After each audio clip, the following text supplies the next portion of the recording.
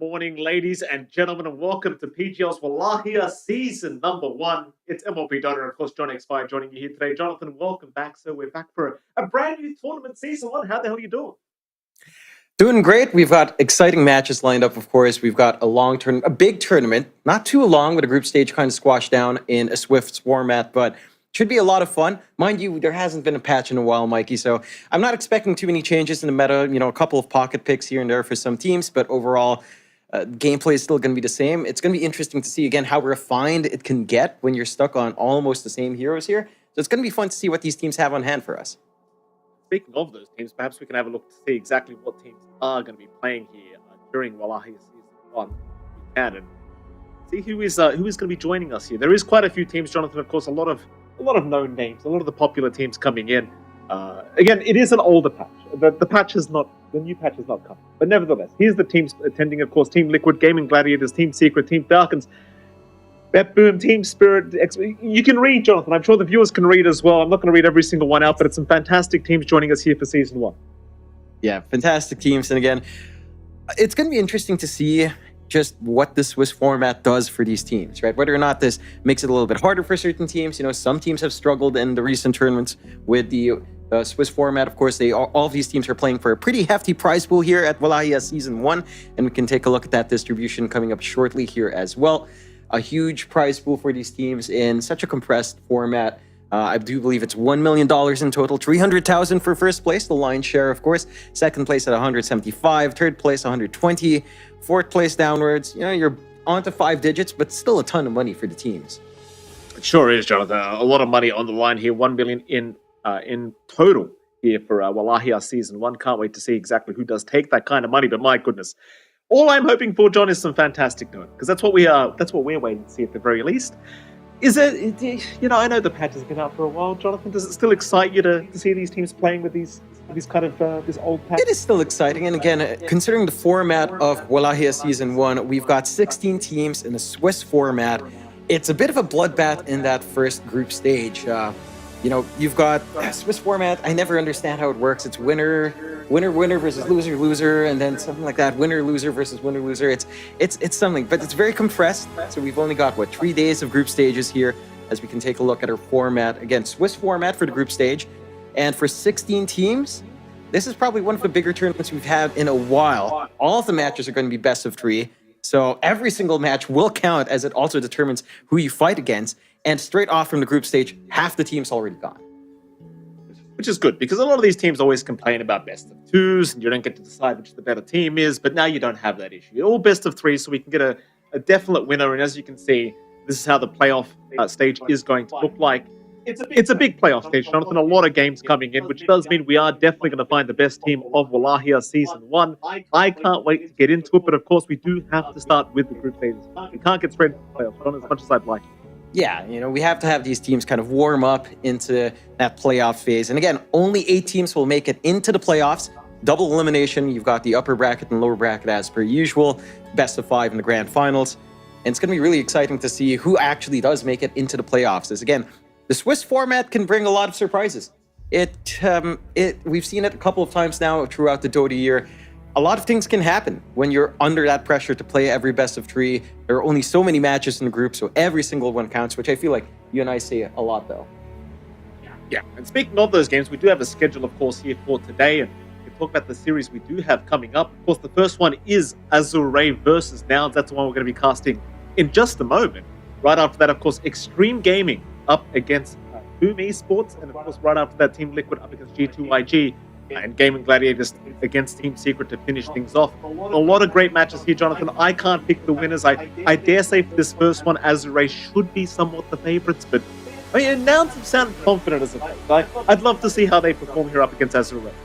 Yeah, I think it's going to be an interesting matchup, considering, again, that Nouns did pick up Copy as their mid, and they kind of phrased it in their Twitter some time ago, right? They were saying, oh, you don't know about Copy yet, top 100 in the leaderboards in Europe, but you'll know about him very soon. Then they come to a recent LAN, I believe it was Elite League, and they didn't do quite as well. So we'll see if there's just some adjustment period they've managed to iron out here coming into Wallachia Season 1. But Azure Ray, they've proven a lot already. It's always been a close fight between them and some of these qualifiers up against G2IG, sometimes Xtreme. So it's going to be interesting to see how they do up against Nouns. I think Azure Ray, definitely. I do agree with your point. They should be favored coming in. And I'm honestly quite excited by the prospect of Azure Ray down the line facing up against a team like G2IG again. That possibility is still there in the Swiss format, Mike.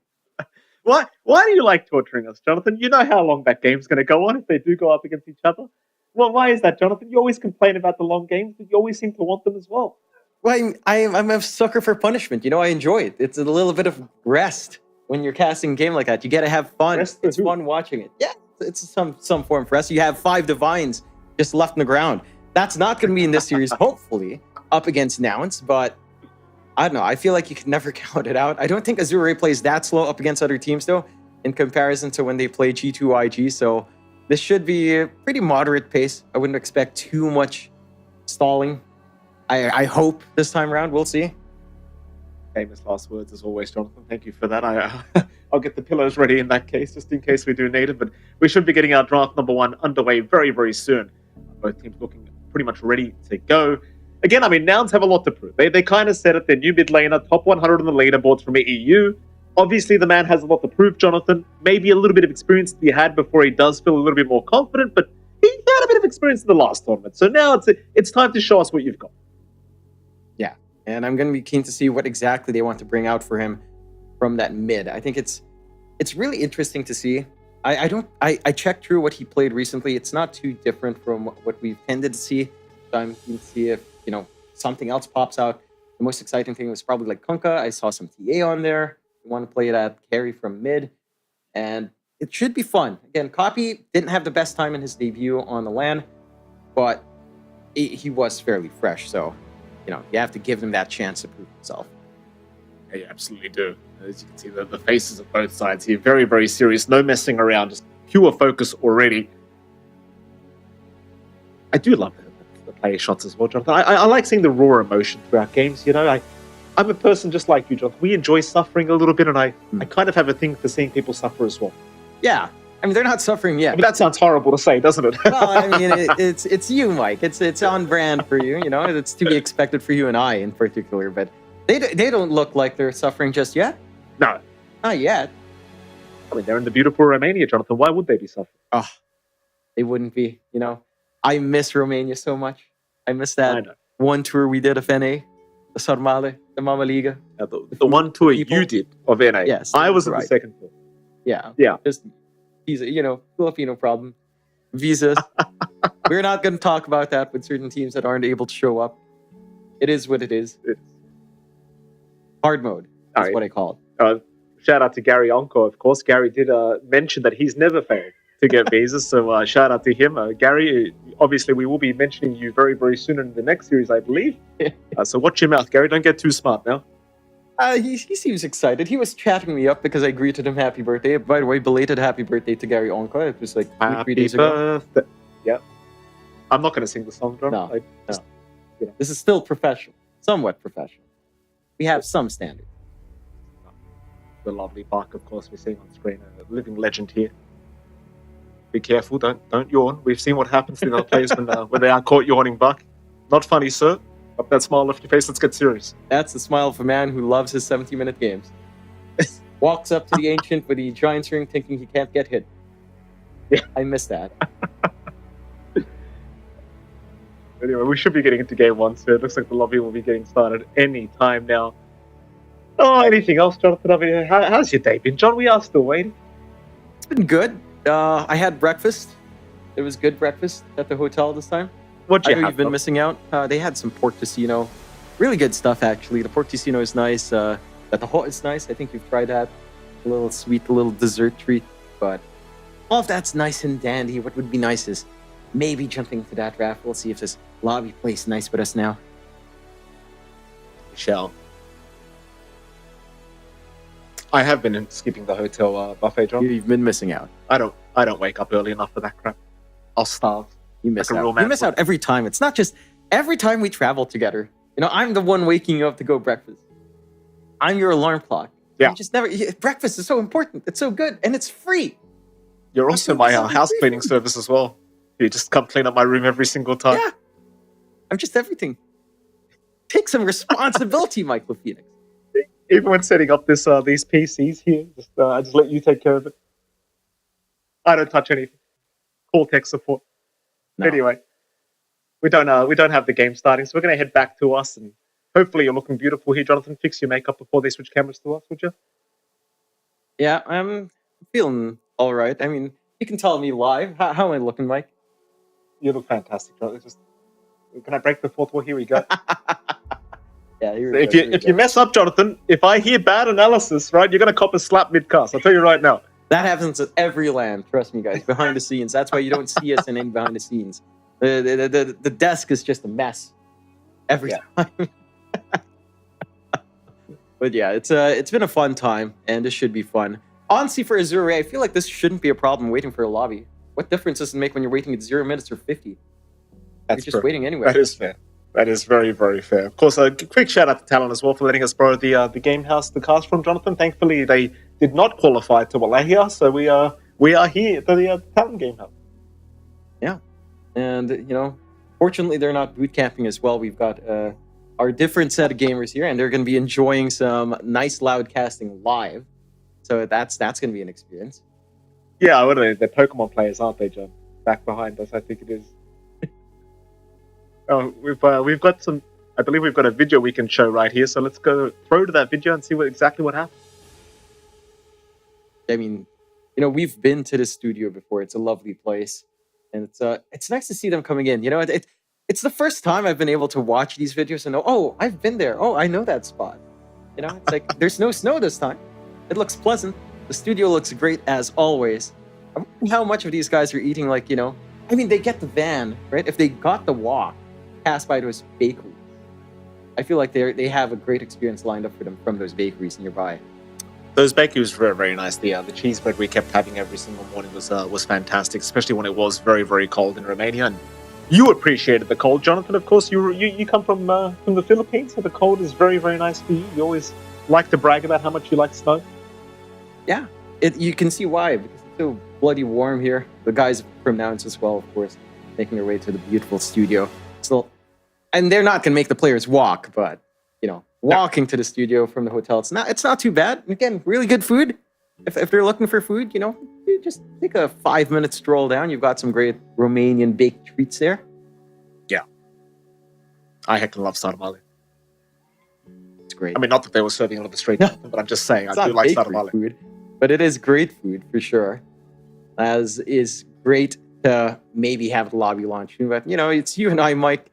Every time it's you and me, if something goes wrong, let's see if this time it works around into the lobby. You're stuck with our faces just talking about food and other nonsense for a long time. You've had a lot of food here. How do you feel about the food, Mike? It's very good, Jonathan. Very different. I've tried basically everything apart from balut because we never got the chance to try balut for some reason. It's what everyone wanted me to try, so there's a bit of a disconnect there. I think, John, you kind of messed up and missed out. We didn't get to go to a street food late enough because it's like balut is like a late night thing. So the traditional way for balut is there's a guy on a bike, he's got a horn, and he goes around at 9 to 11, like something you have while drinking. And we just never stayed out that late. It's like, and that's the vibe. You had a chance, you might be able to try it at the Sofitel. It was there at dinner. Okay, you remember? He was going around. The guy with a bucket was going around with a little horn as well. Don't expose me, Jonathan. Right? I was hoping to escape. No one on that table said yes. Even me, I said I didn't get it. No one on the table said yes. No, unfortunately. Yeah, unfortunately, the game has not started on. We're going to continue to try and fix it. For now, casters are not in charge of starting the game. Sadly, Jonathan.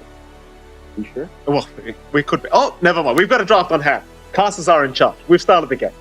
Yeah, you're welcome. Mike hit that button. He finally got ready, and we should be able to look at that draft relatively soon. Again, game 1 of Azure Ray versus Nouns. And Azure Ray should be the favorites coming in. Again, relative performance from the last lands they were together on. Azure Ray has performed a little bit better in comparison to Nouns with their placement. So, going to be interesting to see what comes out here. We already have a few of the bans coming out. You do see Monkey King being taken out by Azure Ray, Disruptor being taken out by Nouns. Nothing too surprising. Maybe the Monkey King is a little bit more surprising, but that could just be a very specific Yuma ban and some flex for Lellis, of course, on the support pause for Monkey as he sometimes runs. I'm intrigued to see how the meta does progress as well. Like, I know we kind of made the comment that it's still the old patch, but it does feel like every single tournament, the meta does slowly evolve into something else, as much as you don't think it could. It always does seem to do that, especially depending on what teams make it through to the playoffs into those finals. They kind of dictate the meta. We'll see what does happen, though. We do see the Chen ban out. We'll see the Kunkka ban out. We'll, of course, see the Pango ban out as well. I believe Enchantress was quite popular in the previous tournament, so I wouldn't be too surprised to see Enchantress remove the boot. See if Nouns want to try and remove that themselves. That leaves a lot of options in the pool, particularly off lane, right? Like, Bach has something like his Centaur that could come out. Mars has also been occasionally popping out. Rubik, overall, it's a 4, has felt really strong. Stuff like the Magnus we still saw sporadically in the last few tournaments. So all of those options are there. Big pos ones are still on hand as well. The Shadow Demon that you and I were having a discussion about is still in the pool, which is always surprising because even when it was being picked a lot, it wasn't a high ban priority either. So I wouldn't expect it to be taken out. But either team that picks up a Shadow Demon, it just feels so good, right? Really good save, good debuff immunities, piercing ultimate to help slow and control, and really easy stacks. I think the Shadow Demon just gives you way too much. And Azure Ray does have first pick overall, so they could just pick it up if they wanted. They surely could. They'll ban the Timber Saw, Azure Ray. They're going to go straight into the Shadow Demon. Why the hell not? Yeah, again, it just gives you so much. Whether if it's FY or Chanming, I think this works in both positions really well. FY in a farm Shadow Demon with Aetherlens, Blink, and an Ags timing is massive in the middle of these fights. And that's something the Pos 4 can get done really well, especially in Dire Side with the triangle stacks. It's just so easy to dip in and out of that lane without really fully ignoring your off lane here from Bach. Absolutely. We'll see what Nouns do prioritize for their own first pick. And it'll be the Centaur. Why the hell not? This Centaur has just not been removed from the meta whatsoever. It's still a very, very popular POS 3. And kind of like what you said as well, you're kind of denying that away from Bach, who does play the hero very, very well. In fact, it's one of the heroes I remember him playing extremely well all the way back at eHome. Yeah, it is one of his specialties. I do like seeing Gunnar pick this up in the offlane, because there was a time he did play it in mid. If you recall some of those NA matches. He did play it in mid once, and I believe in one of the games he even had the Ags for whatever reason. Oh, he did have that. So I don't expect that at all for Gunnar in this match. But again, this is something he's familiar with. There's a lot of combinations left for Nouns. You've got Center Rubik still on hand. Center Batrider. Batrider's been left in the first phase. That tended to be a really popular combination that Azure Ray used to run a lot. So if they don't ban that out, again, very clear options for Nouns to strengthen their off-lane presence here. And just the Centaur just provides you so much, right? Like, laning phase, it can be a little bit rocky depending on the matchup. But once you hit that blink timing, you have a little bit of durability. You can play with Stampede. It's just such an easy way to dictate when to take these fights and how to take these fights for Nouns. It's also very hard to beat this damn hero in the laning stage, right? It's very hard to lose as a Centaur in the offlane at the moment. Well, Nouns' second pick, we'll see where they go with it. Of course, the switch with Gunnar, I mean, you and I were talking about this before we went live, but the Gunnar going to position 3 and kind of giving position 2 to their new player, I still don't really know how to feel about it. Because Gunnar was always one of my favorite POS 2s to watch. And I think the guy's still really just fantastic in that role. I'm not saying he's not good at position 3, John. I just kind of question why the switch happened in the first place. It feels like this was something to accommodate that initial move for Stormer, right? When he was standing in for Nouns for a couple of months. And it just kind of stuck. Maybe it's easier to fill that void on 2 than it is on 3. So maybe that's the way we would have wanted to go. Maybe Gunnar just wanted to try something else as well. We do see the Mirana coming out here for the side of Nouns. So you've got the center Mirana lane, which is still pretty stable. Really nice way of just getting some free XP, nuking down the range creep if you're not able to really get as much in the Centaur, in a much more passive lane. You've got some good rotation potential down the line. I'm wondering if they're going to look for more ways to kind of tie into that Mirana initiation, especially on the mid lane here for copy, perhaps. The Ember is the one that really comes out, but it's not something that's been too popular recently, especially since post Mage Slayer's nerf been kind of way less common. There's a really really weird pick that could come out. Like, we've seen this a couple of times with Mirana. Something like OD downline could work. Azure Ray do go for the IO along with the Gyrocopter pickup. And IO we've seen a lot of coming back in, especially in the last tournaments. IO Gyrocopter, very straightforward lane, very hard to shove away, good early damage, good sustain. Should have no problems here for low to just farm up and clear out the stacks that FY will build up with the Shadow Demon as well. I like seeing this. I think it's hard to fully nuke down anyone when the IO's on hand. I don't see the Centaur Mirana combination nuking anyone down just yet. Gyrocopter into Centaur lane is also pretty hard for the Centaur to play with, right? Like, he tends to enjoy closer ranged heroes. Maybe something like Luna is still manageable. Lifestealer is definitely not, but closer range heroes to harass out with double edge. Up against a gyro, it almost feels like you're forced to invest more in return damage, which just isn't ideal. And we've seen a few players go into that 1-1-3 build, but it just doesn't allow you any early burst presence. It certainly does not. We will see the Tiny being picked up here by Nouns as well. And I kind of like this, right? Because I think as Nouns, you know the stacks are going to be made in the triangle. You know you want to try and deny those stacks away from this gyrocopter, so just go this highly aggressive style of draft. And already you've got 3 very nice stuns here on Nouns. You want to kind of see them infiltrate, right? You don't want to allow these stacks to be made by FY, and then your gyrocopter just goes in and removes them for free and just scales out of control by picking up the Ags, blah, blah, blah. If you can infiltrate, if you can kind of ruin that, say, 10-15 minute timing of taking those stacks, it makes life very, very hard for a gyrocopter. That does. And Lilas on something like the Tiny instead of maybe the Mirana does have a lot of activity to play with, right? So a Tiny Centaur can play that lane a little bit stronger. You have straightforward initiation. You're not pressured as much to try to walk up and just stomp arrow, which is, again, difficult up against a gyro. You can isolate the IO here. And you have some good tempo to play around for Nouns. We've seen this Tiny come out a lot more as well in the past few tournaments.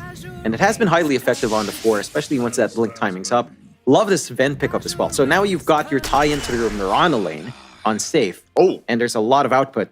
The Slaughter coming out for Azure Ray does give you that straightforward combo of IO Slaughter again. So you've got 2 great targets for Azure Ray to just run down with. Either you power up the Gyrocopter or you just tether onto the Slaughter, max move speed, chase someone down, and you don't really have saves on Nouns. Mind you, it is a little bit awkward once the Sven has something like his free shard come out with Warcry. Like, Corrosive Haze doesn't feel like it does anything at that point.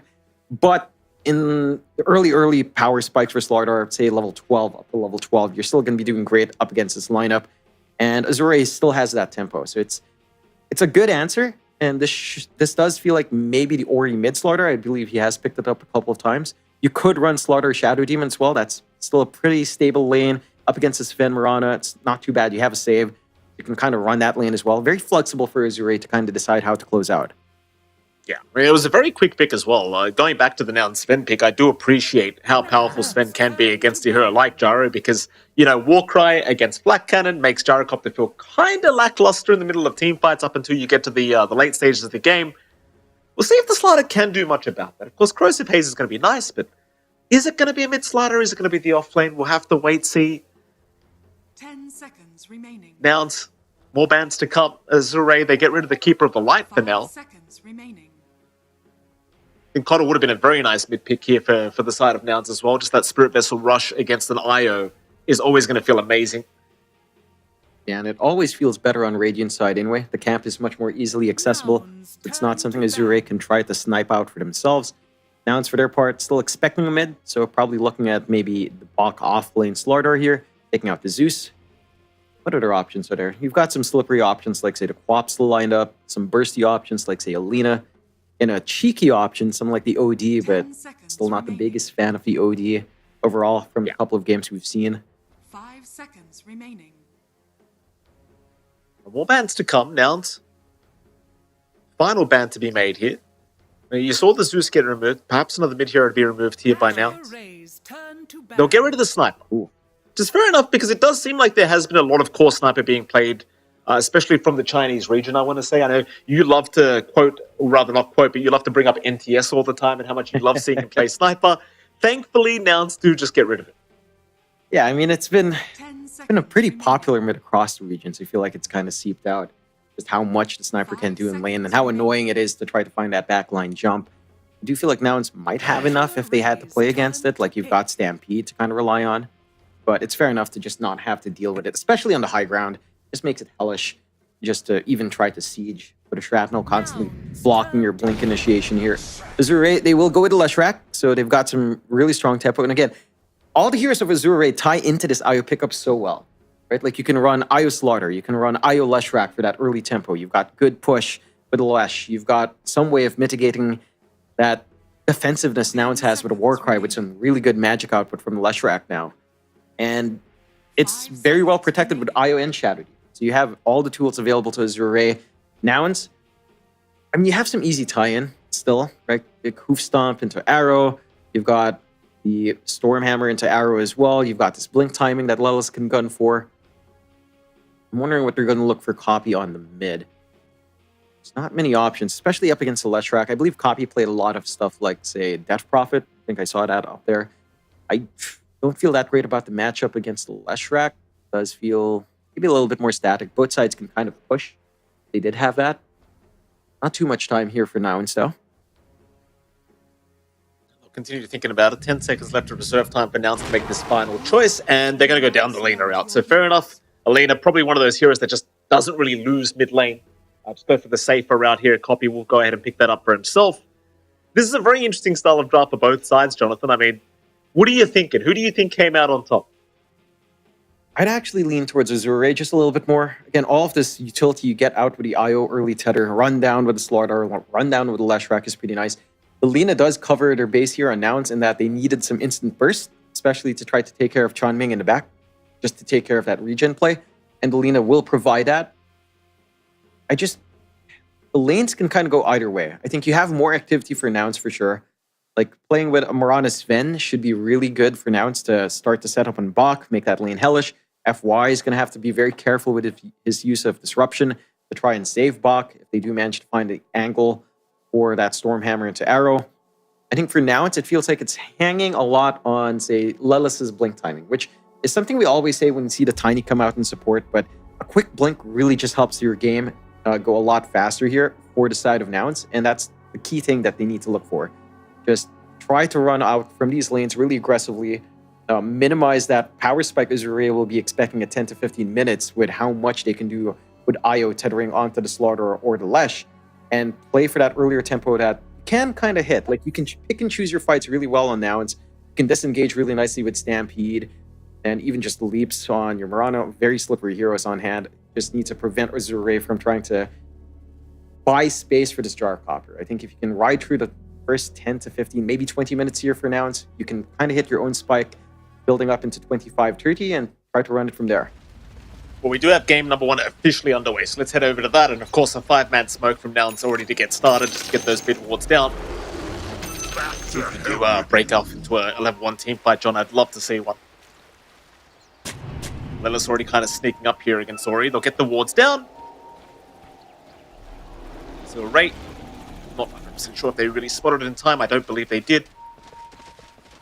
And Nouns, it does seem like they want to fight. I mean, they've got a very strong level 1 team fight lineup. So Ray coming up, but they've got the eye on lockdown with the start, and that's going to be a guaranteed first blood to go the way of Nouns. A fantastic start. You'd love to see it. You're seeing the power again of all these chain stuns with the setup. Just to follow up into the Arrow, you've got the LSA, you've got a lot to play with for Nouns early on. So you need to build off from that foundation, play with your really strong side lanes in terms of just early kill potential, and try to prevent Azure Ray from being comfy. Like, especially Ori. I think if this Leshrac does manage to pop off in its matchup against Lina, it can feel a little bit hard when your towers are just really pressured. It is a little bit of a slower matchup for Ori, though. He's in a bit of an awkward position here, Lelis. He'll go for the Avalanche. It'll be okay. They've got no way to lock him down. It's kind of the weakness, I think, of Azure Ray's draft, at least for the early stages of the game. You don't really have the greatest lockdown here to really take somebody out. No, it's going to take a lot of levels. And again, it's around the 10 to 15 minute mark when one of your cores are ready, either Ori or Bach are ready with some form of initiation or just comfy enough to connect with the IO of Chanming. That's when action can start. Again, the mid lane matchup for Leshrac up against Alina. It's not the worst thing in the world for Lesh, but it's also not uncomfy for Alina at all, especially once you have the Dragon Slave and Fiery Soul. You can just pulling away as well with some pretty good range in comparison to Lesh, just a little bit more reach there for Copy. And just clear out the creep wave. I'm wondering how well their rotations onto mid work out for Azure Ray, because it does, again, it feels a lot more defensive with an IO and a Shadow Demon. It does feel like the potential for Lelis and Fly to collapse onto mid for the 6-minute power runes a lot scarier. And it's all about these runes here for these two mids. It's about the bottle refills. It's about how much you can get out, your mana, how well you can juggle your HP. And again, just Nouns support duo just looks so much better when it comes into the 2, 4, 6-minute mark rotation. Well, those runes are going to be very important for Ori, though. Like, you really don't want to lose the laning stage here as the Leshrac, because I think they do want to open up the map by taking these early tier 1 towers. That way they can allow their Gyrocopter to just play a very passive kind of farming style of game. If Ori kind of fails the mid lane, though, I think you're going to find yourself in a bit of danger here with this style of draft. So I think if you are Azure Ray, you really have no choice, even if the support duo is kind of weaker for those rotations. You do try to need to make those rotations happen. And we'll see if they can. Taking a look at that bot lane, you're having a decent time here for Yuma. And there's always a little bit of threat coming out from Nouns. Stormhammer to Arrow is always there. FY can't really match with the disruption. Once he commits it, it's going to be a longer cooldown than those stuns uptime. Bach, melee matchup into his Sven, it's not too bad, but he gets free harass with the cleaves. So you can't really do that much. You can't really threaten with a bash from keep as well for Bach. So there's always the risk of just putting yourself in a position to get chain stunned. So it's a little bit more passive again for Azure Ray, and this is exactly how Nouns needs this lane to go. Let's maximize the first few levels, build up on Yuma, get some room out. Like if Yuma has maybe a slight level advantage or two, or can just control the wave really well, giving Fly the ability to again rotate onto that mid we were talking about is massive. We'll see if they can get a grip on that by around the 4 to 6 minute mark. What about that top lane? Low, of course, along with Tianming and Gunnar against Lelis, rather Gunnar with Lelis, I should say. The double stun lineup is here. Low and Tianming seem fairly safe for now, though. It doesn't seem like they're really being contested whatsoever.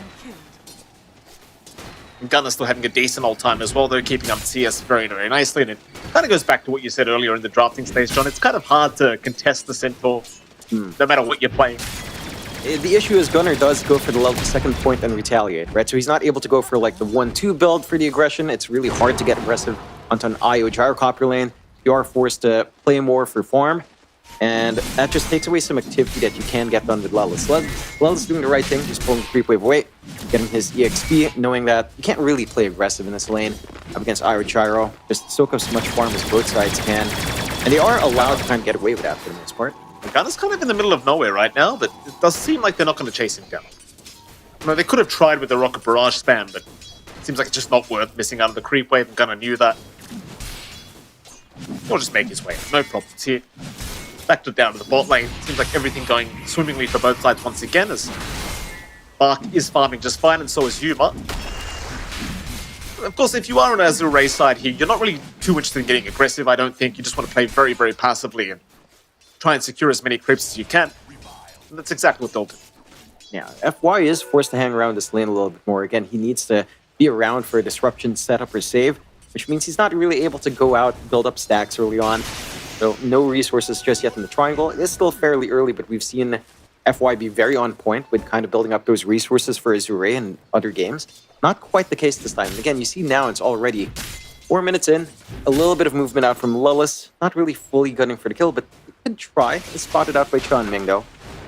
Yeah, they just came for the water runes, just make sure Ori does not get the bottle refill. Tianming will have a bit of a fight here with Lelis, but it's quite a sad fight we're watching here between both supports. Lelis will just leave the area. Of course, it really is just about the runes. Like, if Ori can't fill up the bottle and nobody's dying to refill it for him from the fountain, it's a bit of a sad game for Leshrac. And it's already turning out that way. Really good lead here for Poppy, 28-8 compared to the 24-4 of Ori. He's not able to just shove out the wave. He did go 1-2-2, so wants a little bit more with the Edict to play with instead of the setup stuns.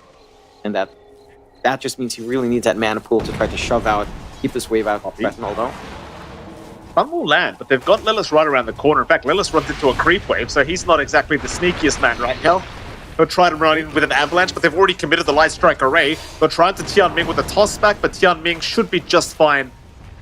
They did not wait for the Light Strike Array set up here from Lelis, and I think Lelis probably a little bit upset at mistiming with the creep wave coming in. They're still making this lane challenging for Ori. Still no bottle refill, running low on mana, 6-minute rune coming up. You know that Tiny's going to be swinging around elsewhere to try to look for an opportunity to deny that off. An IO can't really do much for you there in terms of contesting runes. FY's been stuck down bot again. Not able to really just leave Bach freely alone because of that threat of Storm to the arrow.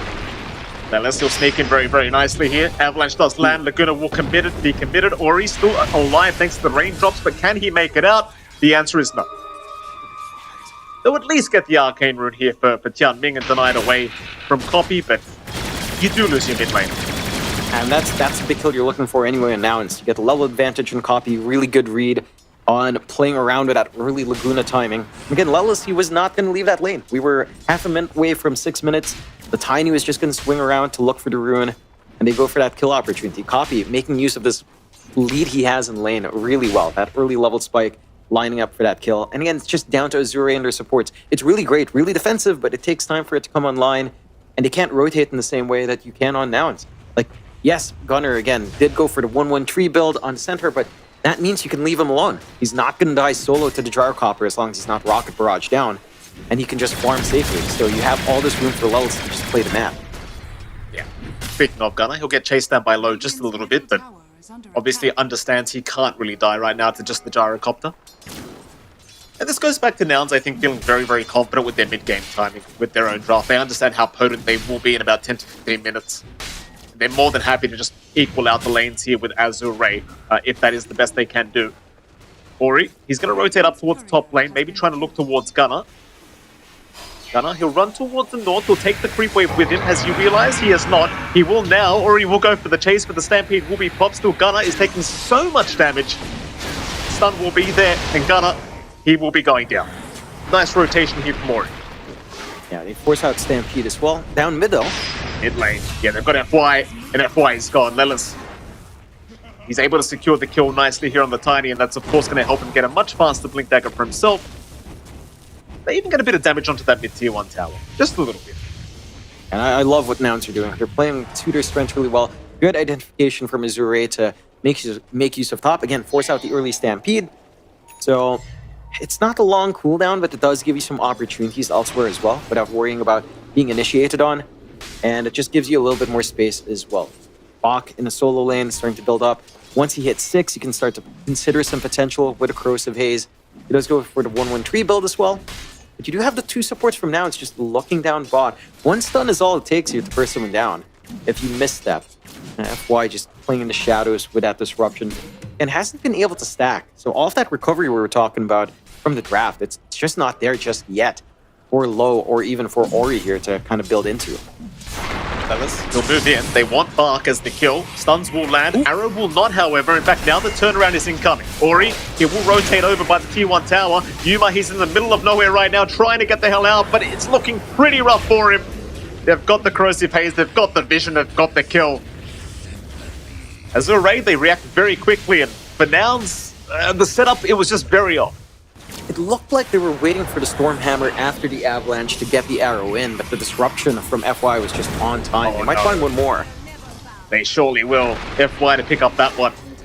Fly to go down. Meanwhile, mid lane, a bit more setups happening as Tian Ming was tossed into Copy. But Copy, he had no mana. Lelis now in danger. Low will rotate. They will have to leave the Tiny Goers. They do pop the Stampede to allow the escape. But a bit of a missed opportunity here from Lelis and Copy, just unable to really secure a kill just based off the manner of Copy.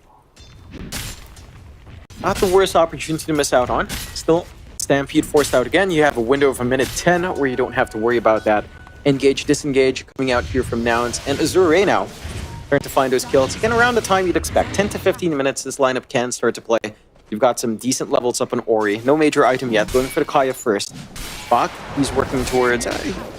nothing major yet. Does have the Orb Corrosion to help him just run down. But he has managed to go out.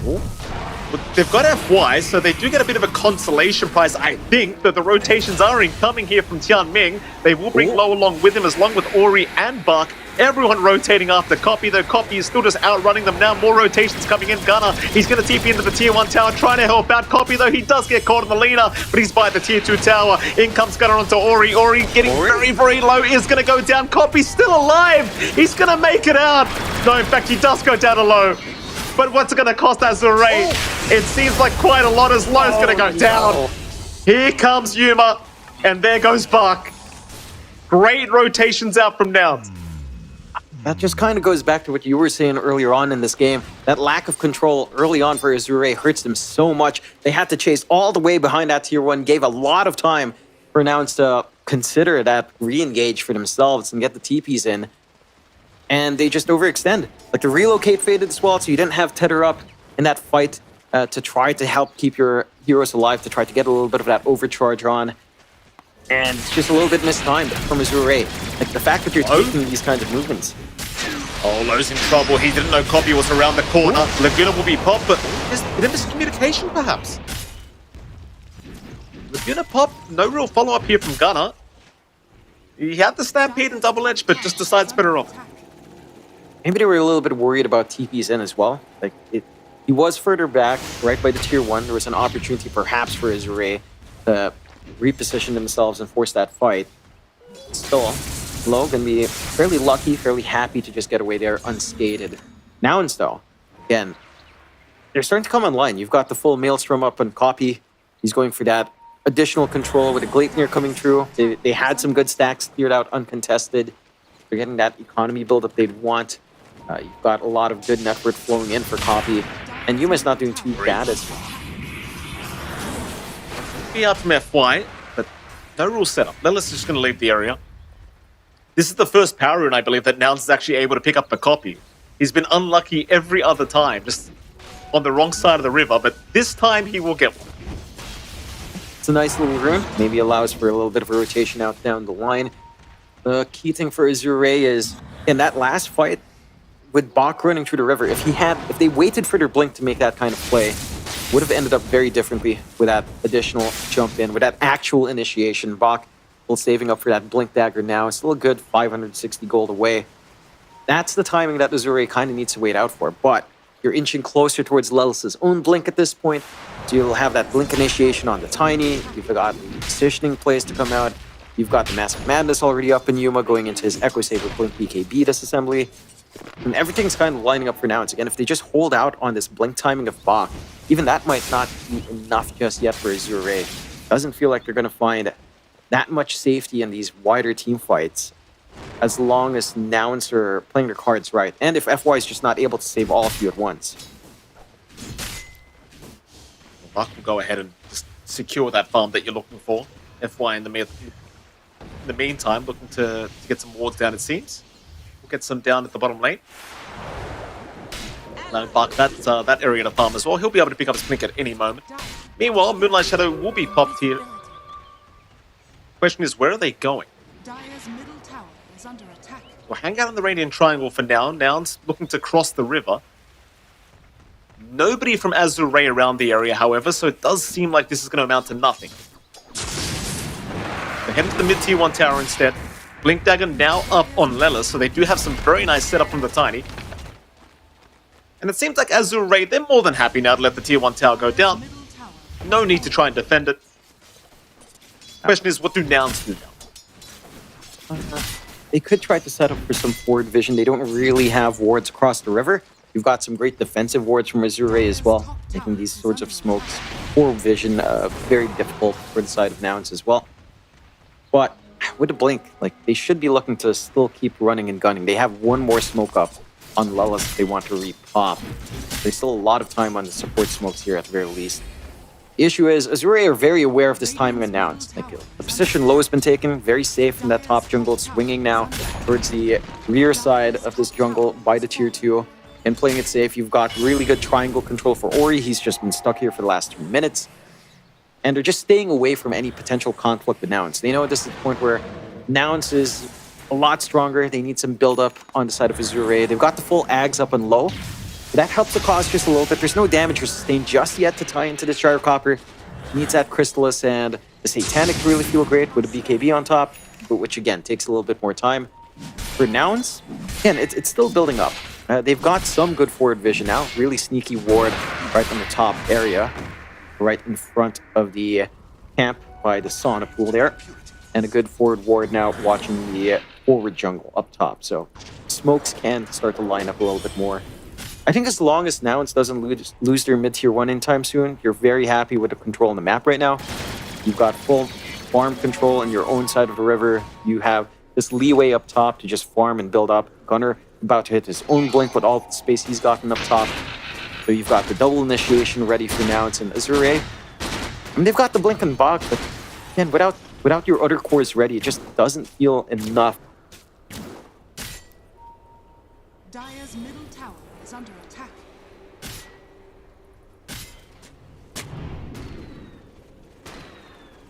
Azure Ray We have disconnected from the game here. We have to quickly reconnect. Azure Ray looks like they could be in a spot of danger. Lelis is going to jump in. Avalanche toss is out, and they've got FY down. Not the biggest kill in the world, but it is something. It is something. Like, again, you kind of need to sustain with some aggression coming out here on the side of Wait a now. minute. Low could be in trouble. This is a much bigger kill. Low, he's got no idea they're coming. Yuma, he'll set up with a very nice stun. The gyrocopter needs some help, but they'll catch the IO immediately. Lelis just tossing right back in. Perfect setup here from the side of Nouns. And they can even think about Roshan if they really want to. And they will. That's so heads up from Lelis, just looking at the back, knowing that the IO would try to channel that relocate and just snipes him away, removing that save from Azure Ray. And now it's playing to their strengths really nicely here. Into Roshan, not going to take too long for that to melt for the output they have on Yuma. And Azure Ray, I mean, it's just down to how aggressive Nouns were in lane. Like, yes, they have a really good support healer that is great at saving for later on in the game, but in lane, you just don't do as much as the threat from Nouns with all of these stuns, with all of these setups they have to feed into each other quite nicely here. 3k lead coming out from Nouns. You at least get the regen rune out for Ori to help him with that form sustain. He is going for the Eternal Shroud next. So he's going to be able to sit through a lot of magical burst. And they can jump in. He's going to try, but the problem is they have help around Gunner. He'll happily reinitiate and they'll take down Buck. FY is going to show up at the last moment, but it's all too late. Hell, even Ori's making his rotation in, but I don't think you want to fight without your Slaughter. No, and that was really a little bit optimistic coming out here from Bach. Can't even go for the burst play on something like Fly. He does have the full mech, that additional armor, even though it's just 4 armor up against level 1 Corrosive Haze.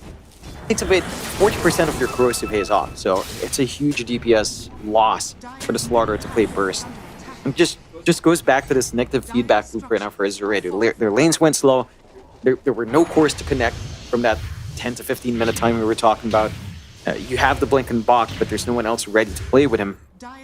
And he's now a little bit behind. Like, Corrosive Haze not doing as much. Level 2 Haze is going to do better. But we're also at that point where you've got max out Warcry on Yuma. You have to consider stuff like the Tormentor downline, the free shards that can come out. If at some point, second or third Tormentor, Yuma finds himself a free shard, your DPS output on Azure Ray just shatters. They'll try out with a smoke now. They've got that full Eternal Shroud on Ori, again with a blink on Bach, so they have 2 cores that can make the connection. Good. Quick blink away. That's going to ruin everything. Lelis kind of ruining the smokers. They will jump back in onto Tianming. Tianming going to be able to get away. That was Bach. He will jump the Tiny. In goes Gunner. He's got a 3-man stun. Oh, Gunner. He sets up perfectly here for Nouns. They will try to survive through it, but Azure Ray just getting destroyed.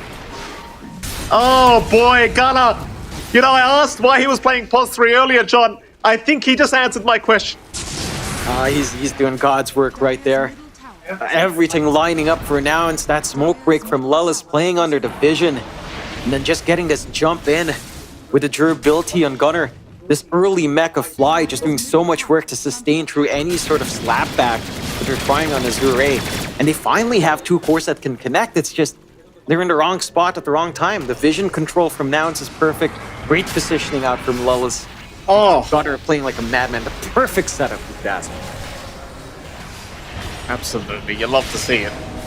Not if you're Azure Ray, though. Of course, Azure Ray probably not feeling very good at the moment as they are now 8k behind the side of Nouns. The big positive is Low is still farming very, very well. Only behind the laner, but problem is the gyrocopter doesn't feel great if you're on parity, right? And Yuma is pretty close. He's only 1k behind. Yeah, it's not a massive enough lead for Low. And even then, again, scaling up against this Sven just feels really awkward when you have to factor in Warcry. And when you factor in, you're not the biggest right clicker until you get a lot of items up here for Low. And for Nouns, they don't have any cooldowns to wait for as well. They're just ready to go again. Smoke up with the 2 supports and the Gunner. Oh, Lelis, perfect setup again. He's going to toss back Tianming, though. So you kind of miss out on the bigger target. But I think it's just kind of sending a message here from Nouns. Nowhere is safe. No. And again, that great forward ward Nouns planted earlier, just giving so much info. Kind of snipe out Low, right outside of the sentry vision range as well. Not able to fully spot it out and clear out, make it safe. Take a tier 2 off the back of it. down to just really the bottom lane for Azure Ray to feel secure and with their tier 1 still standing. They still have some semblance of triangle control to try to farm up in, but the high ground's knocking. I mean, you've got Alina. Sieging high ground's not the toughest thing in the world for the Dragonlance. You can stay in a very comfy range, get that clear. In fact, they already force out the Fortify very early on from Azure Ray. What else can Azure Ray look for? There's this Bloodstone timing for Ori that can be nice. It almost feels like you need a BKB on the Leshrac, just so you're not chain stunned.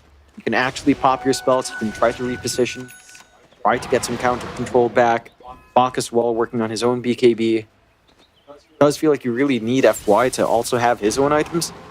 Like we were talking about the Shadow Demon in an ideal game, having the Blink Influence tags. Did they see it?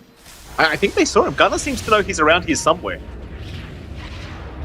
But Ori is going to escape, just preemptively popping the Diabolic Edict just in case.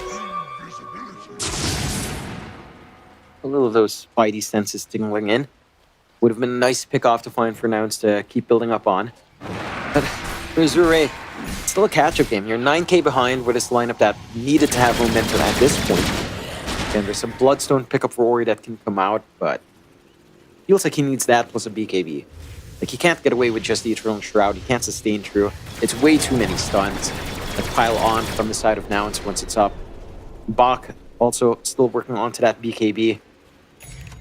Forcing BKB. Like, a low is inching towards it. I believe he has it out on delivery into the Satanic and Daedalus, but it feels like you need the Daedalus to really have impact on low. As long as Yuma's around with that Warcry. I don't know, maybe your Corrosive Haze target now at level 2 Haze is manageable, perhaps, but it still feels like it's going to be a lot harder for Azure Ray than they'd like it to be here. It's kind of the thing as well, like, if you don't have the BKBs, it's not like you can really just stand there and fight. Low can now, but the rest of his team is still very susceptible, just getting caught out by all the stuns of Nouns, and on that mid lane, Low's going to show himself. It could be a bit of bait here from Azure Ray, but I don't think it's going to be a great fight for them, because the wraparound is here from Nouns. They're looking toward that dire triangle. They'll get onto the high ground, right behind the side of Azure Ray, who are now retreating, understanding they're in a pretty awkward position. Into the river, Nouns go. Tian Ming is going to be spotted out first. That's not the in fact, they're going to jump FY instead. FY is gone. And so is Tian Ming. Low's going to try and TP away with the BKB, and he will be able to do so. But they found Ori. They've got the left track, and Ori is down. Nouns, my goodness, the aggression really paying off. You can tell with the way they're playing, John. They know they can't lose a team fight right now. No, they're playing with such confidence. They take a long route out as well, sneaking through the triangle. Really good flanking angle to spot out. Very patient from them. They had vision on Bach for a couple of moments, but they gun for the supports because they know the saves are still a little bit of a threat from Azure Ray. They force out this first BKB that we were talking about in low. That's a massive loss for the Gyrocopter, and they just take care of the last outer tower from Azure Ray. Backs against the wall for Azure Ray. 19-4, 13k lead out for Nouns. Run, Bach. Get out of there. He's all right. It's just every single time they see a hero from Azure Ray, they are just running at them. There's no two ways about that. No, there's no stopping them. We're at the point as well where Yuma just buys out his short.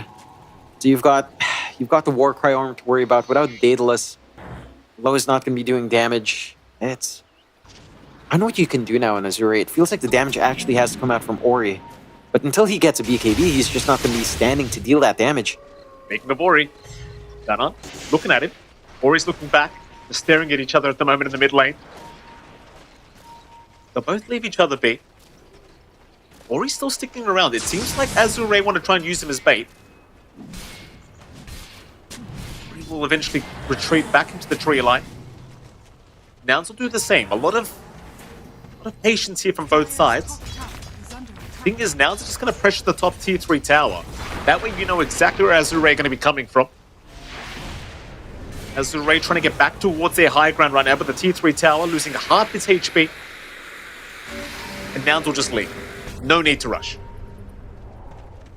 I guess the other angle Azure Ray could take is making high ground painful as possible. Maybe something like the Shard on Ori. Just help with the stall a little bit more as well. They are smoked up here on Azure Ray, but they need to look for isolated targets. And they're very slippery on Nouns.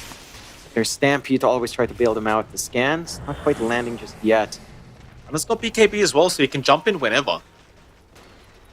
He does not feel scared at all of the So Centaurs. hard They are to going to find. run right into them.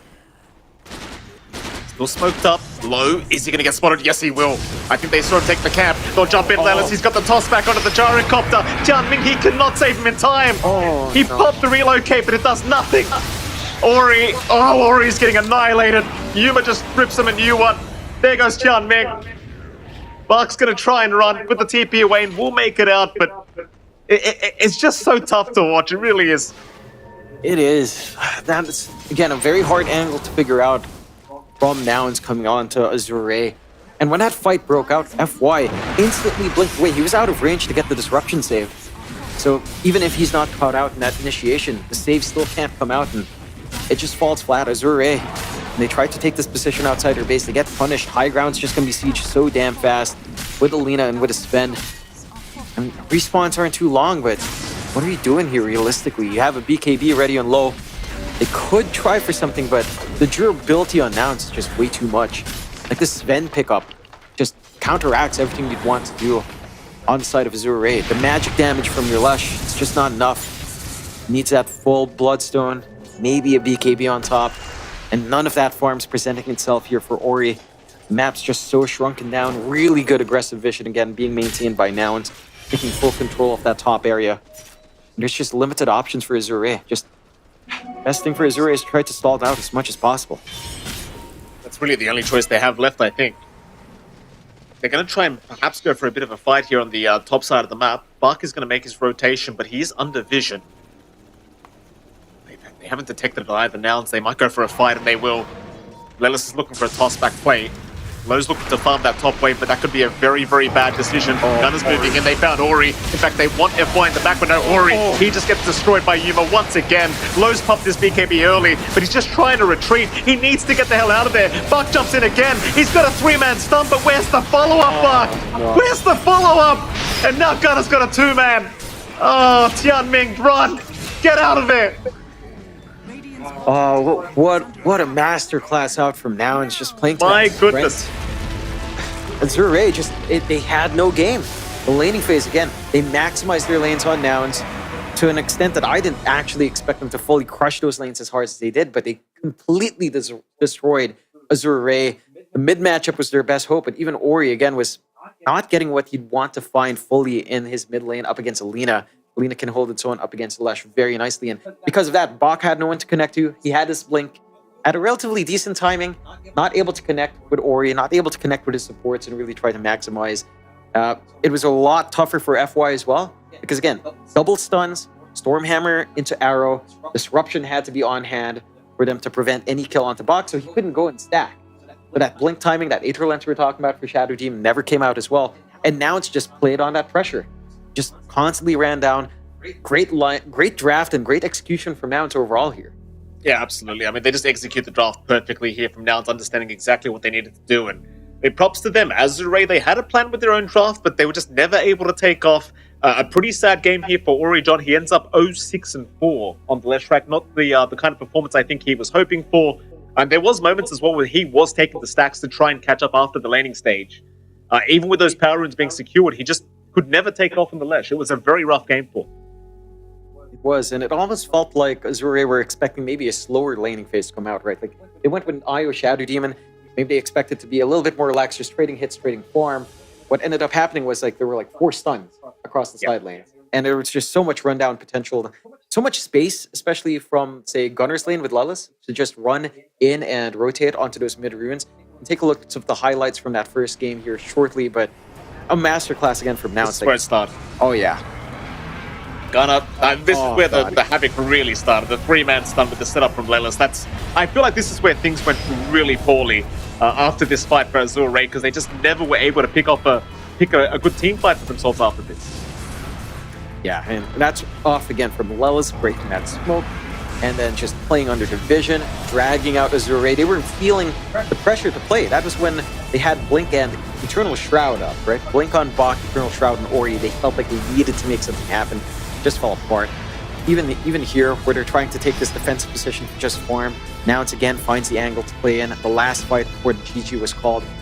And again, Nouns just playing to this aggressive draft really nicely. I love to see it from them. And for the side of Azure Ray, I think they need to reconsider what kind of playstyle Nouns will bring out, because they can't afford to have such passive supports as Io Shadow Demon once more. Again, really great save potential. We've seen them utilize these heroes well when the game drags on into like a 50-60 minute mark, but that was a short game here.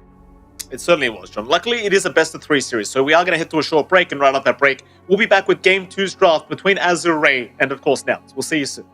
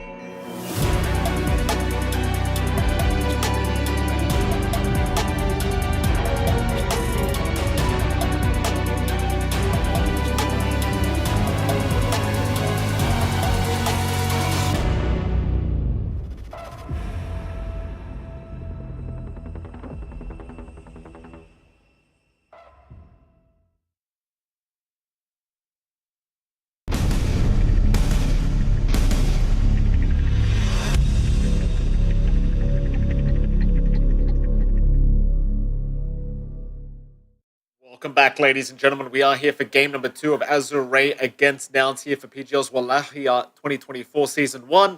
And it is MLP Dota and John X5. Jonathan, welcome back, sir. How the hell are you feeling? Doing great. That game 1 was a really strong showing out from Nouns. They played to the strengths of their lineup really well. They had this early aggression that just overwhelmed Azure Ray, who looked like they were looking for maybe a longer game coming out here.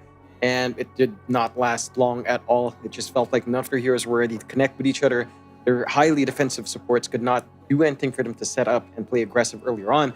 So we'll see if there's a shift there in the draft. I think it was really just an issue of not having enough to connect with for Azure Ray. The clock had this blink timing, and it's just kind of thrown off with when they tried to reveal it. You have the draft already initialized here. Azure Ray banning out the Disruptor, the Chen, Kunkka, and Pangolier. Now it's taking care of the Razor, Tiny themselves, and the Shadow Demon. So taking care of some of those saves that Azure Ray had in hand. And they do start with a Primal Beast. This is a great hero to have as a bit of a flux opener for the side of Nouns. They could toss it onto Gunner or copy on mid or off. The Primal Beast does a lot for you. It's highly durable. It has a lot of damage. It can initiate really nicely. It has good kill potential at 6. I like seeing this out from Nouns. Azure Ray with a response though. Clockwork, we've seen this a couple of times pop out now. And it is a good way of just stopping Primal Beast from playing this game. The Cogs, the Battery Assault, makes it really uncomfy for the Primal Beast to just kind of try to run one hero down. Yeah, fun fact, John. The first time I got to play Primal Beast in a pub, I got clockworked right after I picked it, which was it was not a very fun experience for me, Jonathan. I can confirm Clockwork is a very good counter towards this hero. See what else we do see as with the ban stage will continue, of course, but already a nice start from both these sides, and very different starts already as well. I wasn't quite expecting a first pick Primal here from Nouns, but I suppose the flexibility is quite nice, and at the very least we have seen Gunner play it to a very high level. So I would love to see it from the offlane at the very least, but you never know. Maybe Copy has a pocket Primal that we haven't seen yet either. Yeah, he's run it a couple of times in some of their games here on mid. So I think, again, the flex works out well. Just a question of how badly you're impacted by Clockwork. I think from mid, a mid Primal Beast shouldn't be under too much threat until later on. Then it's kind of annoying. Might have to build a BKB just to be safe. We'll see if that's something Nouns will consider. See what else they ban out. They do take care of the Death Prophet now as well. So probably lining up for a Primal Beast mid. That's one of the matchups that doesn't feel great for Primal. Just running into Spirit Siphon doesn't feel great. So it could just be the mid Primal Beast at this point. If they ban to protect it more, what else is annoying? Zeus can be mildly annoying, especially with his little hop away. That heavenly jump would be one thing to take care of as well. Maybe a Leshrac again, although it might be all right for a Primal Beast, honestly, but the overwhelming magic damage is still something to be concerned about until items come out. Take care of the Weaver instead. They're trying to take care of high mobility from Azure Ray to just kind of build off of this Clockwork, what it can provide. I do like seeing. I mean, we've seen quite a fair bit of Weaver coming in now as well, especially on Pause 1. Let's take away this strong option that can just kind of work a map from a decent range with Clockwork. I like that. 5 seconds remaining. Final ban from Azure Ray before we can see the drafts continue. Been a lot of mid banouts being made already from Azure Ray, or even just offlane banouts, depending. I imagine they assume Gunner should be playing that offlane Primal Beast, as we do also see the Meepo being removed here by Azure Ray. Where are we going with the draft, boys? They did pick up both the supports in the first phase of, or first 2 picks, so I imagine we're probably going to see something similar. Happy that we're not going to see a very passive support duo at the very with the Clockwork first pick, and now the Falcons, of course, as well. I like that. It's very different from the last 2 supports. Again, highly active with Clockwork techies. Lots of aggression that come out here. Normally, I think it's like FY techies that tends to come out. Maybe Chan Ming takes the Clockwork on 5, but you can still kind of flip it around. Both supports are great in either position, depending on your lane partners. So you have a strong foundation to build off now for your off lane and safe lane pickups. You have a great way of breaking out these smokes and these rotations that Nouns try to force out with the techies and the prox mines. Like they go back to Mirana. Sure, you have Primal Beast Pulverize Arrow combo, but again, Pulverize is not going to feel great up against Clockwork. Moonlight Shadow initiations are going to be a lot tougher against the techies. 10 seconds Azure Ray has kind of learned a lot from that last game, and this techies is going to cancel out what Nouns did last game. They were hoping to repeat that gank train over and over. Not going to be as easy up against the techies. Now, they'll go for a Dark Willow pickup as well, so it should be fly back on the Mirana. Give Lelis the Dark Willow this time around, and props to Lelis. He went 0-0 and something last game around, so a very, very strong performance there from Lelis in the position for Tiny. See how he does do on the Dark Willow. 10 seconds remaining. Dark Willow, one of those heroes that doesn't really care so much about the clockwork nor the techies. 5 seconds remaining. Very nice setup as well, of course, for the Primal and the Mirana. Another aggressive draft as well from Nouns, which I think it makes enough sense, right? Like, you saw how great they were in game 1. You don't fix what's not broken, John. Yeah. It's just, again, a question of can this aggression keep up with the information Azure Ray has to play with. You have the flares, you have the proximity mines. They might be able to just pick and choose these fights better. They can contest mid a lot better now in Azure Ray. They go to Clinks picked up. So that should be, a low Clinks. And it ties in really nicely with a Slardar. So it's just all aggression. They've got great synergy with Clink Slaughter with Corrosive Haze. They can just run down the lane. Clink's Clockwork as a lane is also pretty nice. I think overall, just pin someone down, have the Clinks fling away with Tar Bomb. Feels real nice. Slaughter Techies is also a really good rundown lane. So I like this. I like what Azure Ray is bringing out. Just much more aggression coming in. Again, back to just the support opening, just being way less defensive, way more aggressive. And they have a lot of just potential. As long as something like the Sven doesn't come out again, it should be fine. I don't know if Nouns will want to gun for the Sven once more. I mean, Sven Mirana is still a really good lane. It does Slaughter, it still makes sense. It's maybe a little bit more threatening now with Blast Off into Stun, though. Ooh. Well, they're still going to go for a high armor hero in the TB pickup, so that should be the position 1 here for Nouns. It's still too bad against the Slaughter. Like, obviously with Metamorphosis, you can just kind of force him away. Techie shouldn't be able to do too much against you with the right clicks, of course, with that much base armor you do get with the TB. And I like this as well because it clears out the mines for you. So you can just send these illusions out onto your usual gank spots, break all the mines, and then go in with your Moonlight Shadow to actually get that play going. It takes away some of that defensive utility that Azure Ray can expect with the proximity mines for info. It does look like Nouns is maybe expecting something funky here for Azure Ray. Maybe they're expecting Ori to play the Slaughter mid. Looks like a Slaughter versus Primal Beast matchup is not too bad, not amazing either, but it's something that Slaughter can somewhat manage.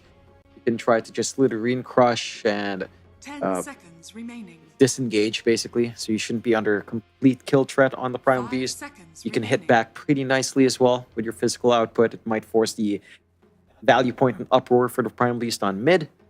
It could be one way Azure Ray is going with how Nouns is reading it. For Azure Ray's part, they still expect the Primal Beast to head to a different lane. So maybe mind games with Nouns. They're banning out Darks here, expecting Slaughter mid up against a Primal Beast mid to protect. But yeah, they could just be toying with it a little bit. Final bans to come. Azure Ray still looking to ban out the mid lane here of Nouns. Nouns, of course, looking for to appease the mid lane as well, I would imagine. So they could also just look to the offlane, as of course Slada is quite flexible right now, as they'll get rid of the MK. Nouns, I mean, do you really believe the Slada's mid? I mean, Azure Ray has last pick overall, so they can kind of toy with Nouns a little bit 10 more. Nouns has seconds the hard remaining. commit in what they want a lot earlier. 5 seconds remaining. We'll see, because I feel like Primal Beast versus Slaughter, again, it's not the worst thing in the world for Slaughter. It's not the worst thing in the world for Primal Beast either. It might be easier for Primal Beast overall, but Slaughter is not shoved out of that lane, especially as 6 approaches. Take their time with the bans. I mean, stuff like Centaur has been left in the pool. They're worried about that in offlane for Azure Ray. Centaur Slaughter with the techies, the rundown potential is great. Centaur into Terrorblade might not be so great overall, but it is magic damage with double edge, I suppose. Take care of the Brewmaster first. What's the commitment here from Nouns? I still think they're looking for a mid hero. I do think Gunnar will probably take that offlane Primal Beast. Shall see. Again, Azure Ray are the ones with the last pick, so they do have that kind of 10 advantage. seconds remaining. See, Copy had a pretty damn good game himself last game around. Just no contest there on the laner. Can't remember the exact scoreline he had, but it was definitely a positive KDA, that's for sure. Definitely a lot of impact being out from that laner. 25 seconds reserve time left for now to make this choice.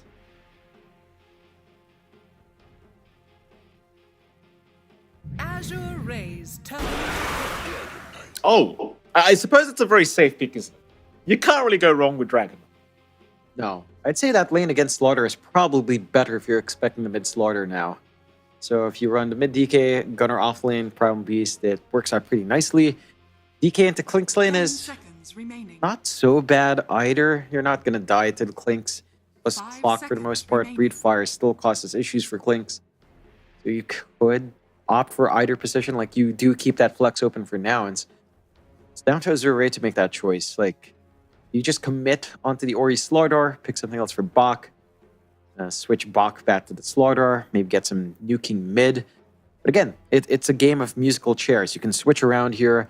Like, say you pick something like Lesh into Primal Beast. He can kind of run you down early if you're not too careful. Your damage can't fully shove away the Primal Beast there. So there is some threat. If you're expecting, if you take the Lesh and then they switch the Primal Beast back to mid. Like, if it's a Lesh versus DK, it's a very passive lane, but it still works out for Lesh Raptors a little bit more. It's a choice, Azure Ray. Maybe something, a Kotl wouldn't be too bad either. If you were looking at mid, a lot of magic damage, a little bit of sustain. Your Radiant side, so you have the camp access better. We'll go to Timbersaw instead for Azure Ray. So I'm not okay. They'll keep it Ori on the Slardar and they'll take Bach on the Tim. That's a great way of dealing with a lot of these strength heroes. Of course, DK Primal Beast not going to enjoy the Whirling Death out from Bach. The early pure damage as well against Yuma. It's a good solution for Azure Ray to just play a little bit more aggressive. You've got Timbersaw Techie's lane, which can't just run down if Yuma steps out of position. So I like seeing this coming out from Azure Ray. There's a lot of aggression. There's some good movement that these supports can do with all of these cores. And their tempo is really damn high. I think for Nouns, it's a little bit slower. You've got Terrorblade, you've got DK.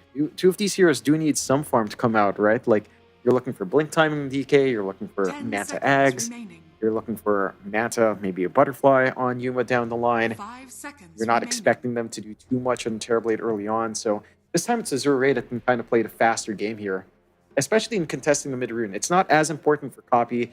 It's not too important for Ori as well, but just having Techie's Clockwork jumping on top of DK at, say, 6 minutes, that's a pretty clear kill timing for Azure Ray if they can line it up. Yeah, I mean, it seems like a much more aggressive style of draft here from Azure Ray. And Nouns maybe a little bit more on the passive side, but we'll have to wait and see exactly how it does all pan out. Of course, this is the best of 3, so Azure Ray just kind of fighting to get to a game number 3, and Nouns looking for a 2-0 victory here up against Azure Ray. I love the Timbersaw last pick as well, by the way. You and I have seen a lot of Bach Timbersaw over the years, and he does always tend to perform in this hero. Yeah, it's always a treat when you do see Bach on that Timbersaw. And again, I think this lane up against Terrorblade, it's not going to be the easiest for Yuma. The first few levels for Timbersaw can feel a little bit awkward. It does feel like you're going to need a value point in your armor here, your reactive armor, just to sustain a little bit. There is some good harassment, especially with Metamorphosis and just Dark Willow overall, with her damage coming out. So maybe the first few levels aren't going to be the best for Bach, but if he finds himself in a good position, like say Reflections picked up first, Yuma is going to be forced melee form to the creep wave. You have a pretty decent time, so it should force out level 1 Metamorphosis instead of the usual Reflection, which takes away a little bit of that laning bite, consistent laning bite. We'll see, as we should be able to head into that game number 2 shortly. And again, it should be a very different game from game 1. A lot more aggression coming out here for Azure Ray. A lot more aggressive supports coming out. They've got the FY Techies, which has cost a nightmare for many, many players. It's always G2IG I think about, though, playing up against something like Techies and it's the mines and people dying. If this game drags on, I mean, FY is going to have fun for sure. High-tier gameplay is what I like to call it, Jonathan, as a Techies enjoy it myself. I don't even understand why the old-school Techies players want the old Techies back. This is a way better Techies. I mean, to be fair, there's something attractive about the Green Mines. I think it's just highly sadistic. The Green Mines is just psychologically damaging in a way that Proximate Mines just aren't. You know, That's fair. 30 seconds to battle. That's a fair. Smoke out here from Azure Ray. They're going to try and maybe look for a first blood here at this top rune spot. Nouns are playing very, very safely. They're not quite as confident as they were in game 1 for this level 1 team. Azure Ray going to wrap around through the river up towards the top side of the Dire jungle. Yuma, he's going to shoot himself in a moment. don't believe they'll have any way to really lock him down, and in fact, he breaks the smoke of FY. The battle begins. That'll be about it. It's still going to be a 3-for-1 trade, though, for the bounty runes in favor of Azure Ray, so they still do win out something. I think that's a fine read on Nouns. Forcing a level 1 up against all of this control that Azure Ray now has, probably not the best idea. Take a look at how the mid lane pans out, of course. First, it's a very static lane, almost. Dragon Knight versus Slardar. Slardar should have a little bit of an edge, but this is a DK. Not going to be shoved away from lane. It's going to be comfy just farming up. Go for the Dragon Blood, go for the Breed Fire, maybe the Value Point and Dragon Tail to just get steady denies. Not too much to worry about for Copy. Not too much to worry about for Ori either. A kill threat onto that DK doesn't line up as well. It's really down to the supports. If the side lanes open up, both sides have some decent kill potential if you can afford to leave your other cores. And it does feel like maybe the Azure Ray cores are easier to leave behind, like a Timbersaw could just allow FY to rotate. And low, as long as the wave is not shoved too far away, should be fairly fine as well. Be fine for now. FY, of course, going to be able to keep him very, very safe on that clockwork. We are looking at that mid lane Ori and Copy going at it, and this should be a relatively boring lane between these two.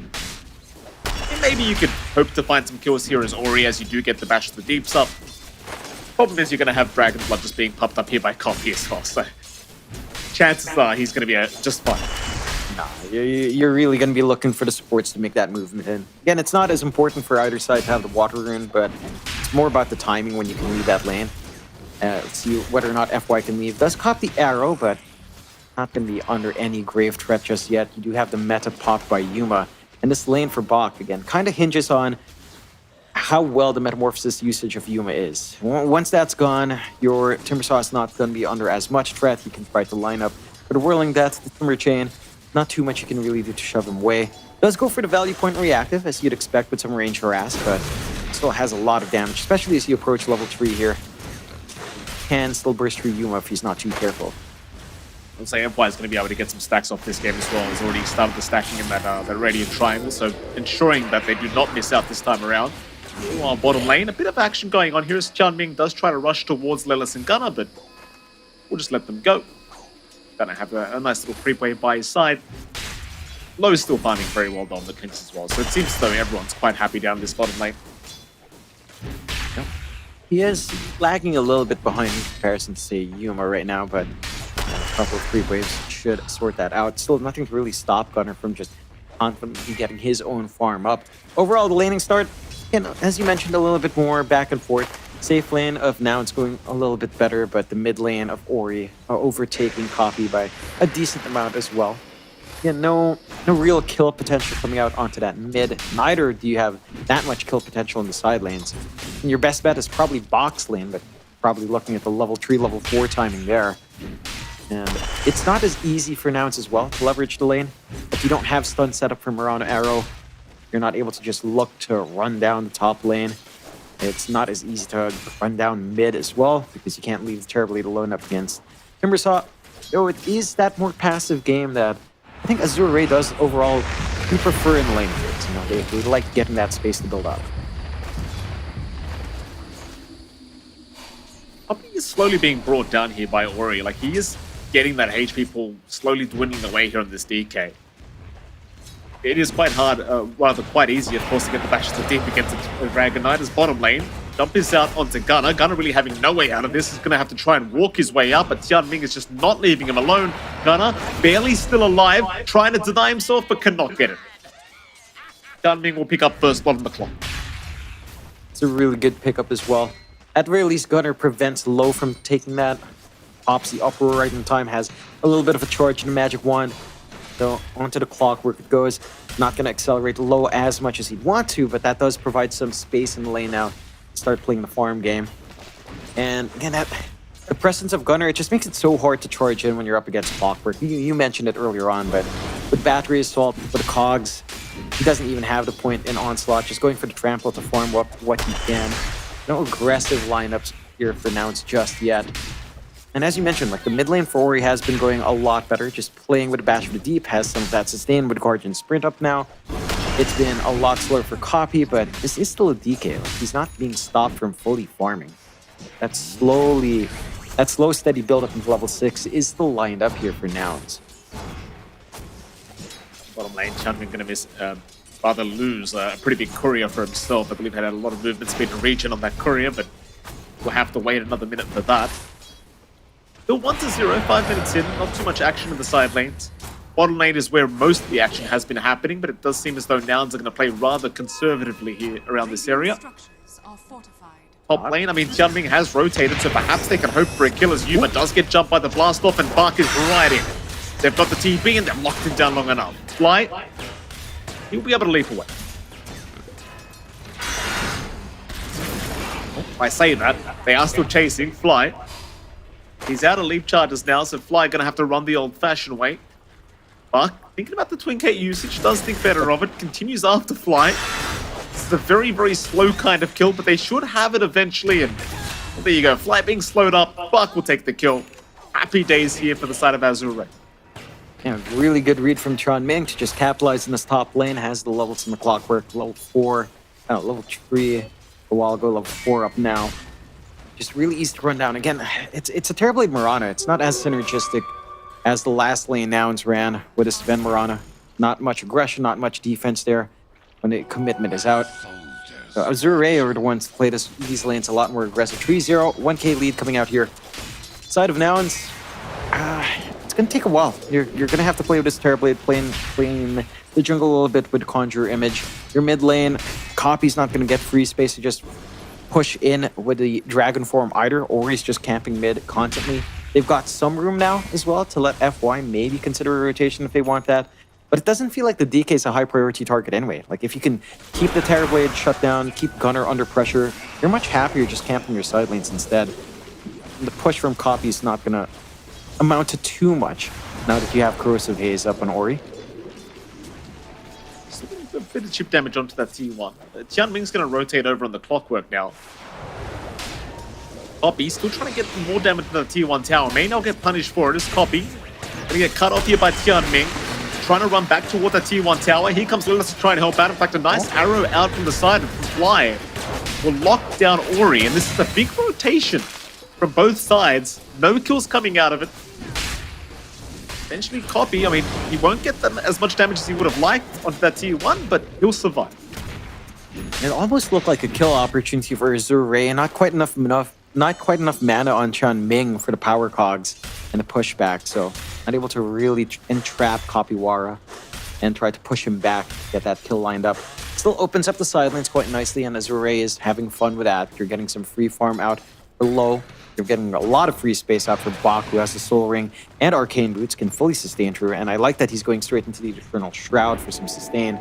Still not letting go of mid here. Arun does spawn top. Amplified damage for Ori now. Oh, nice deny. Very nice deny from Fly. He leaps right in there to get the right click off in time. Ori will continue trying to harass away at Copy. FY is going to be right around the corner if necessary, but again, Copy doesn't really seem too concerned at all. He's just tanking through all the damage. Maybe they try again. Ori's wrapping around, but I don't really see the angle here. Instead, perhaps they could look towards Buck at the top side as Fly. Gonna try and intervene and stop these stacks being taken away from Buck, but it seems as though the Timber pretty much gets all of them. Not back in mid, but I mean, Copy, he felt pretty low, but he's just not dying.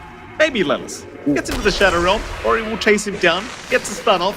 Can they secure the kill? He'll lock him down with the Bramble Maze, and Lelis is gonna be just fine. It is using a lot of time though. Like you're just forced to respond to Slaughdar mid, who's not really pressuring a tower, just letting Creep Wave shove in. No kill threat onto the Slaughter as well. So it leaves these side lanes open for Azure Ray to again play their farm game. Like Low just already has 6, could try to kill her and Gunner. They're gonna give it a crack. Gunner trying to get an angle to onslaught away, but it is very, very tough against the clockwork of Tianming, and Gunner is of course just gone. Not much you can do about that. No. Again, just no saves on hand. They're all been focused on mid. They are starting to get some decent chip damage with a second Dragon form of Copy, but they're not fully committing yet. Meanwhile, Lo can just hammer away with his little skeleton archers. Oh, jump on Ori. Fair bit of damage being dealt, but Ori does have the rotations out from his teammates, so will be just fine to walk his way back.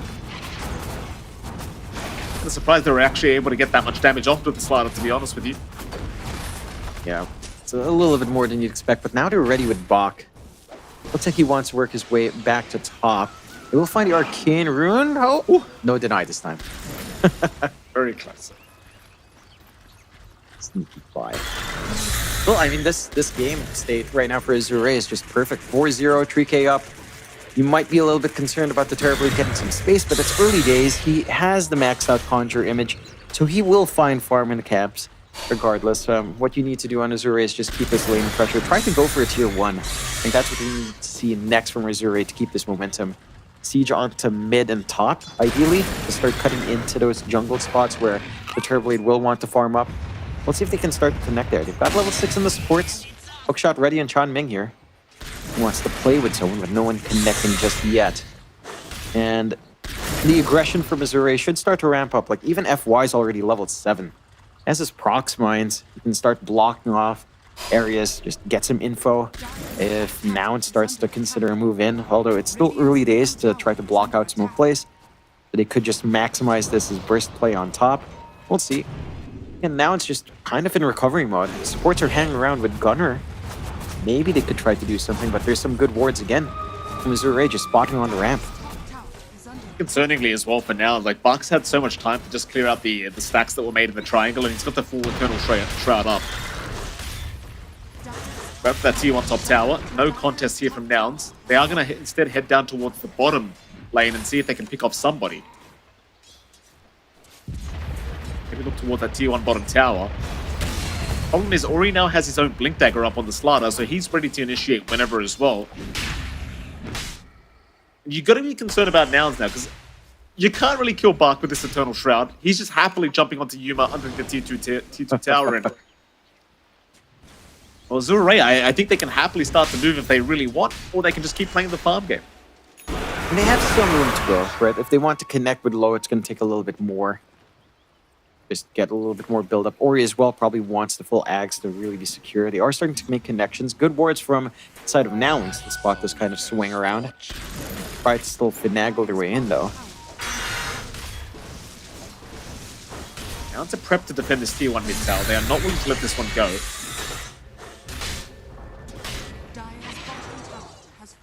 He was going to show up to blue. They'll pop the Moonlight Shadow. Copy's going to jump right in onto Ori. Arrow will connect to follow up with the Dragon Tail Stun, and Ori has been deleted. A very nice start from Nouns. As now they'll jump in onto Bark. Bark being completely controlled up by Gunner. Gunner not able to finish off the jump. In fact, Gunner gets destroyed here by FY and Bark. Still Copy, still trying to move in, does find FY. Takes down the techies. Bark though moving right back onto the Dragon Knight. Will take him down. A very decent kind of fight here by Azure Ray and Nouns. Considering they lost Ori that early on, it's a pretty decent fight here for the Radiant side. And it is. It does feel bigger for Azure Ray. The netward swing is in Nouns' favor, though. A little bit more gold going their way despite losing 2 cores for that. But that just shows you how ahead Azure Ray were early on, first 10 minutes of this game. So overall, still worthwhile, but doesn't feel great to lose your Slaughter that early. It does feel almost necessary that he has some sort of a BKB on hand, just some debuff immunity or some way to mitigate some of this magical damage that can come out. The chain stunts are still devastating if they can net. Let's see, smoke out from Azure Ray. They don't have any long cooldowns to wait for, unlike the side of Nouns who have to kind of wait for Metamorphosis and the Dragon form. Yuma. Oh, Yuma. Not expecting the rotation here from Azure Ray. Looks to get deleted. And it's just really that easy. You initiate on the TB, he is just as good as dead. They have all of this magic damage on hand, all of this pure damage on back. There's not much defending there for Yuma. Metamorphosis down, and really good forward vision coming a while ago from Azure Ray. Really sneaky ward by this large camp, giving some vision onto the lane. And they just have no cooldowns to wait for. It's just run and gun right now for Azure Ray. For Nouns, what time is we're looking for? BKB for Gunner coming out next. And that's going to be important to allow this Brown Beast to finally play his game, not care too much about the clockwork outside of the hook shot. You can start to try to pin heroes down there, get some of that chain stun play coming in the way you want to. A little bit of a smoke out for Fly and Copy as well. Again, with that blink on DK, there's some initiation. There's the Dragon Tail arrow combo that can come out. They could burst down supports though, so FY wouldn't be a bad target. closest target to them. FY going to get jumped. Arrow to follow up. Be a nice easy kill. That gunner was trying to rush in to see if he could get some kills secure, but not going to be able to get there in time. Nah, not able to steal that away from Copy. I mean, to be fair, a little bit more gold for Gunner into that BKB is mighty helpful, but hands it over to Copy as he should. 7-3, 6k lead still standing for Azure Ray.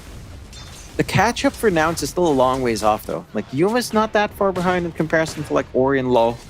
It is really Bach in this early timing. This Eternal Shroud that is a threat. He's going straight for the Ags, which I actually like this game. I think the Ags gives so much value at all of the physical output that you're expecting from the Terrorblade and from Copy to an extent, that the reactive armor stacks are just always going to feel great to maximize on. We'll go for Roshan. They've got the minus armor to deal with it as well on Azure Ray. And Nouns don't really have the clear squad. I mean, they've got this ward by the gates, so they know it's happening. They do. They're trying to make their way through to try and fight this Roshan out. Terrorize is going to be kind of whiffed, nevertheless. It does force them out of it.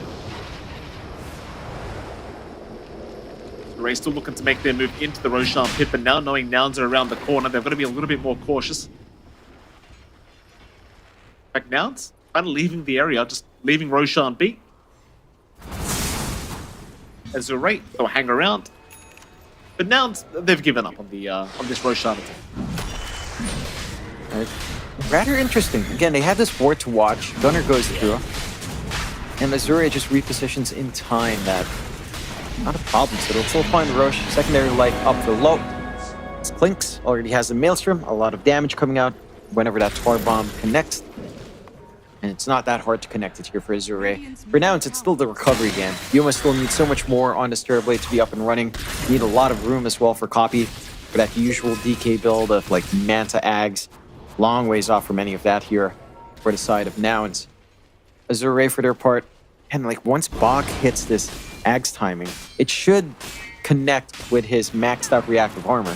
This Timbersaw is going to be so hard to kill. Like, Bach can just take point every single time, get follow through from Chan Ming, and there's no answer right now from the side of Nouns. There's no magical burst at hand. Even if they did, again, Eternal Shroud kind of makes that annoying. Gunner BKB recipe still around 900 gold away. Once you have that, at least you have the Primal Beast to play off of. Let's see. The pickoffs have been good for now. They have been finding some good movement out with Copy and with Fly. But the opportunities to do so are few and far between. Now the Axe to be built up on Bach, like it's just getting worse and worse. Low's farming very well as well on the Clinks. At that stage with the Maelstrom up now. This pump really start to escalate. Copy's going to see him though. They'll make the jump in with the stun, but he's got help around Ori. He's going to double stun out himself. They'll make the jump in onto Copy, and Copy cannot survive through it. He will go down, and so will Lelis by the looks of it. Just clean. It's just so difficult for them to open up. Like even on some like Clinks, they just don't have that burst. No follow through as well for Copy from that stun. And they just get to clean up 9-3. Again, a little bit of a slower game. But Azure are playing it so smart. They're playing to their strengths. Now it's just trying to avoid whenever they can. But with the Clinks, it doesn't take too long for you to rip through these objectives. Fortify already forced out on the tier 2. That's enough to really dissuade Low. Shouldn't be. Does have a shard with a Burning Barrage as well. Clear out the creep waves, no problem. And Azure just playing with full confidence. Playing across the river, all together in that top jungle. Bach still about 2,300 gold away from the full Ags. Timing's lining up soon. Nouns though? Do they want to fight this? It's FY and Low, but they are feeling very nervous about the fight. No issue really around this area either, so they don't want to fight blind. I think Azure Ray is looking way too powerful with this kind of draft. And a lot of Atos now coming out on Low, getting prepped for the Gleipnir build-up. And now they just want to play the avoid game. They understand how far behind they are. It's not a great time to fight. They'll look maybe towards that mid-tier 1 tower here with Copy, but he doesn't even have Dragon Form for another 5 seconds. They're going to have to wait. Tianming will spot them out. Gunner, you've got to be very, very cautious here, sir. Tianming will make the jump in onto the DK. Copy, the one trapped up in the Conqueror. Tianming has been left behind. But Tianming will go down first. In comes Ori now with the double stun though, catching Copy. They'll take down the Dragon Knight. They'll move on to more. Gunner's been caught to boot. The Primal Beast is gone. It's just a mess for Nouns. Again, down to just the info gathering that you can get for Azure Ray. Like earlier on, I don't think we caught that on cam as well. While they were trying to sneak towards mid, like 3 mines went off and Fly. He was forced to instantly pop the mech. Didn't have that recovery tool, I don't think, in time. Tried to sustain through from that jump in. Confidence from Chanming to just wait forward. He does give away a pretty big streak. A decent amount of gold going the way of Nouns, but not as much as Azure Ray finds off of killing 2 cores again. The only benefit to Nouns now is this is just free space for Yuma. So our Terrorblade is farming freely, only 1k behind.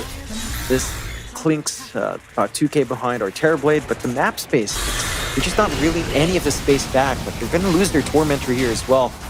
Freebie out for Azure Ray onto FY, so some more utility as well with a reactive Taser now on allies. And the solutions for Nouns, it's not presenting itself. It's just so much farm they need on this DK and even on this Terrorblade. Like with the BKB on Gunner, there's still no one that can comfortably connect him. Fly's being chased down now. Ori, they will see him with the rocket flare. Ori just trying to get within range for the blink, and he does find it. Fly will use his one lead charge left, but it doesn't matter. Another great pickup here for Azure Ray. 13k ahead now. No signs of slowing down. And pretty much everyone is looking very unkillable. Like, you even saw that last team fight, how long it took them to kill off Tianming. Yeah. And he was just alone. Yeah, there's just no burst to counteract. They've got the Axe hole. They'll find Gunner. Gunner will be able to onslaught away for now, but the chase is on from Ori. It's a very fun slider. Tianming will not mess around either. Just a great hook shot right towards the Primal Beast. And it only gets worse, John. Ori's now got a full Axa. Yeah, that kill earlier on and Fly actually gave Ori that gold. So he hits that key timing. He's got the puddles all over the place. He's got a lot of regen on hand, even more durability for Ori to initiate these fights. They've got space for Low to just shove in bot, forcing Fortify out once more. They'd be able to find us no problem. You've got Bach with his Ags.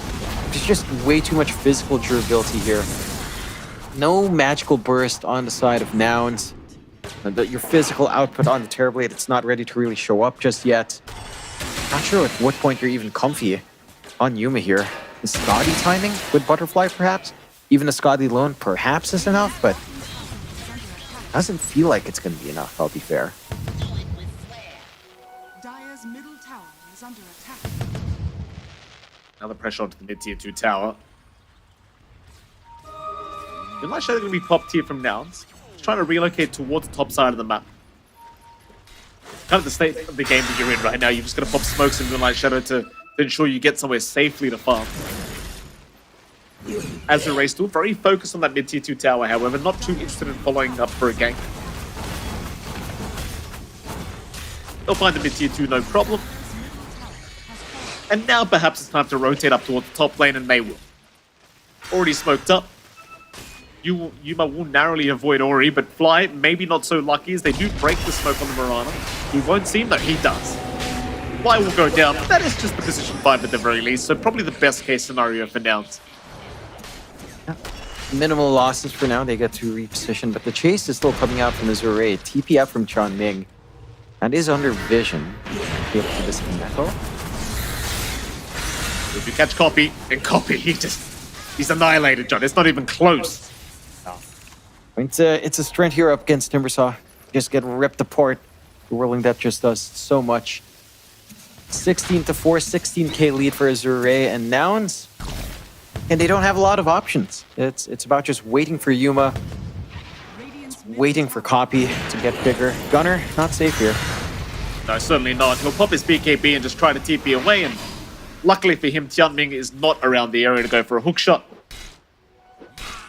It's very, very sad, though. The state of the game, just having to pop BKBs and TP every single time.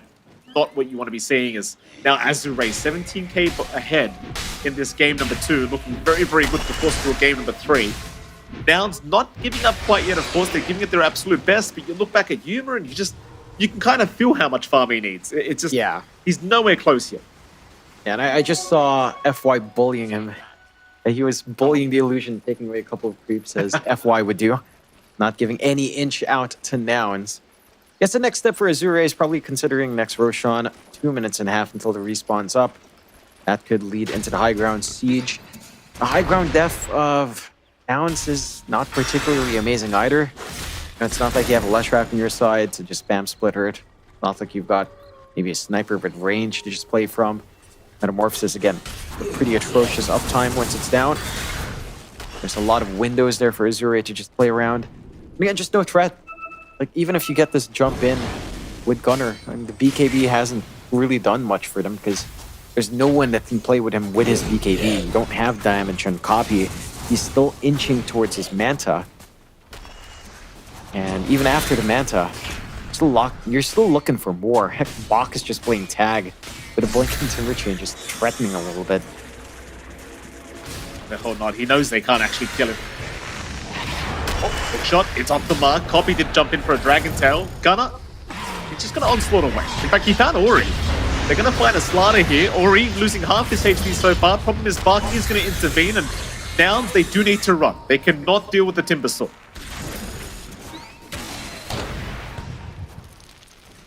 Still hanging around. Nouns, they will eventually retreat back towards their base. Copy does pop the Dragon Form and Manta. I don't see Nouns getting much out of this. They're just going to try and retreat and get back to the farm game. Meanwhile, Azure Ray still looking to just choke them off the map. Yeah, just apply that pressure. Keep them confined to their side of the map, not across the river. And just maybe line up for a pick-off into Hiroshima. It's caught for a moment there by Ori, but maybe just find the Manta and run.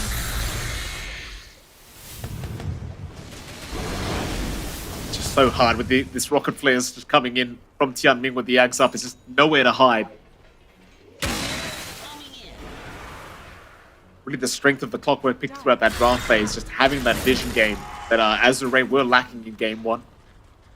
It's the Clockwork and the techies. Like, again, Prox Mines have been doing some work here from FY to just block off some Moonlight Shadow smokes. Now they can set up for that Roche, about 10 seconds away. They know their timings here on Azure Ray. Nouns are not in position to contest that objective. And Azure Ray should find that free one in a short span of time. Nouns are playing as a unit, and they will go for a smoke out. I mean, if they isolate some of these supports, very squishy targets to go for, perhaps. Got Tianming that's close by. Tianming's still just spamming rocket flares, but not going to see anyone within this smoke. Roshan is going way down way too quickly, so I don't believe they're going to get there in time to contest this. Still chasing Tianming. There goes your Roshan. Nouns, do you really want to fight? The answer seems to be no. They will run back the other way. Well, that's a lot of time commitment out. Heck, Low is still hunting. They could catch them on this weird flank around. No, it doesn't look. Gunner. Yeah, he's going to be caught out, Gunner. Maybe kind of underestimating how fast they can get towards him. He will pop the BKB and just onslaught away. Meanwhile, top lane, they have found Tianming. But Tianming, about to drop, does do so. He comes back to the TP rotation to try and get some form of a trade. Copy will be able to TP away. Fly will try to do the same, but they do get the Yules off in time. He'll try to leap now, but it doesn't really seem like he'll be able to make it. As Bark will secure the kill. At least it's a 1-for-1 of the supports. Yeah, I mean, it is a net positive for Nouns. They get 908 gold in comparison to Azure only finding 298. Again, the net worth disparity is pretty massive between these two teams. So every single pickoff you find on Nouns is just that much more important, even on these squishy supports.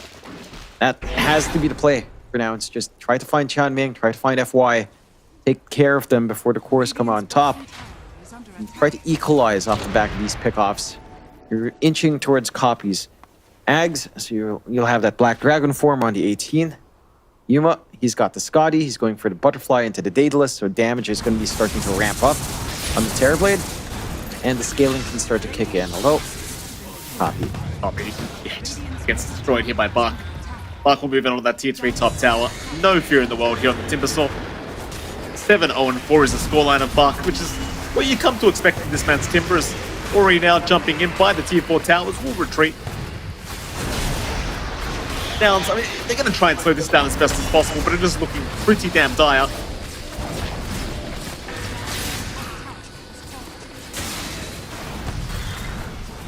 Azure Ray. They'll just keep going.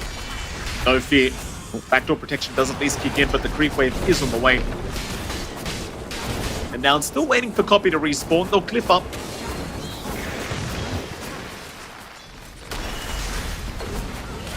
Here comes the Dragon Knight.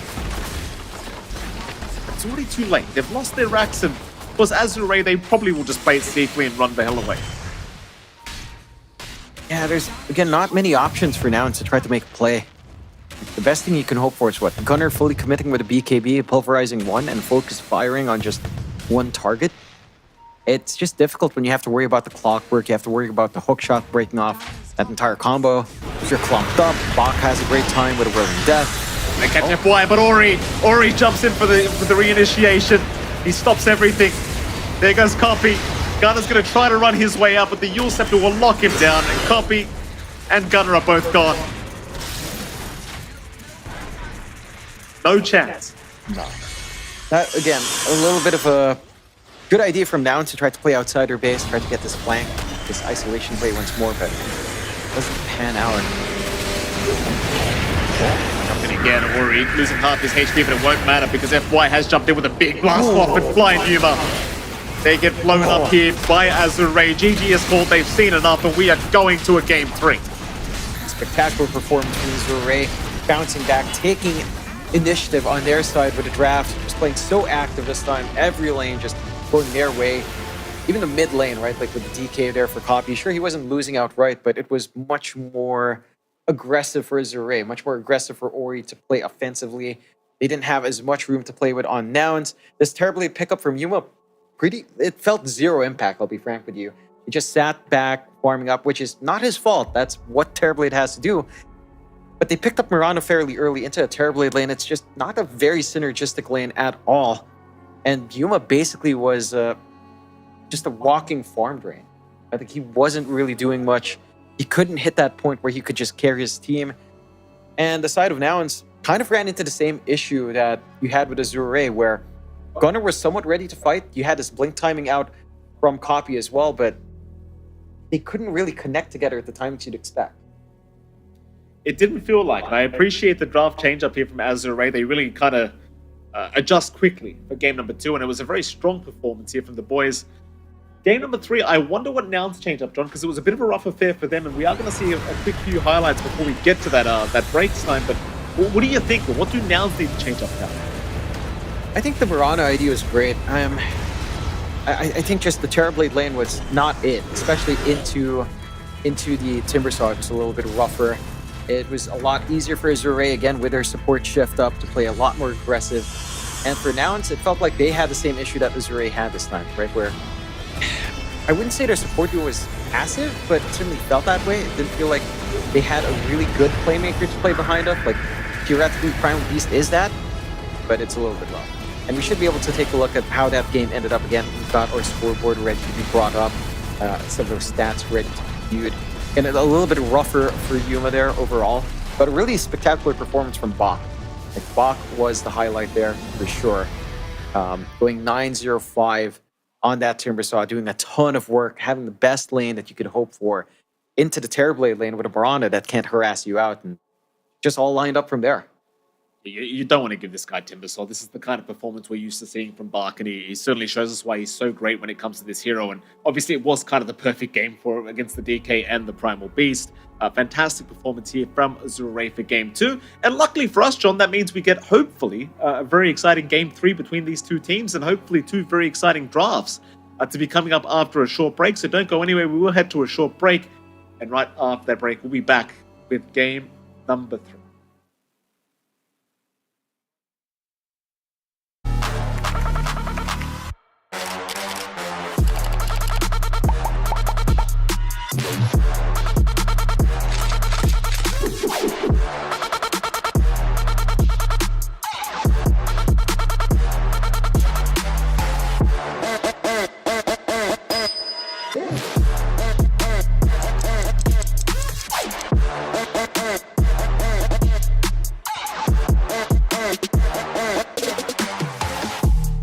Next up here for PGL Wallachia, we've got Azure Ray coming in as a replacement team and you had quite an interesting way of finding out you were going to come. So you were telling me just before you found out, but it was 5 hours to get ready and get on the plane. Yeah. Explain this day to me, because that sounds stressful. It's actually more happiness than stressful, because we can play tournament. Yes, yeah. But it's still very like tense, because we're not sure we can play stand-in, and we just know it before our flight departure, like 3 hours, 4 or 5 hours, and we have to pack our luggage, and we have to be ready. And we haven't played any Xtreme game yet, so it's gonna be a very tough journey. Yeah.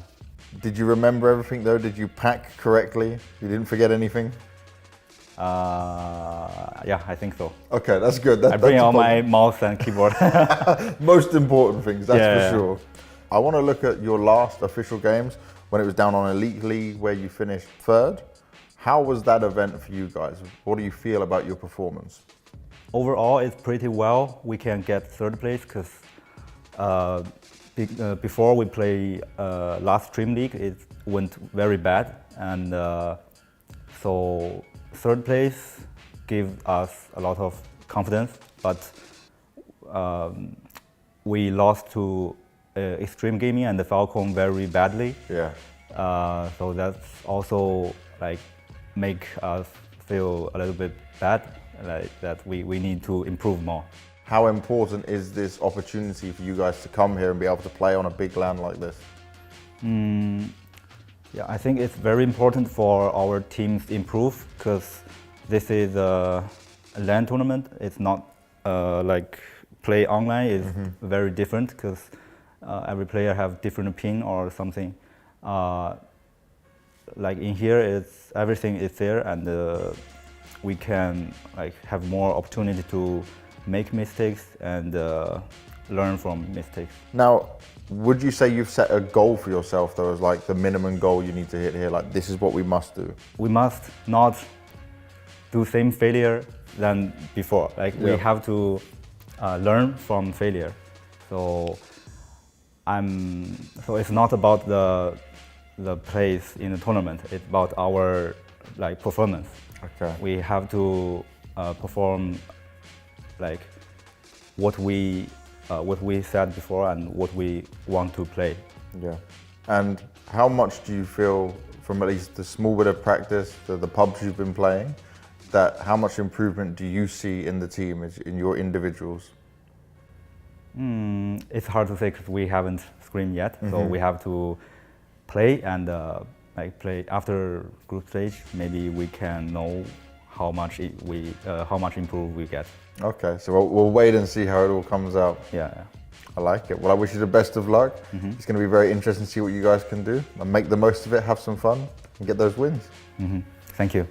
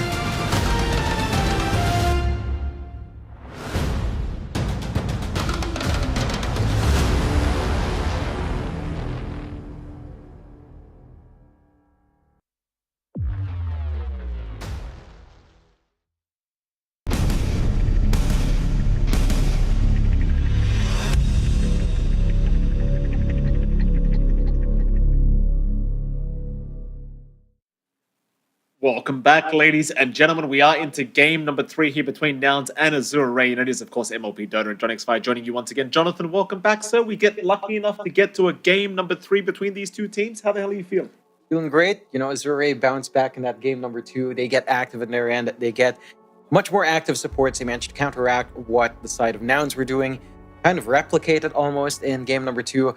And for the side of Nouns, it felt a little bit lackluster in that draft. You know, the Mirana pickup with the Terrorblade just didn't do much in lane. Yuma, not to his fault. Like, it's just how the Terrorblade works. When it has a slow start, it needs to go back and build up. But we never reached that point where the Terrorblade was just this be-all, end-all of the game. We certainly did. We'll see how they do adjust here in the draft. Of course, props to Azure Ray. They adjusted very, very quickly with their own draft. And he showed us why they are such a strong team here for Wallachia. See if Nouns can adjust just as quick, though. Again, game number 3 is the deciding game here between these two teams to start off our group stages. So we do see a lot of bans being brought out right now. Chen Disruptor and Razor already being removed by Nouns. Monkey King and Pango being removed by Azure Ray. So the bans haven't really changed too much. It seems as though both teams are quite comfortable with the bans they've been making.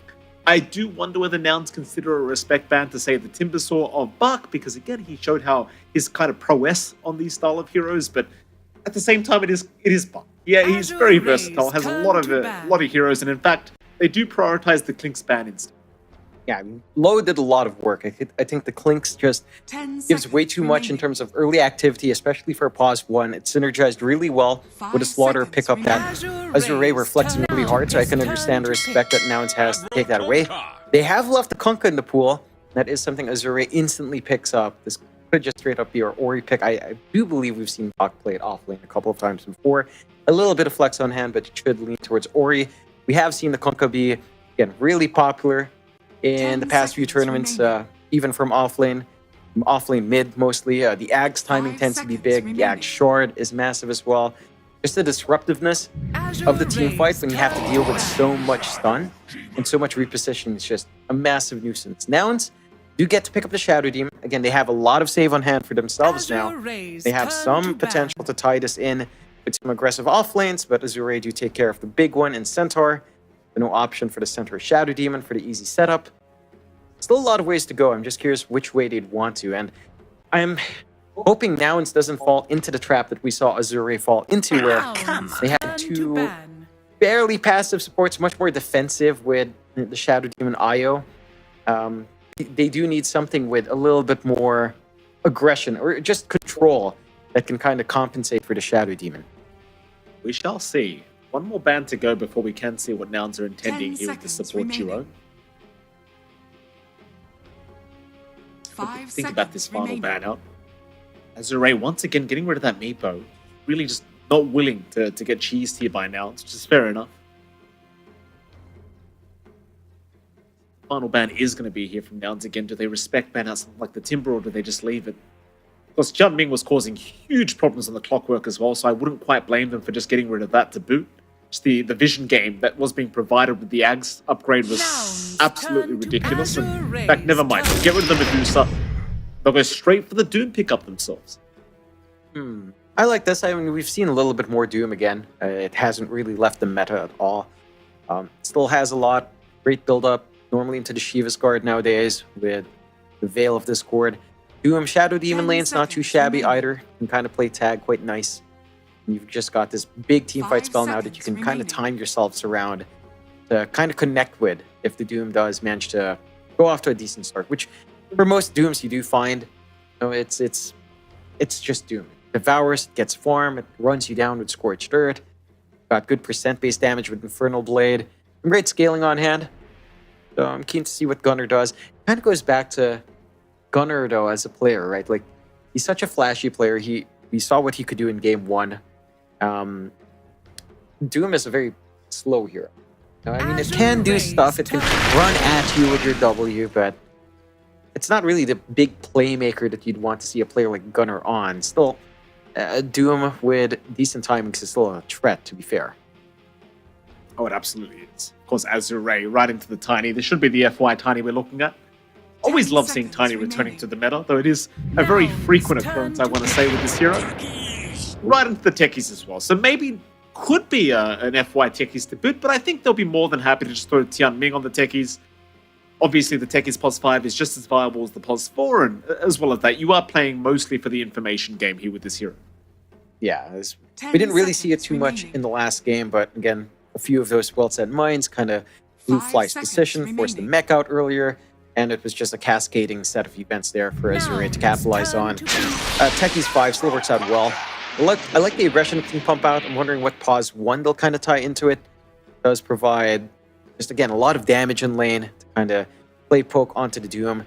We've got some good jump potential onto that Doom early as well if your safe laner can kind of tie into that. Nouns do go for the Gyrocopter early. That is it's a fair amount of damage. You have some good stacks to build up for Gyrocopter to clear out for the Shadow Demon. You've got save for the Gyrocopter. I am concerned if they are considering IO though. It's the exact same support duo that the Azure Ray ran last time. You might be tempted with Gyrocopter IO, but honestly, it doesn't feel like you're going to be active enough, especially since you already have Doom, who can be a bit slower as well, and looking for build-up. You don't tend to rush Blink on Doom. You do tend to go for the Shivas first, if not Midas, if you're off to a slower start. So, yeah, you want the 5 that can help you just get control, maybe capitalize with how aggressive Gyrocopter can be in lane.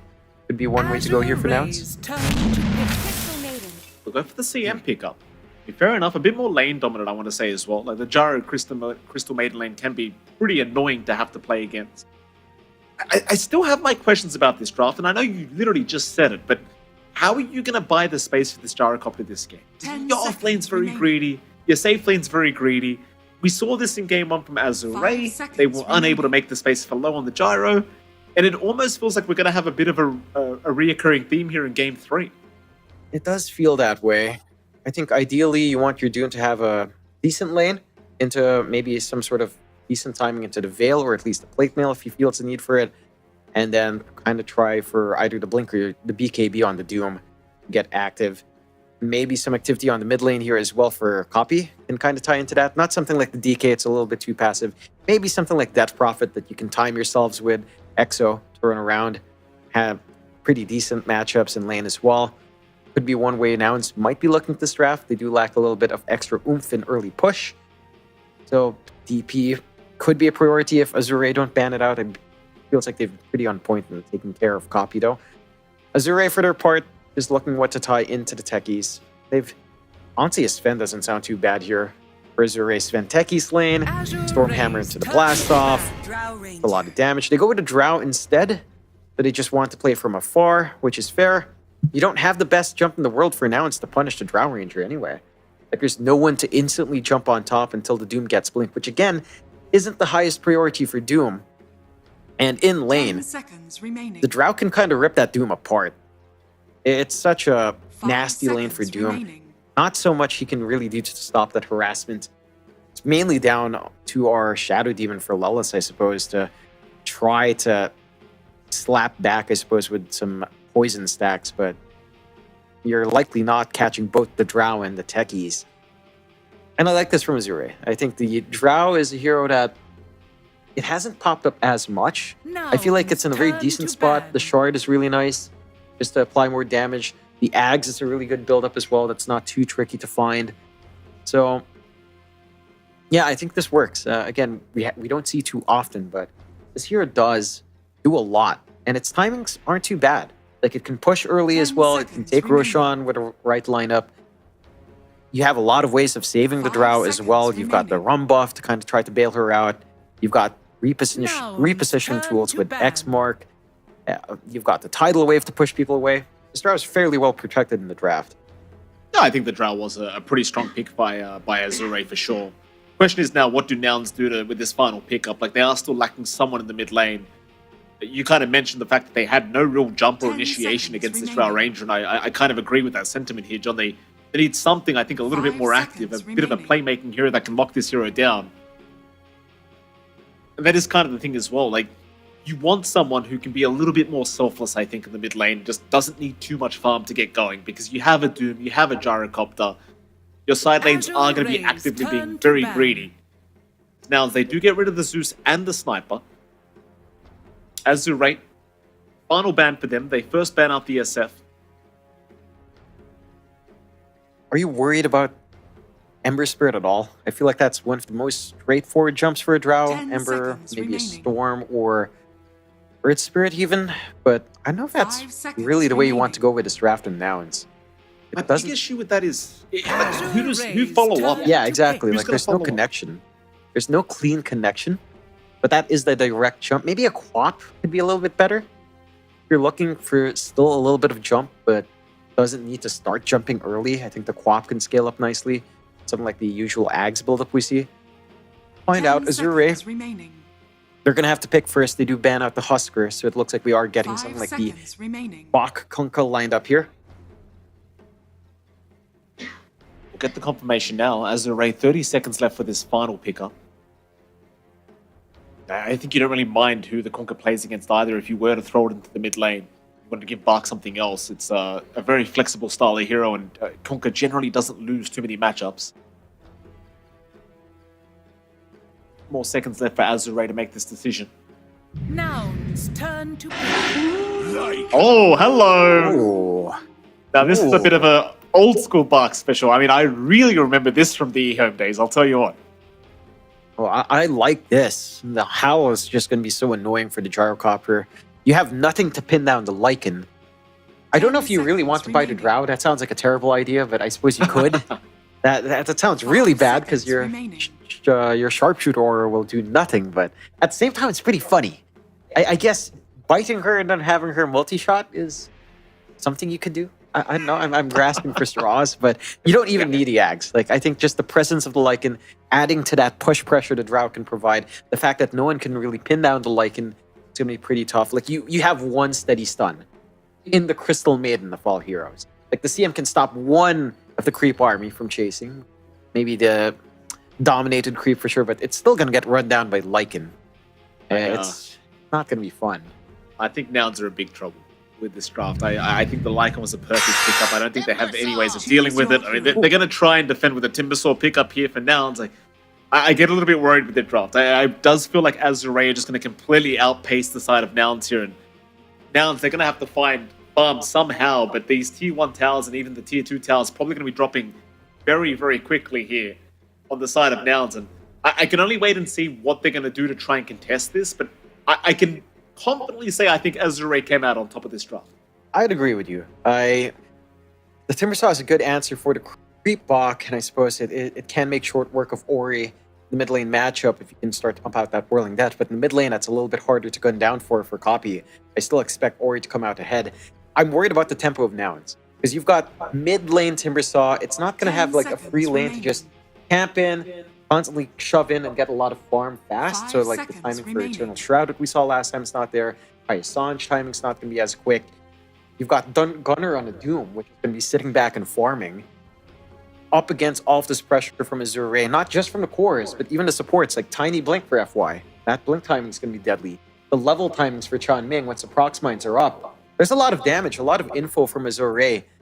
And for Nouns, I'm not sure where that play is coming in from, right? Like we were talking about potential mids. How do you connect? Timbersaw can do it by himself, but it still doesn't feel great in this kind of lineup.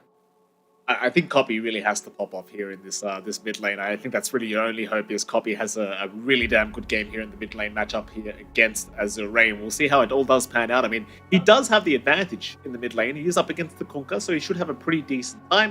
It's a matter of how they're going to be able to follow up off of that. I suppose we'll wait and see. I mean, this is game 3, the deciding match between Nouns and Azure Ray.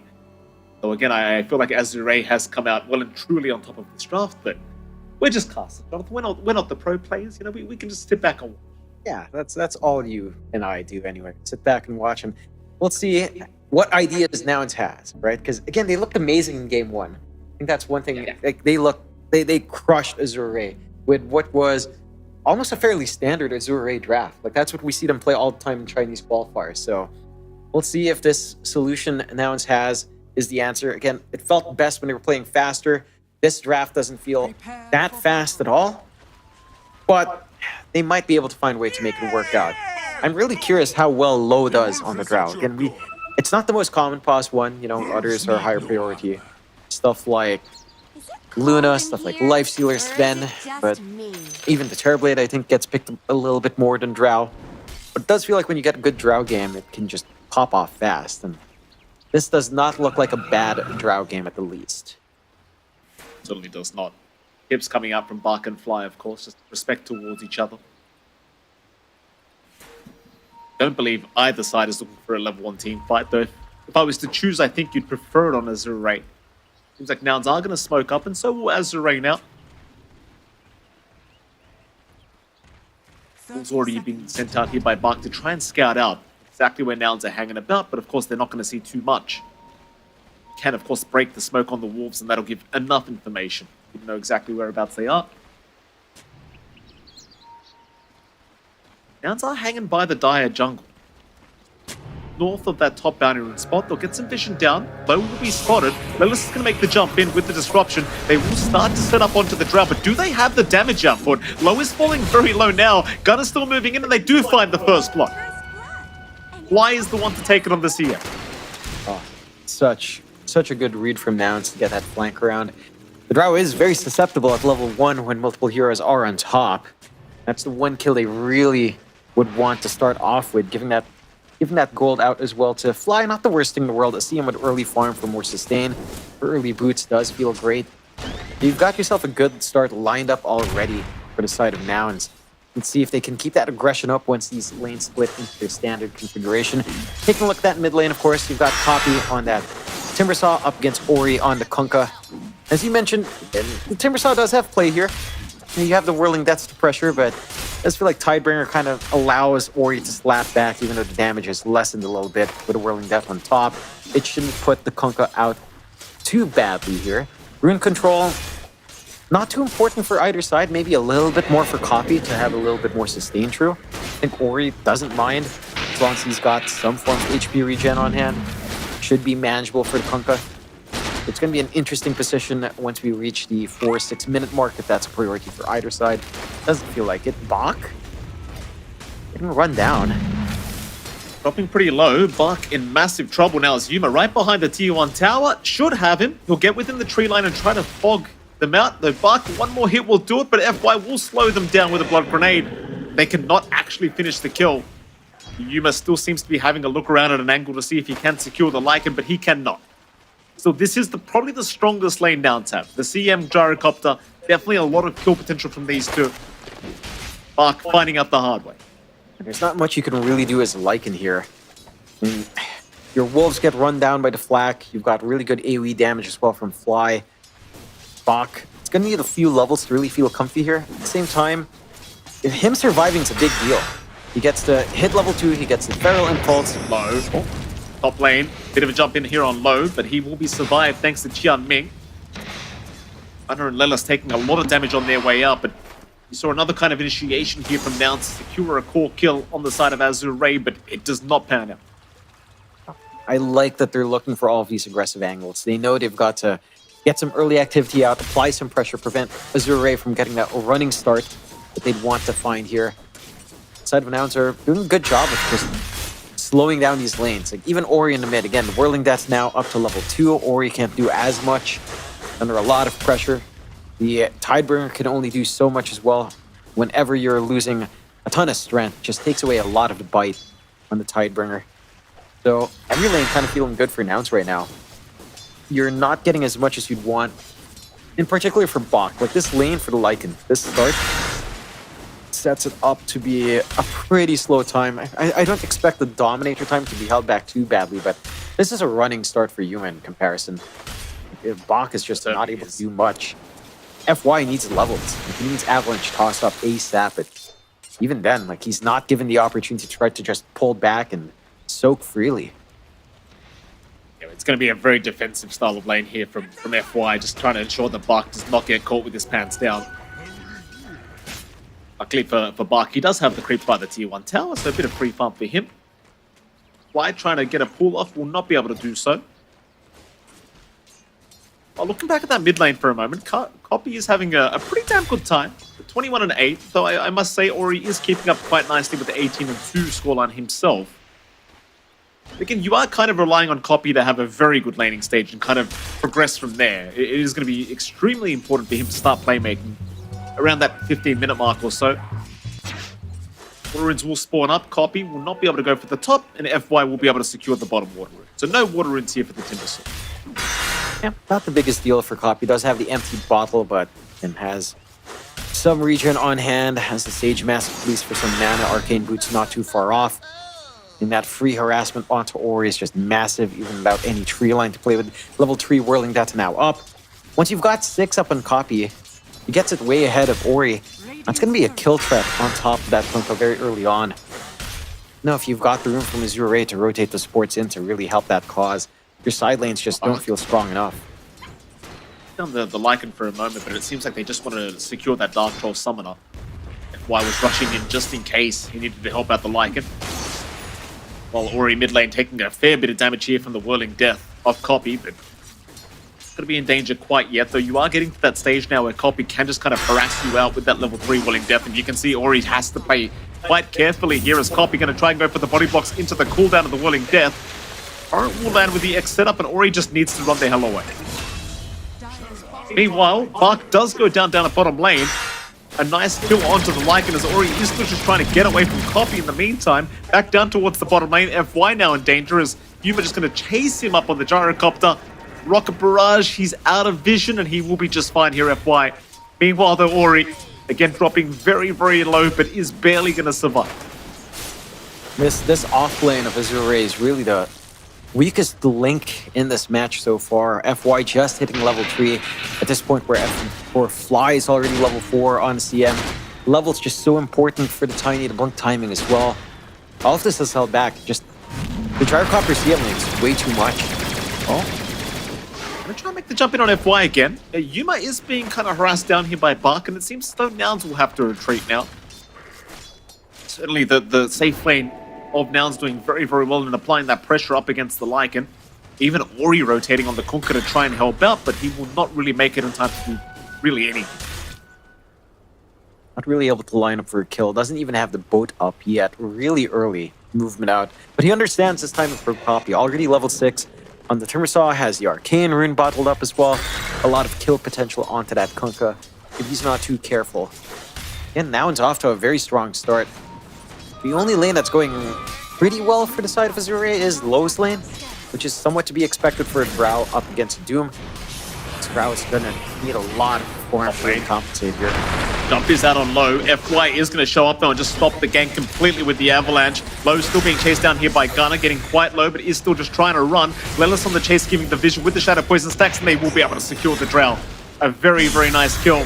Meanwhile, towards the north, Tianming is not out of danger either. In fact, he will be able to get away, just barely. They're finding the big targets on Nouns.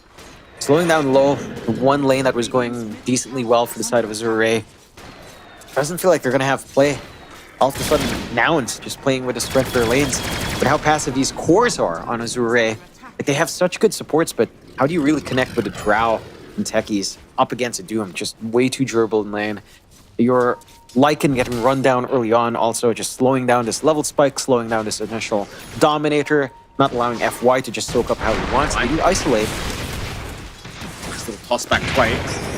Yeah, sadly, for Lelis, he kind of jumped right into them. They'll miss the blast off here from Tianming, which makes the kill a little bit more awkward now as Lelis can just walk away. Oh no. Oh, a bit of a whiffed opportunity here from Azure Ray. Tianming, I'm not sure how he mistimed that, but a bit off the mark. Yeah, it was the blast off missing and even the sticky bomb not connecting. The sticky bomb came in as the toss was coming up. Just any of those landing would have given you enough damage to find that kill. And any kill is massive right now for Azure Ray with 0 on the board. Just a little bit more to inject onto Low would have done a lot of work. Still, side of Nouns. Again, 2K lead up. They've gotten this good start they're looking for. Tianming. Going for a deny is going to make it. Very, very nice deny from Tianming. Gunner definitely thought he had a free kill there onto the Techies, but not quite. Yeah, just forces them to clear out these stacks now, which should give Gunner that build up into the Veil that we tend to see on these Dooms. Free space still for Yuma, even left alone. There's just no solo kill threat from a Lycan. He does have level 6, but without the dominated creep, not as much of a threat onto Yuma at all. You're free to play your game on Nouns. 3-0, 2K up. For the side of Azure Ray, again, their spike feels like it comes out around maybe 20 to 25. once you've got a couple of items up on the Drow, once you have something of a build-up into the Ags for Ori, maybe even just a Shard, they will try to rotate now with Ori with a smoke. Up Yuma. Yuma gonna get X'd up. Turret will be there. Boat will fly into boot. Yuma really cannot do much about it apart from hope for some rotations, but it is not coming. A very nice rotation out from the side of Azure Ray is Copy. He's gonna try and trade here with Ori, but Ori just happily TPs away, and Copy can do nothing. No targets for him to chase down. That's a perfect gank from Azure Ray. It's a great first kill to find. Finally slowing down Yuma, getting some activity out with your Kunkka, getting some of these connections lined up. Giving Bach some gold just soak up from. Has the Dominator up, has a creep to play with, has some impact with the Shapeshift. They just need more. Right? Like this Lycan's gonna need a lot more. This Drow needs so much more space to go into the Dragonlance. Manta probably needs the Hurricane Pike this game. Could consider the Ags, although yeah, the Ags can feel really nice against the region you have later on. Oh, Copy. Lane. We're gonna find Copy with a torrent, but it is still a Timber Saw. We'll be able to walk away scot-free, no problems here. Going back to Buck for a moment, I mean, even just with the helm of the Dominator, I think his farm should escalate quite fast, and he should have a lot more impact now, especially against those tier 1 towers. Speaking of impact, there's a Veil of Discord now available here for Gunner. He could maybe think to get involved, but probably will just go for the Shivers Rush instead of bothering to get involved with these team fights. The tier 1 mid tower. They will use the siege creep to try and take this one down. FY trying to slow it down is probably going to give up his life, and he does. Give that nice opening now for the side of Nouns to invade the triangle, set up some wards, play a little bit more aggressive across the river. And they're hitting these big timings on Copy. The Eternal Shroud's going to be coming up in maybe about 2 minutes. So all those things we said about the Timbersaw not hitting those spikes, he is hitting those spikes regardless. And it's going to be a menace. You don't have any straightforward answers for this Timbersaw. Like, Drow doesn't particularly deal with that all too well, with all the plus armor set of base. You don't quite have damage coming out from Bach yet. And you don't really have damage on Ori right now either. Your main damage is actually your supports in Avalanche Toss and the Blast Off and potentially Prox Mines from Tian Ming. And our supports don't even have 6, although they will find it soon. Lots of space to clear out the stacks here for Nouns.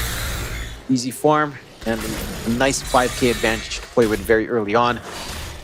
For Azure Ray, I mean, it's down to this investment. This investment in Bach, this investment in Low, it has to pay off. I mean, this Helm of the Overlord could be a big game changer for Bach. With a right creep on hand, I suppose. Fly will get jumped down in bottom lane. X him up, throw the Foreign out. Here comes Yuma.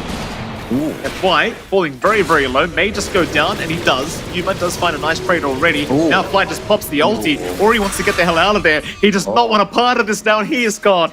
Is under attack. Oh boy, I mean, Nouns are just walking circles around Azure Ray. I mean, after such a dominant laning stage, here I was commenting on the drafts here, John, but I'll tell you what, Nouns, they're proving me very wrong. I like seeing this from Nouns. Again, they just play aggressive with their drafts. They played at this early timing that Azure Ray is not ready for with their cores. And just run down. They can't even kill off Fly.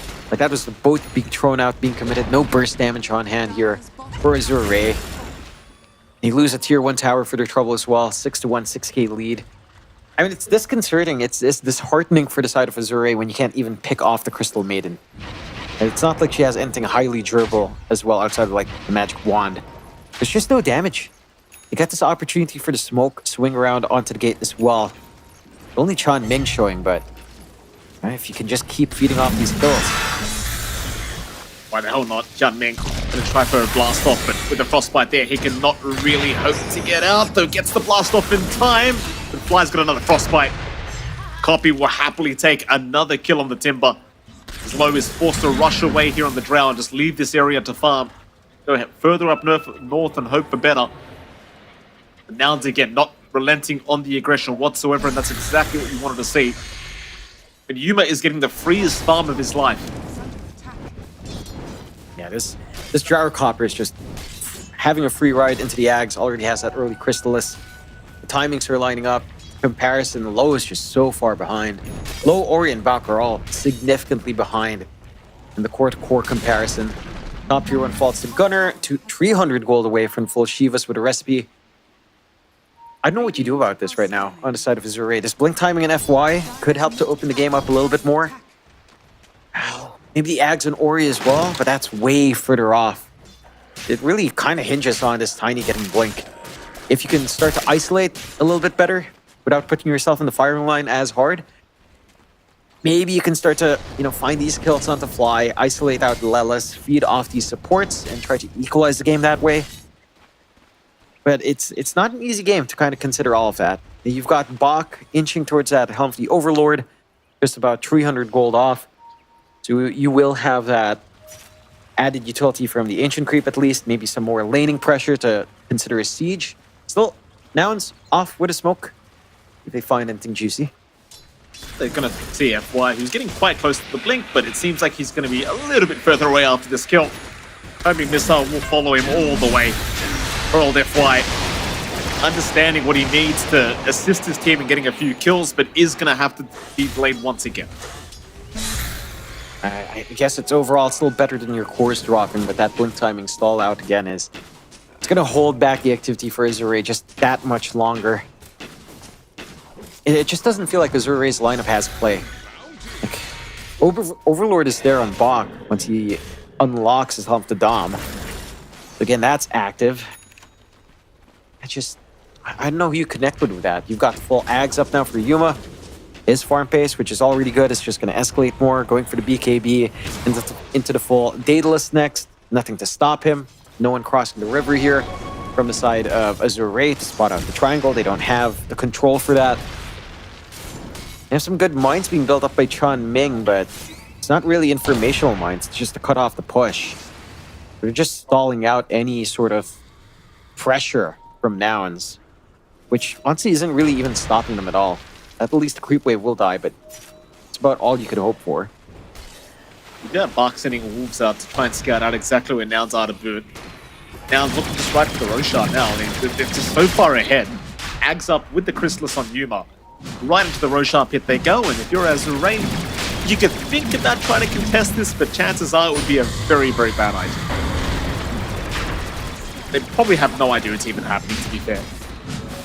Yeah, they don't really have control over their top area, at least the forward port by Rosh. Roshan not going to take too long. And with a secondary life, Yuma should just be confident to play in. Could start to think about these tier 2s, shrink the map even further for the side of Azure Ray. All Azure Ray can do is just kind of stand back, cut their losses right now. Play this farm game. And just stall out, which is, again, almost reminiscent of what happened to them in Game 1 here for Azure Ray. Except the playstyle of Nouns right now is very reminiscent of Azure Ray in Game 2. Not the highest kills, they're working their pressure well, they're playing to their advantage off the back of strong laning starts. And they just kind of smother out Azure Ray this time. Doing a very good job of it here, Nouns. You have a blink up on FY now, so you do have that toss-back potential from the Tiny, but even that I don't think is going to be quite enough. You are hoping perhaps a fight by your tier 2 towers, if not high ground, and try and really abuse that blink timing. Nouns are going to go for a smoke up. Perhaps they can make something on this. Through the mid lane they go. They'll head into that dire triangle, but nobody is farming that area right now from Azure Ray. Mo is, however, on the far eastern side of the map, but he will run back towards his base. Like, he even pops a silence just in case. So it seems like Azure Ray are very well aware that there was a gank incoming. And Nouns, they will find nothing with this smoke. They do get to assert control over the triangle. They plant some good wards. They could set it up again for a little bit of a tier 2 push on the bot side if they so wished here. Still have some of that smoke remaining. I mean, some of Azure Ray are starting to zoom back in onto mid. Could try to play with some. I mean, they've got the blink up in Gunner with a full Shivas. And they've got the blink Eternal Shroud. Oh, copy. They'll see Jianming immediately just jumping in. No hesitation. Free kill here for Gunner. They won't try for the tier 2 mid tower yet, but it seems like Yuma wants the bottom tier 2 tower. Why the hell not? There's nothing to stop them. No. Age is still up for 3 minutes. Find more? They do find Copy. Oh? They have found Copy. Copy by himself, completely and utterly on the opposite side of the map. gives his life away to Bark. Oh, I don't know about that. That sounds like a bad idea. That is a pretty big swing for the side of Azure Ray. We were talking about them finding pickoffs and stuff to supports. Finding a core kill like that changes the tone. You have to still respect some of that presence here of Azure Ray. It's going a little bit too far forward. A little bit overly confident here for Copy. I mean, the reactive armor is nice and all, but your base armor is 5. Like, the first few hits from low just completely destroy you. So, and it takes so long to build up those reactive armor stacks. It's weird. Like, you'd normally consider Timbersaw to be a pretty decent way to counteract Drow, but with how long it takes to get to your full stacks of reactive now, it doesn't feel the way. I mean, he just melted there. It's still very technical. They have a bit of jump here onto Tianming. Tianming going for a run, but they have got the Demonic Purge out, and they've got the secure here with Fly. A nice, easy pick-off here for Nouns once again. They do seem to notice Low and FY around that tier 2 mid tower as well, but they are not going to dive too far deep. Copy, I say that, he is going to try and go after FY, but FY does manage to barely blink away.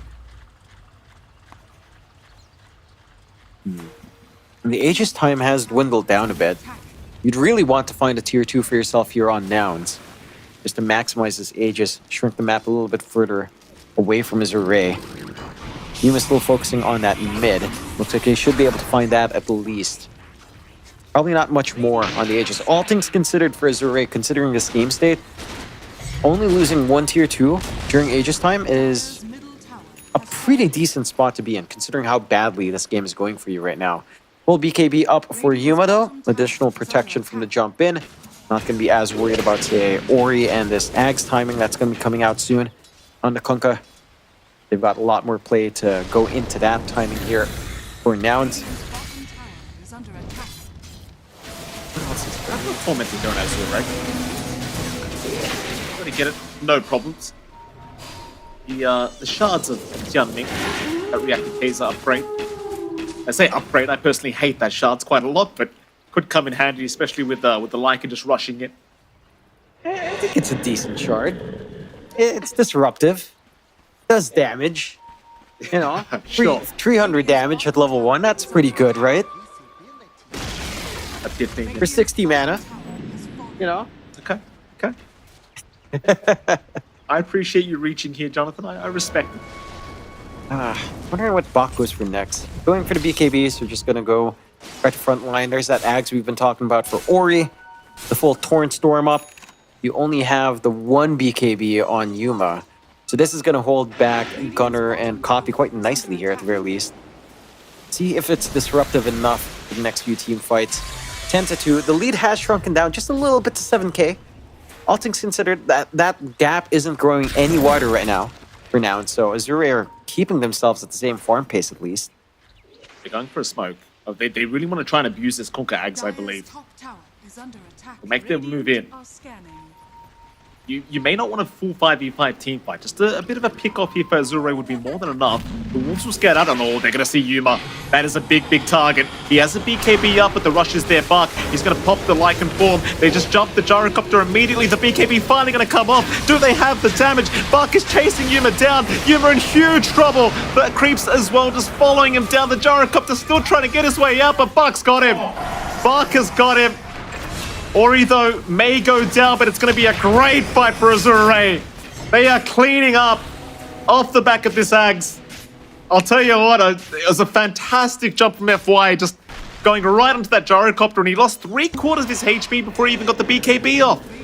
That's what needs to happen every single time for Azure Ray.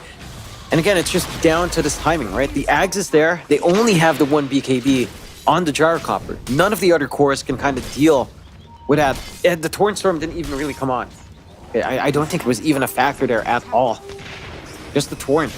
It's just the damage, the chase down, the isolation that you can get with a tiny toss back and with a rundown that Lycan can provide. They're still in it. They shrink that lead down to just 2k now for Nouns. Gunner? Oh, Gunner. He's got a BKB up. It's a bit of a confident jump, but he'll at least find the creep for himself. Takes the Black Dragon away. Meanwhile, Lelis is still having a hunt around that the Wolves will scout him out. But Azure Ray not willing to give up the lead they just got. They will just go for a run and reset and come back another time. I mean, this is exactly what they want. Just one good team fight. And now their drafts are pretty much on parity. That they are. You've got the Hurricane Pike flying out now for low. You've got a BKB set for Bach. You've got, looks to be a Bloodstone coming out for Ori as well. And so we're going to have a lot of regen on hand with Thornstorm flying around. You've got your tools to kind of play your game getting ready here. And this is where it gets maybe a little bit more challenging for Nouns as the game goes on. Like trying to play the same gank style up against techies for the mines. It got to get a little bit tougher. I like that they've been smoking up and just using the Wolves forward as you tend to for Bach, getting that information first to isolate these targets. It just makes it so hard for Nouns right now. And we'll see if they can start taking these fights on their own terms. I don't think they want to play counter-initiation like this. They need to be the ones jumping in first. Oh. Gunnar will jump in first here. Gunning. Don't blast off. Poppy will be there just in time to ensure he does take him out. Meanwhile, on the other side, though, Low trying to pick up Fly. Fly's going to pop the ulti here. Try to dissuade them, and he will actually survive. Very nice. Yeah, that's worthwhile. I mean, just not giving away free kills onto Bach. Again, every single one counts right now for Azure Ray. Considering the net worth differences. The ultimate in exchange for his life. Pretty fair trade. Side of Nouns still maintaining a 3k lead, so growing back just a little bit from the last time. But side of Azure Ray, again, they're not out of it. This is game 3 in a best of 2 in a Swiss system for group stage. Every series counts. A win here can set you up maybe better down the line, and just makes your journey in Wallachia that much easier. They're not going to be slowing down anytime soon. Going for the full Lincoln's Next and low, some protection from, say, the Doom here, even the Disruption and the Demonic Purge that Lelis has. Not too far off for low, into the Shard as well. That Glacier is really key to boosting up the damage on this Drow Ranger. It just makes it so much easier to play, so much easier to find a good position for yourself. Roshan in a minute. Both sides are kind of setting up in the general area. Some good vision from Azure Ray to watch that, from Nouns to watch the top area. We'll see if they consider going through the gate for that one. They will just pressure tier 2s for now. Again, you still have a liking, so the push pace can go quite fast here. It's kind of an absolute win for Azure Ray if they get away with this. Considering the state of the game the way it was just about 5-6 minutes ago. Tier 2 bottom tower going to go down. They'll have time to defend the top tier 2 if they really want, or they could try to pressure high ground for a little bit, and it seems like they're going to go the high ground route. Force Nouns back to their own base is the objective, as Gunnar is going to rotate. Tier 3 tower, already losing a fair bit of HP, we'll just look to retreat. That's all Azure Ray wanted, just force Nouns back. They'll TP back up towards the top lane now. They'll have Roshan priority once it does respawn, and it respawns right about now. Yeah, they've got room to take care of that vision as well. Tianming setting that up for the side of Azure Ray. Instant smoke out from Nouns. They're on a good intercept course. They still have forward vision here. They smoke under that ward. Nouns, they can hunt this down. Certainly can. Can they get the fight they wanted?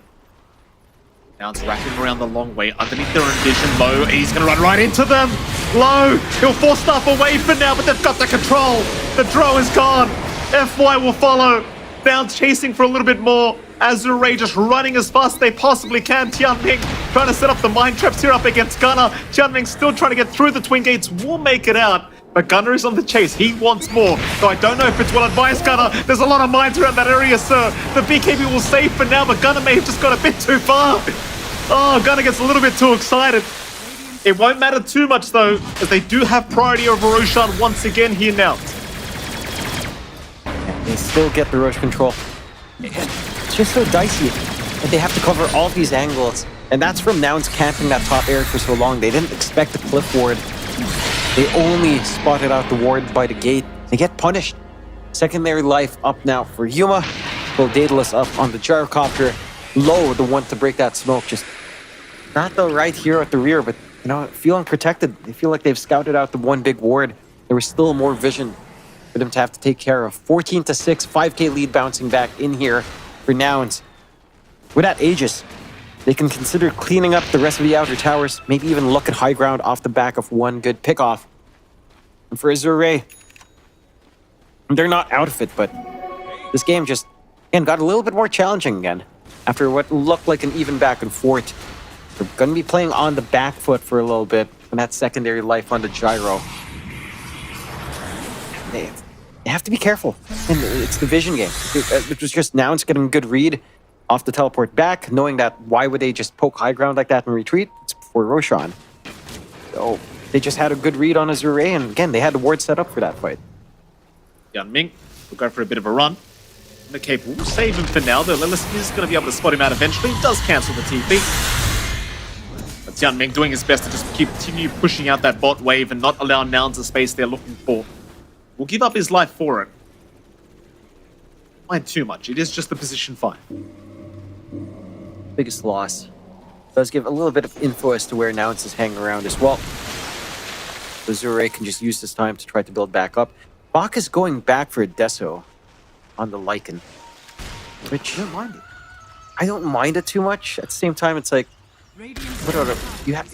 Looks like you have so many other options, like AC, perhaps to help you survive through the gyrocopter damage, gives you some minus armor as well. I suppose just for the sake of pushing and split pushing, this can open up some possibilities to try to rat out onto tier 2s, onto tier 3s for Bak. And again, I guess considering how they've been playing and where the success has been coming in, it's off the back of these isolated shapeshift tossback plays. So just helping to melt some of these heroes faster can make a big difference. Allow me to translate what Bak's trying to do here, but very simply. Bak is saying, I need to carry this game, I believe. So, low last team fight, you saw him get blown up first. Bak's like, if that happens again, I'm going to be the It could be the way to go. Yeah, I mean, it could pay off. Again, it also allows for a little bit of a quicker push onto the high ground, which does feel like they need to capitalize on any openings they find on Azure Ray. They find themselves on that high ground again. Nouns still have a lot of time on that Aegis, 2.5 minutes left. Got more than enough time to just melt through some of these tier 2s, some of these last few outer towers for Azure Ray. Azure Ray, for their part, not interested in fighting into the Aegis. Perhaps FY could start to find some boss backs, but Nouns also start to play it a little bit safer overall. And the side of Azure Ray, well, they're actually sneaking out with a smoke into the Aegis. See if it pans out or if it's just a warding run. a bit scary. Maybe just looking for a bit of a pick-off. They've got vision on Fly with the Wolf. Fly, you kind of understand how they are looking into him. In fact, no, FY, he'll jump onto the Doom, but it was just a toss-up. He did not toss Gunner back. The wards are down, and Azure Ray, they'll count their blessings, they lose nothing. They will run their way out of it. I mean, Nouns are still looking to try and go high ground here, but I think you have to be very cautious. But the tossbacks is certainly going to be a problem. I mean, even Low now has a full Lincoln Sphere up, so the Doom is not going to be quite as easy to land here from Gunner. I think Nouns understand. They'll just continue the farm game for now. No need to rush. Well, they get the free shard as well for Low. So the Glacier on the high ground defense going to make a world of difference here for the Drow Ranger in terms of just holding that position, getting some good damage out as well. Can focus that gold elsewhere now. Always useful considering how far behind you are right now on Azure Ray, going for the Daedalus. Just some damage here for Low. Full Bloodstone out on Ori. Going into the BKB, so he's got some sustain with a Torrent Storm, with a Ghost Ship, and the Tidal Wave flying around. There's a lot of regen you can't expect there. Satanic fully up now though on Yuma. So his sustain game's also up. Don't have anything like, say, Drow Ags. That's not something they're looking for anytime soon. That Deso we've been talking about on Bak is up and running. You got a little bit more damage to play with on that chase down if they get that isolation. It's all down to that. Feels like all the pressure is on FY. Find that opening, get the toss back, provide that opportunity for Bak to get that burst play, and then just go from there. Easier said than done. Yeah. I mean, the thing is, you do have plenty of time for the next Roshan. Like, there's 3 minutes at least till we even find out when Roshan is going to respawn. So I think if you're Azure Ray, you're looking to completely avoid any team fights till then. Nouns, it's going to be a question of whether they want to try and force a fight or force high ground. Looks like they are going to look towards that tier 2 bottom tower at the very least, but that's not the biggest deal for Azure Ray to lose here. it's only a 6k advantage. Like, it's going to be very easy to swing that advantage if you do get given this few minutes to farm up as the dire end of things. We shall see. Yuma, to be fair, is farming his own Swift Blink now, and of course that is going to be a big problem for Azure Ray once he does has that up. In fact, Gunnar, he has found Low. Low's going to go for a run. Gunnar does pop his BKB, and Low has been left behind. That's not the way you'd want that to go for Azure Ray. Drow should not be your sacrificial lamb, but out of position. Great read again from Nouns to get that chase down, instantly finding some punishment. And Azure Ray again held back. 2 minutes till Roche at the very least, until we see the respawn timer. And Low will be around by then, but with your big core down, it's an opening for Nouns. Instantly aggressively smoke up. They've still got Doom ready. They can try to think about that high ground off another kill, setting themselves up for it. Right now without the drone, certainly feels like a pretty good time to try and make the plays happen here if you are Nouns. Slowly but surely, they'll start chipping away at that tier 3 tower, but it is a very slow process. Azure Ray just waiting for Low to respawn, and there you go, there's a Doom out. They found Ori with the Doom. That's a big target to take down, and he is gone. Bark, he'll rush in onto Fly. He'll try to get something done, though Bark is completely surrounded. He'll pop his BKB and run for it. Meanwhile, here comes Ori. Here comes Low. They want the fight now, but Gunner's just going to BKB TP out, and they get nothing for their trouble. A buyback from Ori amounts to nothing. Nouns, they get away with murder once again. They take away big tools from the side of Azure Ray. A buyback for Ori, holding back this BKB that he really needs to hold his front. And they did force out Doom, but with the Octarine up and Gunner, it's not the longest cooldown any longer. Can just reset a little bit, go for that next fight. Azure Ray, they feel the pressure with the buyback. They need to make something happen. They're gunning for a smoke, but they don't have the forward vision to kind of sustain this. See if any openings come out here. If they lose Ori again, this might just be the end game. Definitely could be. Tower is under attack. Props to Nouns have been very good at just target selection throughout these fights. We saw Gunnar just had no hesitation as soon as he saw that Conker. More than happy to jump in. A smoke on smoke. Right into that Radiant Triangle. Copy's going to be scouted out, but he's got help right behind him. FY's going to jump in, but the Yule set for in fact the Wind Waker. Copy's going to be just fine, and now the two-man stun. Gunnar, what an initiation. They found Low again. Low's trying to run. He'll run towards the west of the map. He'll have to just fight back now, but he is trapped on his own glacier. Copy will take him down. How do you fight this one as Azure Ray? The answer is you don't. There goes FY. Bark's going to try and run. Copy will take down Tian Ming. And Bark, he'll continue trying to run as a wolf, but the homing missile will follow him all the way up. The wolf form about to wear off. He's forced to pop his BKB to run, and he might just make it. But it's 3 down for the price of nothing. Another huge win for Nouns. That's their ticket to high ground if they wanted it. They could try to force out some buybacks. Respawns are still fairly short. Roshan still a minute and a half away. They managed to force everything out from the side of Azure Ray. No shapeshift. No BKB is the big one. Sure, Doom is down, but again, with the Octarine, it's not that long for Gunner to wait out. Already forcing the Fortify out. Yuma changing gears onto the top. Should be able to find this objective. What can he do here on Azure Ray? Like, this Drow is just not doing anything. The rundown is there from Nouns. It doesn't feel like they're able to cover all the bases here. And I'll be frank, I know there's a reason for the Desolator and Bach, but it just doesn't feel like that damage is great. You don't have any stacks up on Bach. He's not been able to find any kills with the Deso. Might have you been better off with, say, even a Harpoon here? Perhaps, just to keep that chase. Still, again, if they get the opportunity for a procedure on the high ground, it can still pan out. But for now, the itemization doesn't feel like it's lining up just yet. Roche in half a minute now. Azure Ray fully spawned back in, so they can try to take a fight. But this feels like a freebie for Nouns at this point, into that next Aegis at the very least. It's very, very tough now for Azure Ray.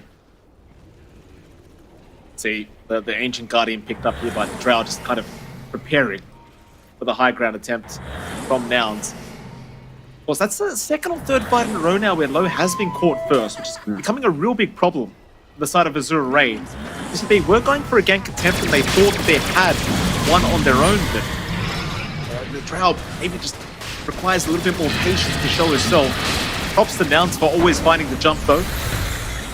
Roshan going down for free, of course. Azure Ray have really no hope in trying to contest this. It is gone. So, 3 Ags as well for copy. Max stacked. Not going to even be threatened by low FY. Away, he was just trying to push out the bot wave and get a bit of damage onto that tier 3 tower. It is probably going to cost his own life. He doesn't actually pop the Yule Scepter for that homing missile. Wouldn't have mattered anyway, to be fair. But yeah, another easy pick off here for Nouns. Azure Ray just starting to lack options. You've got the Nullifier coming out for Bach. There's some counterplay for that Wind Waker that Copy has been really leveraging here quite nicely at the very least. And some Dispel for the barrier on the reactive armor active with the Ags. So some tools to help you out here. On the side of Azure Ray, still feels like this BKB has to come in from Ori for you to really be comfortable. And more damage on low. It just feels lacking at the moment in terms of just trying to burst down anyone on the side of Nouns at the moment. 40 minutes in, 21-6. Nouns with a 24k lead, nice and comfy now. Win probability is 88% the way of Nouns. Been Nouns favored for the entire match. A little bit of bounce here and there, but hasn't really left their control in this game. And Azure Ray, I mean, they still hold their high ground, to be fair. And this is up against techies with prox mines. Tianming is kind of setting up to try to make it a nightmare at least, so there is that. Gotta do what you gotta do. Might not look pretty, but it's what needs to be done here by Azure Ray to give them the chance back into this game. We saw it earlier, one good team fight. They could make their way back quite easily, but you need that good team fight to go your way. Right now, Nouns are making it absolutely impossible. Oh, even the Divine Rapier queued up here by Yuma. He's just taking zero chance. So I say that. The Divine Rapier may give a chance away to Azure Ray if it is given back the other way, but we'll have to wait and see if Yuma does actually pick that one up. Yeah, it could be one of those players that just likes queuing it up. We've been baited multiple times before. These kinds of players. I would like him to commit, but it feels almost unnecessary. Doesn't feel like they need any more damage. A little bit of a chase up top. FY should be able to make his way out. Gunner not able to keep up. We've got the refresh on Gunner, by the way, so double Doom is ready, double BKB. Even the double War Stomp is pretty massive. Got a lot of play on hand right now for Nouns. And Azure Ray, I think their best play now is to toss back into these mines, Mike. That's the play now. My favorite part of Dota. It's the kind of stuff I live for. Sicko. Jump in, FY, no, that's an illusion. And he will recognize it immediately, not wasting the toss back into the mines. The problem is they are probably pretty aware on now that there is a bunch of mines on the high ground, and hence just sending the illusions in, just to get rid of those immediately. You know what they need? Techies Ags into the toss. Once the minefield's active, toss them around. There you go. That's your play. The first time I built Ags on techies, I placed the sign down. They literally walked into it and laughed at me. They all chatted me, Jonathan. So what are you going to do now? We're not moving. Yeah. It was horrifying. I never bought it again. Yeah, but if you can force them to move, like you've got Tidal Wave, right? Tidal Wave them across the minefield sign. Toss them back across the minefield sign. I'm not even memeing. I think you have to find some ways to actually do this high ground outside of just toss back into prox mines. Like a little bit more on top of that does help massively. Oh, I completely agree with you on that point, Jonathan. I think that might actually be the only way. You know what would have been another way, John? You can see it on Bach's Lycan right now. The Necro. You see how they've got the cosmetic there? Little book dangling off the Lycan? God, I missed that item. That was a great item. Yeah, it was a great item. And maybe we'll hit 60 minutes. And we'll get the Book of the Dead. Will you be happy at that point, Mike? You want a 60 minutes? Yes, I will, John. Okay. Yes, I will. Let's do it. 60 That's minutes. what we need to see my boys back, then so be it. We'll see if we actually hit that point. We're 43 minutes in. Still a ways off. Free shard for Bach. So the wolves go out. A little bit of free push, but at this point, it's probably just free gold for the side of Nouns. Oh, Gunner. Gonna find FY. Nice cheeky kill here for Gunner. And FY could try to walk his way out, and he will give it a crack at the TP attempt. Gunner's got it. Nice. Cost him 1 Doom, but he's got Refresh and Octarine. Again, doesn't matter too much. Cooldowns aren't too long. FY is just doing what he can to try to find a site of Vice. It's so close, it's so far. Aegis at least fades away now. You don't have to worry about the secondary life on Yuma. But you can't really do much either right now in Azure Ray. You're playing the high ground simulator. You're just stuck in base. There's the Harpoon for Bach being formed up now. I'll have a way to try to pin someone down, drag them a little bit closer. Which also, I guess, kind of works with Minefield Sign, if you find it. If they do. I mean, for now, Jianming's just going for a 4-staff, so maybe he could just 4-staff them into the minefield. That works too. I'd be happy with that. It's not. I mean, we're acting like there's a Minefield Sign. It's not there for Jianming. No. Maybe someday. But, level 25, plus 2 damage. Then Yuma buys Divine Rapier, feeds it to Jianming. Right? Think about it, Jonathan. I'm cooking here. No. 252 damage. Why get the Divine? You need a Moonshard first. Okay, Very get true. your build priority in order. Moonshard and then Divine. It's Yuma's Divine I'm talking about, though, Jonathan. In fact, Yuma does uncure, so never mind. Unfortunately. Yeah, it's going for the AC. Nice safe play against the Drow. Icky. The Divine is the gamer's choice. The gamer's breakfast. As Azure Ray is very well aware of what happens when you have 5 Divines in the game. 7 Divines. I don't know how many Divines were in that game. A lot of That Divines. was a lot of Divine. Enough Divines that nobody cared about the Divines anymore. They just left them there. That's the most traumatic thing you can see as a Dota player. Yeah. No one caring. It's just some nice mines. Good gameplay here from Jan. It's mining the whole damn thing. Is it going to matter? I don't know. I think it does. It does matter, you know. You don't really have that many illusions to play with to try to clear out. So 1 toss, and suddenly now until realize why Azure Ray love long games just like G2 IG do. See if it gets to that point. Look at them. They're just smoked up in their high ground to mine. For Jianming, at least. I'm so confused by this ancient rumble hide that's just following low. Like, what? Accuracy increase plus 51%. But what does it even mean? Evasion Pierce, but there's no evasion to worry about, is there? We decided it's 51%. Like, why 51? This is so it's worthwhile picking it up. Hey, 50 sounds like, it's just a coin flip. At least 51, it's like slightly better than a coin flip statistically, I guess. You sound like a gambler, John. the ratio is good, boys. We can't lose. No, absolutely not. 51% of the time works every time. It's got to mean something. It's fun as well because he had once he builds the glacier, once he presses the glacier button, the little ancient rumble hide just sits on top as well, which is actually kind of cool because it's almost thematic, isn't it? I suppose. I mean, the attack speed bonus, I guess, is really what you're doing there, right? But the accuracy is funny. Man, I don't know. It's like Drow is a pet. Roshan, 12 seconds away. 33k net worth lead. Are scanning. A high ground is truly Dota's finest challenge, Mike. Sound very excited, Jonathan. Oh, I'm so excited. Very thrilled. The Trilla in Manila, as they say. You're so toxic, John. How dare you? Just because you can't play like these guys, it doesn't mean they can't, you know? Well, here we go. Azure Ray, they've smoked up. Here comes the action. We've got the sight of Vice and FY. It'd be a nice big reveal.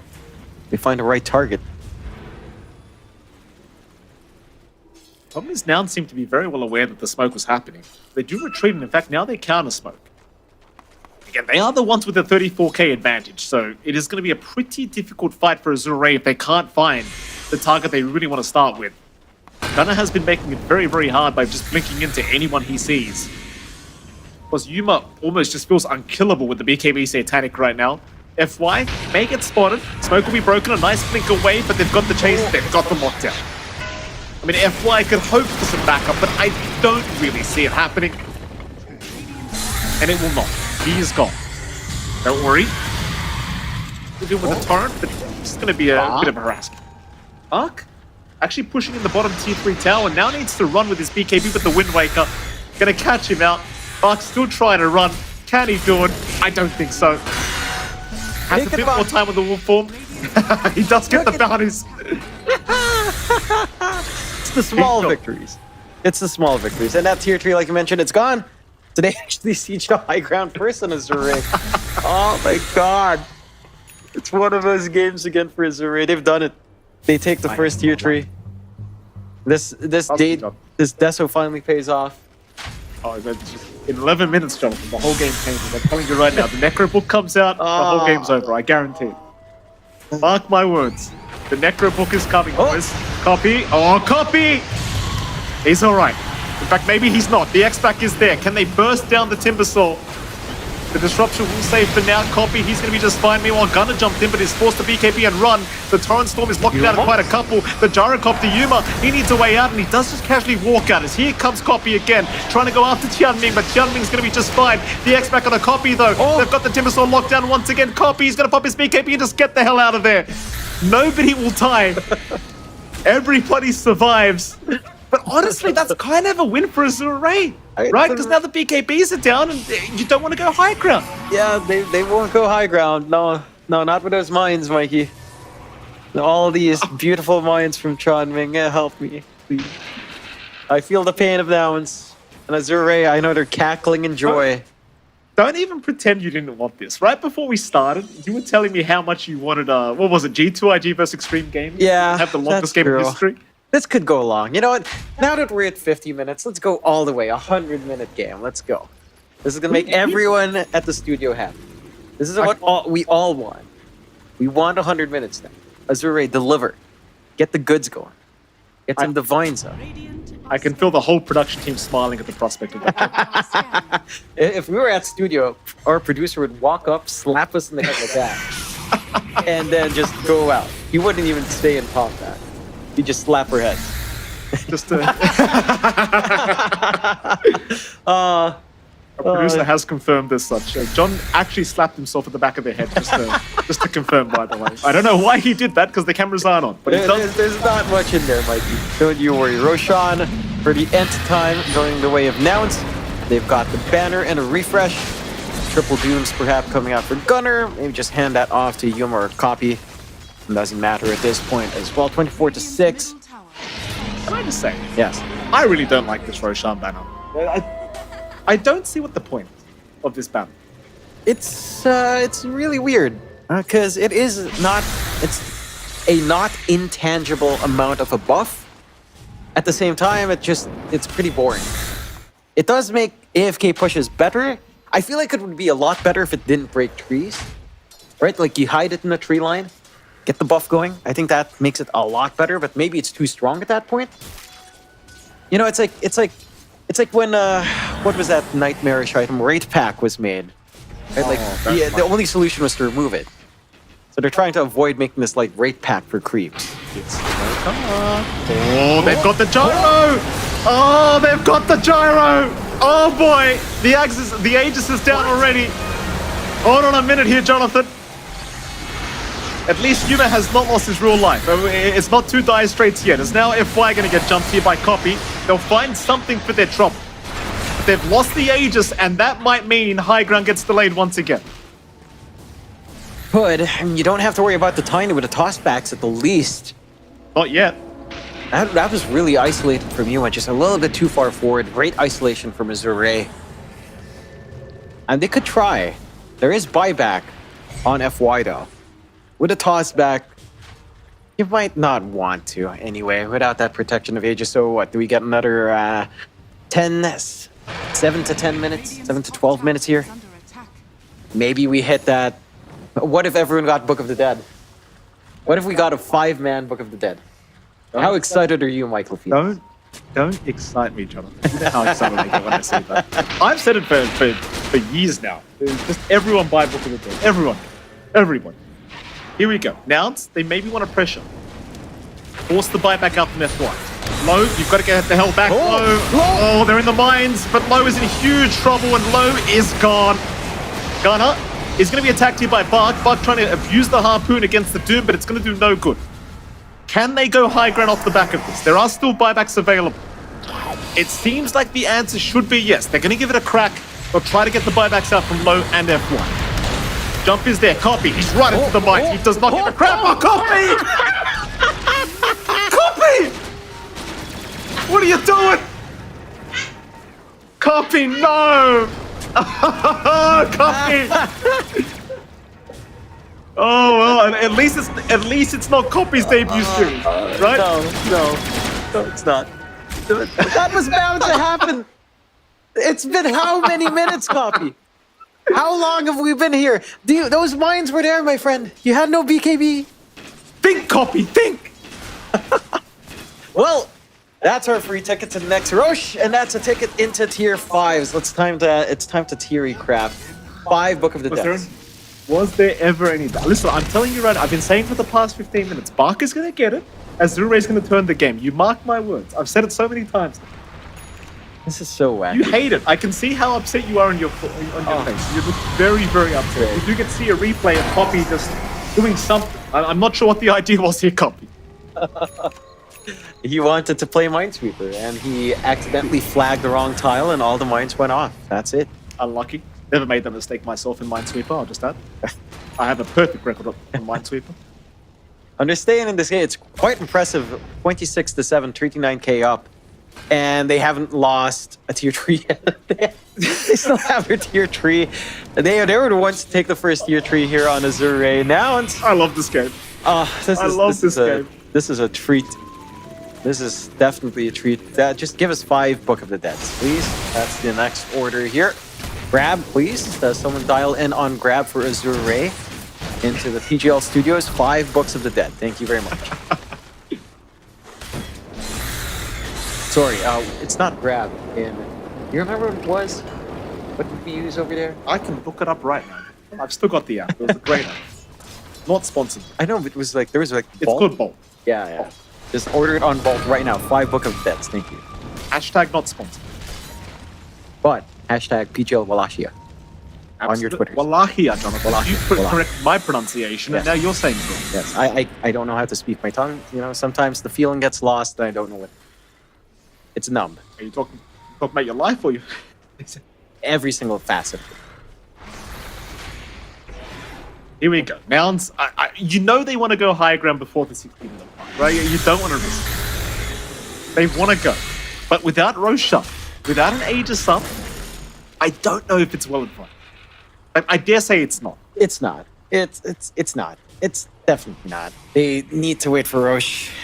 You've got the refresh on Ori, so you've got the double Torrent Storm, double Ghost Ship fleet now. I mean, this is really where the game gets annoying, because BKBs are down to 6 seconds. There you go. Some illusions from Yuma to break some of the mines. Doesn't matter, because you've got your full Octarine up on Tianming. So he's still going to replay. So cringe. Why is he doing that? He needs a refresh on top of this. You know that.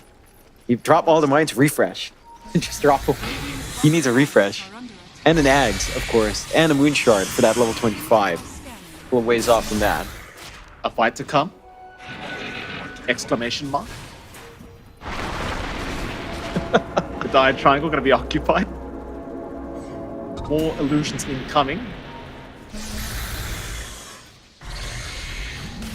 2.5 minutes left for our beloved tier 5 items. 42k net worth advantage. Not that it matters at all at this stage, because the whole base of the Dire it's just a death trap. it's just a literal, like, just look what Tianming's done. What a mess. It's art. This is art. This is artistry. This is Dota at its peak. It's cinema, John. Can you imagine if these were green mines? Just on the tier trees, hidden in little pockets? Would that be any better, Mike? I don't know. I was never a sicko, Jonathan. I never played Vikings back then. I had standards, even back then. Yeah, you were a library strat person. Necronomicon 2, please. It was so good. Well, what's up with that? Like, I know the one Dota 2 memer I used to watch back in the day was Australian, and they did it in their pubs. Why? What's up with Australians and reading books? Because we're really stupid people, Jonathan. We need some form of education. Education's very expensive in Australia, John. This is all we've got. Necronomicons. Away. Teach the youngins. Oh, copy. Oh, in trouble. Copy's going to try and go for a run. Oh my Copy! God. Copy. We've got to have a talk, sir. Okay. We have to have a talk. What are you doing? He was playing under vision. I mean, it's at that point in the game, you know, where you kind of just disregard the obvious cliff wards. You play away, you feel like you're strong on the Timbersaw, you can clear out, and then you just get picked off like that. So, and again, a little bit of an opening for Azure Ray. I do like what Nouns are doing, just spamming out the disruption illusions to clear out mines. That is definitely the play. Oh, I'll see FY, and they will leave FY. It's only gun. FY will just casually walk out. Meanwhile, the top tier 2 tower is being forced in by the Wolves of Bark. And we have 20 seconds left. We'll see who gets what neutral items in just a moment, ladies and gentlemen. let's see if that order came true, Mike. 5 Book of the Deads. I wouldn't mind 5 Giants Rings. Oh, no. You know what they really need? A Pirate's Hat and Chan Ming for that level 25. And then you can skip the Moon Shard straight for the Divine Ring. That's the play here. We just have both. True. That could be a possibility as well. Let's see. 60 minutes. Farm up. Farm. What are you doing? What? T5 token's been left behind. What? Who left that? Oh, the gyrocopter. Oh, imagine that. The carry's not paying attention. Not the first time I've seen that. I'll tell you what, John. That could actually be a difference maker. He actually took a T5 item and left his own token behind. Oh, this is classic position 1. This is classic position 1. It is. It is, and then, you know, the team's like, oh, where is it? Okay. Copy is here to Copy's save the gonna day. find it. Thank God. Bless Copy. What we do have is a whole bunch of mirror shields for whatever forsaken reason. Oh, Buck, no. No, Buck, no. That's not how you do it, Buck. Look, maybe he didn't have the choice, okay? Maybe he didn't have the choice. He knows his son. Jian Ming has no choice here, John. Jian Ming's in big trouble. Jian Ming being jumped here by Gunner. And Gunner, he will have his way with him for the first time. Meanwhile, FY trying to make a jump in onto the gyrocopter. But Yuma will pop his BKB, so he should be just fine for now. The rest of Azure Ray looking to back off because Gunner's a big boy, but here comes Bark. Bark wants to go for the fight. He's on the doom, and Bark is gone, or rather, Gunner is gone. Yuma, he has no BKB, he's going to be very cautious. Meanwhile, Copy, he's just frontlining for his team. Yuma's going to jump right back in, trying to go after Chunming, but Chunming's fine. Buck's the target now. Buck will run his way out. Gunner, he's brought back. He'll go after FY. The Scythe of Vice back in onto the Tiny, but it seems as though Nouns have run out of steam. They need to get the hell out of there. Yuma's in trouble. Yuma's going to try and man up through this. Chunming to jump back in. Yuma, he'll go after Low, and Low is gone. Uh-oh. A 5v3 scenario, Nouns. They have got a huge advantage. They should be able to get a higher ground, but there are still mines. Low's got buyback once again as well, by the way. And this is the opening they're looking for on Nouns. Forces buyback on Low. Just go right back in. All these mirror shields on both sides are just causing numerous issues in trying to get that instantaneous lockdown they both need. I do like that Chan Ming knows the assignment. He has a Pirate's Hat of his own. It's just still a level away from 25. You need to hit that point before it's really relevant. And as you mentioned, just the mines here. They could go for Roche on now and want to... They've already forced 2 buybacks. They just need to find the diebacks at this point. FY, back is there. Copy. Nullifier, it's going to cancel off the wind wave. Copy is getting blown up.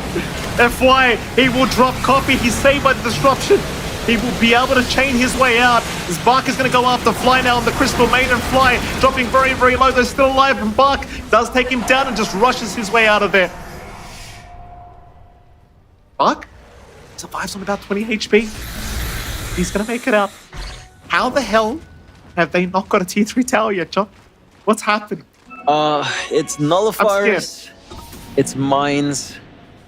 It's Dota 2. It's Dota 2. It's 63 minutes in. You're up against techies, Kunkka. There's a whole lot of crap flying around, a whole lot of water pouring out. Plumbing is not fixed. The base wants to blow up in your face. You know, it's hard, Mike. When the house is falling apart right when you're trying to invade it. It's not a home you really want to invade.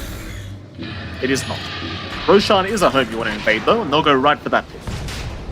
There'll be no contest by the looks of it once again. Not that it really matters, because still Tier 3 towers standing here for Azure Ray. What can you do? Here we go again. Round number 10. Oh, you've got level 25 up. Oh no, what is this, Chen Ming? Why'd you go for the 0.8 seconds pretty good. proximity mine? I mean, it's nice, good. but he has the Pirate's hat. 252 damage. We need to break out the game for another 20-30 minutes, John. Come on now. This is the way. Just have them all blow up.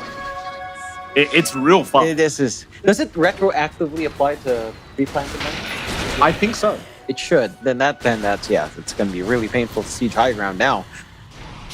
But on the other hand, I guess the Wind Waker saves can blow up a few more of them on the Wind Waker. You know, they'll instantly pop out, so it's going to be a lot harder there.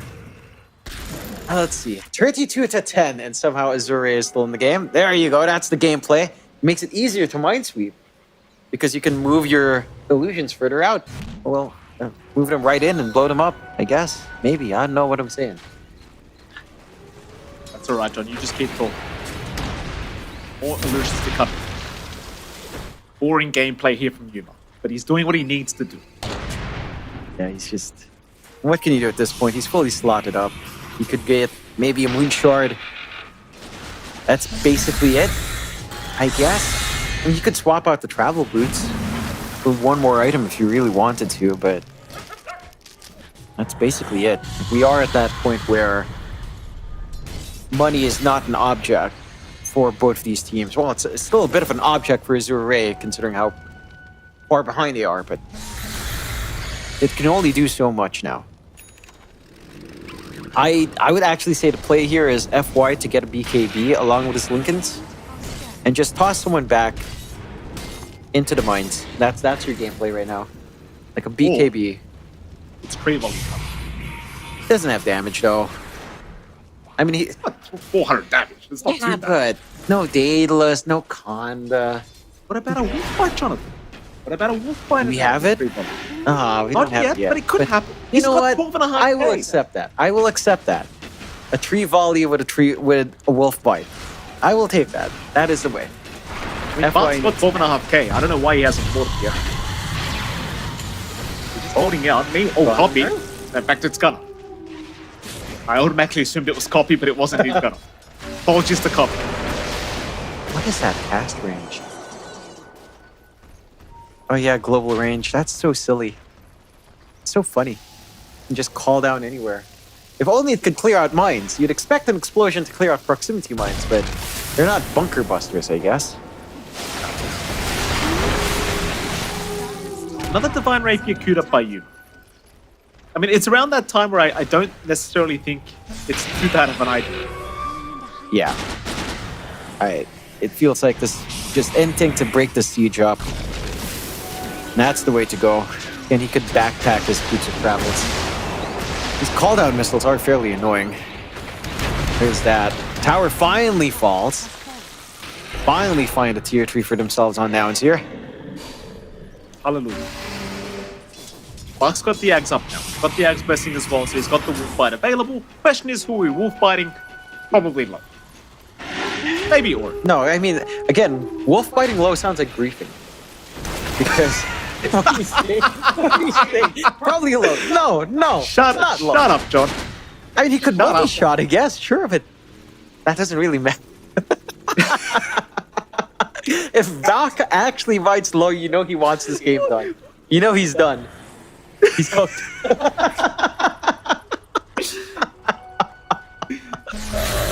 If Buck would just be like, oh, you want to get caught out? Here's a wolf bite. Now you can do something. I think Low should disable help just in case. Right now. Buck's standing right next to him. It's Ready a danger. whenever.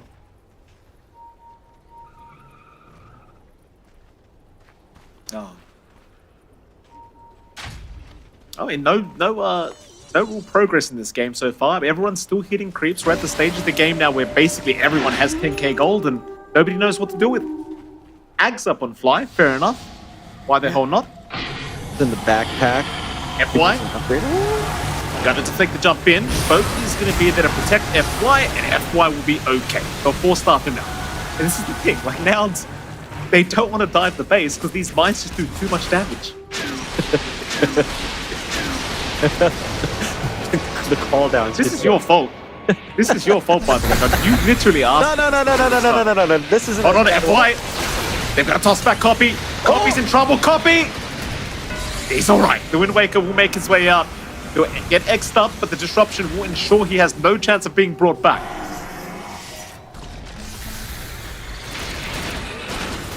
I was gonna say, this isn't as bad as we haven't seen G2IG versus Azure Ray. You know, this is just an appetizer. Yeah, this is the touch of Mama Liga before the Sarmale. Ah, A little bit of that. I think Good old Liga into the Sarmale, the main dish down the line. Hannah. See the Doom. They don't want to jump the Doom.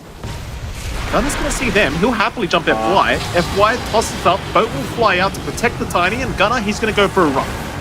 Jumping is out from Lelis, though he will find nothing. Meanwhile, Copy! Oh! Copy's been caught. Copy is down, and now there's a two-man stun! FY! He's on a Gunner. The BKB is there. The TP way is out as well. He'll make it. But Lelis will not be so lucky. Lelis is gone. Oh my god. And the game continues. I love Dota 2. I love Dota 2 too, Mike. We are getting the Ags blessing out for low. I will say one thing. At this point in the game, if people are just BKB TPing away from you, Yeah. and your Lycan can't buy Basher, Yeah. I think it's time for a range Basher for low or Chanming. Why not? 12%. When you need it, it's there, Mike. It's there. Who's to say it'll be a range basher, John? We still got Wolfbite below, you know? Yeah, it could just be a melee hero. Totally the way Drow is designed to be played. Very acceptable. This might be my favorite. I mean, this is the first series we've got of Wallachia, and I've already forgotten how to say the name now. It's been that long. It's that long. Goldfish memory just disappearing live on This stream. is our first series. This always happens to us. I can only feel sorry for every producer that has to produce our dumbasses every time we have a game on. Oh, they're just stuck with it, Mike. Oh, Gunner. He's going to find Tian Ming. Tian Ming, though, is not going to be stuck. He will be fine to force stuff away, unlike our production team. Chanming has the Dagon level 1 as well, just to clear out these illusions. To stop his mind from blowing up. That's the counterplay. This is the next level stuff. Honestly, I appreciate that. Just delete the illusions. I like that. I don't know what I'm even looking at.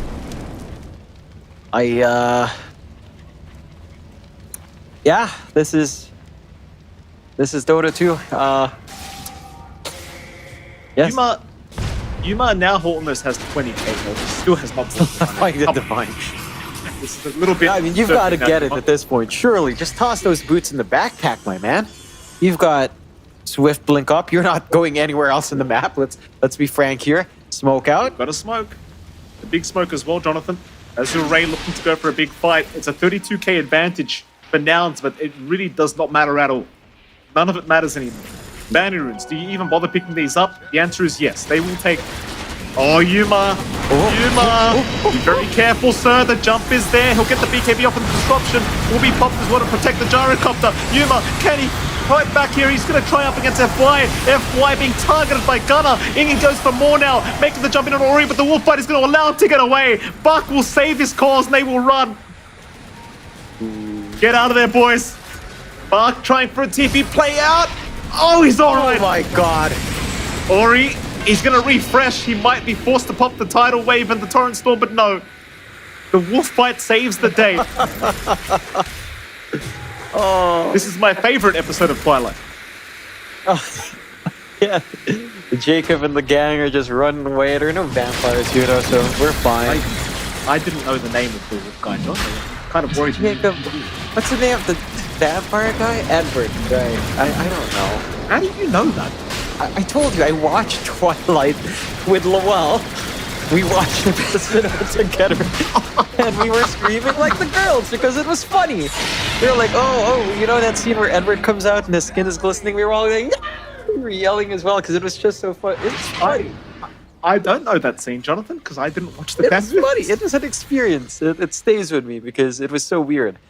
That's what I tell myself at the very least. Yeah. As we are stuck in this game, 33-12. Not stuck, Jonathan. We're enjoying the game. We're enjoying it. I am absolutely. This is a treat. Moon Shard up for low. Oh, what? Gaimin, why? He just denied the amplified damage rune and ran. He could have picked it up, my man. Amp up those mines, I guess. But it doesn't matter at this point. What matters is next Roshan is still 7 minutes away. There are no tier 6 items. You know, at some point, I wish the Ancients would just start walking towards each other and hitting each other at some point. Feels like That would be good. that'd be interesting. I don't know if that's good happen. Oh, go copy! Copy again! The toss back copy! Jesus. Wind Waker out, Nullifier is not going to be there from Buck. He was not within range. But my goodness, the amount of damage Low is doing now. In we go. Buck's going to pop the Wolf Form. They have gotten rid of the vision of the high ground though, so they've got no vision here up against Nouns. And they will back their way out once again. Back to the high ground. Back to the safety of the mines. Downder's just gonna hug this area. No Pierce here for Nouns. At the very least, Coffee does stay alive. How do you actually pierce this high ground nut? I do not know. I think the best thing I can think of is sneaking into the back using the tree line and trying to force the fight away from the mines, but that just sounds very ridiculous. It sounds like a lot of effort. I appreciate Chun Ming building a level 1 Dagon just to review. Exactly, right? He really doesn't want to give these mines away. No. He needs his own site of vice with the Dagon, so he can clear 2 elite every time. Or have a backup. Oh, there it is. Finally. A divine for Yuma. Yeah. And he's still got 20k left over. But maybe another one to come. We'll see. But what do you even buy anymore, right? What are you meant to do? Yeah, just secondary divines at that point. You really don't have any room to grow. Is there ever going to be a day where you can donate money to your support? Like, let's say if you wanted to hand money over to your supports, but you had to, be taxed 30%. What about that? I would take that. I think that'd be pretty game-changing. If you... Frostbite will lock him down. You're just going to have a look at this wolf, but Barkshi's still going to be perfectly fine. In fact, he's going to man up and run in. They've got the hurricane, or the harpoon rather. Disruption will save the gyrocopter for now. Instead, they're onto Copy, but Copy will back his way out as well. In goes Gunner, into the mines. He's manning up here. Gunner with the BKB. He'll walk his own way out with the Wind Waker, and he'll be just fine. But it seems like Azure Ray are thinking about going for the fight, but no. In fact, FY's got to toss back on a Copy. The Wind Waker this time will not work out for Copy. He's in big trouble. Copy, he'll chain out of the low ground. He's going to be all right. Copy will make it. Ori, a huge torrent storm landing on 3 targets. But where's the follow-up damage? It's not coming. In fact, now Tian Ming's the one in trouble. Tian Ming trying to force stuff away. He's barely going to make it out, but FY's in trouble now. FY going down, but they've got Yuma. Yuma's in trouble. Yuma might be gone. That'll be the Aegis down. Because now they're onto Copy. Copy's gone too far. Copy is down a bird. Are you kidding me? Yuma, he's gonna man up in the dire base. There's no mines around him. Low's manning up to boot. Yuma, is this the idea? They're still after Low. He is gonna go down, but he's got buyback available. Back into the fight they go. Gunner, you've got to run, sir. It's not safe. They're coming. Azure Ray, they will hold on to the high ground still. That is just another messy set of events. It's just so hard. That was a 3 for 3. It ends up being a 3 for 3, counting the Aegis, I suppose. It does force out 3 buybacks in comparison to 2 for Nouns. So now they get the stall for next Aegis. And Azure Ray, they didn't even pop all their mines. So it's just my goodness. Simple reapplication for Tian Ming. But this is the point, again, where Dota is just so messy to play. You have mirror shields going off, you have refreshes, 2 dooms, lots of saves, you have the Torrent Storm going through with 6-second BKBs. It's just hard to predict what you need to do. And it's it's hard for both sides to really get anything done. Format trail for some gold. Very nice. Yeah, some investment back. You've got the butterfly for low in the backpack going in to replace that Lincoln's. It's another idea, right? Like, you can make butterfly passive. Right? There's the butterfly upgrade. There's a butterfly just circling through the whole time. Kind of cool. What would the butterfly do, man? What would this butterfly do? I don't know, but you can call the passive like butterfly effect or something. It'd be pretty cool. What if it was a rollback? You know, since it's a butterfly effect, you change something in the past, so just roll back 10 seconds gameplay. Like a mini time lapse, but for the entire game. Like if we could go back and just not enter the lobby. Yeah, exactly. Something like that. Great film. This is why they pay us the big bucks, John. Absolutely. Mark's got a refresher orb now available. Oh, good. Aegon's coming out from Tianming. Very, very pog. Full Dagon 5. We'd like to see. He is going for a full Bloodthorn next. So he is embracing the future of plus 252 damage. I like this from Tianming. I think they've gotten one Rax down to half HP, I guess. That's some progress right there. Is it though, John? Is it? It is in some ways. Shout out to any viewers that have been here since minute 0. We always appreciate you guys sticking around through this 80-minute game. We're having a lot of fun. Hopefully you guys are too. Apologies in advance to John Xfire. I know he's difficult to listen to. That I am. They know. They signed liability waivers if you watch this stream, Mike. Why are you dying, John? I can hear you. You're muting your mic and coughing. It's been... my throat doesn't work too well. It goes in the wrong pipe. And I end up coughing. Okay. Nice. Excuse me. My body's just failing in every level. That's all right. But at least I have this great Dota to watch. Yeah. On the high ground with mines. What's the lore behind the mines? Just the Bane of Toterin. What? That's it. That's the lore for proximity mines. The Bane of Toterin. Toterin? Who's Toterin? I think it's the place that Techies blew up that he's from. I think. Oh. According to lore. Wondering how he's not a war criminal. Pretty sure this is a violation of the Geneva Code or some such. FYI. Thinking about jumping the tiny, they will not though.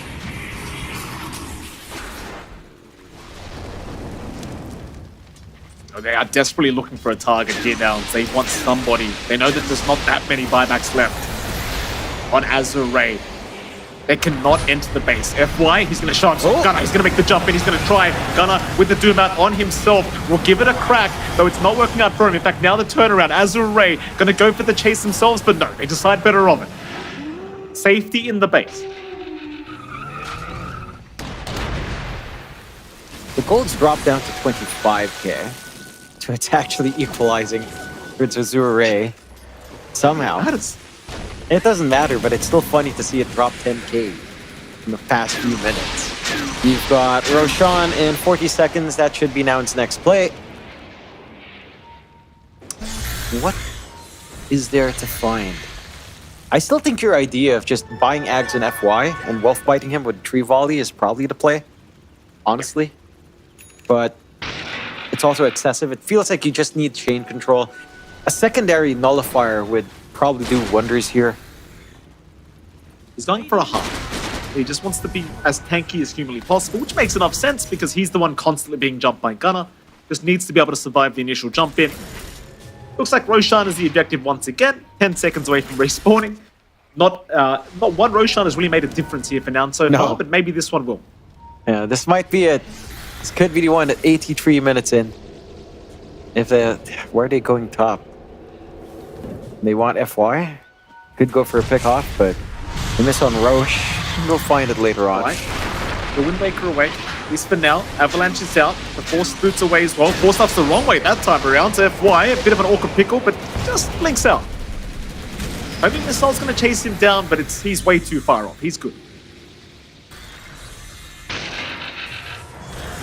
Gotta love Force Boots. So low cooldown for what it is. Just go around all over the place. With a heart, it's going to be next to impossible to kill FY without mobility. Again, Roche is the next bet here for Nouns, as soon as they make their way over. When they make their way over. If they make their way over. Oh, Divine Rapier finally placed on Yuma. So there we go. He finally gets it off the courier, puts it on himself. Wait, it was on the courier this entire time? Yeah, it was. Ah. And he puts it now without Aegis. Correct. I mean, to be fair, if he had Aegis, he probably wouldn't have space for it. And he could drop, again, travel boots, I guess. Not that necessary, but I suppose this will make Roshan that much faster. They are TPing down bot. Pinks out for Roche. They will spot it with the global range call down. That is Roche number something. Going their way once more. Thank you for that, John. Absolutely, I have been keeping count. 100% here, Mike. Reminds me of the time we had the longest game on TI main stage history and you just couldn't remember which Roshan, even though they were literally putting it on the screen for you to see. I cannot see. I lose my body just slowly shuts down and I lack awareness. My brain slowly fries up from internal heat. I think they just call that being stupid, John. There's that too. I was just finding a medical way of saying it. That's fair. You're not a doctor, by the way, just in case anyone's aware. Neither is Dr. Bubbles. That's me. Copy. Roshan, of course, is happening. Ag's Blessing is going to be available for somebody. Whoever doesn't have it at 82 minutes in, or 85 minutes in rather. And everyone has it. So someone can sell their Ags, eat this one, I guess. Lelis will take it. All right, so he can sell his Ags, eat that, and go for something tasty for himself. What fixes the high ground? I guess we'll just find out with Nouns. We'll find it out together. It's a learning. We're now an educational stream. Learning how it's like chess puzzles. This is a chess puzzle. How to pierce high ground against techies plus tiny plus a Kunkka. That's it. In X moves. You know, find checkmate. If this game goes long enough, Tianmin could literally just mine the whole map. Right? How great would that be? You know what I miss? Now I really appreciate the old plus 25 move speed on mines. Oh, yes. Yes. Because you could just move the mines onto tower. It's not a stalemate for that long. Those were fun times. How predict for me? How long is this game going to go on for? Like, are we talking like 2 hours, 5 hours, 10 hours, 10 minutes? Okay, good number. Give you that. I do not know why I said 110, but I have a feeling in my gut. If I say 110, it's going to end in 5. So that's what I'm hoping for. But now that I say that, I don't think it's going to happen. Or he lost his moonshot. On the courier, that is. And he cannot afford to buy another one without having buyback. So he's going to have to wait. FY. Wind Waker away. Wolf form pop just in case by Bark. Not going to mean too much. What if, when the game hits 90 minutes, Aghanim's appears in the center of the map, and you're forced to play a speedrun of Ag's Labyrinth against each other, and then the winner gets a huge buff to their speed. Like, times 2 HP, times 3 damage. I think they might be able to do that just by taking a base, John, to be absolutely fair, but... I've been saying for years... Oh, hold on a minute, FY. Being chased again by Gunner. We've seen this one before. Cue the Benny Hill music. FY is perfectly fine. Jesus Christ. So what I was trying to say, John, is I've been saying for years that Aghanim should be a hero in the game. Yeah, you have. And now we've got this Ringmaster thing come eventually, you know? Eventually he'll be here. I know. Why can't we have Ags? Why can't we have Aghanim join the game? Maybe we'll see Ags again in the next chapter of Groundfall. Oh, wait, whoa, a siege? You got a range Rax. Run low. You're the hero we need, but didn't deserve. Get out of there, sir. He actually he took a Rex ahead of Nouns. Lelis. Oh, they caught him. They see Low. The jump is there, Low. Oh, it may not have been worth it. Oh, he has buyback. It's fine. It's fine. It's fine. He's doing what he needs to. Keeping one lane to constantly shove in is fine. Yes, he buys back. He knows he needs to. Just buy back early. Get that cooldown running. And let's see what happens. I mean, Azure Ray has progressed on the map, Mike. Arrange racks first. They took the first tier tree. I'm pogging as we speak, John. Gunming is now heading towards the fountain with these mines, just in case they feel like fountain diving later on for now. FY is working onto the Ag's blessing, Mikey. He's doing it. The wolf bite into the tree volley. They call me Mike the Prophet for a reason, John. Mike the Prophet. Yes. Torrent? Or rather, Torment are going to be taken. Not Torrent. Oh, there was Earlier on, I did actually say Boron. Boron? It was a combination of Boat and Torrent. Or maybe I just watched That could be a new spell. Well, what if it became a new spell? His new shard, the Boron. Just joking, by the way. I'd never watch Boruto. Horrible anime. Oh. What do you mean? His dad sounds kind of cool. Forget his name. They should make an anime about him. Make it like 600 episodes long or something. But I really like Boruto. I think it's a great anime and manga. Especially when dinosaurs come in. I mean, I was like, whoa, what are you talking about? Dinosaurs and ninjas? Some great stuff. Why do you laugh? You're actually not too far off. I'll be honest with you, John. I saw a glimpse. I think they have aliens in there now. I don't know what to believe. I don't know why that's real. Aegis will expire. There it is. The cycle continues again. 90 out of 110 now, Mike. Fox denied a bounty room now, right? Fox denying bounty rooms. Instead of picking them up, apparently. He's probably using his wolves across the map. That's the only reason I can possibly think he'd say no to money. Or he's digging them up and denying them for whatever reason. I think he's losing his mind. Knowing Fate Beyond, he's probably losing his mind just a little bit. But I could have retired. I could have stayed retired. Could have been with my girlfriend right now, but here we are. There are two idiots talking right now. I could be doing that job. And these idiots are talking about me. It is what it is, Bart. It is what it is. What can you do, sir?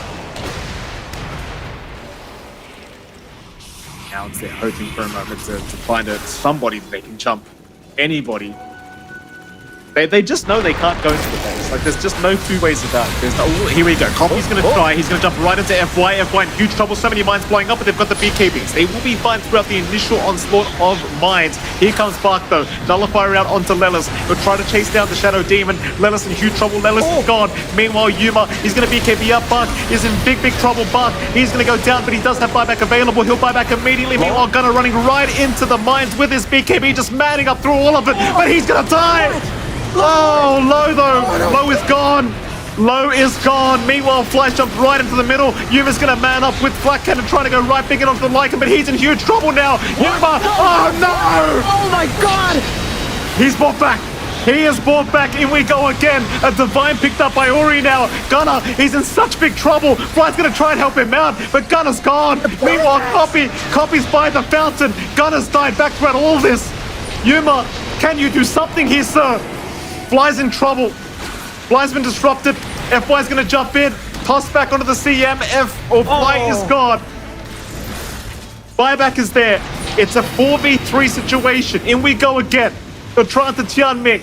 Keep in mind, Ori does have the Divine Rapier. He hits pretty hard now. And Nouns, they do not feel safe. Oh, they shouldn't feel safe. FY. Disruption will save. Copy will be okay. They're going to go in after that mid-racks. They've had enough. They've had enough. Tianming in trouble. Tianming still alive somehow. Will Hurricane Pike himself away. Copy's going in though. Blast off out, but no, he's down. No buyback available for Tianming.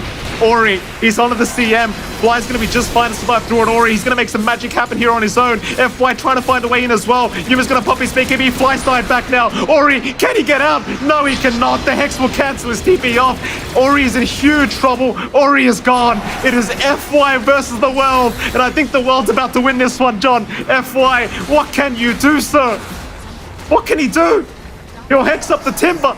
The toss into the fountain. Copy, no. Oh my God. Copy, no. He'll fight back. It's not over till it's over. They've got low back in 15 seconds. Can he buy time? FY, can he be the hero that Azure Ray needs? 5 seconds, he's going to jump in with the BKB. He's going to try and delay this as long as humanly possible. He'll push him away. Yuma, he'll toss him into the mines. Yuma, oh, he might actually die here. Lowe's tipping to the tier 3 tower. Being one copy strike for the Ancient. Surely it's gone. Oh my God. Oh, FY could have almost had one of the greatest defenses I've ever seen, John. He tried so hard. Oh. What a game. Oh, what a game God. 3. They're not even happy. Mental game. No. They're not even happy. There's no way you're fully happy. Well, I mean, they're exhausted. You know, I'm sure they're happy. They're exhausted. That was a slog of a game. Azure Ray making the high ground.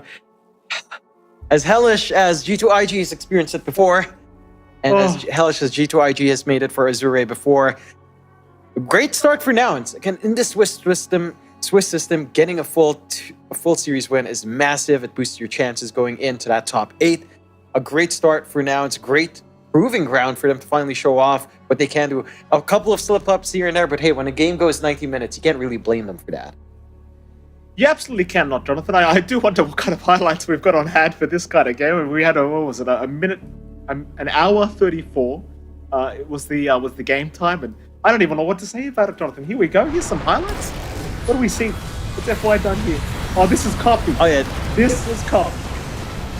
oh, this is right at the end. One of the last few fights there.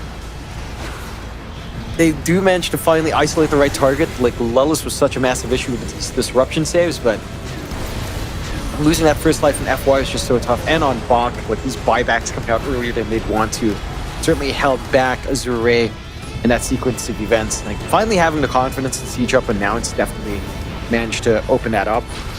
And again, for Azure Ray, they did a great job of holding out because it felt like they were not in control of the game for laning phase. They were not in control of mid-game as well. They managed to bounce back and hold on to the late-game scenario. You know that they can do. And for Nouns, again, they do a lot to kind of hold up. You can see the scoreboard right now. A spectacular game coming out from, I would say, Copy and Gunner. Sure, Copy a couple of times, got a little bit overly aggressive, but got picked off. But he did a lot on that mid-timber saw, and Gunner as well, doing a lot on that initiation as a Doom to open up this match for Nouns and take control early on here. Yeah, absolutely. It was a fantastic game number 3 to end us off. Of course, that was the official first series of the B-Stream for Wallachia. Of course, we do have our second series coming up between Xtreme Gaming and BetBoom. So that should be a lot of fun. What is it, John? Did I say the wrong team? I didn't I? Yeah, it's Xtreme Gaming versus Boom. Oh, of course it is. Xtreme Gaming up against Boom. It could be another long one. We're going to head off to a short break, and right after that break, we'll be back with game on between those two teams. We'll see you soon.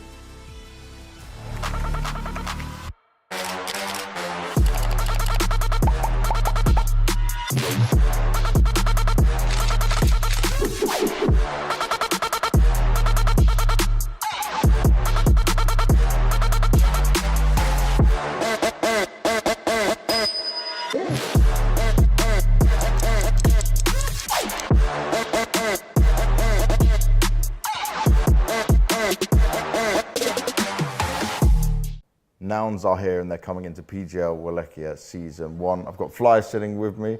First of all, you're looking good. You're looking well rested. So how are you feeling? I'm doing good. You know, I was able to, sleep off the jet lag a little bit and feeling good. And you even went gym this morning as well, so positive routine. Yes. Everything's all looking very nice. Yeah, it's a good way to get over jet lag as well. Make yourself tired, start your day right. I'm definitely a routine kind of guy. Nice, and that experience is shining through. I want to talk about your journey to qualifying for this event because you were invited to the NA qualifier, and rightly so. You dominated, but I guess it's just what you expected, right? It's like anything else would have been seen as a massive failure. For sure. I mean, it's no, everybody knows that NA scene is weak. It's weaker compared to everyone else. And because Shopify was invited to this tournament, then yeah, basically there was nobody who was nearly as good as them in a qualifier. So I'd say it was fairly easy. But yeah, that's just NA scene for you.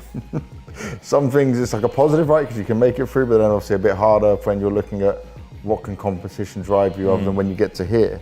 And for you guys, you mentioned already about what happens in North America, and it's been a story for quite some time now in terms of what you guys can look at in achievements and what you want to do. How do you look at it right now in terms of what you can achieve here and kind of what goals you set? So obviously we're not under any illusions. We're coming in as underdogs to this tournament. We haven't had the best results, and that's all fine. I think the biggest thing for us is to show some kind of progression. Okay. So we recently picked up a new coach, and we've been working with him a little bit before this event. So we just want to do it one step at a time. Ideally, we want to be able to get out of the groups, because last tournament we lost in groups. So that will be the first step, and if we manage to do that, then we'll take it further. So yeah, just take it as it goes. And in terms of looking at you as an individual, you have experience, right? But would you still feel pressure given the situation you're in right now? Do you still feel like, okay, look, we need to have the success? I'd say I don't really feel that way. At least I don't want to project that onto anybody else, because I think that will put you in like a bad mental space. Like I said, the key here is to have realistic goals. And we're all aware of where we're at as a team. We're not nearly as good as the top teams like whatever Falcons or something. We are aware that we're not at that level, but if we can just make ourselves 1% better every day, we might be able to get there. Yeah. So Dota is a game about learning constantly. Like you learn or you die, and we're pretty much at the stage in Dota where every single role has to be very good individually at what they need to do. So, years ago it would be like position 5, you would just run around with boots and wards, and hopefully you get your ward out before you die. We're no longer like that anymore. Every single role needs to sort of scale into the game and be able to use their abilities, use their timings, and I'm a key part of that. So I'm able to focus on myself more, for sure. Perfect. Thank you very much, man. Yeah. Good luck. Thank you.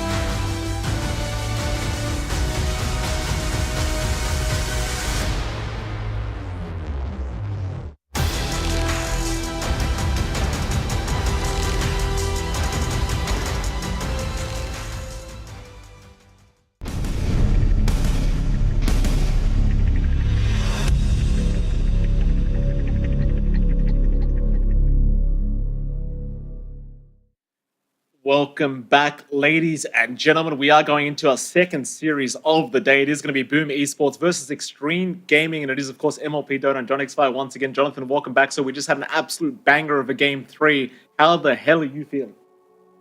Feeling great, Mike. This should be a fun one. Boom up against Xtreme. Xtreme is a tough team for Boom to go up against. They played up against each other in Elite League, I think, and it did go 1-1 in the group stage 2 there. So it's going to be interesting to see how Boom adapts. And coming into this one, of course, Xtreme had a good run in that third-party tournament. So they should be the heavy favorites coming in here. Not an easy opponent for Boom to start off. Absolutely not. Xtreme Gaming certainly looking like the favorites going into this matchup. And of course, you can see the lovely faces of the boys right now. Obviously, a big team. A lot of excitement around this team going in to the later tournaments. And, oh my goodness, I mean, they certainly should be the favorites, but you can never, ever underestimate your opponent, as we just saw it. Oh boy, I can't wait to see how this one pans out, Jonathan. I hope we get a huge game. Yeah, and considering how Xtreme's been playing, it's been really exciting to watch. I think, again, not an easy opponent for Boom to come up against for their first matchup here in a Swiss group stage. Can determine a lot. Even one loss kind of could make your opponents a little bit tougher, could make them easier as well, depending on a lot of different factors. But for Boom, again, it's been an up and down journey for Boom since they switched over to South America. You know, good old Gary Onko. We run into him all the time. He says he's not going to Romania yet. He's hoping when he gets there, they're not KO'd. And this is the start of that tone. Let's see. And he's just being realistic. He's being honest, you know, that's Gary. The amount of times I've seen Gary show up only for his team to already be knocked out the day prior. It's a rather sad event, but you know, Gary, he'll buy a bottle for himself and he'll drink his sorrows away, I'm sure, as we are going into our draft for game number 1 here between these two teams. Boom up against Xtreme Gaming. Hango to start things off here for Boom. Of course, Bane is picked up by Xtreme. A nice start for both sides, Jonathan. I'm obviously a big fan of the Bane, as you know. Yeah, and I think it's just a great answer, of course, for Panglier's straightforward counter. You've got the grip to play with. Bane, overall, as a support, has felt a little bit better as well. Maybe trading in laning phase doesn't feel as good, but just having this counter to Panglier on hand already simplifies his game, makes it a little bit tougher for Slatum as well. Keen to see where Xtreme builds up on this, though. Do have the standard bans, Disruptor, Shadow Demon, Kunkka, Chen being taken care of by Xtreme, and Boom for their part taking care of Razor, Lifestealer, Brimstroke, which would have been a strong way of counteracting the Panglier as well, and the Primal Beast. So removing some options there for the mid coming out for Xtreme. Keen to see what else comes out. Again, a few key options that we haven't seen in our last series. Stuff like Hoodwink's been left in the pool. A couple of pocket like Venge, also pretty strong, that can slide in. Maybe something like the CM again, or Winter Wyvern if you're really worried about the Panglier, but it feels excessive. You have the Bane. So you still have some of those options. And Chatters as well has felt a little bit more ignored, hasn't it? Like, we haven't seen it banned or picked as often as we used to in some of these other tournaments. Yeah, it is a little bit surprising, though. We'll see if either side wants to go ahead and pick it up. I mean, both sides still have the opportunity if they so wish, but it certainly has been ignored thus far. Xtreme Gaming, of course, getting rid of the Chen, looking for that final ban up before we can continue with the drafts. See what else they want to prioritize for themselves. Have a bit of a think about it. Again, I mean, Boom theoretically should be the underdog, but that's kind of what we said about Nouns last game, and that was certainly not the case, as we saw. Yeah, they definitely did use that time in their last debut to really learn together as a team, and it really reflected. Maybe the Game 2 draft wasn't as good. Game 3, certainly, the coordination coming out. A couple of slip-ups, but it happens in a 90-minute game. To be expected. To kind of lose your mind every now and again. Let's see what Boom comes up with. Again, they've had a lot of time cooking. They've had a lot of ins and outs. Lots of players coming in and out. I think they had Slatum. They removed Slatum. Slatum came back. Stuff like that. So they know each other pretty well at this point, I'm sure. Morphling being banned out by Xtreme as well. Taking care of some of the Pakas specials. What else would you want to pick up? I think it's time to build up on Xtreme. Again, I wouldn't mind something like the Techies again. Techies Bane doesn't sound too bad as a support duo, but you don't need to pick up the support duo at this point. There's stuff like Centaur still available. If you want that on the off lane, we'll go to Slardar instead. So a little bit of interesting flex for Xtreme. This can go onto XXS or onto XM on mid or off lane. And it does do a lot. Like, we have seen the Slardar do a lot for a lot of teams. It does tend to be off lane for Xtreme, 10 but again, seconds matchup against remaining. Pangolier is not the worst thing in the world for Slaughter to manage. So it is 5 still seconds feasible to just remaining. run that mid if you're feeling confident here for XM. See what the solutions are for Boom. Should start to think about their own support duos now as well. Again, like Enchantress is there, Hoodwink, Venge, CM is there as well. We saw a little bit of undying in some of these third-party twins as an option. They'll go with the techies instead, but they have the same potential as there. But I don't think it's going to go that. I don't think Boom is the kind of team to play that long. So I don't think it'll go there. You're doubting Boom, are you? You're challenging. I'm not doubting Boom. I'm saying they'll play it 10 fast. seconds You know, remaining. they'll play fast with the techies. We're not going to reach that point where they're standing high ground with mines. Here we go again. Strap yourselves in, ladies and gentlemen. John O'Tara has just jinxed the game. Pillows out, boys. Make yourself a hot cocoa. Could be in for a big one. Our observers as well were telling us, bit of fast game time, John and Mike. Definitely our fault. Tiny does come out here as well for Boom. So a nice explosive 4 to have on hand. It's accordingly similar. I can almost 10 seconds This remaining. time. 5 like, yes, boss. seconds remaining. Yeah, Sinq Gotta make the boss happy. does not look impressed at all by what he's seeing. He's ready. You know, Xtreme, they understand. They've played against this so many times. They must have scrimmed against whatever the hell Azure Ray and G2IG cooks a lot. So they understand how to pierce. Maybe they don't. I don't know. I don't know if anyone can truly understand how to pierce high ground at 19. So maybe they don't. I don't think no one knows. Extreme game. They pick up for themselves. 45 seconds reserve time to make this decision. Arguably a support that just come Dire out. team pick. Oh, never mind. Gyrocopter will be the pickup. So another game with another Gyrocopter. Seems as though Gyro Position 1 is efficient. The way to go so far from the games we've seen. Xtreme Gaming seems to think so as well. I don't believe we're going to see anything like an 10 IO seconds follow-up, but it remaining. could happen because you do have Slider and Gyrocopter, so there is value. 5 seconds remaining. I mean, it could work. Bane is not the most aggressive support to kind of tie into that, but it can at least stop people from running Radiant away. team pick. So you're not too worried about just running off. I like the Marcy though. I like this coming out from Xtreme. And it does provide a little bit of a switcheroo for them if they do want to try things differently. They didn't actually run the Marcy at all in the Elite League. But I have seen 10 seconds some other teams running remaining. Marcy 1, and Gyrocopter 5 is still a possibility, I suppose, for Gyrocopter 4. 5 I don't think you're seconds going that remaining. crazy though. This should just be...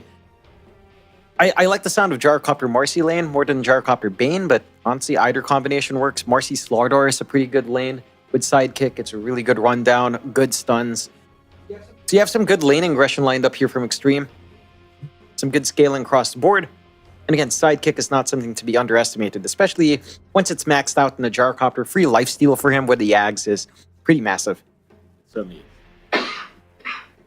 Well, shout out to anyone that downvoted any Marcy sets in the voting system. I saw quite a few of them. I was quite disgusted with what I saw as usual. Hey. They're all good.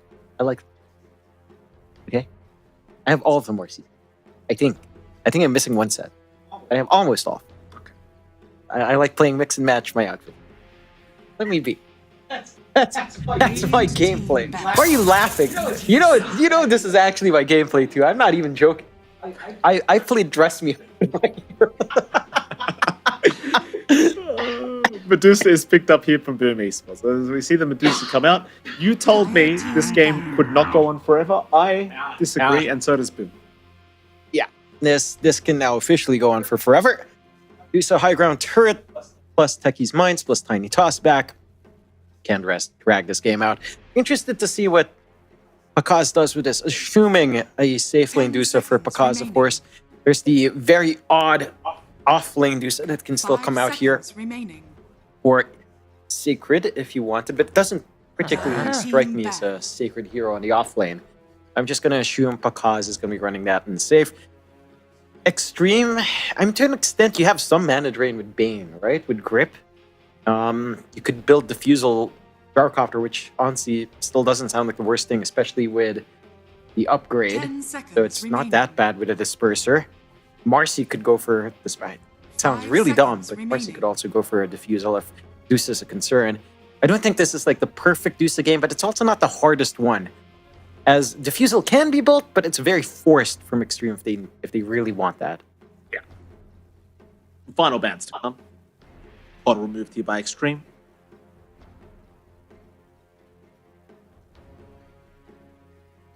Go. The Coddle ban does somewhat indicate that it could be just a mid slider because you do know the slider doesn't Radiant really enjoy the team matchup. ban. They'll also get rid of the Doom here for Boom's end of things. I think the Coddle is more just to block off easy recharges for the Dusa, That's fair. right? Like Chakra plus. I mean, you know the joys now of a mana draining Lion onto a Dusa. That's true. You know the joys of it for the 10 Dusa, so. seconds remaining. Chakra's just the same, except it's even worse.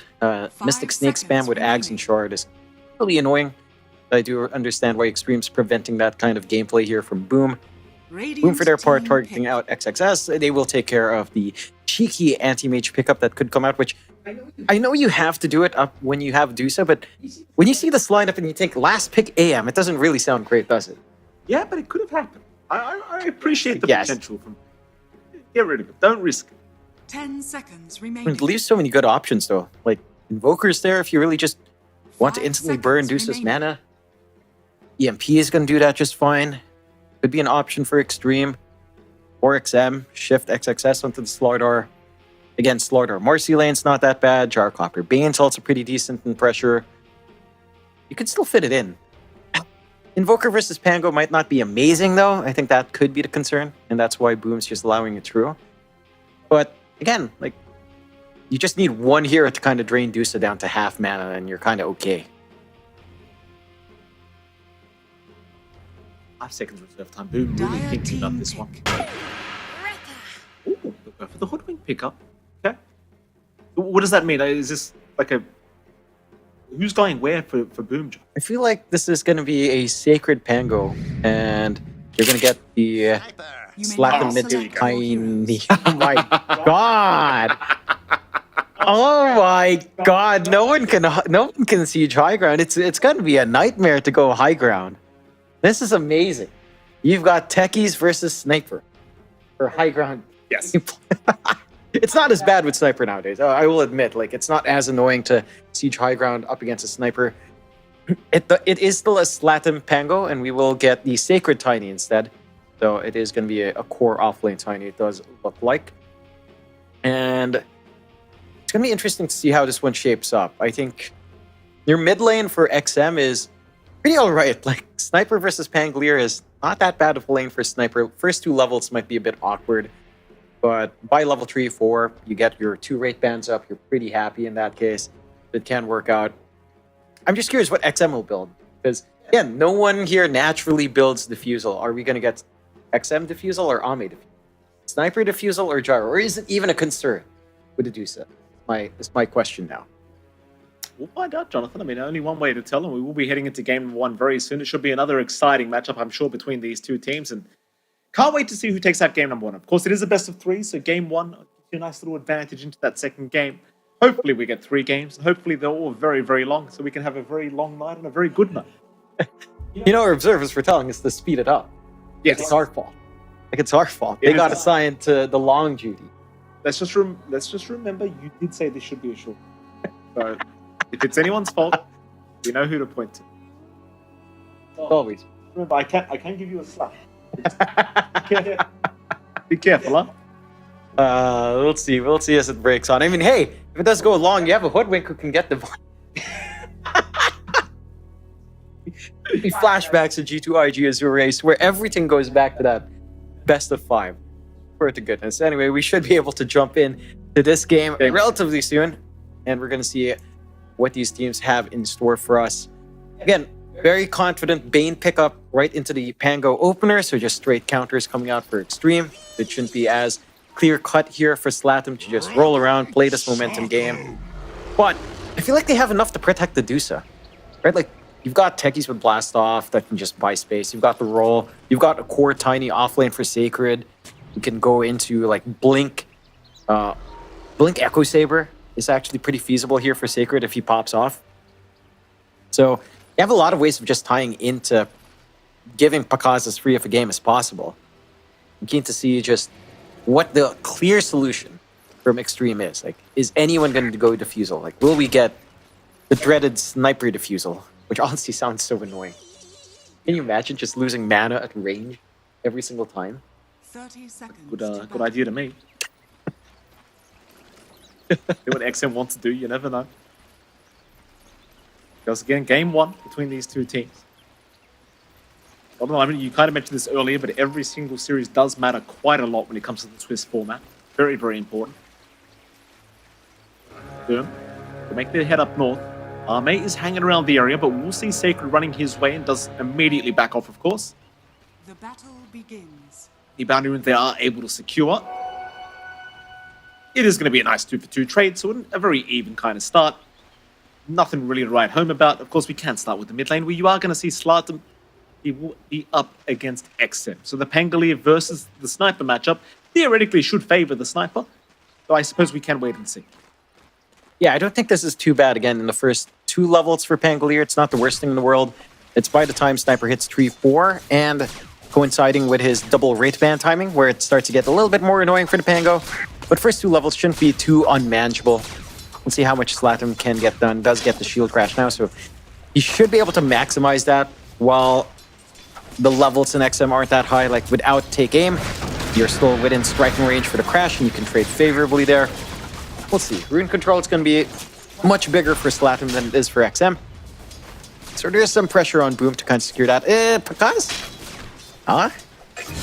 Very low, Pakaz. Oh? He does end up getting XXS, but he does go down. Sync will follow right afterwards. So a 2-for-1 trade in the favor of Boom.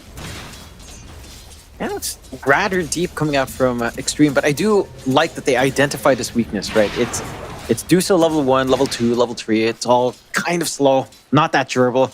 You have a lot of output with Marcy and Slardar, a lot of control and slow with the Dispose and the Crush.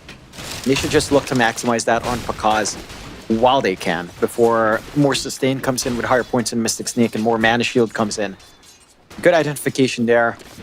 See if they can keep that pace up. Pakaz is about to hit level 2s. XXS a little bit further out. That bot lane can go topsy-turvy, of course. But the top lane, which we were taking a peek at with Ame and DY on that Jar of Copper Bane, up against Sacred on the offlane Tiny with Knight on that Hoodwink, is rather interesting. You don't see the core offlane Tiny too often. We have seen Sacred play that a lot, though. It is something that he has played over the years, something he dips back into. I don't expect that much pressure onto Ame, and that's reflecting in the CS. Jar of Copper is just free to farm. There is some aggression that can come out with Bane. Like a good Nightmare, Brain Sap, Chase Down with Jar of Copper can be easy to line up. It's just that you're going to be missing out on a lot of farm. But, you know, Ame is just more than happy to farm rather than fight here.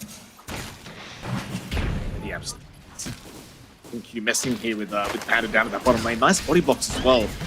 A bit more harassment out thanks to that small camp. I'm just going to walk his way up.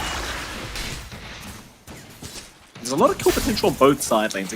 Kills can happen at any moment. As XXS now going to drop quite low. Sticky Bomb will land. Bakar still chasing him down. A lot of harassment. And now with the Blood Grenade, it will ensure enough damage for Panda to secure another kill. Someone to the Slaughter. That's massive. Again, just a couple of good Mystic Snake bounces can kind of set up for Pakaz to get that low HP kill opportunity down mid. Slatin. Slatum is in pretty big trouble. XM. And they've got to get the job done. Will save the life of the Pangolier, but a very, very close call, and you are starting to see the advantage really play out for XM. It's just not sustainable for the Pango once level 3, 4 is up, and as soon as that second rate band is up, XM just hits way too hard at a very safe range. Does go for the 1-2-1 build, which is ideal. You can kind of get away with it. And there's not really much Latin can do. Rune control, again, it's going to be a little bit more important for him as a bottle carrier. But it doesn't look like he has that much space to get his supports in. A Knight is making his way down for the Water Rune at the least. They should be able to secure. Xtreme doesn't need to care as much. I'm sure you'd like to slow this guy down, but at the same time, your side lanes do need a lot of help, especially XXS. Although, Sacred. It takes a bit of damage on the way up. Had the creep both protect through the Rocket Barrage, so nothing really to be afraid about as XM in a bit of danger. DY is going to TP out to try and help out. In fact, he will. Very, very nice. Knight will go down. XM to secure the kill. The sniper will continue farming. Happy days here for the side of Xtreme. Yeah, it looked like a decent opportunity, but a good read out from DY to just leave that top lane. TP in, saves XM. They don't manage to deny off the rune. You do have the top up for Slatin. He is at full HP, full mana once more with 1 bottle charge left. But XM is not in any danger. Level 5 has the free skill point to kind of decide for headshot or take aim. Does go for shrapnel instead for more presence. And he's just going to be fine, just shoving around. 3-2 start. Slightly better for Boom, but it does feel like Xtreme is finding more on the 2 cores that matter. Like your Sniper and your Gyrocopter off to a really good start. And bottom lane, stun is going to land from XXS, but they do not want to dive the tier 1 tower again. Under alone. Xingqiu has been consistently trying to find some pickoffs across the map. Not getting so lucky yet. Being a little bit of a nuisance here on the Marcy. Mind you, I mean, Pakaz is having a great old time on the Medusa, farming completely freely. No contest whatsoever. Wingate usage is out from Panda now. He wants to try and set up a gank up at that top lane, and Arme is the big target they would love to secure. Sacred trying to bait him forward and does do it successfully. Arme now going to be very cautious. He's been caught out by the blast off, but had some stick charges available. Arme still trying to run. The disarm is there, trying to get his way out. Arme is going to be fine for now. He will not die. Like Xingqiu, he'll go for a chase onto Sacred, onto Panda, trying to secure a bit of a trade-off. The Nightmare is going to be there from DY. The chase is still on for the Tiny. Has DY gone too far now? Perhaps not. Or perhaps so. The Brain Sap is going to heal him up just a little bit. Panda, he is going to go down the flak cannon of Arme. There's now Knight in trouble. Knight will try to back his way out. Xingqiu still manning up, happy to continue the fight as Arme trying to catch another. Has found Knight. Will find a double kill. Sacred, he can do nothing, but Slatum can. He'll make the rotation to secure the Gyrocopter kill. What an absolute mess up at the top lane. that's just an insane amount of commitment from both sides. They do eventually find a kill they'd want, but you get some value there for Ame actually soaking in that kill, and you get some free space for XM to just play mid. Has level 6 up, has a bit wall. Snake, Sticky Bomb is there, and the kill will go Pakaz's way. Another great pickup here for Boom. Yeah, I love this aggression from Boom. Again, the top movement may be a little bit forced out, takes some time to find that kill on Ame, but they are getting so much space out for Pakaz. The Slaughter are not really able to do much, can't gap close without support. They are looking up top again on Sacred. Yeah, trying to really abuse the matchup here. DY being an absolute pain with the Nightmare setup. That time around, Knight is going to be around to save, so Ame will not go for a dive with the Rocket Barrage. So, I mean, again, Pakaz free farming, Ame is also free farming. Problem is you also have a Sniper that's free farming, so Xtreme Gaming maybe getting a bit of a lead here, but still a very, very even game, and the lanes have been pretty even as well. I can't say it's really gone one way or the other. Yeah, I think the only lane that's really painful right now is that mid lane for Boom. I think Xtreme have been getting away by virtue of the matchup of Sniper versus Pango. Everything else has been more back and forth. I'd say overall it is edging towards Boom just a little bit more. I think the side of Xtreme. Taking some severe losses for XXS is a pretty big deal. Like this, Slardar really needs to get into the game fast with a blink. He might actually turn around now. Sacred unable to finish off the kill, and Sacred will go down. Ame to pick up another kill. That's his third one of the game already on the Gyrocopter, and it's a pretty rough start for Sacred. Yeah, that's not what you want to see on Tiny at any position, although. This would be a big kill. XM's been caught out there. He's actually kind of tanky for a Sniper, but he is completely surrounded. Xingqiu is around to help. He can try to dispose him away, but no, XM is gone. In fact, dispose was on cooldown anyway, so Panda, he will be traded thanks to Xingqiu. There's your dispose out on Slatum, but there's no follow-up left.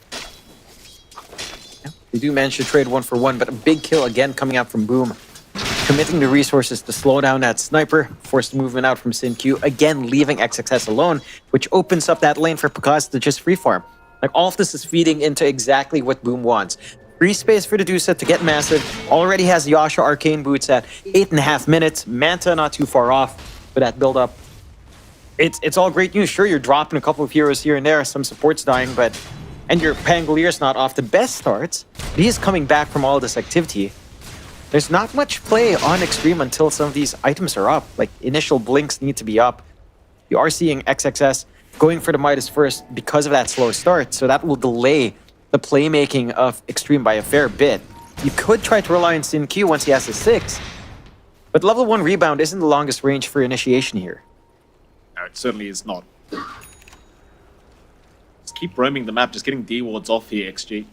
Sin Q and DY going to rotate up towards the top lane to see if they can try to secure Sacred. And Sacred, he's under vision right now, but he's also not quite out of position.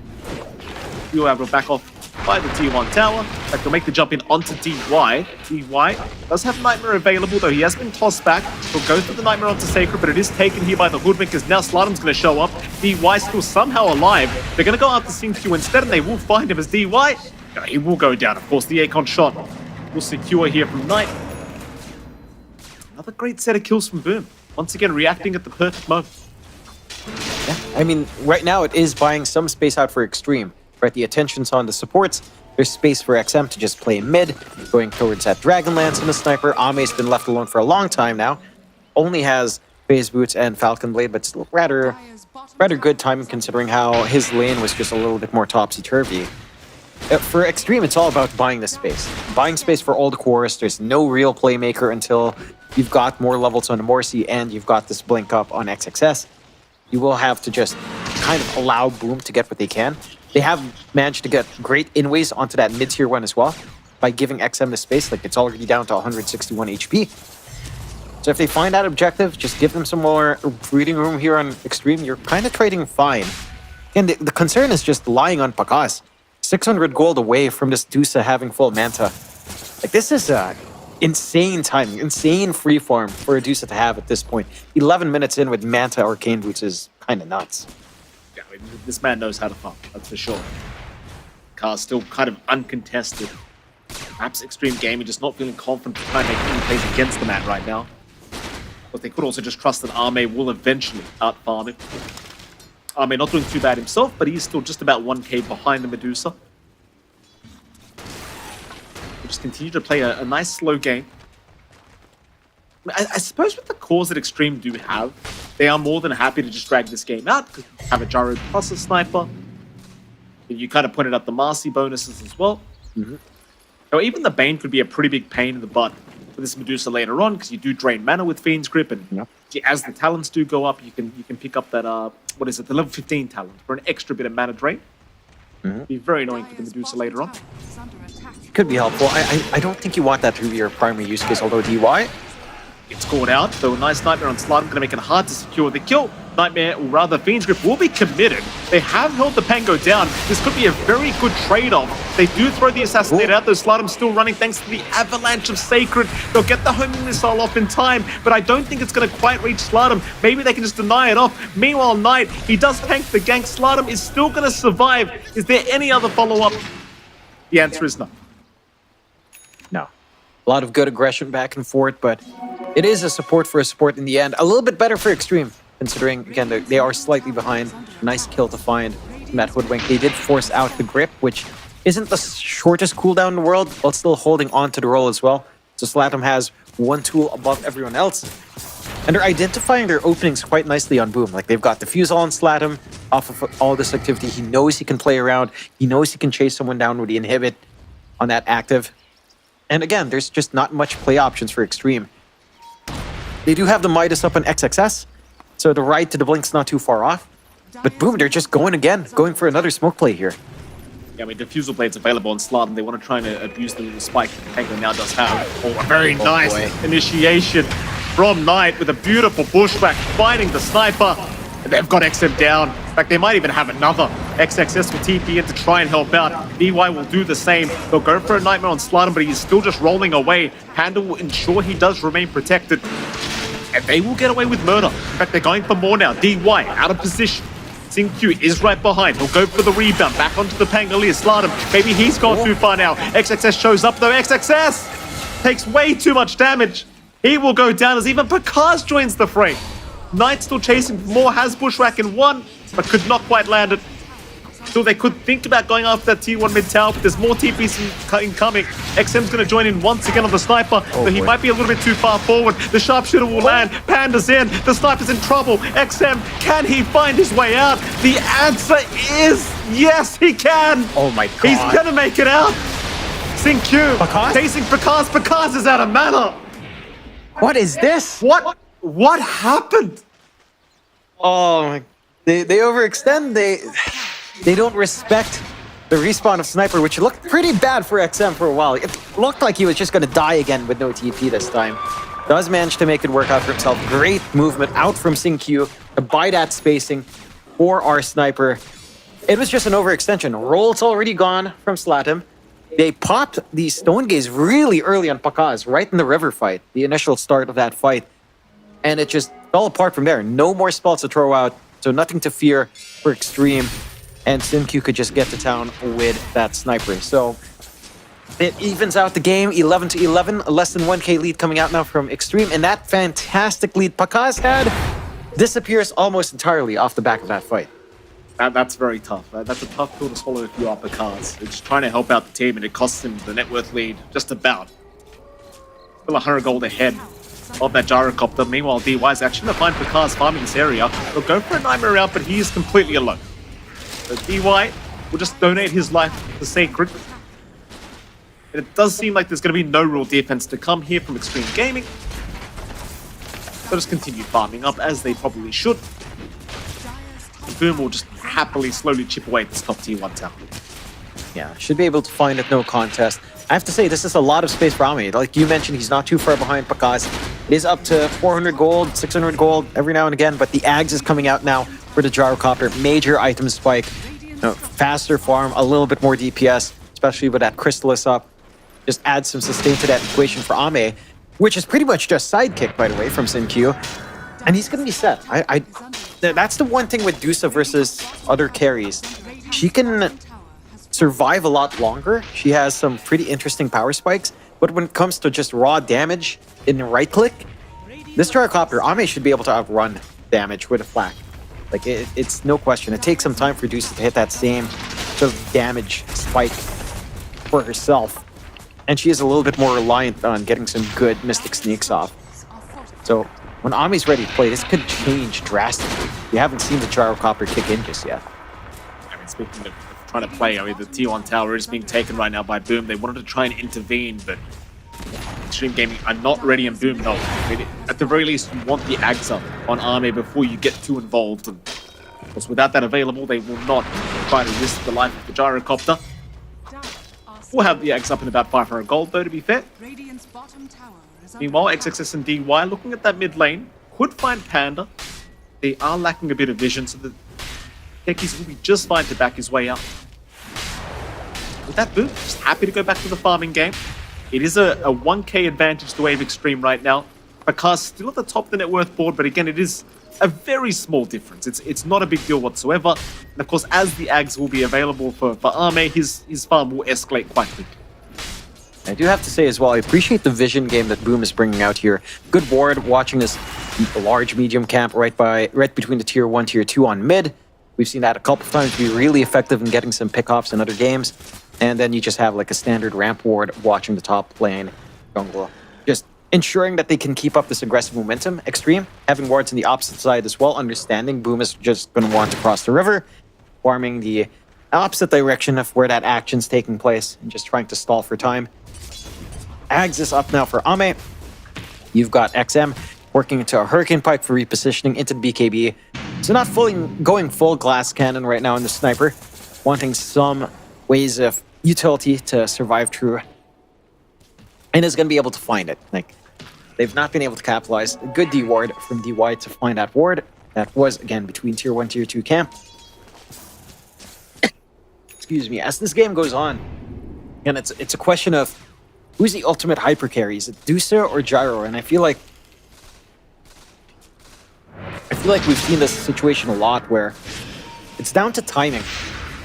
They find Slatin. They definitely do. Mage Grip will hold him down very, very nicely. Their safety will be around to cancel that off, but Slatin is still always going to survive. Assassinate is going to follow him. Oh, he's gone. Mid-air as well. DY still trying to survive through this. Does get the Nightmare off. Still is running, but eventually will drop here to Pakaz. But it's still a great trade the way of Xtreme Gaming. They'll secure the mid lane for a position 5 death.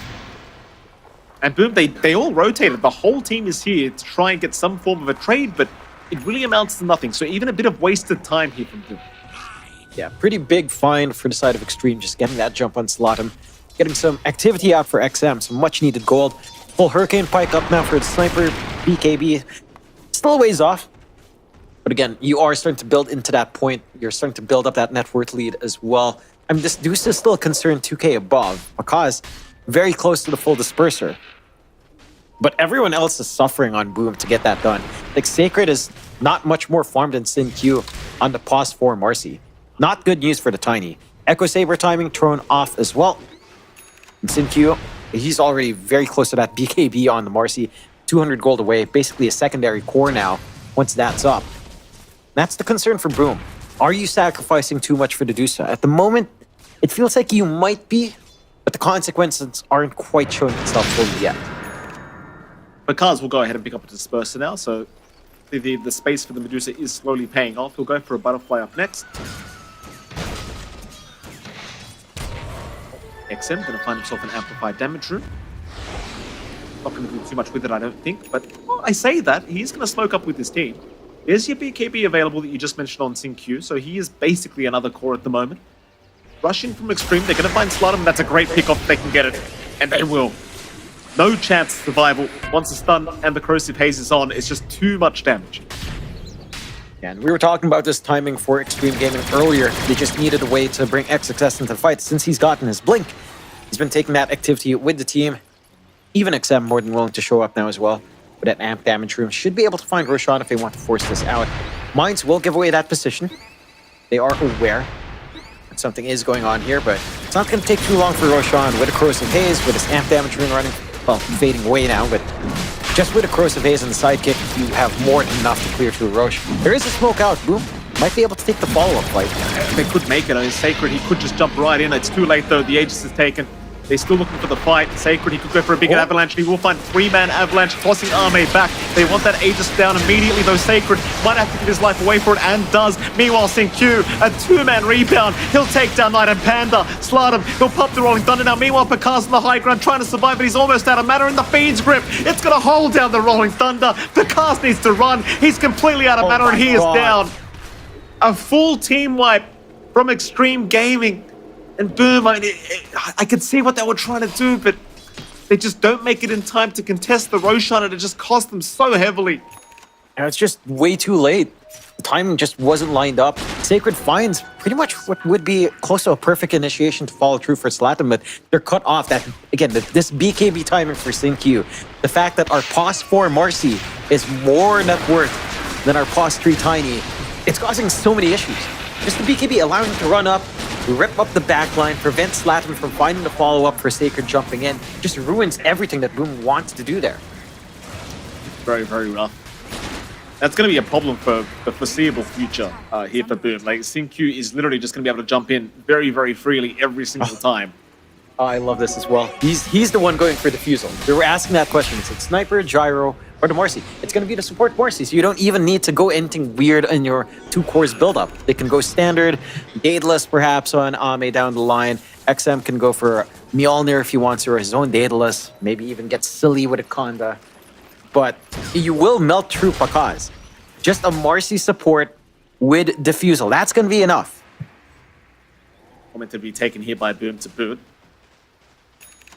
Of course, he did get the shards on our Marcy as well, so Sin Q even a bit of a bonus there for himself. That rebound a hell of a lot more annoying to play against, that's for sure. Xtreme Gaming now 10k ahead. Aegis is still up, so Army's going to try and pressure that top tier 1 tower. There will be no form of defense. It was already very low on HP. Army farming right towards the Daedalus up next. You can tell Xtreme they would not mind a team fight right now. No. They'll head into that Radiant Triangle. They'll see if they can find anybody, but of course Boom will immediately escape. And you have to respect the spike. 10k lead coming out from Xtreme. Everything's lined up. They've got the grip back up. They've got Aether Lance up in DY. He's got the Philo Stone. Could try to slowly work up to maybe a Blink, maybe a Glimmer Cape, maybe an Ags down the line for DY if he's allowed. They're grouping up over with XXS. They got the Atos off, but not really a target that feels easy to pin down. Looking for a little bit more, but not going to be able to find it. They do have forward vision here on the side of Boom, right around the Lotus Pool, so they can afford to sit back a little bit. Still, Xtreme, it feels like their game in control now, right? They've got the Daedalus slowly coming out from Ame, just lacking that Demon Edge, 300 gold away. You've got the full BKB for XM, so he's not worried about the jump from Slatum any longer. He can just hold his ground, get his hits, get the Assassinate off. Oh, they do kill Panda. I mean, it's Marcy. That was by himself. Yeah, he just gets the job done. XXS, he found a two-man stun right by the tier 2 bottom tower. With the BKB up, they can't really hope to take him out either. He'll just TP out right in front of them and he's going to be fine. A 4-man rotation and you'll find nothing out of it. Sacred is still trying, but DY going to ensure he gets put to sleep. XM now going to get to work. Pakar's still trying to rush forward, but can't actually move against the sniper. Will be forced to walk away. The engaging gameplay up against Sniper, of course. Take aim and all of those quacks from the Immortal. All you hear is the quacks when you try to run up. Because is finding out top tier gameplay right now. Of course, he's still not doing too bad here in Medusa. Again, number 1 in net worth, not that big of a gap. Going for his own Daedalus, so finding some damage, some bigger burst damage coming out from Medusa. It's just, does that matter when SinQ has a defusal? That's my question now. It doesn't feel like it does. I don't think so. Tier 2 bottom tower. Going down very, very quickly here to Xtreme. Radiant's bottom tower is under attack. He's going to show himself in the mid lane. Looks like he is kind of starting to struggle to find an area to farm in, and Ame has now officially overtaken when it comes to net worth. Kaz will farm the Radiant Triangle, but Xtreme Gaming know he's probably around here somewhere. Meanwhile, top lane, they have found themselves a Pengali. Slatum is down, DY with a perfect setup, and of course SinQ just annihilates. I love Marcy support when it has a good game. Knight, not safe. Yeah, certainly not. You don't want to go fight against SinQ right now. He's a big boy. The optics of Marcy chasing down Hoodwink is kind of bad. Beating down a squirrel with her fists. For what reason? He deserves it, no? For what? Why? Why are we saying that about your fellow Australian? Oh, Panda. Unfortunate. He almost got the TP away.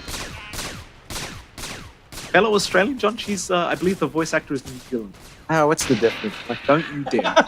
Don't you dare start this fight with me. I'm sure if Nat was listening to you, like, oh, he's going there.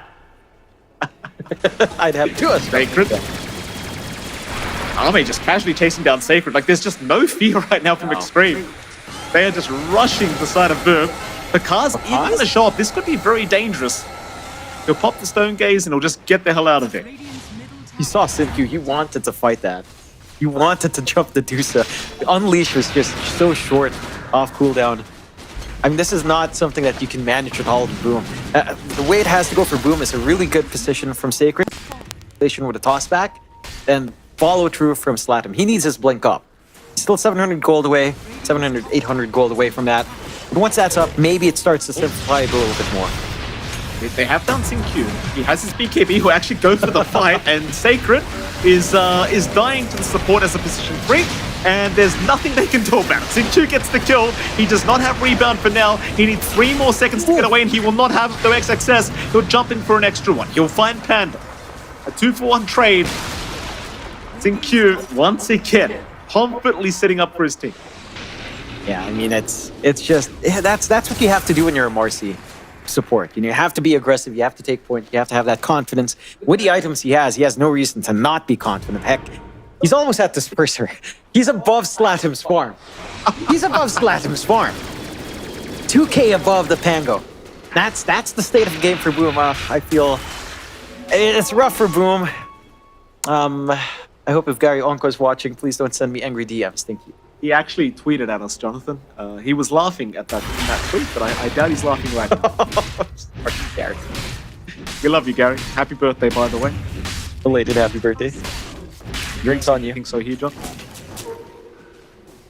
14 to 24, 18k net worth advantage for Xtreme. What do you do in this situation? Obviously, all the farms on Pakar. So it's kind of a 1v5 situation here for Pakar. It feels like because no other core in his team has any farm. Quite frankly. How long do you think they can drag this game out to really allow this Medusa that point where she might be a problem? think you just start sacrificing your supports, let them go forward, get some D wards going. This is some really far forward vision from Xtreme. And they're not able to use their own wards as well on the opposite side of the map, so you might as well start warding defensively here. And they will clear out with Panda at the very least, but these wards from Xtreme are already watching towards the high ground, watching on just the lower area to set up for the siege, get some catch-outs first. There's some key timing starting to form up here. And you've got the full MKB already up on XM. He's going for the Scotty. I saw him go for Diffusal, but switches around, realizing that he doesn't need Diffusal when SynQ is basically a core. So why double down on that? I do like that Boom starting to play around your vision a little bit more. Ame could be a big target if they isolate him here, but don't have that far forward vision. No, they do not. Problem is as well, Ame does have BKB ready with him. It's a 9-second charge and he has TP available, so it'd be kind of hard to expect him to actually secure a kill here against Ame, even as 4. Now Xtreme Gaming doing up as 5. They'll have the Satanic on Ame. They want to go right for the gank attempt. Mines will reveal somewhat of their position. Oh, Pakaz. Pakaz could be in a bit of danger here. He'll pop the Disperser and try to run, but he's kind of surrounded. Pakaz, it's a very awkward situation for him. He'll go for the Stone Gaze to try and survive through this. Problem is now SynQ right on top, and Pakaz knows he is as good as dead. Panda does too. Panda jumped in for some fun. 2 down for the price of nothing. That should be an opening towards the high ground. No buyback for Pakaz for some time. You have the buyback in Panda, but this is the time to get that opening for Xtreme. There's not been time for Panda to sit back, try to play Prox Mines on high ground. It's 3 minutes in, not quite late enough for that yet. Ame is covering some damage, but he has the Satanic, he has the safety net. The siege does not take long here. No, absolutely not. Sacred getting the hell out of there. The Tier 3 tower is already gone. Xtreme Gaming just looking so damn dominant in this game number 1. Making it look, quite frankly, very easy. So after the laning stage, completely running down the side of Boom. And this is off the back of Pakaz having one of the best starts we've probably seen on a Medusa. Just unable to really translate to much in this game 1 so far. Xtreme Gaming, they're not really going to give themselves any chance of losing this game by taking 2 Raxes, maybe looking for the Mega Creeps already. Just how do you even defend this, right? Like, you've only got 1 core with farm, and he's not even the most farmed here on the map. It just goes back again. Boom needs to be able to play around her vision. But their wards are on a part of the map that they're barely at. They need to ward around their own side of the river, get some wards out onto the outpost, onto their bot jungle area. Try to jump around with that. You've got Tiny, you've got a Pango with Blink. You need to play the pickoff game. And just feed off these pickoffs, try to catch up on these 2 cores. Try to match Pakaz's farm. But it's easier said than done. Again, they've not been able to really dip outside. They've got some room now to play their side of the river. Xtreme, Roshan's up. They've scouted it out. They can go for that first. They've got all the damage in the world. Butterfly coming in for Ame next. They've got, again, the Scotty not too far off for XM. SynQ has the full Disperser, and he's going ham. He's going straight Daedalus if this goes long. Oh, I love him. I love him.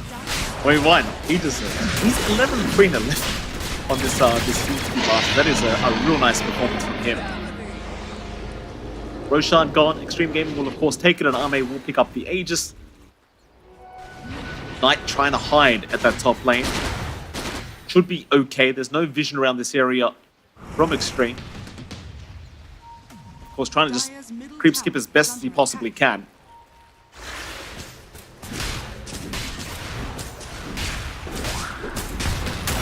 Too easy to defend that high ground though.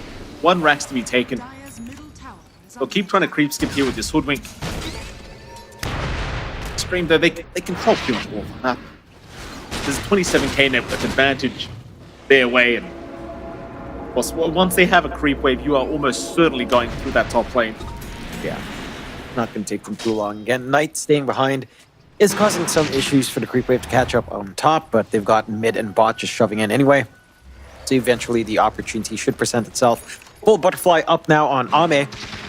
It's a ridiculous damage output for our Gyrocopter. Insane lifesteal with Sidekick plus Satanic. I don't know if you can really kill him off, even if you stun him up. As long as he pops Satanic. Even without Satanic, again, just a little bit of that Sidekick, and if SynQ's hitting someone, They're not gonna die, they'll try. Lost there. Sacred, he's going to try Arme in the middle of nowhere, but his team is right behind him. Dispose out. Sacred gets deleted by Syncue. Slardon's been held down by the Fiend's Grip. He's gone to boot. This is just an absolute massacre in the Radiant base, as Syncue will find another. Can they at least take the Marcy down? Synctue's still alive, and now Pakaz has been caught. He's out of mana. They can't even find the support Marcy. It's time. See you later. That's game 1 down.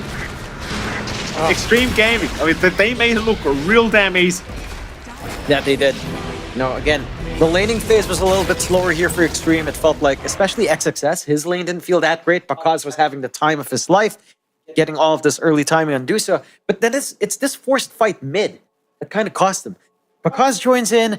He uses that Stone Gaze way too early. They don't have utility left for the prolonged fight afterwards, and respawns are so short that XM's back in that fight as the sniper and has all the damage to dish out there. So just a little bit too hasty from Boom. I feel like if they played it a little bit more moderately paced, didn't have that death for Pakaz, they might have been able to ride that wave a little bit better, spread that farm across their entire team a lot better, and hit that timing where they could have played with the Deuce's potential to its finest. It was definitely a tough game. I kind of wonder how they changed things up in a Game 2 draft, right? Because it's a very dominant style of game. I mean, I appreciate there were times where Boom just kind of maybe dropped the ball. There was that one big team fight in the mid lane that I think really set it all up here for Xtreme Gaming. But even the laning stage, like you said, was pretty rough. Obviously, the off lane and mid lane at all. But Boom, here we go. I mean, this is one of the fights that really didn't pan. Sacred had a nice initiation, but then Syncue happened. Yeah. It's this BKB timing for support Marcy. It's the fact that the Marcy can feed off of Gyrocopter and Slaughter so damn well. And he just got more farm than your off lane. He got more farm than your mid on the side of Xtreme. It just snowballed so hard, and there's no real easy answers. You didn't have control past spell immunity here, debuff immunity from the side of Boom. But their laning phase was so clean. Again, I want to see Boom bounce back from this, because the last time they faced Xtreme, it was 1-1. You can look at how the stats all lined up at the end. And Pakaz, in terms of farm, in terms of economy, Pakaz had a fantastic time in the first 10 minutes of this game. It's just one fight that kind of cost all of it to go sideways. And the last time these teams faced against each other in a different third-party tournament, they went 1-1. It was a best of 2.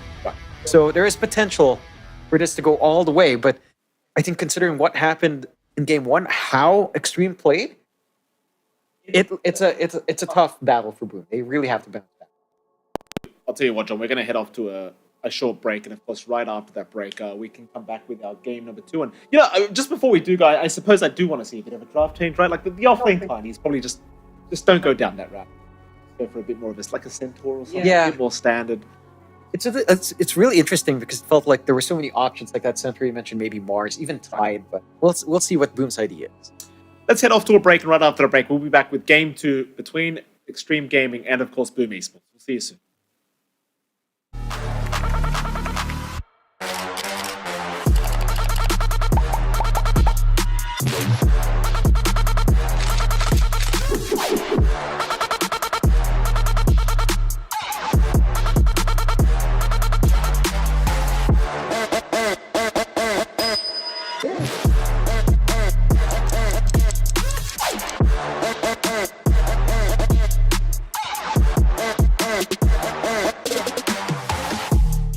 Hi, I'm joined by Gunner of Nouns, who just had a hell of a game. Maybe even 2 games or 3 games. What the hell was going on in that game 3, Gunner? I think it all started, Copy blinked in, and we were careful of mines. And then you just hear a bunch of fireworks go off, and then he's dead, and we're like, oh, okay, I guess the game's going on for a little longer, guys. But a little longer, and then it ended up going much, much longer. So we'll go through, I guess, maybe the final few moments. The one thing that I also took notice of is a block of cheese was actually made. I've never seen that happen before. Whose idea was yo, I'm going to get the lotuses, we're going to sit on the cheese, we're going to make this happen? I mean, I think it's Lelis. We were the first team, I think, to make it in a pro game. I think so. So I think it's probably Lelis, because he was on that team too. And then Roche was going to spawn at daytime at 2 minutes into the daytime cycle, and then we're Lelis I have a block of cheese ready. We're okay, guys, don't hit Roche for 3 minutes. Wait for it to go top, and we get a block of cheese. It was planned for 3 minutes. We're just sitting there not roaching, because we're they're never gonna leave their base. We could do anything, so just get the block of cheese for free. And ended up being put on you. I actually don't even know what the interaction is between Timber Ag's Scepter and the barrier. Does it stack and do more damage? I don't think it stacks in terms of damage, but they like both. You get them both at the same time. Gotcha. It was more just, I think, for him to be tankier and not die to mines or something. Which ended up working out as you were the one who killed the Ancient. And part of the reason why you had that opening, did you realize in the moment that Drow Ranger had Manta-styled her own teammate's X whenever she was sieging the bot racks? Yeah. Yeah, we were like, oh, the Drow's out, guys. And someone else like, he messed up the X. I don't know how he messed up the X. And then Coffee after is like, he Manta dodged it. And then we're like, it doesn't matter how he's here. He's dead. Like, let's just go. And we were like talking about him Manta dodging it for like 5 seconds.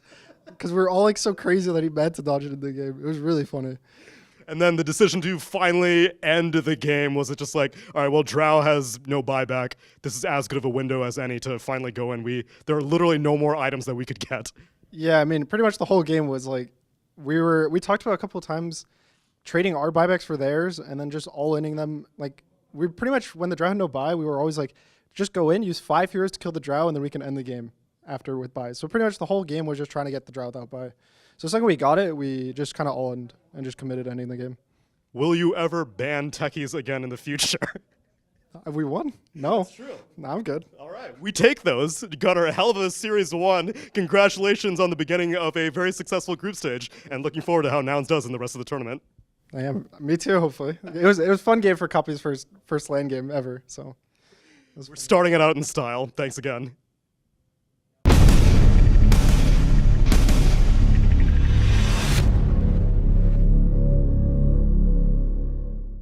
Hello everyone, this is Tsunami for PGL Wallachia Season 1, and I'm joined by Panda of BetBoom Esports, who I haven't gotten a chance to see in a while because Kuala Lumpur was, I guess, the last time that we actually got to see you on LAN. So what have the past 4 months been like for you? Have you been feeling rusty not being able to compete internationally, or what's it been like? I mean, it's a little bit sad compared to before because for the last 2 or 3 years, I have been qualifying to every event like for free. Like my past teams didn't have to like really practice to qualify in the qualifiers. But for now, this year it's been a challenge because it's not a given right now to qualify. We need to face heroic, and they have been better the whole year. It's been a challenge. I like the challenge. I like that I don't have to go through an easy qualifier and win. It's really nice to lose now because, I mean, I was kind of getting, I don't know. Challenged? I was getting trash in every event. So I want to get into I want to get in shape again. Like, I want to be able to compete. I don't know, I was not playing well for a long time. I think I'm starting to play well again. I want to show in this tournament that we can play well. Like having to chain multiple days for an entire group stage is something that requires stamina. And if you're not constantly being put into these environments, then it's kind of hard to build the stamina. Yeah, because in the last tournament, we had like 3 newish players. We had Illich, Knight, and Slarems. This is like their first year going outside. They went to TI last year, but they didn't get to play any majors or any tournaments. Gotcha. So this is like their first real experience going outside. Like Slarems right now, this is the nicest tournament he's coming to. And he's like, oh wow, look at this. PGL is so nice. This is better than TI last year. Like, he's like looking at everything, he's surprised by everything. He's really happy right now. Nice. So then what's your energy coming into this event right now?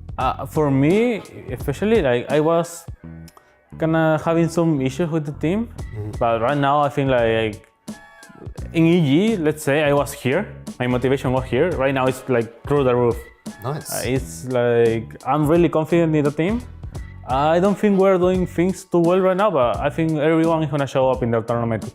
Nice. I'm happy to hear that because I feel it's such a balance for players that aren't making it to events that sometimes they get depressed and it's just like, oh my god, I got gate kept by Heroic again, or our game against Beast Coast could have gone differently. But like, you seem to be taking these tough times as like real fire for invigorating yourself to the next event.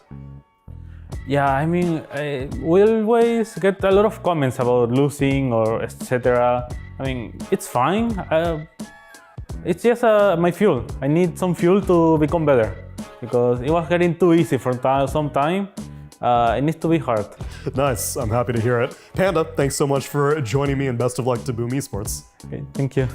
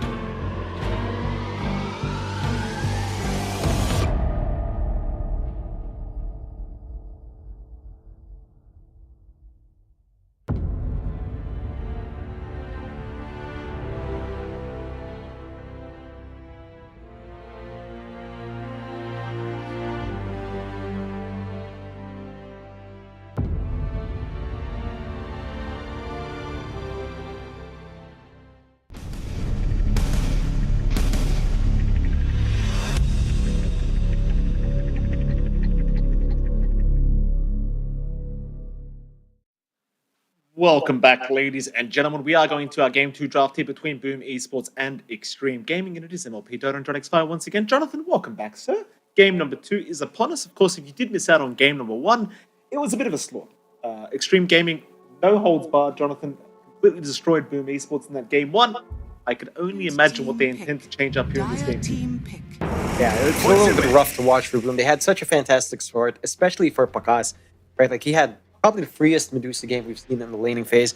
Had like an 8-minute timing for Arcane Boots Yasha, maybe around 11, 12 minutes for the full Manta to be up, just insanely free-farmed on that Medusa safe. 10 seconds. And it just fell apart. Xinq did so much work on his Marcy. So much work with just jumping around, getting that sidekick, getting the damage off. He had BKB Diffusal up, and they had nothing to stop that support. It just became a core. So, you know, Xinq was a real Radiant problem, team back. in that last game. That Marcy was nothing to scoff at. BetBoom Esports, I mean, they started off with the Pangolier again, and Xtreme Gaming with no hesitation go right into the Bloodseeker, which is one of the only times I actually like seeing this hero popping up against the Pango. And I'll tell you what, I mean, Slardom had a pretty tough game in game number 1. Now 10 against the seconds Bloodseeker, remaining. It doesn't get any better. It's still really 5 rough for seconds Slatum down the remaining. line. Love that from Xtreme. They saw the Bane ban. They're like, all right, Bloodseeker time. Just counteract the Pango. Not let it have a game. It's also interesting that Boom banned out the XM Sniper, which, you know, it did fairly well in lane, but it feels like there are a lot of other answers to Pangolier that isn't just Sniper. Stuff that are more active as well. I'm curious to see what they will ban if they want to give Slatum better time in laning. They take care of Gyrocopter as well, which is interesting because it does feel like Bloodseekers are safe. Maybe expecting like a Gyrocopter support could be one thing. Perhaps maybe they expect Bloodseeker flex to offlane is also maybe a mild possibility there. They do respect ban the Pakaz Morphling. So no option for that for Boom. And Xtreme will have to show their hands first. So Radiant we'll have to see team what they pick. pick up. Look like they're in high spirit, straight into the Grimstroke. So double Rupture on hand, Soul Bind on the Pangolier. Just more answers to stop Slatum. You can see how happy Xtreme were with that pick. They're just laughing away to the bank. yeah, I mean, I can't quite blame them. It's definitely another hard game, it seems like, for the Pango, and 10 seconds Slardom is remaining. not laughing very much. Can't blame him for that. See what Boom Esports 5 do to seconds try and remaining. counter these picks being made by Xtreme Gaming. Jonathan, I've been saying for a couple weeks now, I really don't like First Phase Pango anymore. You know, I know the hero is very, very high utility, and it still kind of just does things without farm, but I don't know. First Phase Pango, not my favorite. No. I mean, again, it's a very stable hero. It doesn't lose a lot of matchups, but it's not like you're going to ban all the counters to it. Hence the Bloodseeker, hence the Grimstroke. See, Boom pick up the Enchantress we were having a chat about last time. They also picked up the Hoodwink. That, again, we weren't seeing too often, at least in our first series. So the Enchantress does make its way back. It's been a highly popular support, really good at trading in lane. Really hard to deal with a lot of the healing in the laning phase, and just the constant harassment with the impetus is 5 pretty damn seconds annoying. remaining. And the Nature's Attendance, again, the healing's great. Then you have the Persuasion slow. It's nice. So you can just kind of get that chase down going. I'm wondering how they tie this in. Like, it doesn't feel like it really ties in fully to something like the Pangolier. It doesn't really protect the Pango as well when all of these spells come in. So you still have all of that going for you on Xtreme. We'll go to Hoodwink once more, so just the straight support duo coming out early. I'm not seeing anything that fixes their issues here just yet, I'll be frank with you. It feels still pretty close to what they were doing game 1. They've taken care of a couple of issues with like Sniper gone and Bane gone, but 10 seconds Bloodseeker remaining. Grimstroke still really strong against that. I don't know. 5 Like, it has to be seconds something from the offlane for Sacred. We cannot get something like Tiny offlane. Yeah, I think it's going to be a big emphasis on just trying to win out the laning stage. I think the lanes is where things went really wrong last game around for Boom. And I mean, at the very least, Ench Hoodwink, pretty good laners as support, so you do kind of have that.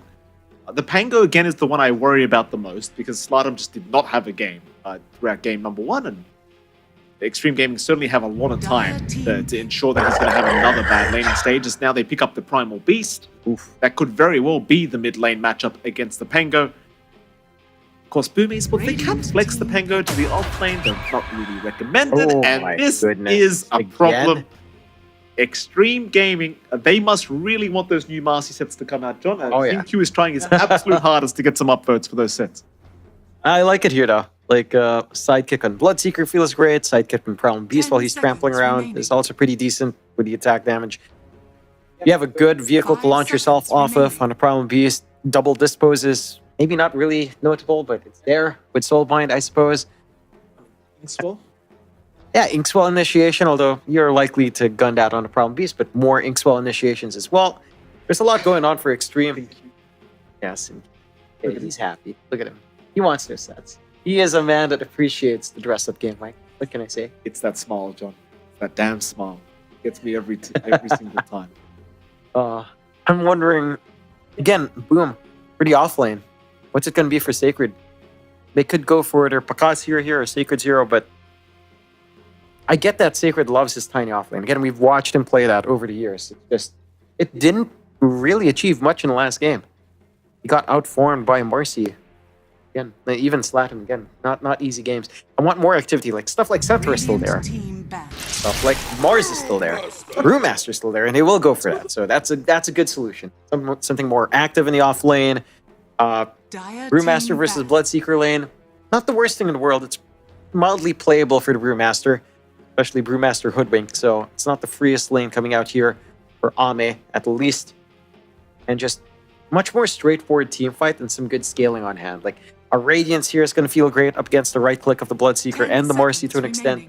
There's a lot of utility that can come out, a lot of different builds. It does look like Boom is expecting the Bloodseeker to be off lane though. They ban out the Sven. They're expecting some sort of flex with XXS. In off-lane Bloodseeker, it's been a while, but it does work in that lane quite fine.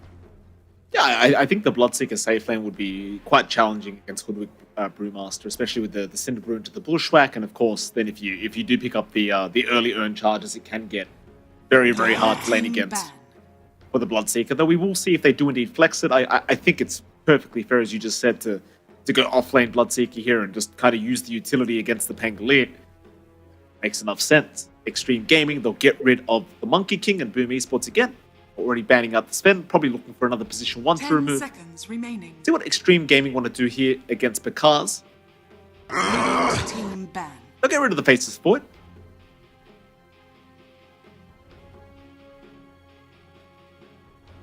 It would kind of exude confidence if they just went the Bloodseeker one anyway. Ame just says, listen, guys, I'm Ame. Just give me Bloodseeker. Don't worry about it. I'll take care of it. That's one way to go about it. And Boom will have to show their hand first anyway, so they could go for a more favorable 1-to-1 comparison, if that's the way they want to think through things here for Xtreme. What options are left for Pakaz? No Sven. There's Lifestealer, there's Luna. Those immediately come to mind. There's a Troll Warlord as well, if you want to that. Not sure if you do, but it has been a relatively popular carry pick, along with Luna.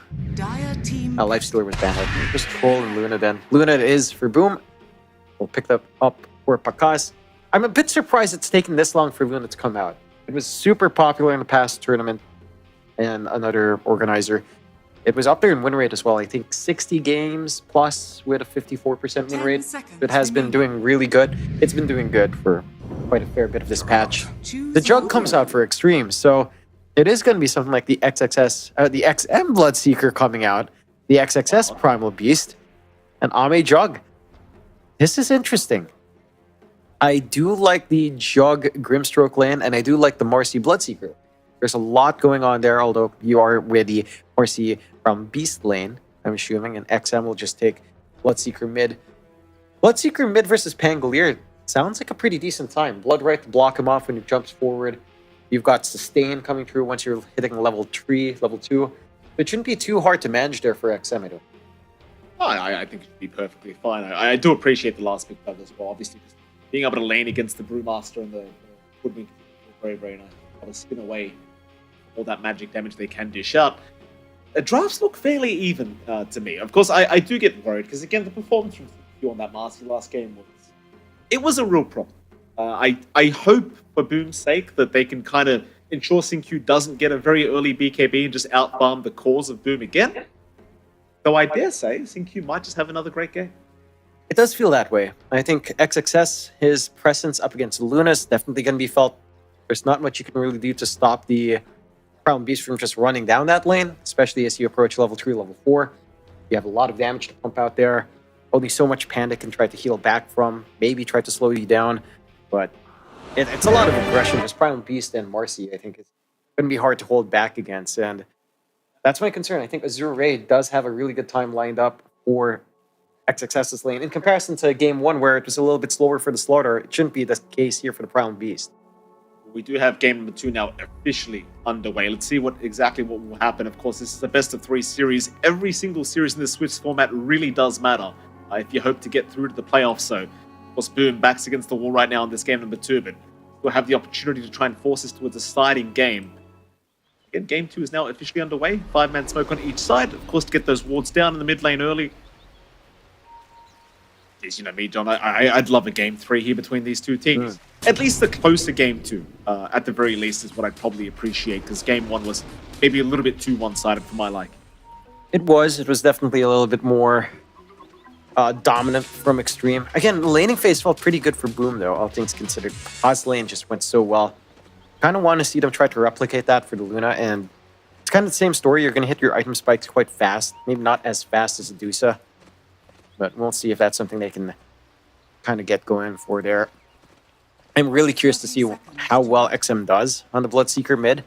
Again, a matchup against Pango does make sense. It's a melee hero matchup for Bloodseeker. The Pangolier still has a lot to play with Swash and Shield Crash, but you should be able to sustain your way through here for XM. Q gets Bakaz disposed. Q might be the one in danger now as he goes for a bit of a run.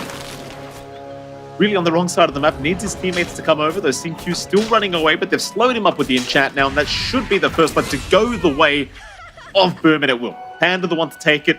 I think Bakaz really wanted that last hit, but will be unable to secure. And it is still a 2-for-2 trade on the bounties, I believe. So no, it's going to be a 3-for-1. XM able to secure the third. Sacred taking a fair bit of damage on his way out of the top lane to boot, but a fantastic start for Boom to get things started for game 2. Nice little pick up on Q, who just overextends a little bit. XXS not ready to commit on his level 1, while keeping it open between the Trample and Uproar, giving the onslaught if need be there as well. Taking a look at that mid lane, you do have the Bloodseeker up against the Pangolier. And again, this lane is rather interesting. Not something you see too often. It shouldn't be too rough for the Pango, but it's also not that bad for Bloodseeker. Really good right click to kind of trade back with Slatin. And you always have that Blood Right. As long as Swash isn't there yet, you still have a lot of play. You can kind of just shove out a creep wave, get some sustain up once you have level 2 for the Tourist. It shouldn't be unmanageable for XM, and you can see how much that builds up. The other lane should be a lot more action-packed. Q this time expecting the slower lane. It was just going for the pullback, playing a little bit greedy on the Marcy, trying to soak the EXP. Which is nice, because you are up against the Enchantress with the enchant, the slow, the rundown, the healing sustain for Panda. It's a lot easier for him to play this lane up against Q this time around. Yeah, absolutely, and he still does manage to get that range before it does get denied here by Panda.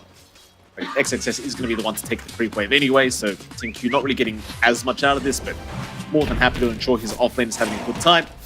Panda now going to be really annoying with the Satir Mind Stealer, just draining some mana from Q, but is still going to need to run his way out as Q is just not giving up on the chase. This man really just wants to throw hands at all times, apparently.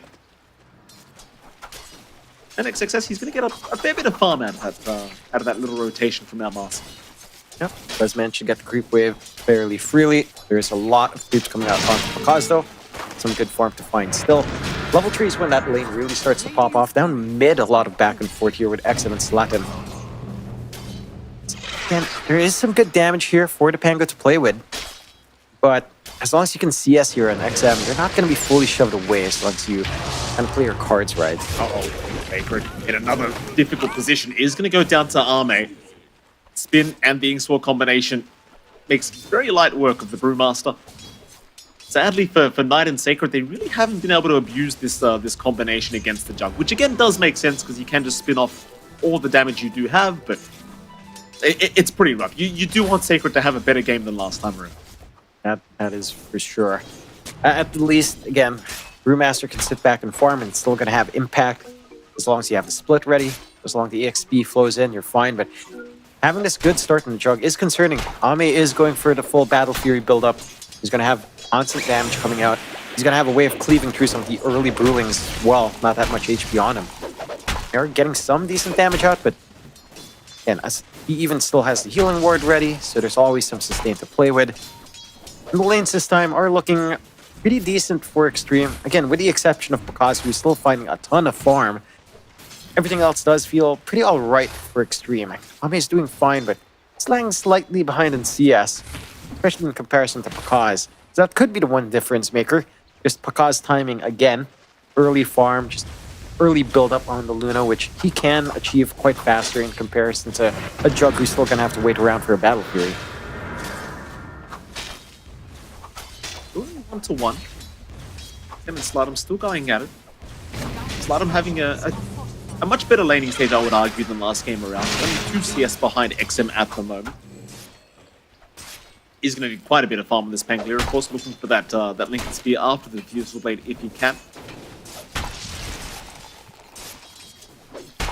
This lane's looking fairly quiet, nobody getting too aggressive. Paka's again having a fantastic time in terms of CS, 25 and 5 now on the Luna. So this was to be kind of expected, the man does know how to farm. It's just a little bit harder for XXS to try to leverage that aggression, right? The enchant just holds you back quite badly. Try to play around with a trample. Even if you commit the onslaught, you can't really do too much without putting yourself in the firing line. You do manage to get a gate usage here from DY. Maybe find an angle here, but the TP's instantaneous here from Knight. Exposed because he's the target. Oh, nice bushwhack out from Knight, locking both of them down. Q will drop. XXS will be able to get at least Onslaught away. But now DY in pretty big trouble. No real way out for himself. He's got a bit of regen if he wants to commit it, but it won't really make the difference, I don't think. Use the 1 charges, but does hold on to the Lotus. Paka's gets a double. Yeah, it's again a little bit reminiscent of how the early game of Game 1 went. Bullying XXS quite bad. Q just trying to buy some space here. Oh, another great bushwhack here. Locking him down, though. Onslaught is going to be out on tonight. XXS trying to desperately get a trade going for himself. He's going to be careful not to give his own life away, but does get the final right click on Knight. Seems though Paka's and Panda not able to trade away again, as even DY is going to TP back down towards the bottom lane. They'll look towards Panda now. Panda is going to be able to retreat back towards the T1. He will be alright. Yeah, they're just going to run the tri-lane. And you can leave top alone solo. Both sides can farm up. And a little bit of a better time for Sacred in that solo lane. Still going for the pull. They are allowed to get away with this, Q. Oh, going a bit too far. Does manage to bounce away, but not quite. Because still finds the right click in the Lucent Beam. DY now being chased down. Because does have another Lucent Beam available, just needs a bit of vision. Swell will not actually land onto the Luna, sadly. They will have the slows eventually to come in on DY, who will try for perhaps a deny, but it will not work. In fact, Slardom comes in to take the kill for himself. This is where things get a little bit slower for the side of Xtreme. You've got a mid-Bloodseeker. He's not going to be able to show up and help you in these fights. Early on, he can try to go for some Rupture plays, perhaps, in wider team fights, but you have a farming mid that's farming the same pace as your top. There's no one really to connect with XXS outside of the supports. You're just going to have to cop a little bit of a slower game and just hope that the investment pays off. It does feel like, again, Boom is winning out in the lanes quite nicely. Knight, though. Oof. Oh, gets it Neutral. right at least. Right. To get his way out. Q still being an absolute menace, but let him secure that time around as they are racing now for the Wisdom Rune. And they're not going to quite make it in time, though. Q still on the ball. Able to secure. 5-2 now, 7 minutes in. The chase is on for Panda. And that's sadly going to run right into XXS, though a nice little ensnare is going to stop him just a little bit. Panda, well, he'll heal up. The onslaught will land. TPs are incoming. Panda is actually still alive. He will barely make his way out. Q now being chased down by Paka's. Paka's, can he secure the kill? He has a Lucent Beam in 1, but it's only level 1. So instead, he'll turn onto XXS, hoping for the bigger kill anyway. Slardom will take care of the Marcy. XXS, 1 hit away, will heal up just a little bit, still running, but the chase is on. Can they catch the Primal Beast? Knight is trying his absolute best to keep up for a bushwhack. So is Paka's. Lucent Beam will land. The Acorn Shot does land to boot. XXS is still managing to run his way out, though. Oh, Slardom, no! He barely misses. A nice attempt. Oh, that's so much time. They are bleeding out down bot, but they are making Boom work for it. Rupture. Onto Knight. Heals are incoming from Panda, but it's not really going to help out the Hoodwink too much, I don't think. Knight does go down, and now Panda going to find itself in danger. The chase is on, but Panda is going to be okay behind that T1. In fact, here comes Slardum now looking to see Q's life.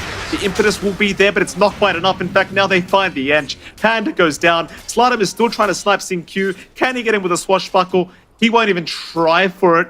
Instead, he'll go for the arcane route. Some punishment finally coming out for Xtreme. Rupture paying off for XM. Again, the one thing you're achieving here on Xtreme is a lot of free space for Ame. Instead of being pressured up top from a solo lane with a Brewmaster with some rotations on top, no one can come up top because of all of this action elsewhere. So the Jug is allowed to kind of keep pace going into that Battle Fury, which again, still a ways off, but that space is there. They are sacrificing XXS extremely for this, but the Prowling Beast doesn't need too much to be online, has the Soul Ring phase boots. You are pretty set to just make some plays now with level 6 up on XXS. And that does lead to a rather even game to start already. 6-4, less than 1k lead up for Boom. But Xtreme not in a bad game state. Not just yet, at least. And the aggression can still come out here for Boom. They are lining up top, like Slatum's camping around. They've got the split ready on Sacred.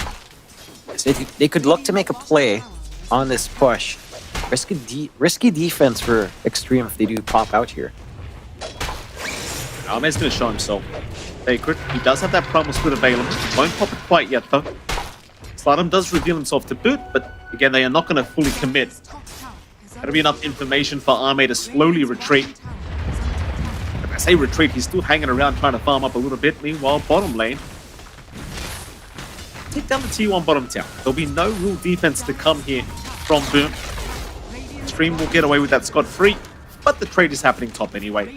It's just a little bit slow. In fact, they could think about defending with this glyph being committed. But they won't. Just go for the tower trade. Again, Xtreme Gaming, their lineup does take a lot more time to come online. You're talking about a Bloodseeker and a Jug. Bloodseeker mid just needs a lot to cook up. Maelstrom not too far off for XM. Just lacking that full Mithril Hammer now. Good forward wards being set up already from Boom. Same spots as last time. But that does give some good information if Xtreme does decide to still stick around here. I do like that Slatum's just willing to play. Like, no fear, doesn't care about the Bloodseeker, knowing that XM's probably not going to be trying to mirror his movement just yet. You can look to try to apply pressure even before the diffusal's up, which it's not too far off now for that timing. Again, 6-4, rather even in net worth. Overall, you're getting a lot slower for start for Q. This is not going to be a game where we see that quick BKB on the Marcy. You have that to at least look forward to for Boom. Not going to have to worry about the Marcy too badly, XM. Chase on Panda. Panda still not level 6, so does not have Untouchable, that he will try for a TP play out and will make it. Slardum, he'll move in, trying to go after XM. They'll pop the primal split as well from Sacred. They'll make the rush onto the Bloodseeker. Ame's hanging around in case he needs to help out. He does have Omni Slash available. Meanwhile, here comes XXS. Sacred is still trying to chase down this Grimstroke, but DY, he survives through all of it for now. Sacred, do you really want to keep going? They'll take down DY, but now the Brewmaster, he's in the middle of nowhere. How is he going to make his way out? The answer is he probably will not. The Sacred will sacrifice his life for a Grimstroke killing. I really cannot say that's worth. No, not the ideal scenario. That's great identification from Boom, though. Like, they saw the early Rupture commitment onto Panda. They take that opportunity to try to play with a roll and a split. It's just that the follow through wasn't really there.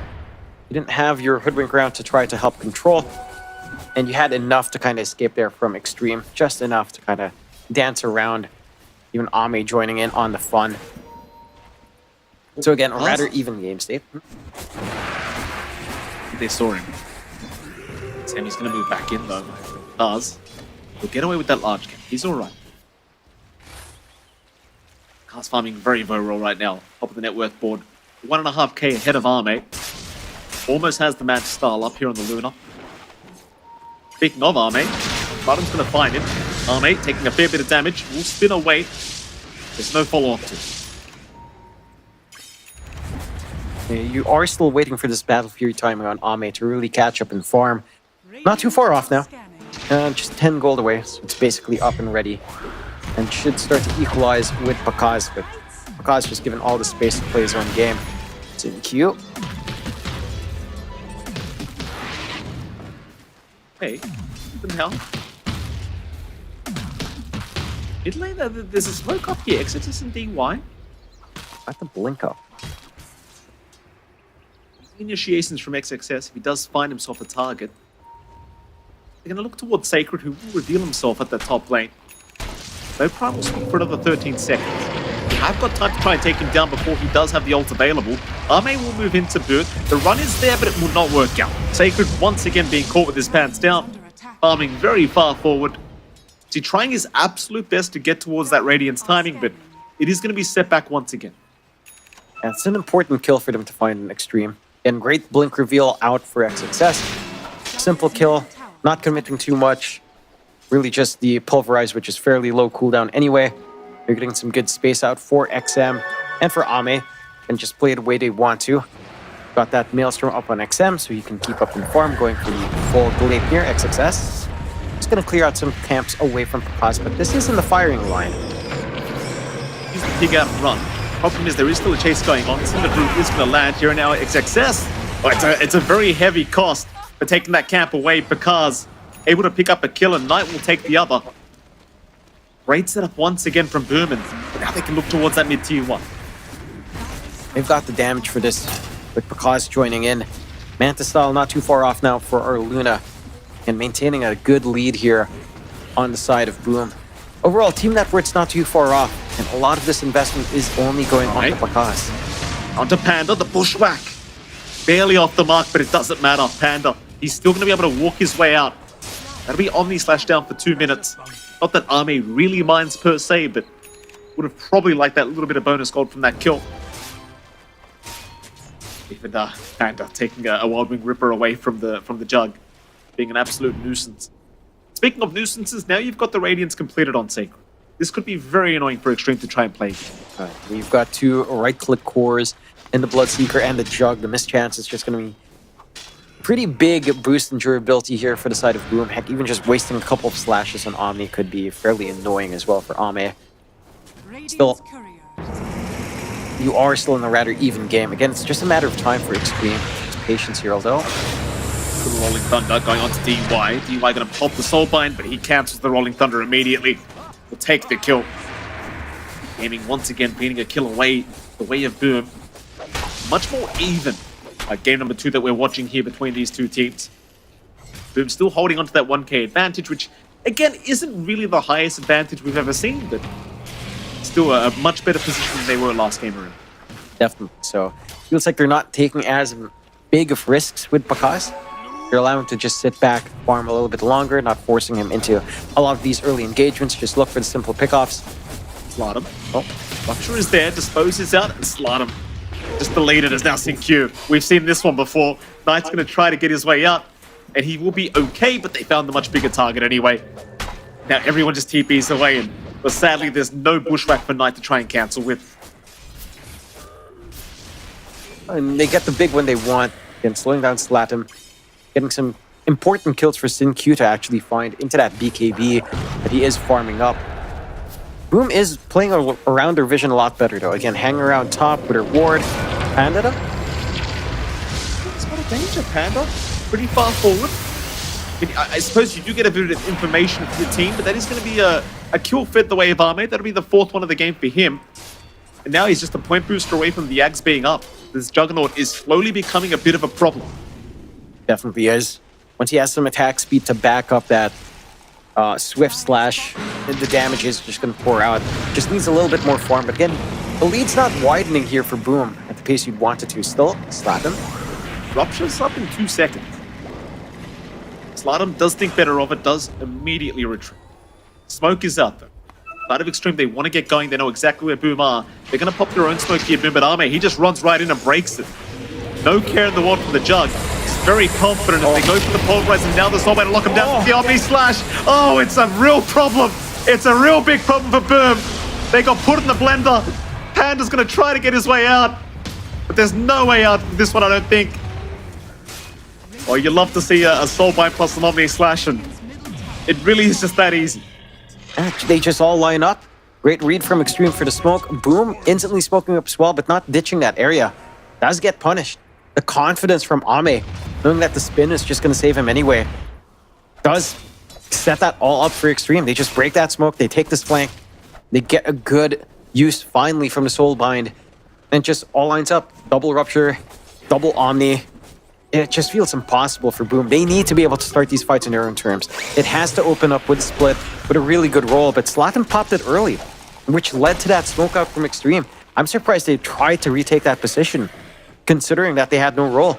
It just feels too important. Along with a split, it has to be both of them at once. Yeah, you get to kind of see the replay, Arme almost daring them to come in, and it just looked a bit too tasty of an opportunity. But when the Soulbind Omni Slash comes out, they just absolutely get blended here. With that, I mean, Boom, they just had absolutely no chance. And it really does go back to the fact that Rolling Thunder was just committed. Xtreme Gaming understood how big of an advantage they did have if the fight was to proceed, and what surely did. They have to be cautious about that on Boom. Xtreme bounce back into the game, 3K lead up, 10-11. It's a little bit of a later timing, but this does feel like a little bit of a mirror from game one. Right, Xinq starts to find a couple of kills, starts to work his way onto the BKB. Ame starts to get aggressive on his carry with a jug. We've got XM, who's almost at the BKB, already has the Gleipnir up, more control for these team fights. And then you've got XS, who's also very close to his own BKB. Like, these timings are very scary for Boom to play into. Because again, all of your investment went into Pakas. It's only onto the Luna. He's about to have a BKB, that's great, but Zlatan's about 700 gold behind. They have the same situation for Sacred in comparison to XXS. They're massively behind compared to Ame and XM. It's all in on this Luna to kind of carry you through. And it just feels like it needs some backup. You know, you need to be able to play with this primal split from Sacred. You need to be able to play with a roll. That's okay. Ame spares him. Xinq will pick up the shards for himself once again. Speaking of Xinq, he's about 800 gold away from the full BKB now. One mid, pulverizes out. They are going to find themselves some venison. That should be a very easy kill off the pack. Yep. Nice simple pick off, doesn't cost them much. No big cooldowns expended. Just building up that lead to 6K now on Xtreme. Fresh BKB for XXS, still ready to go as well. And for Boom, I don't know at what point you feel really confident on Pakas. I mean, he has the Manta, BKB, along with a MOM. Maybe with a shard, you start to feel a little bit more confident. You find Xinq here. A decent pick off the take. The Xinq's actually just going to go for the fight himself. He's kind of winning the fight. Slardom's forced to put the Rolling Thunder. Xinq, can he make some magic happen? He'll juke out once, dispose, but no. He is down, but that is a very demoralizing kind of kill to get.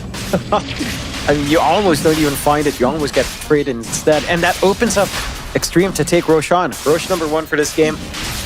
No problem at all for Ame and XM to find all while that's happening up top. Like, it's a worthwhile trade. The scan does find them. I don't think they can contest in time. It's just Panda nearby. With Sacred, it's not enough to contest this. You got a nice freebie going your way here on the side of Xtreme. I love this on Ame, just going straight MKB.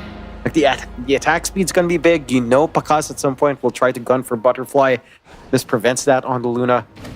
And just, again, maximizes that Swift Slash, maximizes that Omni Slash with more attack speed. Ton of value out for Ame here, once that's up and running. You get more defense as well on XM with a BKB flying out into the Lincolns. So again, just not wanting to get pinned down by just the Brewmaster and the Hurricane up. It's going to go down top lane. Xinq actually had his BKB recipe on the Courier. Sadly, will not get there in time. Bottom lane, they have found the Enchantress once again, though there are a lot of TPs incoming. Perhaps they can look for a big trade here. Panda's down. However, Ame could be in a spot of danger as they do stun him up. He's got Omni Slash available. He'll pop it immediately, trying to survive through this, but it's bouncing right through the Brewlings. It is not looking good for Ame. He will lose his first life. Meanwhile, DY will go down. Ame's the target, though. He'll go for the spin TP away. Do they have the damage? They do not. They give up. XM, BKB TP away is also going to make it. Ouch. Oh, at the least, they do manage to force out the BKB of XM. That is down to 8 seconds now. And you also did manage to force it out on XXS. You managed to take away Aegis to equalize the game down to a 3K net worth advantage instead. Rather unfortunate for Ame that the on slash didn't quite connect. And they were a little bit too far apart. XM wasn't close enough to play with a Soulbind. He didn't manage to get Soulbind Rupture in time. Silence not coming out. as fast as you'd want to as well. Kind of holds back Xtreme from really capitalizing on that. The game evens out just a little bit, 13-13, 3K lead left for the side of Xtreme. No secondary life, but the MKB for Ame, not too far off now. And once he has that with the attack speed he's playing with, again, like that Swift Slash is going to do a lot of work. The Omni is going to be much more valuable here as well. Sin Q, if you can join in with these fights with a sidekick and unleash with a BKB, things can start to line up. Boom, they're not out of it by any means though. And they've got their play. They need to time themselves around the split and around a roll. As long as they can play around those big spells, they do have superior teamfight control here. They absolutely do. Only a 3K advantage the way of Xtreme is still a very close game too, as the Panda gonna have to receive the hands of Sin Q. Will go down. Sin Q though, maybe sticking around a bit too long, could be in a spot of danger, but no, he has his BKB up and Slardom. He's gonna cop a rupture. Slardom is down. Sin Q still running. Surely they get him and they will. But it's a pretty heavy cost once again for Boom. Going 2 for 1, only finding the support, sacrificing Slardom again. Sure, again, this is not a runaway game for Sin Q, but he's still being a massive nuisance on this Marcy. And this opens up the follow-up fight now for the side of Xtreme. Full MKB up now on Ame. Still has to be a bit cautious about that damage flying out, but is just going to be able to walk it through. Again, more value now on the Omni, a little bit more value on the Swift as well. 5K lead bouncing back here for Xtreme. I like the build, again, of XM, just understanding he doesn't need much damage. It's all on Ame. Just needs to go for the Lincolns, needs to go for some defense here. And just manage to get the Rupture off. As long as they do that, then it's just super awkward for the side of Boom to even consider their angles here. Props to Boom, though. They've got good wards watching this bot area. Xtreme have been playing pretty much hugging bot lane. So this Cliff Ward's going to do a lot of work for them, as it already has. They really want this tier 2. Because he's got vision. He knows they're around. Because he's going to be okay. Thankfully, DY does not place an observer ward on that high ground. Ooh, sticking around to defend this T2 tower. They'll catch Ame once with the pushback to connect this one down quickly. It seems like they cannot with the spin. No, it's not enough. A perfect kill here. Ame going down. The big target you really like to see is DY. Rod of Atos will lock him down into the bushwhack, and for Boom, they find themselves a very nice couple of targets. Just unfortunate. Like, the fact that you can't use Omni in the spin really makes it hard in some scenarios. Just make that decision on the jug. Big punishment out from Boom. Again, dropping that lead back right down to 3K. Hold on. He's going to find himself a couple of targets here. This could be a pretty bad fight for Xtreme Gaming. It's a 3v5 situation. XXS has still jumped in, trying to go after the Hoodwink. They'll take down Knight. It'll be a 3v4 now. Sin Q, he just wants to go. He just wants to fight. Sin Q, my God. You've got to calm down, sir. Oh my God. Sin Q is still just going against the whole side of Boom. Oh, he will finally go down. Tower has fallen. My goodness. Dire's Somebody tell Sin Q to calm down. The opposite of washing his face, I suppose. It's a hot towel to calm down there, Sinkyu. No need to get all angry and rushing around here. That does cost him a little bit.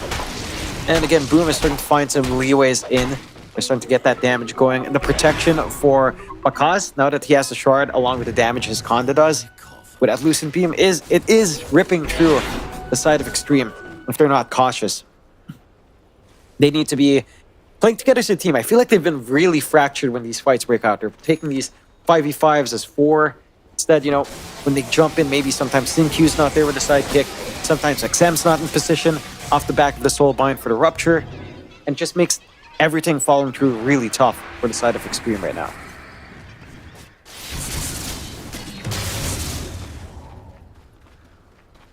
Favorite. Success threatening the onslaught in. Does do so, but is out of range to catch the Brewmaster. 1k advantage Xtreme's way.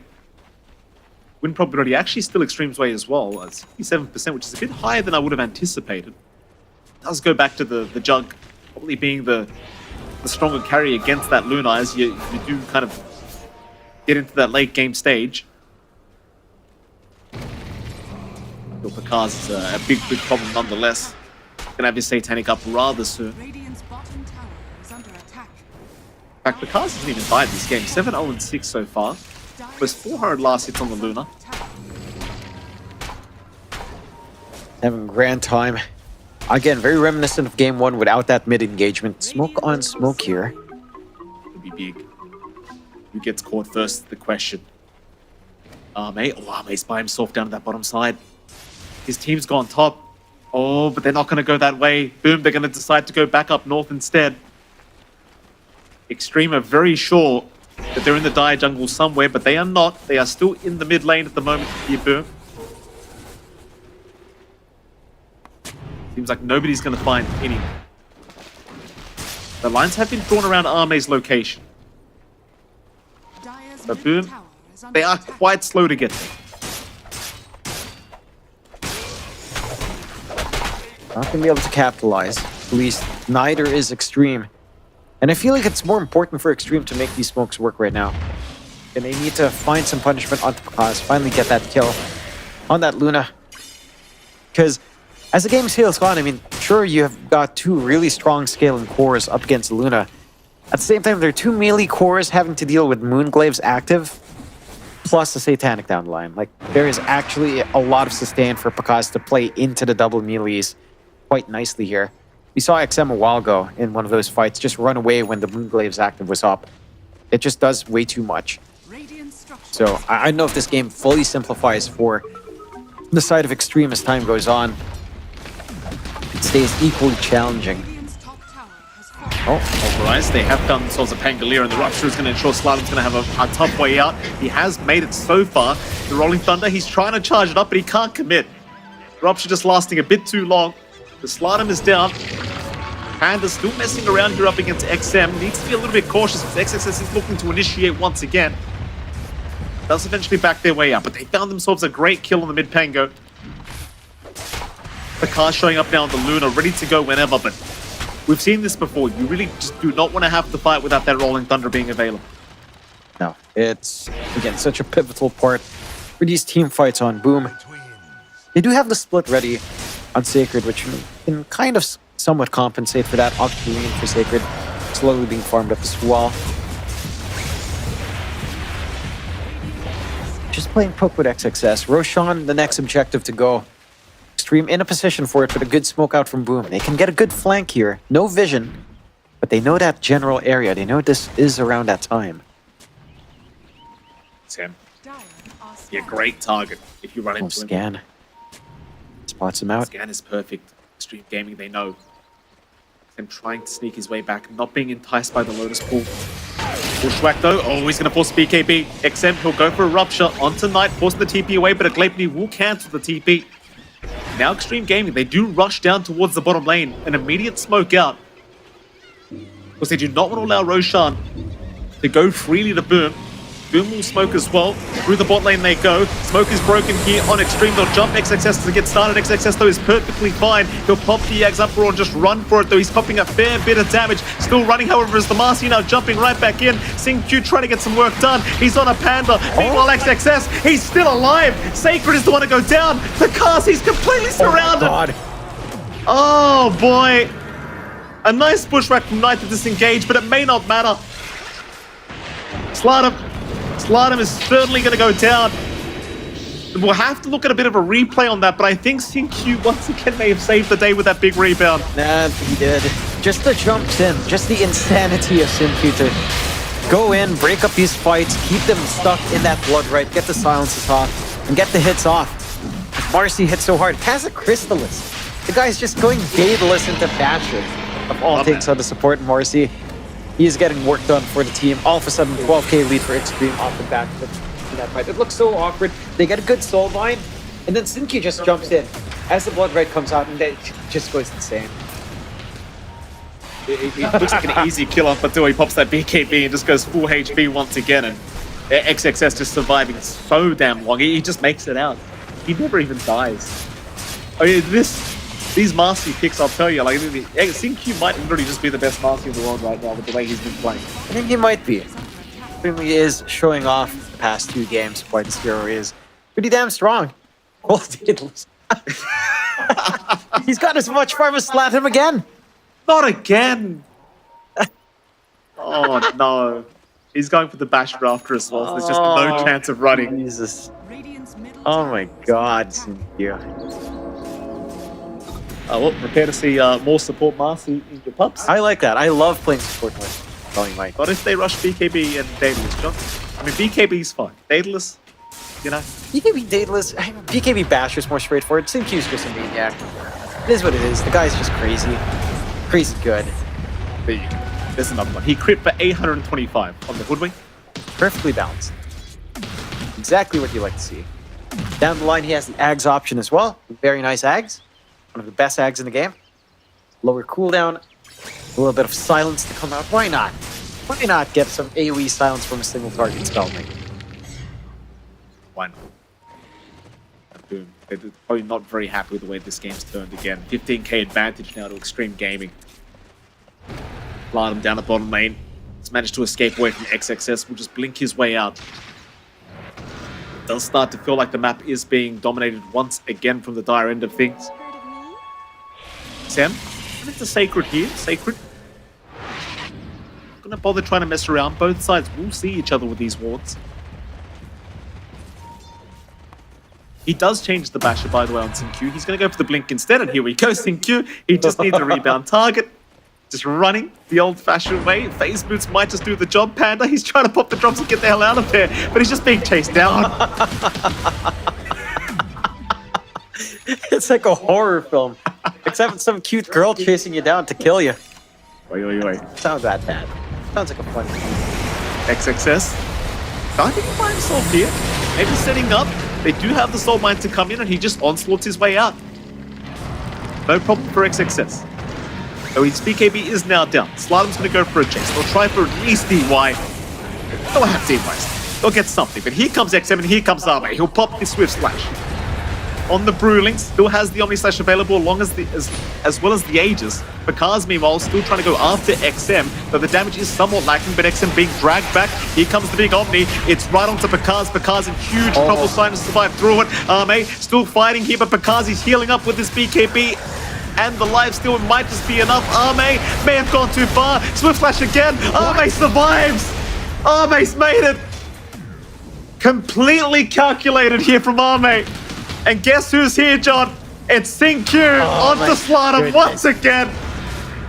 Sinq, you're bullying them now, sir. Right? Leave them alone, Sinq. Go. Oh. Oh, man. Ame. That timing for Swift Slash to be back up at that precise moment while the Satanic faded away, and him having that, level 20 talent as well to lifesteal true. Oh boy, that was some tight timing for Ame. Works out in the end. High ground opens up, no buyback for Slatum. And this is going to be much too, maybe more sets of racks, maybe just Megas coming out entirely. No split on the respawn. There is split on the respawn actually, but is it going to be enough with a roll? Doesn't feel like it. You need that damage coming out as well from Bakaz. Oh my god. Oh my god, that's just dirty. Oh, that's so good. Sinq doesn't care. Don't do it, Sinq. He's thinking about fountain diving now. XXS has to save him. For some reason, when I think of Sinq playing Marcy now, I think of American Psycho, but with Marcy.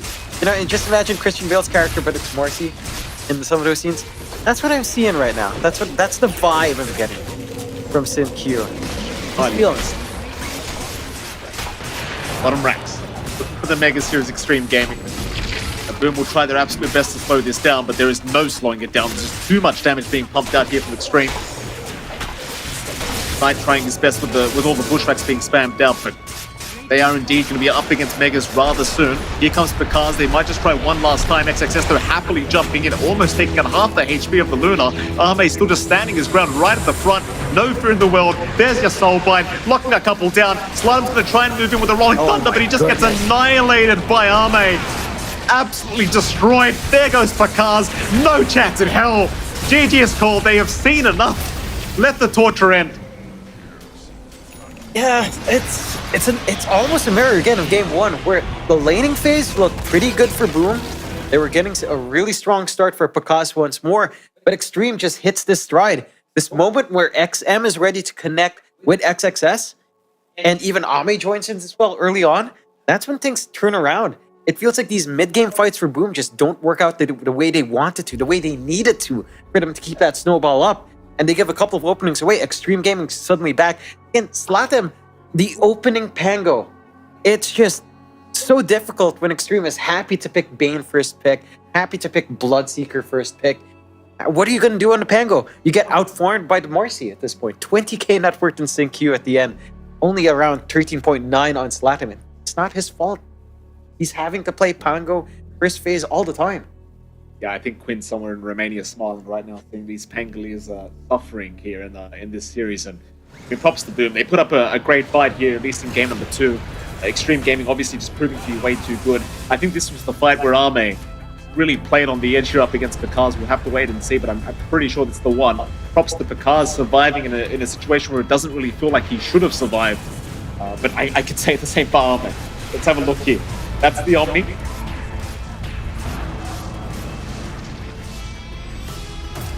We'll heal up with the Satanic. And Ame, of course, calculating this all in his mind, doing all the math, pops the Omni and see you later. Easy peasy.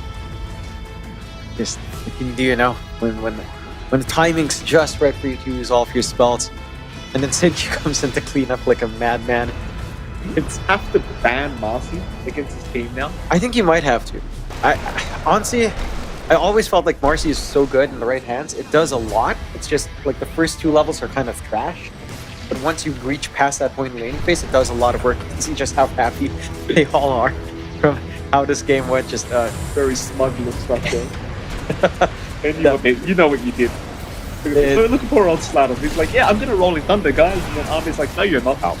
See you later, sir. Oh, it was a rock end to the game, that's for sure. Yeah, and it was such a strong start for Pakaz at the start, right? You were mentioning he was like 7-0-11 for a long time. They were having a tough time catching out at Luna. In the end, it just doesn't matter. He ends up 9-3-7. Again, Pakaz does so good in lane. It feels like the laning phase of Boom is just so good. And then just mid-game, it falls flat. And they keep giving Slatem Pango in this series. First phase, they can't do that up against a team like Xtreme. Just too many options. Like, you're not going to ban all of these Pango counters. So you'll always have something to choose from Xtreme. And they'll always go into Marcy. Like, they've shown us the Marcy tech. I love it. I love Marcy on support. And I love that Synq is just going ham with it. I can't say Synq was playing support in either game. That's my problem. He really wasn't playing support. He had higher net worth than most of the players on Boom Esports, both games. Nevertheless, we'll head off to a break. Of course, we have another series coming up in just a moment. Don't go anywhere. We'll be right back.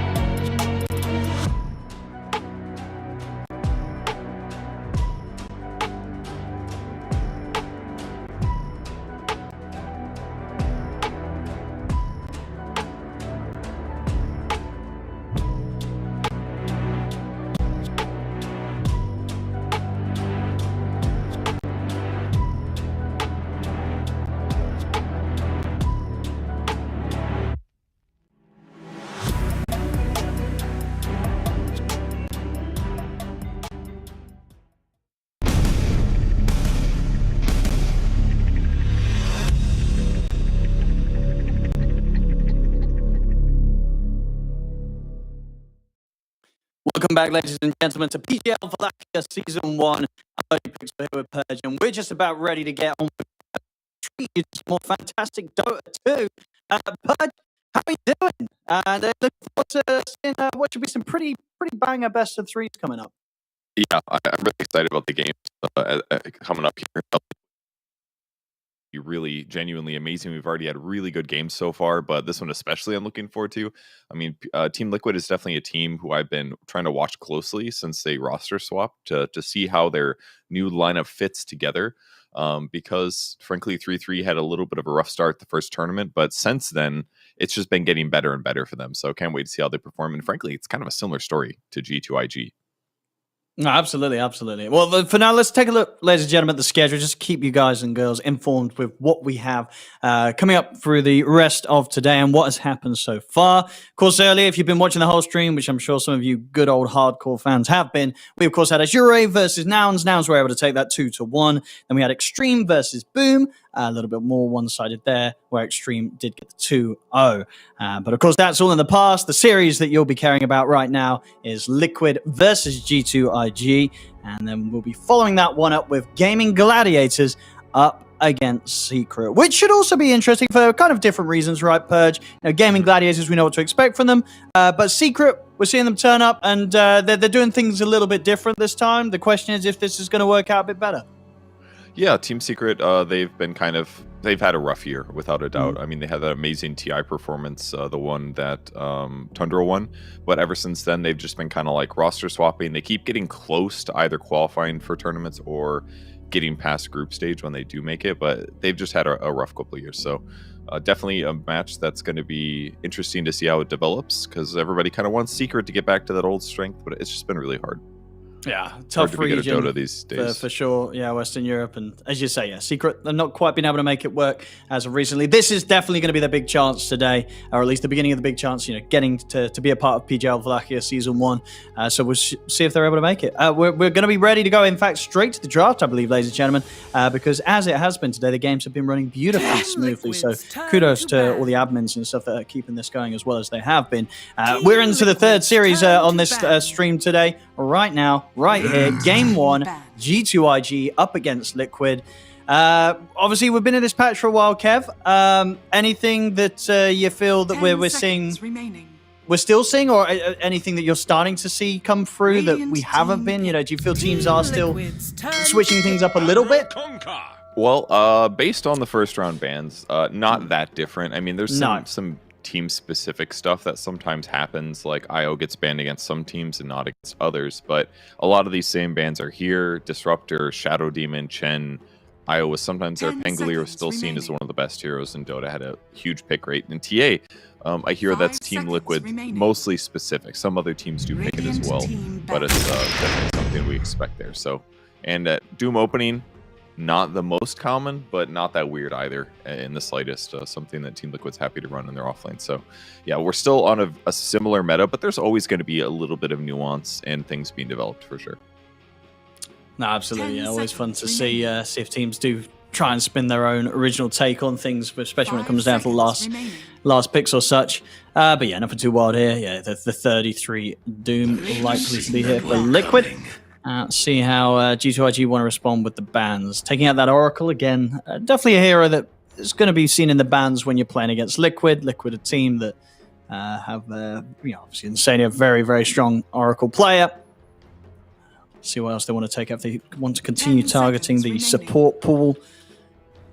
See if they feel that that's one of Liquid's stronger parts. Liquid's turn to ban. Yeah, they'll take out the Tusk. So limiting the options. This game here for the two of them, Sania and Boxy. I mean, overall as well, Kev, coming into this one, do you feel that one of these teams is coming in as a favorite? Or would you pit them pretty evenly right now? It's got to be Team Liquid without a doubt. I mean, their performance has been a little underwhelming in the last couple months in terms of their performance, but that's kind of because they keep running into really good teams. I mean, they got knocked out by Team Falcons in second round of lower bracket at ESL Birmingham, and I believe something similar happened at the previous term. I heard somebody mention that they keep getting knocked out by the eventual tournament winners. So it could be it looks a little bit weak on paper, and maybe you should say like, hey, don't start in the lower bracket, because then there's like a 50% chance that you just need to be one team, then you get top 3. That could be one thing to say, an area for improvement, but they've got to be the favorites here, without a doubt. Yeah, it's going to be interesting to see how the team fares as well, like in this this group stage format, right? That we have here, this Swiss group stage format, which I think is a lot of fun, right? Because you get all the 16 teams essentially in the same group, and the winners play the winners, the losers play the losers. It's kind of like a group stage system that has its own sort of matchmaking. You know what I mean? Like, you're moving up or you're moving down. Yeah, it's pretty cool. It also has the benefit of being a lot faster than when you have this many teams and you do a round robin, your group stage kind of drags on a little bit. So the Swiss stage is a cool format for that for sure. 10 seconds remaining. Yeah, it definitely requires, I believe, less quantity game, because of course with this this tournament here, PGL Wallachia Season 1, right, there's only 2 streams going on. Other group stage formats, you're probably going to find yourself having to try and watch 4 streams at the same time. So a little bit easier for you boys and girls at home to follow along with all of the action here. I know a lot of you got a couple of monitors. Make sure you get both those streams up, because if the day's been anything to go by, we've had some really good games going on both sides of things, on both streams. The picks start to fly out now. We get the Hoodwink from Liquid and Techies from G2IG. It seems pretty strong. I'm kind of liking G2IG's opening here, Purge. Yeah, it's pretty cool. Clockwork was an occasional support. Some teams liked it. Liquid, maybe not famously, but something I noticed, they picked Clockwork on their elimination game. It was kind of like their main stuff wasn't working, so they kind of tried it out. It didn't really hit for them. But for the right teams, it definitely is great. It's a nice frontliner. And between Kunkka and Clockwork, Techies is going to be so happy, because that's 2 people that can initiate for him if he doesn't want to go in first. It's going to amplify all the magic damage they're dealing, and it should give them like solidified lanes and give them really solid catch across the board. So I like their opening. It looks good. But Liquid stuff is also good responses. The Hoodwink is a very common 4 that we've been seeing across the board. Team Falcons pick him all the time. Enchantra's great lane stabilizer, which is going to be great for the Luna pairing, which they got the end of the second phase here. Just arguably the best carry of the patch in a lot of ways. Yeah, this hero's been the bread and butter for a lot of teams, and Liquid in particular. A lot of success with it. It's nothing flashy, but it absolutely gets the job done. Now going into the reserve time, and they're going to go with the Clinks. I feel like this is a hero that's been kind of rising into popularity rather recently. I mean, what do you sort of make of Clinks right now? Very different to the Clinks of old. Yeah. Well, is that true? Well, I feel like he gets so tanky now. You know what I mean? Yeah, like he's eating these things. You feel like, oh, I'm going to go on this squishy Clinks. This hero ain't squishy. You know what I mean? Suddenly, like late game, he's got like 3k HP and stuff. And Tyrion Arrows is different now. It's not just, or it's like with Tarbomb or whatever. I was pointing out the fact that they changed him, then they reverted him back to his original one. Now he's on another change. He's had quite a crazy history. Yeah, truly a metamorphosis hero. A lot of players would look at Clinks originally and they'd say like, man, this carry just kind of sucks. He dies too easily in lane. He's got terrible HP in lane until he uses Death Pact or whatever the heck it's called these days. But what's really fantastic about him, and one way that teams really used him well at ESL Birmingham, was the ability to take tier 1 towers. Is so simple with him. Once you hit 6, you just go under the tower, you attack it, so you make skeletons, and you star bomb it, and then you just walk away. And your skeletons do a huge amount of damage to the tower. So it becomes a tower sieging, scaling mid hero. So you can basically just pick him, just take the enemy tier 1 towers. Like if you looked at the first 3 heroes that G2IG is dealing with, those heroes are not good tower hitters unless the creeps are gone, basically. And Clinks can basically pop around and deal with them easily. So he has a lot of good potential as a hero. He scales well. His early game weaknesses are really solved by that tower pressure that he brings. Liquid now, with the final ban, they're going to be taking that Centaur away in terms of the offlane options for G2IG. G2IG themselves also are going to be looking towards those mid heroes in terms of bans. 10 seconds remaining. So we'll see if indeed Liquid's expectations are correct here, that the Kunkka will be the mid, considering the fact that they were banning the offlaners. Always that chance to switch things around if they do want to on G2IG. They'll ban out the puck. Team Liquid's turn. And they'll go with the Zeus. So even though there were these off-lane bans coming out from Liquid, maybe they did change the plan, G2IG, but yeah, I think the Kunkka was likely always going to be the off-laner on this one. Liquid obviously expending their last 2 bans on the off-lane. Yeah, I mean, Darkseer would have been problematic because Darkseer wall against Luna is quite fantastic. That's true. And I guess, it would have given them they could really switch things up overwhelming because of that. team fight too. Like if they had Kunkka Boat and Techies and Clockwork, I mean, they're dealing with an Enchantress and a Hoodwink, so their team fights can be a little bit weaker. So I think they're worried about the team fight aspect. Also, Centaur, if you get doomed, you just stampede the guy away. Just get out of there. Yeah. Yeah, exactly. So I think what the Zeus brings them is it brings them an ability to split push and push lanes out without showing to lower their chances that they get jumped on, doomed, or caught by Hoodwink. So it's going to make it a lot harder for a team like You may now select your heroes. Highly mobile, not very picked, but we got an did we see this at all at Birmingham? I don't remember it. But I'm going to have I feel like maybe not. Like this hero is just, I mean, it's it was unpicked at Birmingham, yeah. But yeah. Okay. They did up steering chains, I believe. They hit 3 targets instead of 2. That was one of the more recent buffs, so that could really help in locking down the enemy squad. I just like that he's going to be able to get on top of the Clinks and the Zeus without difficulty. And he's going to, they really needed some catch on their team because it was going to be so difficult for them to lock down their opponents. In terms of disables, he also doesn't have to worry that much about X combos because he can abuse remnants and slight dodges and stuff. So I think it's a cool pick considering what they're dealing with, but we'll see if it works out for him. Yeah, I mean, I'm looking forward to see if it works out. I feel it's, as you say, it's one of those picks that conceptually there's reasons why the hero could be, or maybe should be good in a draft and against a draft like this. But I don't know, that the numbers don't lie. This hero don't do great. There's a lot of mid heroes that are pretty strong right now. I mean, looking back at the bans, I feel like there was definitely something else still out there that would have been a bit more meta and probably a hero that would have a bit better of a win rate. I mean, I'm looking forward to it. I hope it works in the sense that I think this hero is just nerfed. It's a rough mid hero. But I feel, picking it is definitely Liquid saying, hey, you know what? We fancy a challenge. Well, or, they think this is good. I think a lot of other teams right now would not consider this good. Yeah, I mean, I guess part of it is that the Maelstrom kind of got nerfed for the hero, actually. It was buffed on basically all other heroes, but it's worse on Void Spirit, or on, Ember Spirit, because you don't really want the attack speed that badly. The proc chance went down a little bit, but, I mean, the hero it can go other ways. They have pretty low armor heroes, I feel like, on the IG side, at least at the start of the game. Maybe he'll go, it looks like he's queuing up a Witchblade this game. Or not a Witchblade, a Mage Slayer. So he's going to go the classic Mage Slayer build. Thank you, Nisha, for showing us your item build at the very start of the game. But this it's still good. It's just the duration's not long. It's 3 seconds instead of 6.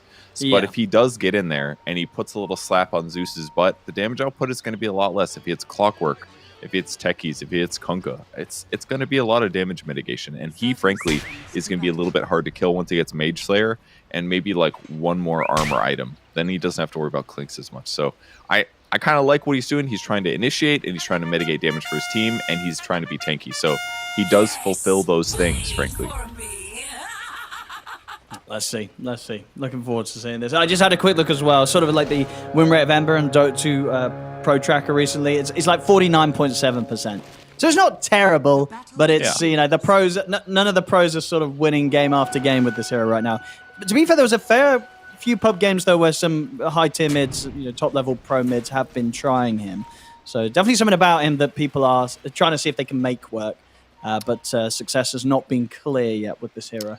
It's the cosmetics. He's got really good cosmetics. That's true. You gotta play him once in a while if you spend money on the cosmetics. I just imagine there's a lot of mid heroes that kind of beat him up right now. Is part of the problem too. That's usually what kind of happens in the meta, where some hero has like an okay win rate, but it has to be like the right game for you to pick him, and those games don't really turn up all the time. So I think it'll be fine against Zeus. The Flame Guard will certainly be nice to reduce some of the magic damage, and He just wants to jump. Looking at some of these side lanes. Down bottom, we've got Xnova supporting up Monet on the carry Clinks. Up against Boxy's Hoodwink and 33's Doom. Top lane, we've got Insania on the support Anch backing up Mickey against JT's offlane Kunkka and Baboka's Techies. I mean, these side lanes feel like things that we've been seeing a lot, nothing too crazy, of course, in terms of setup. Any of these sort of duos you like in particular that you feel can do especially well in the laning stage? Yeah, the Techies plus Kunkka looks pretty threatening for sure.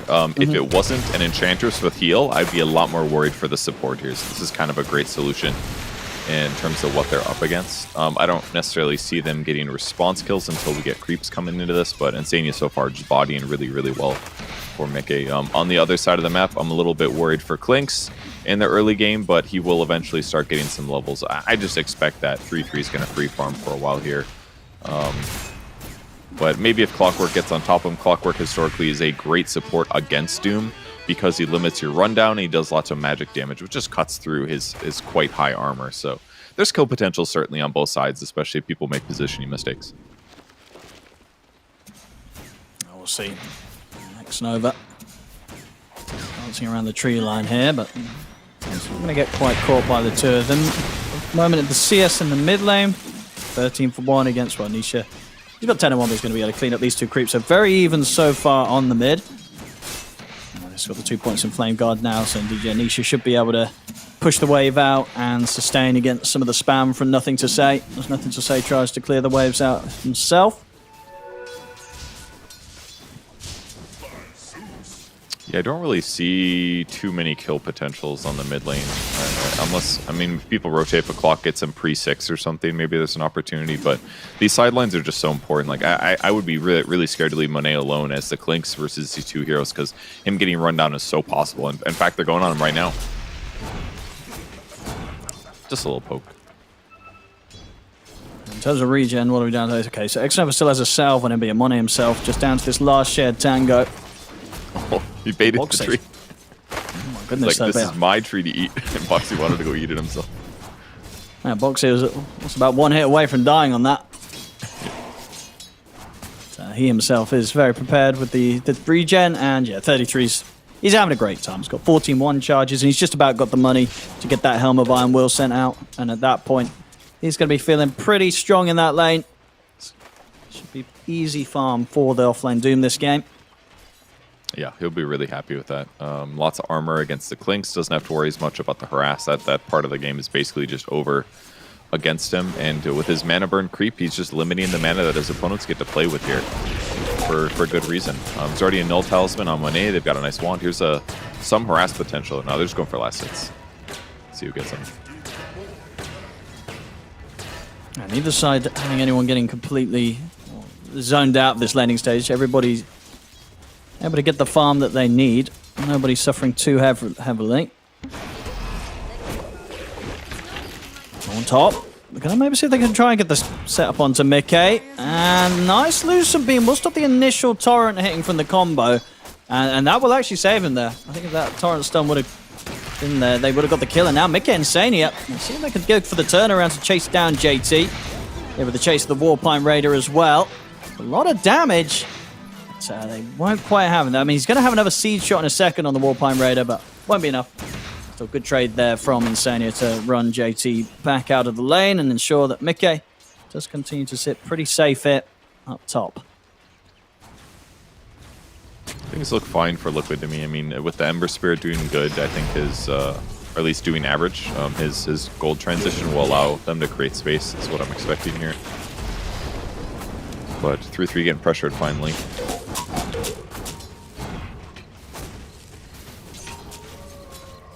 Ooh.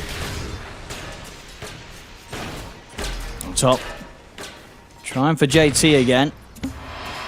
He's got the salve at the ready, he's fine. I mean, this bottom lane rotation, like a nation, no, he's just going for the bounty rune. Doesn't want to spend time going down here.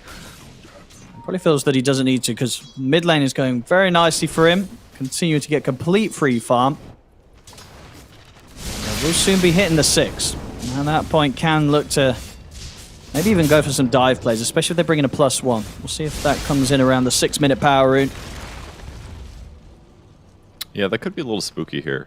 Zeus is definitely kind of fragile at the moment. Doesn't have too many survivability items, just relies on heavily jump, really. So if they can gap close and go for some disable follow-up, it could be huge. Especially with a creep coming in, that kind of thing. Yeah, and in fact, that's what's happening bottom. Yeah, lovely little rotation in from Insania, which should finally get the first blood on the board. Will be for Liquid. Boxy have to get the last touch on that. And Insania making some nice moves here with the Enchantress. We already saw how much he was doing in terms of just keeping the pressure on JT top, ensuring that JT was never really in a position to go on to Mickey. And now with that rotation, getting first blood for the team. So some good stuff here on the Enchantress to start things. Do you see 3-3 finish his Veil before Boots here? Just wants to amplify as much damage as possible. I mean, finishing this item is huge, really. It's a 10% damage increase at this phase of the game. That's really valuable in these early fights, so just getting better and better for Doom. Yeah, I mean, it's just super unappealing, really, to go on him. It's not really going to be many opportunities now for Xnova and Mono to threaten 33 at all. Except for right here. Yeah, maybe when he gets stuck on the ground. Okay, let's see if they can get him. See, he's going to have Boxy with the help. Is it enough damage? Okay, with the Zuso, it will be. There we go. Nothing to say, able to come in with a finishing blow as he drops the ultimate. So with that, they certainly can go on the Doom. They'll be able to take 33 out the lane, and G2IG get themselves their first kill on the board. That is the downside of being greedy, basically. When he pulls the enemy creep wave to a large camp like that, it's perfect vision, you know. Fight top, though. Oh yeah, indeed. They try and turn onto Insania, but he's already got the heals pumping out. Baboka, is this C-shot going to be there in time before this creep dies? 1 second. I couldn't get it off. Couldn't get in time. Baboka's able to escape. Only just, though. He will get out of that. Maybe eyes now over towards the mid-sea where Insania wants to go. He's going to be able to grab a Hellbear Smasher next. I just want to say, great rotation from nothing to say to press his ultimate.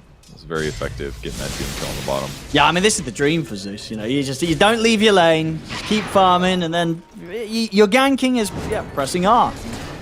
Around the mid, the action's going to actually come over towards him. They're trying to look for the setup here over towards Xnova. He gets the cogs down. Hellbear Smasher considering making its way over, but Xnova already back up and has that regen rune. So he's going to be able to get back up to full HP as both teams try and clash around the power rune. But indeed, with Xnova grabbing it, it's not going to go the way of Nisha or nothing to say. And this regen rune change really does change that rune so much. It's like I just can't die in a fight, and sometimes it's just subtle. You know, the regen's low enough that I sometimes don't notice it while I'm fighting a guy, and I'm like, why is he committing to this fight? This is really bad. Then I realize I'm like, oh, all this damage I'm doing is worth it. It's a huge bummer. Great game top here. Going to be able to take down Mickey. It should give them the opportunity to try and take this tier 1 tower as well if they want to put the pressure on. At the same time, Liquid, they're looking to apply the pressure down bottom. It looks like IG's going to try to defend it, though. Monet rotates back.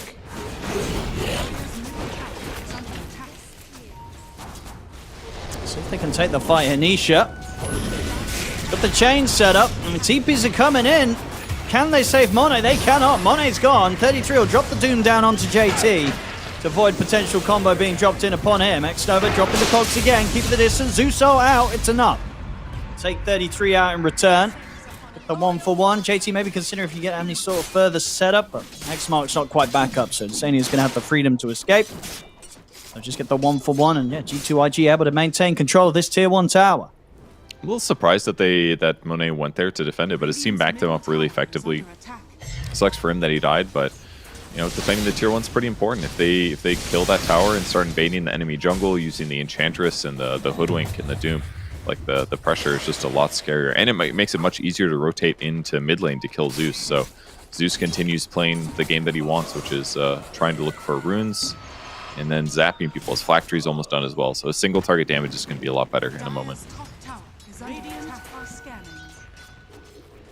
Let's see if G2IG have a bit of a better job themselves taking the tier 1. Nisha hovering around the area, has got this haste rune in the bottle ready to go. They're able to kick off a fight. Just trying to do his best to stay in this position, make sure it's hard for G2IG to really enter across the jungle of Liquid and find their way to Mickey. So Mickey's getting some space on the top. Gank opportunity bottom, maybe. Mono's He's got his looking eyes on him. for Boxy, but he can't. There's a sentry there, so he didn't see him. They get the hook shot, but slightly off the mark there from Xnova. All right, get the connection. Boxy's fine. It's really close. Nice escape by Boxy. I noticed the Clinks is going to go Maelstrom this game. A little non-standard here. Maelstrom with Shard, but that's probably why. The Maelstrom with, what's it called, Strafe or whatever? That shit was really good. You farmed so quickly with all the lightning procs, so it's just a way to really accelerate his farm. He wants to go super late game because he wants to try to be competitive with Luna. A lot of focus around the mid again here. Nisha, look for the setup. Look at the follow-up combo here from Boxy. It's not enough to burst Xnova all the way, though. Xnova able to walk away and has nothing to say by his side. Zeus popped. He'll keep them low and dissuade Liquid from trying to push in for more. JT seeing if he could get a potential grab with the X-Mark, but Liquid back under the tier 1 tower. Nisha sticking around. He's going to allow himself to get X-Marked. He's got the Flame Guard out though with the Remnant defensively placed. He'll be able to jump back to safety. Probably not going to be able to defend his tower. They've got the fortification. Further TPs to be coming in as Insania returns to the mid area as well. It's a pretty heavy push coming in with the presence of Monet on the Clinks. And this tier 1 tower's gone. As G2IG starting to get some good objectives here. Taking that tier 1 mid out in a game where Liquid themselves, they've yet been able to take any of the tier 1s. So first tower here for G2IG. Yeah, it's just too hard to defend against all the Clink skeletons. Between the 2 skellies from his ulti and the 1 from his 3rd skill, it's just a lot of damage to go through. And they have so much poke between him and the Zeus and the threat of the Kunkka X combo that none of the heroes on Liquid can really approach except for Nisha there. And if Nisha uses Flame Guard and it's now on cooldown, like he's just way too vulnerable as a whole. So it was a good attempt to try to hold things off, but that's the value of the Clinks. He just makes those towers die so easily. Good rotation from Monet. Staying active, staying involved at the same time.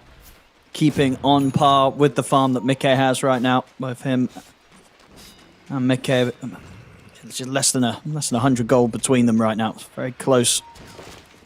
Very close across the board, really. G2IG, they're going to continue their advantage. They look to push another tier 1 tower. Just being a little bit more proactive than Liquid right now. Liquid kind of settling things down on their side. They don't seem to have as much of an interest as trying to force these early towers. As G2IG starting to get away with quite a bit. They definitely want to, but we just saw one of the negatives about it, about the Clinks. He just eats the Enchantress creep. So even if they do want to take a tower, if he just shows up and eats the creep, it's just kind of done. I mean, and then that mid lane move there, Liquid quite heavy-handed with their attempt to just sort of run at the Zeus. Nothing to say is perfectly fine. Backup comes in. They drop the combo onto Boxy. Oh, that was cute. Nice little move there for 33 to try and save Boxy.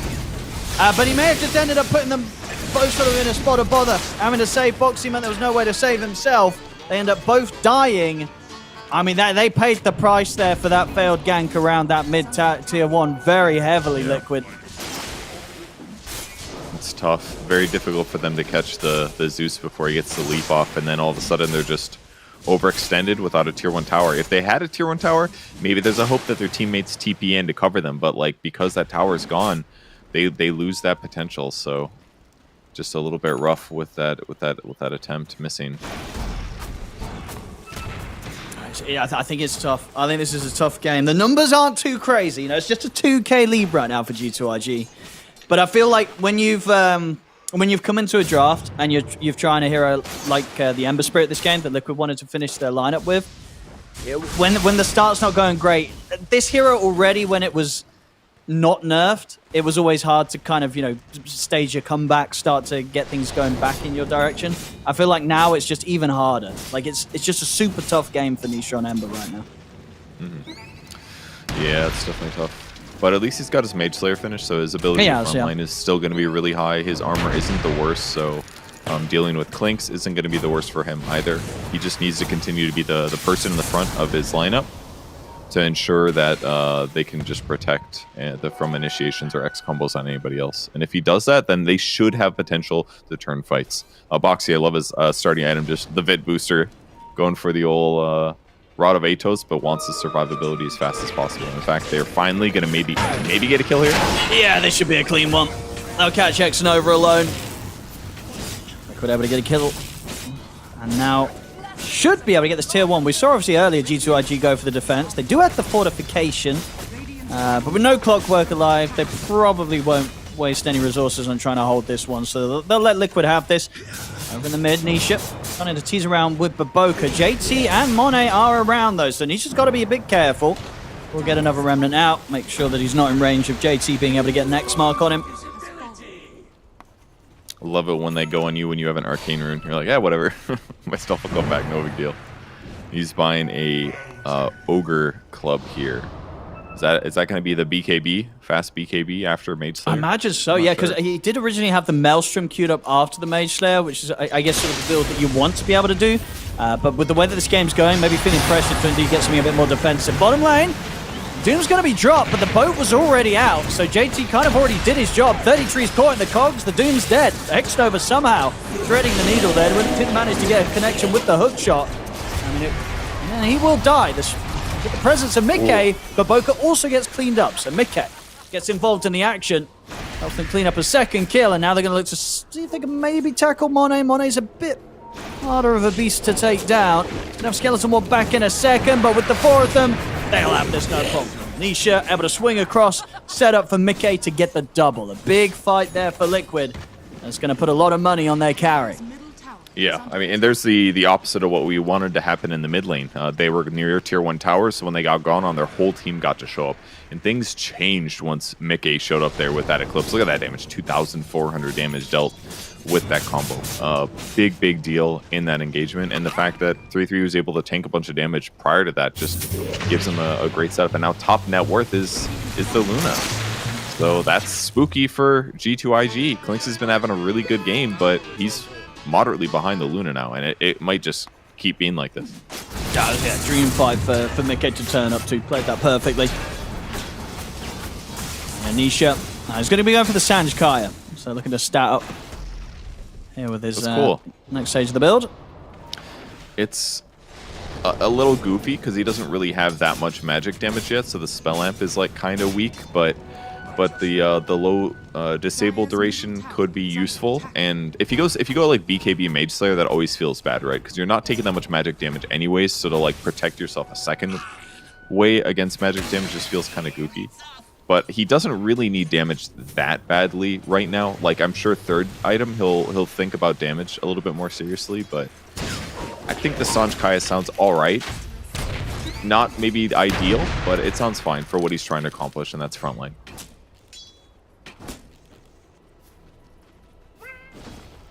See what the next move is going to be from G2IG after a bit of a rough attempt to get the fight going around that tier 1 bottom. As Liquid able to shake them up successfully. And Liquid, they're going to look to go again. Smoke up from Mickey Boxy and Insane, yep. Nisha's going to start teasing around with Mono down here. Remnant at the ready. Doesn't want to overstay his welcome. Baboka and the rest of the squad heading over. And whilst he's sort of focusing attention or bringing attention to him down bottom, Liquid, the rest of the team, sweeping in from the top side. Still hard for them to approach around the mid lane, though, as they have yet to be able to take this tier 1 tower that does still stand for G2IG. Not able to get any setup. Just getting the deep ward down there over on the Radiant Triangle cliff. They're just very safely counter-pushing the mid lane. I do like that the supports dropped a deep ward, at least, while they did this rotation. So even though no gank happened, they still are going to have something to profit from it. And in fact, the ward might even spot the Zeus now, which is kind of the person they were aiming for before. But instead, it's looking like a position of defense here for Liquid for a moment. On the high ground here, G2IG see if they can take advantage of the smoke, but not difficult. They'll use the Thunder God's Wrath to scout things out. They'll go for the quick and easy setup onto Boxy. I say that though, it's a good push whack. Let's stop him from getting caught in the immediate combo. 33 again, trying to do his best with the Hurricane to bail his teammates out, but it won't save him. Boxy still goes down. Quite a bit used there though for G2IG, and it does only get them the Hoodwink. Mm-hmm. Good timing on the Torrent Storm there. But between the ulti on the Hoodwink and the Tornado, he almost gets out, but all this extra catch with the Clockwork ends up being enough.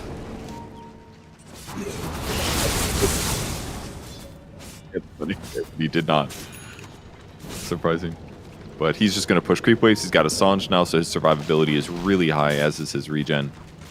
And he's just going to go take all the dangerous farm on the map. Put a Remnant down, go push out those side lanes. That should give them access to enough net worth to remain competitive.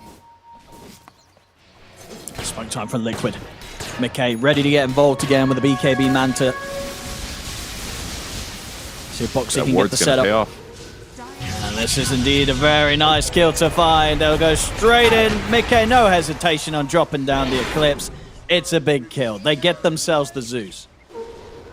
Very nicely done. Finally finding a moment to do it, and they're going to get a tower out of it as well. This is so good for them. BKB's up on McKay here, so he's not that worried about them fighting him. Just gonna pop it here just to be cautious. Good bushwhack again from Boxy, making sure that JT can't get in range for the X mark. Some good moves from Liquid as they're starting to take back control of this game. And we'll now finally be able to finish off the tier 1 in the mid, so more options are going to be open now for their movements. G2IG though, they're going to try and strike back immediately. They'll go for the smoke, and we'll have Zeus up in 10 seconds, and nothing to say. We'll have the Thunder God's Wrath ready to go on his respawn.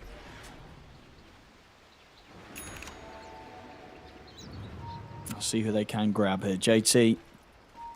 I also know that Mikkei's BKB is going to be on cooldown. Nisha, a bit of a slippery one with the Remnants. He's got the triple hat strat right now. The Gossamer's Cape, the Eternal Shroud, and the Veil. A lot of hats. How come hats are always defensive items, Owen? What's up with that? Wait, how many hats are there in the game? There's got to be a lot at this point. I mean, look at it. He's got 3 right now. Was he layer? He's got crazy layering right now. I mean, what else can you? You could rebuy another Helm of Iron Will. That's another one. That's true. You could buy another Helm of Iron Will. The cloak itself, if you want to. Does a Glimmer Cape have a hood component? It does. It's got a hood to it, right? The Glimmer Cape. I think it does. Yeah. That's another one. There's a lot of hats. Or is it just a cape? Oh, no, I mean, is it cape that goes over? It doesn't go over your head. A shawl or something. Unless you have a very small head. Voodoo Mask would arguably count. Oh, true. That's a bit of headgear. Yeah. Helm of the Dominator. Helm of the Overlord. Yep. There's a lot of hats. There's a lot. Of yeah, well, they do like their hats. Monet. Been caught here before. He's going to get caught here again. He's going to be able to make the jump on him. I mean, they're actually able to kill him off. They put down another sentry to be careful, but they still actually had the sentry from earlier when they caught him down here. A bit of a rough spot to be found in. See them try and turn as they catch Insania in the combo. The chances are pretty tanky though. He's got his hat. He's perfectly fine. Yeah, Insania. He's not dying at all. They just take out Baboka. Liquid, not easy for G2IG to fight into right now. I mean, X-Nova as well could be in trouble. He's hiding in the trees. Let's see. Oh, there's the slight. Nisha. He scouts out the area with the sleight of fist, makes the connection. They know where he's at. They'll get themselves another kill here. Liquid. I mean, JT, he's trying to push out this, but you see Insania already in position. He's got the setup with the slow. Mikkei's stepping forward. I mean, if they get this as well, it's going to be huge for Liquid. They'll drop the Eclipse. JT, he's in with the Jukes. Have they got anywhere else to catch him?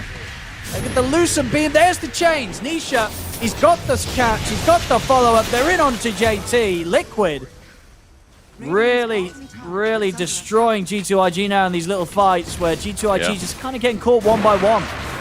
They broke this game open completely with 2 little things. The Klinks doesn't have a defensive item yet. He went Gleipnir instead because he wanted to have kill potential and catch against the Ember Spirit, I think. But the reality is, like, they're just not going to kill Ember Spirit, really. And putting all this effort into killing him would be hard. He's way too tanky with status resistance, and he can get out with his ultimate. And then on the other side, they think, oh, easy kill against Enchantress. Enchantress had Eternal Shroud and a Wraith Band. He rushed the darn item, and with his heal at level 4, he's really hard to kill because they still, like, even with Klinks, they still have a lot of magic damage. With Klinks not going like a Deso build or whatever, he's not even a solution against the Enchantress, really. So it just feels like they put themselves into an opportunity where they thought that, oh yeah, we're going to get this quick killing back. Nah, it's the opposite. They lose their carry. They get ran down as well. So Liquid now hitting a really good stride. Yeah, let's see what they can do with this momentum. Yeah, Nisha definitely making a case for the Ember Spirit. 3-0-3. It's been very, very good so far. I said I'm only impressed here. Just doing it on this hero that teams have just straight up been ignoring through recent tournaments. I mean, if with your last pick of the draft. If there's a lot of good stuff has been banned, sometimes you got to pick weird things. And in this case, it was great for Liquid. In fact, he's made up for it. He's just went the Flame Guard talents. That's how he's farming. He's just using his ability. Don't need items. Push the scary lanes, keep the pressure on the... I mean, this bot tier 2 tower is almost dead here. Just from pushing out that bot lane. Oh, he's going to be going for the Aghanims next. I mean, already he's been jumping around the fights so fast, and when he's got that out, it's going to be even harder for them to have a hold on him. Usually been able to access the squishier kills. G2IG, they tried for a bit of a smoke, but doesn't look like they're really intent on fighting. Roshan looks to be the target here for Liquid, as they'll set up around the pit. Yeah, G2IG, they're not going to be anywhere close to doing anything about this. So Liquid, going to get this Roshan, get this Aegis. And with this, they should be able to really go for some of these tier 2s, maybe even more now, with the lead that they've got and the push that they can get going around Mickey's Luna. Yep, his phylactery's done. Getting towards Conda, not too expensive, another 2,600 gold. And that's where Luna just starts feeling super, super scary, for good reason. I mean, he's got 100 more last hits than the next closest on the IG side. So his net worth is really high. Zeus is the only one that's close. And as long as they can deal with those Zeus illusions, the counter push is not going to be the most fantastic. They do get a kill on the ball lane. Not what you expected? Stepping out on the map's pretty careful now. Pretty scary for G2IG. Liquid. Mickey very close to getting that counter online. And then at that point, the damage is going to be very explosive on this Luna. And so many ways that Liquid can frontline around him. 33 and Nisha, they're ready to sort of just go straight in at the front of the fight. And Mickey, he'll have that follow-up damage to clean up each and every time. So G2IG, they've got to somehow break down this 5-man push potential from Liquid before it occurs. Otherwise, Liquid will take their base pretty easily. They're just so confident right now at this point. Just playing all over the map. Look what Boboka's doing. He's setting up for a Tormentor steal. It's the best thing he can do in the meantime.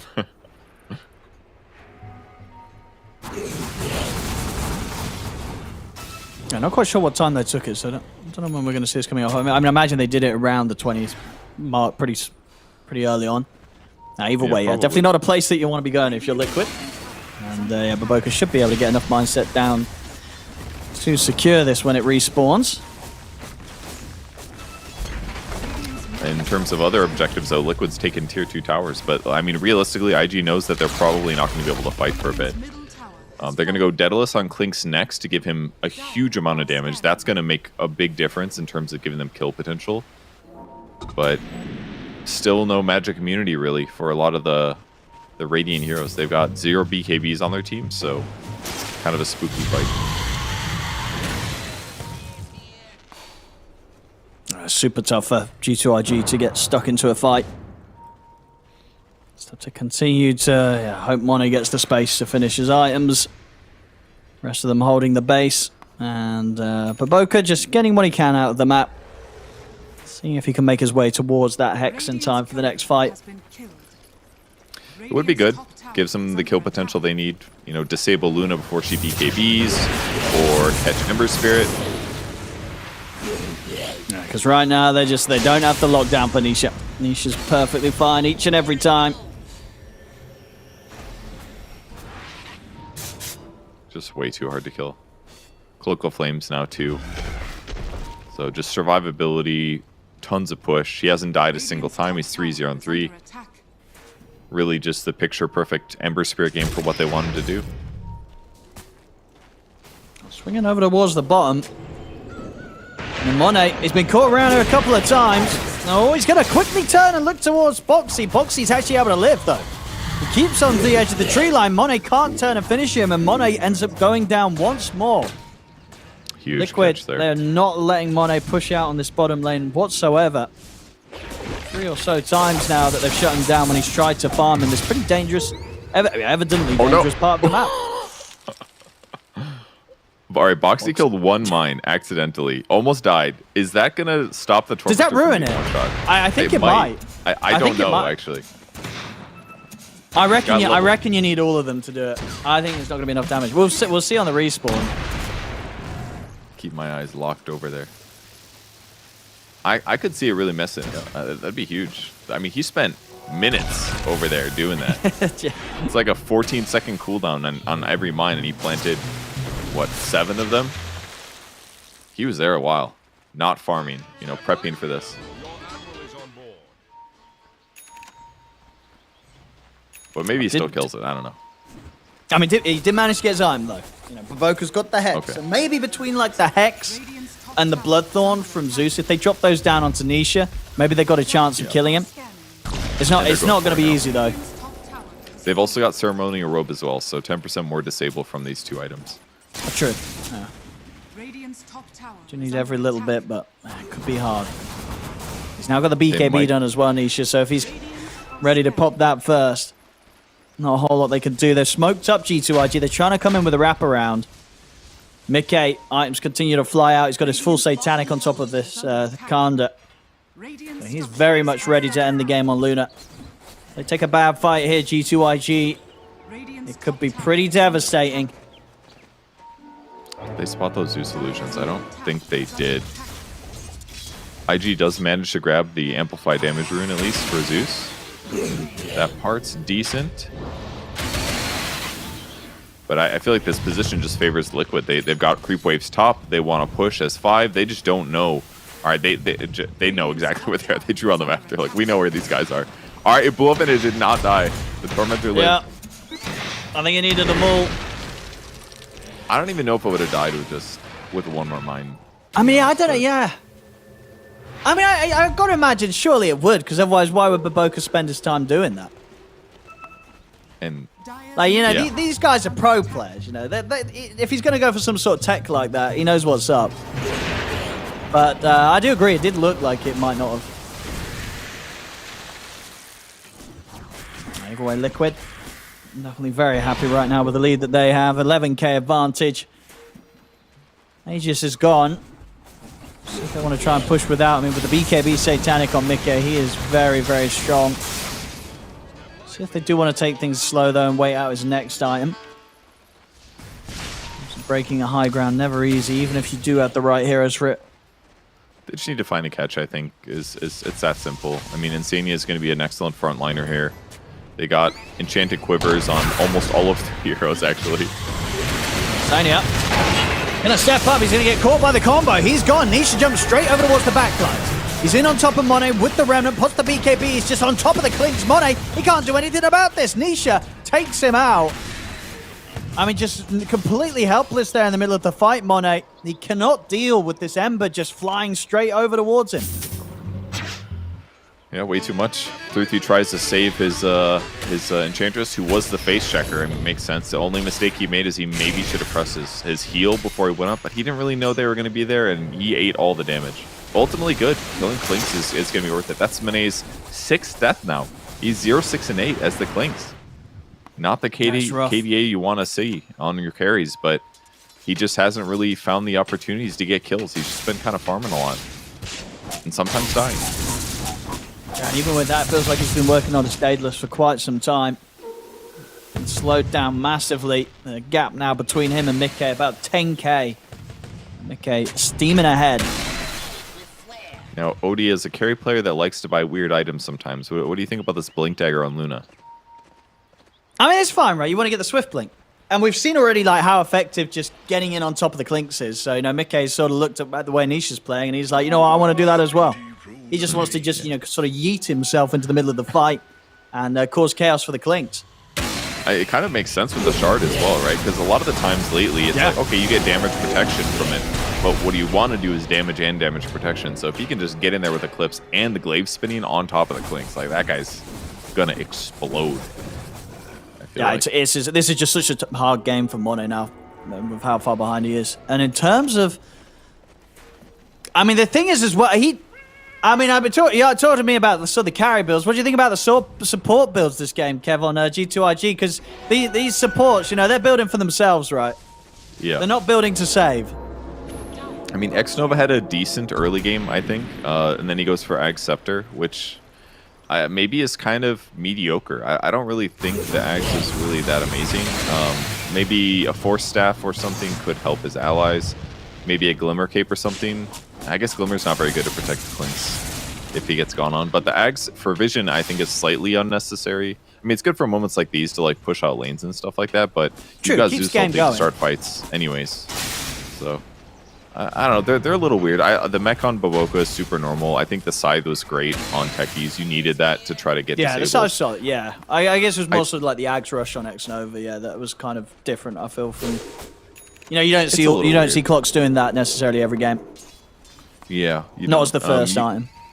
I mean, the AoE battery assault can be quite nice if they have like illusion heroes and stuff like that, but it's not. A lot of clock items change every single game.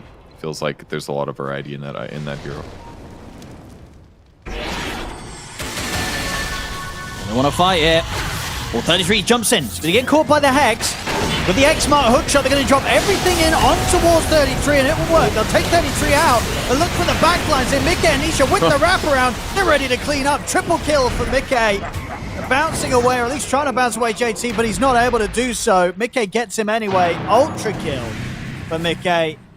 I mean, at this point, it's just a bit of a what can you do kind of situation, it feels like, for G2IG. They're so far behind. Yeah. And these cores, Mickey in particular, is about to hit 30k net worth here, 37 minutes in. I mean, just completely on fire. And now they're ready to take the base. They have got buybacks on G2IG, but it's just going to be so hard to really slow down the power of Liquid here when they've got this 23k lead. And yeah, Mickey only died the once this game, and yeah, Nisha, they just haven't been able to get him at all. 409. Liquid just keeps playing the same team fight. They run one of their two super tanky people in the front. That person gets exploded by eating all the damage. And it was impressive that he died, by all means. But then they're like, okay, now we have to deal with Ember Spirit and Luna jumping on our backline when none of our heroes have Black King bars. So it's like the fight's just over at that point. A little bit too tough for him, but... that replay. Just so much damage on the backline. Yeah, Mickey able to get easily in position. And yeah, just continues to be able to pound out these items. He's got the Swift Blink, 2,000 gold on top of it as well. Level 25, nearly 26. I want to point out one other choice that 3-3 made this game. His 10 talent, he went for Devour grants 15% magic resistance. You do not see this talent very often. It is actually quite rare for pro players to get it. But he looked at the enemy squad and he's like, there's a Zeus, there's a Techies. Like, magic resistance is so good against those heroes. Techies amplifies the magic damage that everybody in his team does. So, like, you want to reduce that as much as possible. So every stack of Devour that he has active, he's getting an extra, 15% magic resistance. So it takes a lot of damage to kill this hero, which makes it more miraculous that they got him in the last fight, honestly. Instant scan there by G2IG, just trying to track where they're moving after the Roche. And they know that they're going to be going bottom, so this is their choice. What do they do in their time before Liquid tries to go high ground bottom? Let's have a look. Yeah, what about this Subwing build? Do you like this? Gleipnir into Satanic. Why? Why is it? I mean, why not? You want to be tanky, right? You want to. I mean, you pop out this acorn shot, you're getting some pretty crazy heals. You probably do. I've never tried this before, believe it or not. I've never thought of the old satanic acorn shot, but it's a cool way to get survivability. It also gives him a dispel, obviously, so he can use it to remove hitting, for example. So. Probably something like that is what he's thinking. Mix of the Dispel and the I can go from 0 to full just by acorn shotting. So kind of weird, but cool. Now with the Aegis and Cheese once again here, Liquid should be able to set up to try and break the base. The high ground defense goes for G2IG.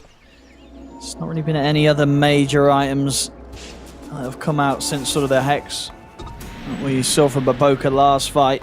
I don't really have anything else that's changed. It's still hard to sort of see how they can really set things up from the high ground. They just revealed that they had a ward on the cliff there. Supports Mad. Yeah, going for that little grab on the Creeper Insane. Yep. Well, I guess it felt that it was worth it. It was just hungry. You have to go for it, Monet. And he's like, we got to kill their vision while losing our ward in the process. Very important team. Here's the push. Mika straight in.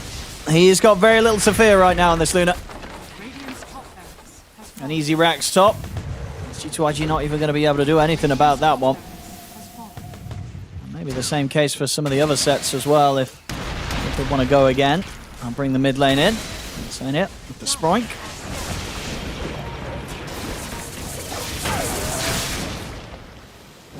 Nisha. He was considering it there. And out Deep Remnant. I mean, he knows that he's also pretty untouchable. Push coming in again. Same time out on the map. They've found Monet. I mean, Monet was trying to get some space. But just nothing to be done. Liquid just completely on top of them this game. Jason trying with the D push. Still, that push will continue to come in from Liquid.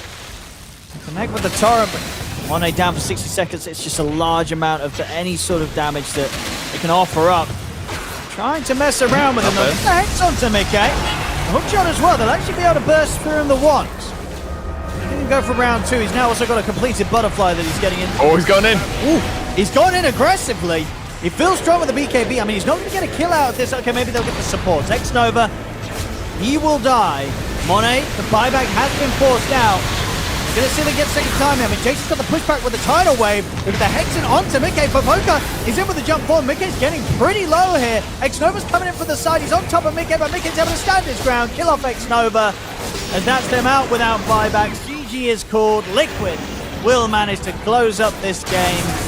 There really is nothing to be done there from G2IG in that last fight. Liquid just too far ahead. They played this very well.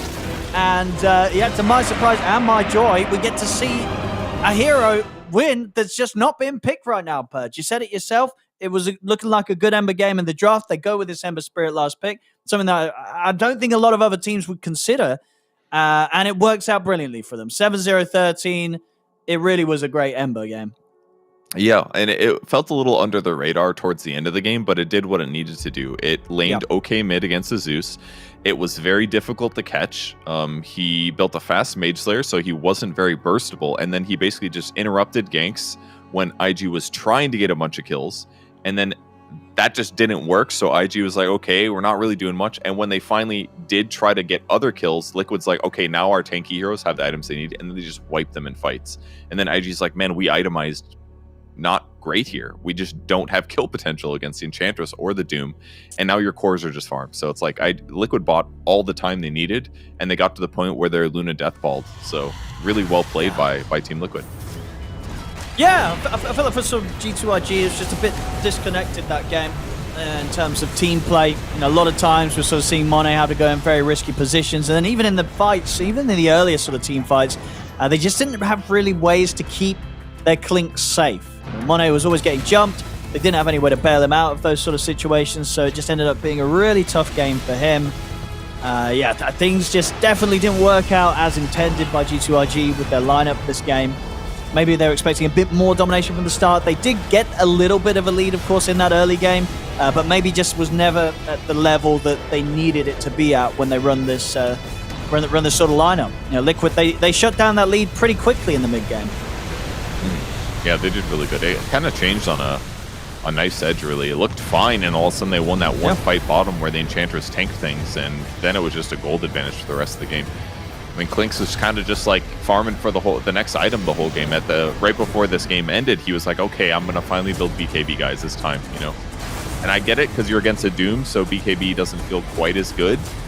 But in the same vein, it felt like he never could commit to a fight, and when he got gone on, he just didn't have a defensive tool. Like, he didn't have a Force Staff or a Manta. Not that you're going to buy those on Clinks, necessarily, but what happens when Ember jumps on you and Siren chains you, and you're slightly out of position? It's like, they're going to do follow-up damage. They're going to hit you with Hoodwink spells, they're going to hit you with Lucent Beams, they're going to hit you with Impetuses. He just never really felt able to fight, to be honest. And by rushing Gleipnir, which does give you the utility to maybe kill Ember Spirit, it's not the best damage item. Like, pro players consistently make this sacrifice. They say, I'll get Gleipnir because I want the disable.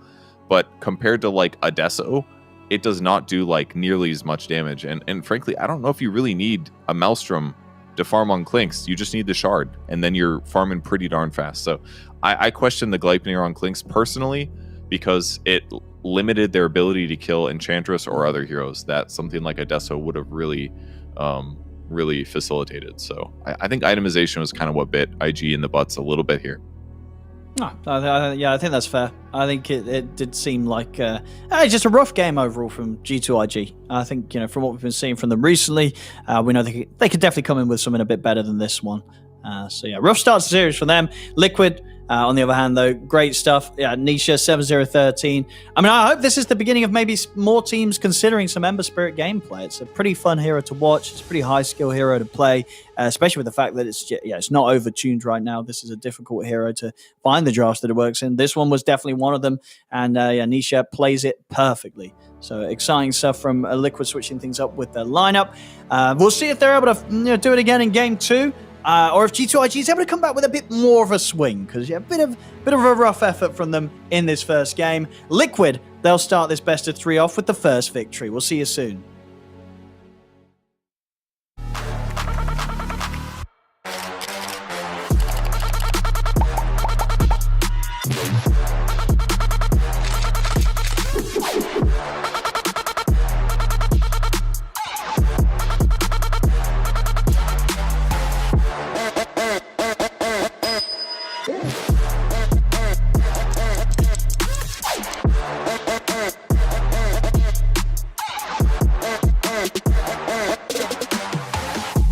Hey everybody, I'm Tsunami, and I'm here with PGL Wallachia Season 1. JT, what a pleasure to have you join me. You guys seem to do well at crowd events, because Kuala Lumpur, well is relative. I'd say top 8 is still pretty good no matter what, but in Kuala Lumpur you got top 6, Birmingham you got top 6. It seems like you guys are probably more... You guys get a LAN power-up, because your online events aren't quite as good, it seems. But for me, I like LAN event more because there's audience. It feels like more energetic to play. So LAN, it's okay, but for myself, I prefer LAN tournaments. Does the crowd ever influence how you play? Because you're very famously known as a risky player, and I guess having the crowd be all like, oh, what's JT about to do? Do you ever go extra crazy to put on a show for people? Not much, but I'm sure a little bit. I would say I'm sure a little bit, like, because I'm an actor, I know, Yes. I love to do all the stupid stuff, Yes. for the audience, like make fun, enjoy the game. Nice. Yeah. We love it. Wait, do you like having that reputation? Does your team like that you have that reputation? I don't know, man. I don't know. I'm not sure. I need to ask them. They've never come up to you and they're like, dude, you gotta stop blinking in this timber saw, all right? It's way too risky. They don't ever tell you these things? Sometimes that does, but because I will not let them control me. I will do whenever I want. I will do anything that I want. Mm-hmm. Are you always the crazy one on every team you've ever been on? Is there ever a team where you've kind of had to be like, wow, this guy's even wilder than I am? Let me think about it. On everything, I should be the one that always get crazy. Mm-hmm. Yeah, I think I'm the only one. You think the current offlane is encouraging that kind of crazy gameplay, or you feel like it's not as fun as it could be? I think it depends on people actually. Compared to two cores, mid lane and carry, they shouldn't be trolling. Shouldn't be doing these crazy things. But offlane is allowed to a little bit doing this stuff. Even looking back, maybe 2 years ago in the Wraith Pact era of offlane, did you ever enjoy that style of gameplay, or are you always Blink Dagger era offlaners rather than Aura offlaners? I think it's kind of okay because you have to follow meta, right? Sometimes every meta change, if the Wraith Pact is good, you have to just follow as well, right? Sure. Yeah. To ensure you win the games. Are there any offlane heroes that you wish were meta right now that aren't? It's fine for me. But I don't like to play those stupid heroes. Maybe I like to play mobility heroes. Sure. maybe Park, something like that. In the offlane? Yeah. It's true. I don't like to play those Centaur heroes. Very stupid. Just getting hit by enemies. It doesn't look fun for me. You want to move? Yeah, I want to move around. on the map. JT, thanks so much for joining me for this interview, and that's all for us for right now.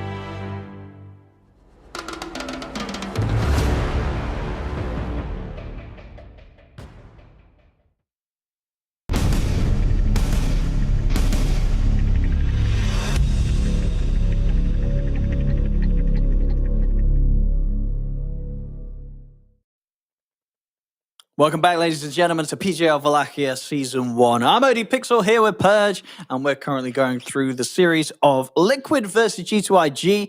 Liquid were able to take Game 1. We're just about to get into Game 2. Draft should be up on your screens pretty shortly. In fact, it's up right now as we get into this one. Purge, what would you say sort of the big takeaways were from that Game 1? And what would you sort of expect to see change here going into Game 2? 10 seconds remaining. Big takeaways from Game 1. I think the draft from G2IG was solid on a lot of levels. Like they countered the Enchantress, they had lane counters against Doom, they killed him a little bit there.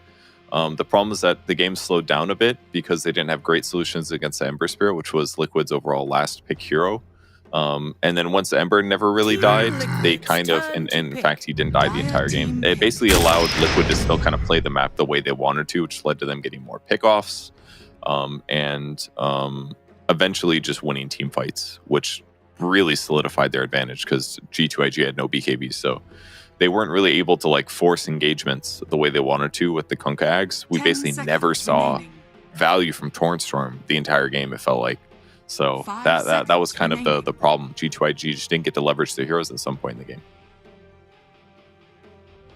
Let's see here. Game 2 draft opening is going to be the same here from Liquid. 33, very much able to fulfill his role last game with the fact that he was normally the one to go down first in the fight. But that played perfectly to the plan of the team overall. So they'll stick with the comfort, stick with it again. We'll have the first pick this time, though, for G2IG. They're going to open this up with a Razor. Bit of a Falcons opening here. Picking the Razor this early, you can put it basically anywhere. So very safe opening pick to respond in this game position. I like it. It gives you Tormentor kills. It gives you fantastic laning. It allows you to scale whichever way you want. The old Manta BKB Refresher Satanic build is crazy powerful once you get to that point in the game. So, yeah, solid hero. I like it. Team Liquid's turn to ban. Bans. She's going to ban out the Enigma. Let's see if it goes back over to G2IG, if they'll ban out some of Insania's hero pool as well. I mean, last game, Insania definitely did some fantastic stuff on the Enchantress. 10 seconds remaining. See if he gets the chance to do that again. 5 seconds remaining. That's Liquid. Dire team ban. They're going to look towards those offlane heroes again. So last time, Centaur, Darkseer being the bans that they ended up the draft with Liquid. And G2IG around this period last time. So looking at Insania and Boxy's heroes, Enchantress and Tusk were the bans. 5 seconds remaining. I could see those heroes coming out. Liquid is a little bit solidified sometimes with their supports, but they're not afraid to switch it up as well. Let me pull up their lineup here. Disruptor Oracle is an obvious one that they've been picking up occasionally. I don't necessarily expect to see it against a Razor. That doesn't sound like a good match at all, but something like a Bane could be really helpful for locking some of this down. Maybe a Rubik. Throw the Razor away when he doesn't have things. And there's good and bad things about it, but lowering attack speed and stopping. I'd probably aim, or even a Clockwork to separate him a little bit. I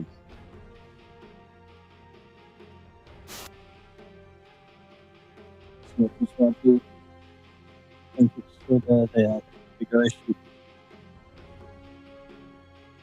Right into reserve time there on this. And we weren't happy with how maybe their draft played out, or at least the draft that people were allowed to get played out against them last time. So really thinking hard about what they want to take out here. Team pick. Will be that Enchantress. And yeah, there's a lot of problems with that last game early on. Yeah, he did really. Just basically frontlining, solid laning stage. The first level or two basically meant at the 10 seconds remaining. And just nicely into the 5 seconds remaining. Fight, so it's really good. They're gonna grab the Hoodwink themselves over on their side. One of the nice things about Hoodwink as a support, as a 4, is that while it gives you really good laning stage, it also gives you pretty safe split push with the Acorn Shot and the Bushwhack. And then also the other really important thing is it gives you amazing damage follow-up and disable follow-up. You can start ganks as well, obviously, with Bushwhack. It's not always easy, but if you just pair them with one other core, you can almost always get kills at many stages of the game because of how much damage that Hoodwink does with the ultimate. So just a great hero to open at this phase in the draft that's just basically good against everything. Liquid. I go with the Mirana this time round. Good hero to be able to set up the fights with and also be able to reset if people are getting gone upon. And also just one of the ones that's not going to be easy for sort of Razor to pick off in the fight. Yeah, the Mirana can be scary. It can be a little scary at times once you're in the melee range against Razor or others, but the hero is kind of similar to Hoodwink, not just about their bows, but also just a really fine laning support that has some survivability options built into the hero.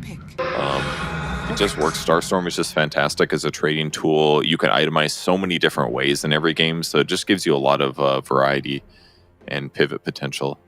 And they do end up going for the Rubik after all. Again, solution against Razor Link to help get him off of their carry or whatever supports are in trouble.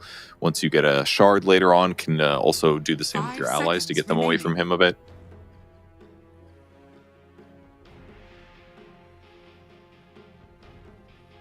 Really digging into the reserve time now, G2IG. Dire team pick. It's going to be a Kunkka again.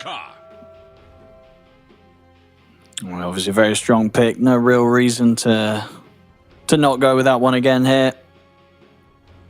Bit of control, bit of chaos in the fights.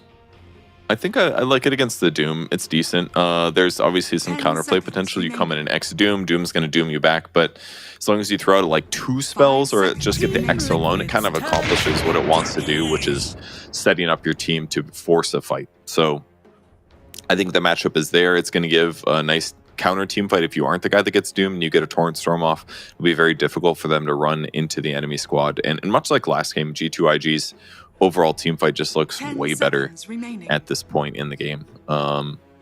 If it's 5 heroes versus 5 heroes and they just A-click each other, like G2IG by far has the better team fight right now. But as we saw from the previous game, Liquid's gonna stretch those fights, spread them apart a little bit, try to force you to overcommit on one hero with your AoE teamfight skills that only hit one hero, and then things aren't going to feel so good. So if Liquid can kind of pull the strings like that again, it's going to be way better for him.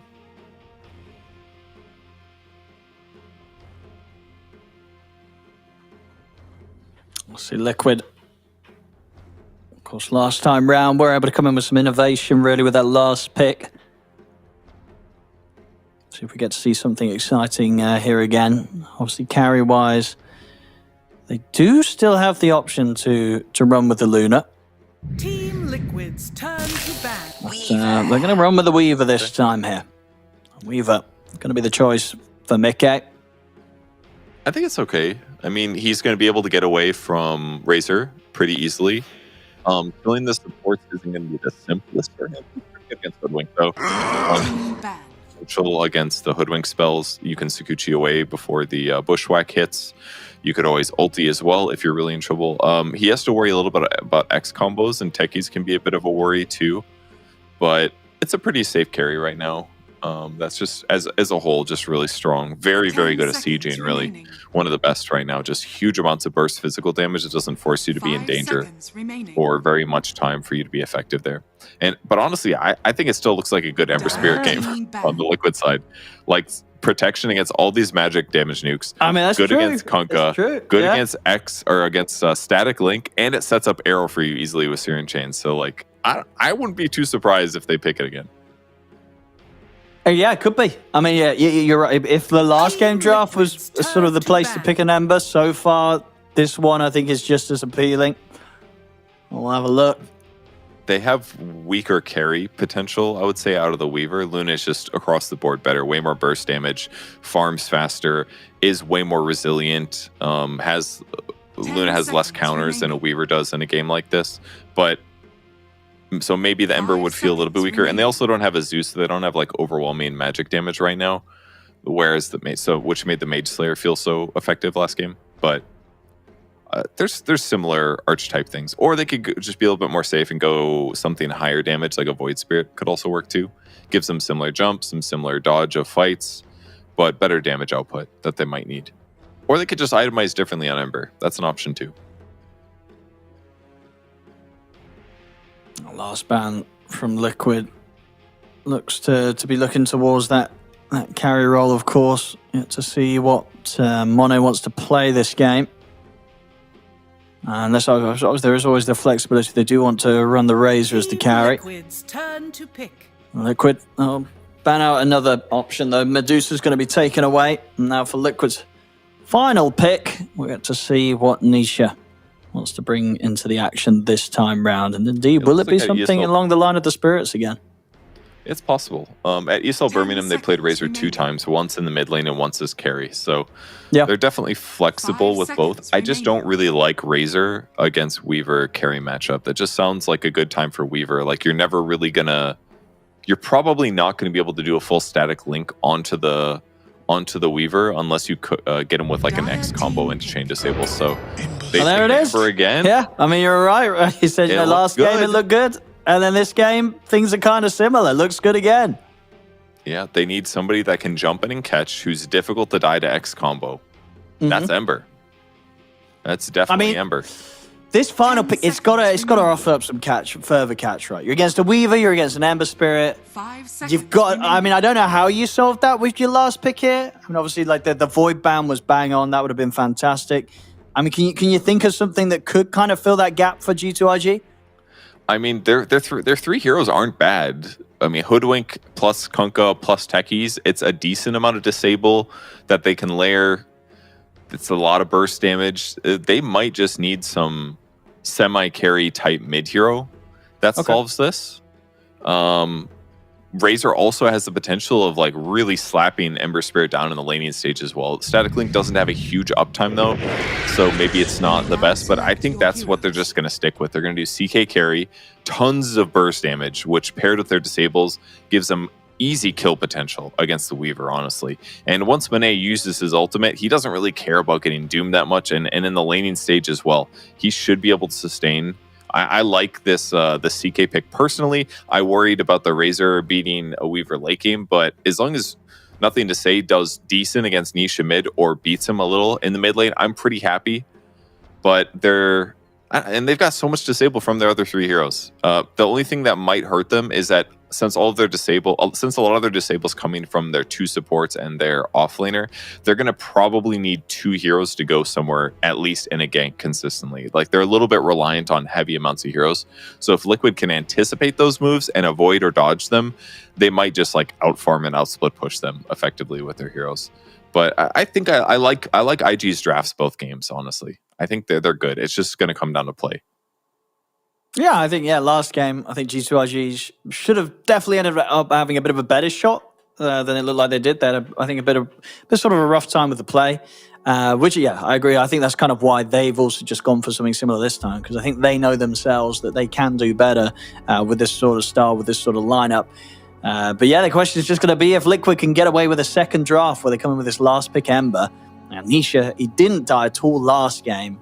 Surely this game, whatever happened, Kev, they've got to be able to kill him once. Because if you have two games, you lose both of them as G2IG, and in both of them, you're unable to kill this last pick Ember, that's going to feel really bad.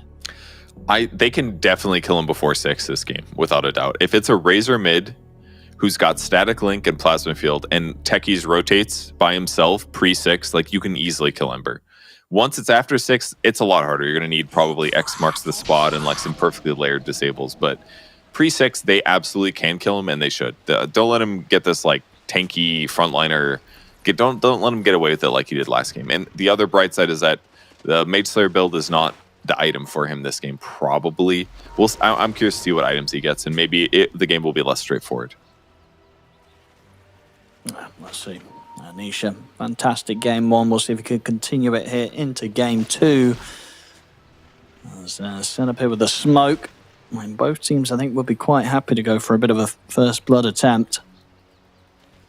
Of course, they'll have a very nice sort of setup as well around the mid. If Nisha gets some points in the chains early on for those arrows flying in from Insania.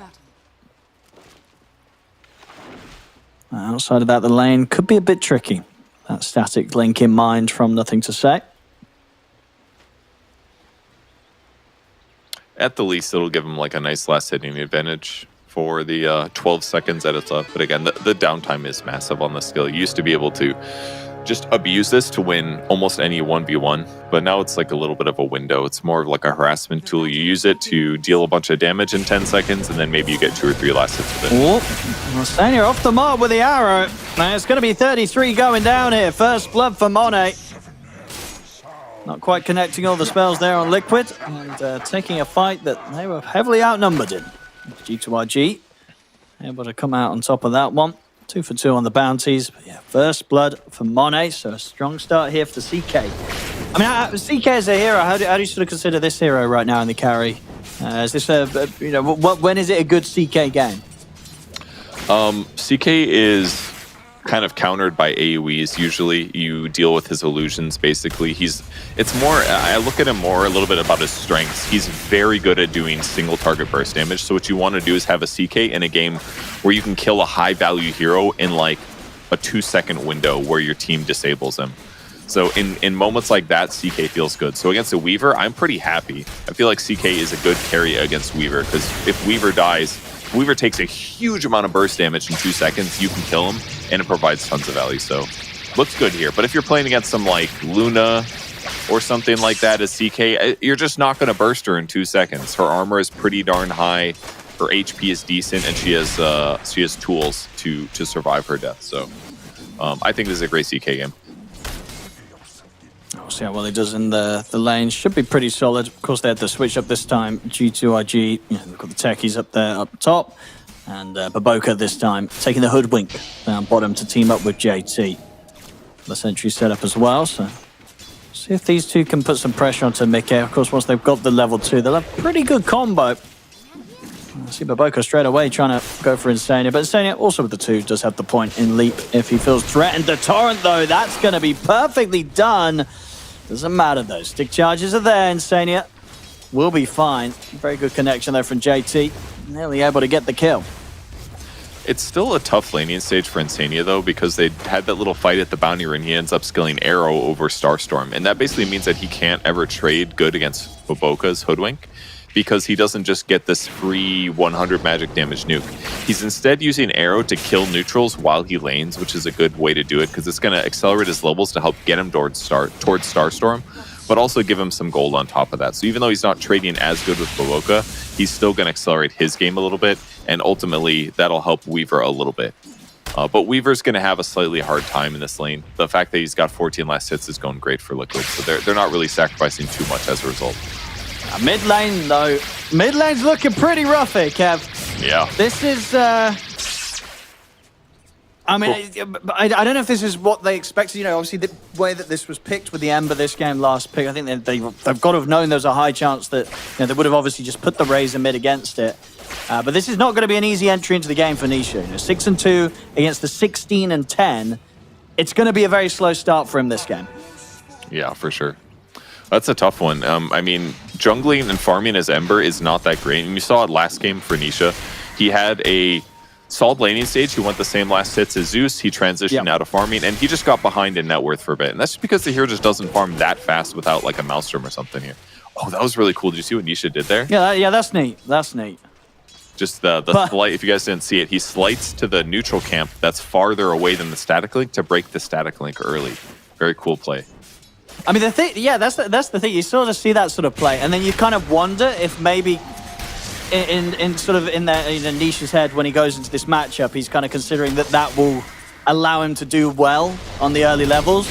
But the reality of it is, even if he's been doing that a couple of times, it just hasn't stopped nothing to say from just completely destroying him on these first few waves. Mm-hmm. Yeah, I mean, he's doubling up. He's got 10 more denies in him. He's got double the last hits just about. So, yeah, it's a great output for Razor so far, just winning that 1v1 matchup. Not really something we see super often because normally teams protect against this, but this is one of the things that made Ember Spirit a vulnerable hero at times. Was this, and in fact, he's going to pull the creep wave because he just realizes, like, I don't want to be here anymore. He tanked like 4 tower shots to do this. He's going to pull the creep wave to either his tower or a camp somewhere, and then he's going to kill these creeps. He just knows he can't lane against Razor. I mean, yeah, nothing to say. He's ready to head across and play aggressively with X-Nova. Boxy's going to go for the TP out. He will make it away. Not enough damage to be done. Yeah, Nisha having a bit of breathing room. But not for long, nothing to say. He's ready to farm the lane up between the towers as well on this mid lane. Oh, this is hard because Nisha wants to run towards the tower where his creeps are right now. Oh, he's missing a whole wave under it now. Okay, he'll be fine. He's getting the experience. Yeah, he's really just trying to do what he can to kind of rectify the situation mid. It's not easy for Ember now. That's fine. Levels is the most important part because he's going to use levels to try to get kills later on.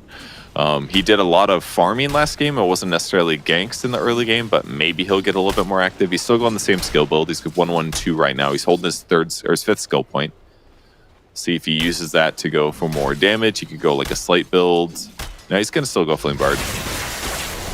He's going to have to farm to catch up. Six is going to be on the... Net worth is, I was going to say, really high for CK at the moment. He's definitely leading the pack with that first blood that he got. And compared to Doom, he's doing moderately better too. 6 minute power in. Xnova's able to get the deny. Sure that won't be picked up by Nisha, but yeah, Nisha, he's hit the 6. So yeah, as you say, the levels are there. Now at the least, it's very hard to kill this Ember.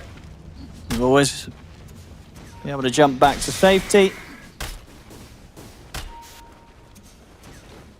And actually opting to stand his ground here, Nisha. Yeah, I was surprised. Okay. Oh yes, he's going back to base anyway. But leverage his resources a bit better. Yep. Yeah, I mean, he did a lot of damage, nothing to say there. He got him to half HP, which is the important part, because he doesn't care about the damage he's taking, right? Because he's going to TP back to heal.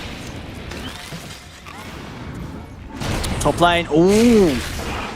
Get the arrow connection. TP's are going to be coming in, though. Money's pretty tanky. Mickey, he'll also rotate over. Nothing to say, TP's in. He's going to run down 33 on the Doom first. It's going to be 33 with the stick charges, though. It doesn't matter. Static links there. Come forward from Insania. They're trying to see if they can kill off Nothing to Say as well. They're going to be able to find him. Mickey, I mean, that was he got a lot more than I think he was planning for with that rotation, but in the good way. You know, he comes up to this top lane, kills off the carry. He ends up killing off the mid as well. Yeah, amazing for him. That's going to keep him closer to net worth for the CK. I didn't think it was going to go so well, but once we see Mickey showing up, that's the Gaimin Gladiators rotation, basically bring everybody to the fight because they actually needed it. If Mickey doesn't come to that fight, I'm not 100% sure they kill CK. And that could mean like a couple Liquid heroes die instead. So very, very needed teamfight win for a team that was just, frankly, they were behind in, with the exception of the safe lane for Weaver, they were losing mid and off lane. So they needed that extra kill. Nisha. He's going to be fine. But yeah, I mean, Nisha, he really is recovering very nicely. Considering how things were going for that sort of first 5 minutes of laning in the mid, the fact that he's only like 400 gold or so behind that and Nothing to Say, it's going to feel pretty good for him. You know, not as good as, of course, game 1 was on the Ember for Nisha. But this game, with the difficulties that he's had, it's not looking too terrible.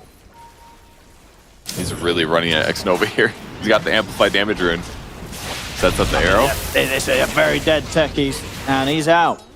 I'm forcing some rotations as well, but Boca Nothing to Say. They're not going to be able to get anything in return. If we're getting away with these kills, and it could be the beginning of another impressive showing here from Nisha on his Ember. Yeah, I mean, he played that perfectly. He didn't even use the rune. He's like, I don't need this to kill the Hoodwink. No problem at all. Runs him down easily. He's just going to be looking for arrow setups right now, I think. He keeps putting a Remnant down when he wants to be aggressive. It's just so much easier for him to get kills with the Mirana in the game compared to previous match. They're looking for JT. Don't find him, though. And instead, Nisha's going to be stealing this stack here.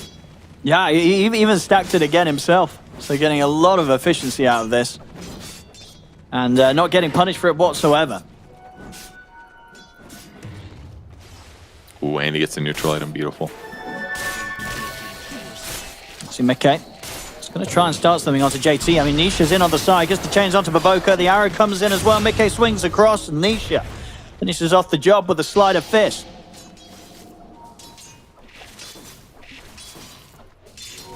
He's getting away with it.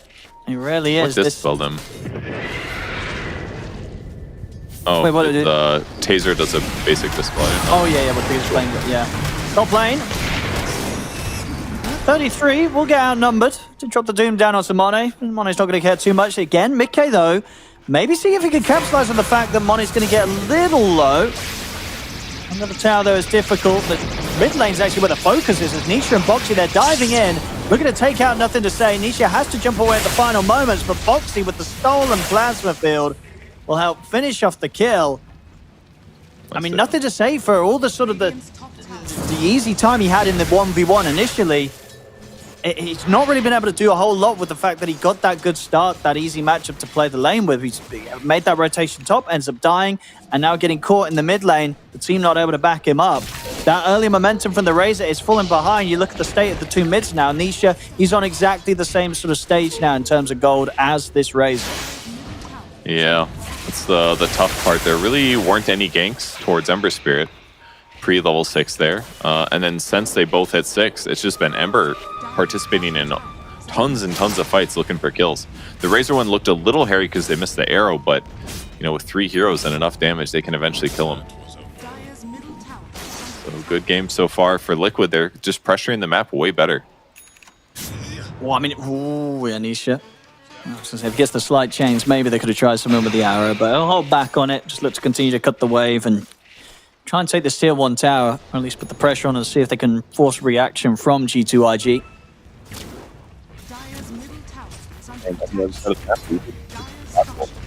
Yeah. And the speeds is funny. 1300 HP on Agi treads. See if this gank can work. They're gonna have to land X combo. Whoa, look at the dust into X. Okay. And he's gonna get caught in the combo. Bushwhack as well, it'll do it. They will manage to kill him off. See Boxy with a stolen X getting the catch onto JT. And there won't be anything else to threaten him. G2IG, they get the job done though. They do get the Weaver. That was a little hairy though. I mean, if that disable ended, he's got a 20-stick wand that he can press plus time lapse. Maybe they could have turned things there, but really nice gank, very needed. That was hard to do. That's level 1 X marks the spot. The cast range was only 550. He had to like run in dust with phase boots going just to catch that. So very, very important kill for them to have that, because that was the one here that just hadn't been touched all game on the Liquid side.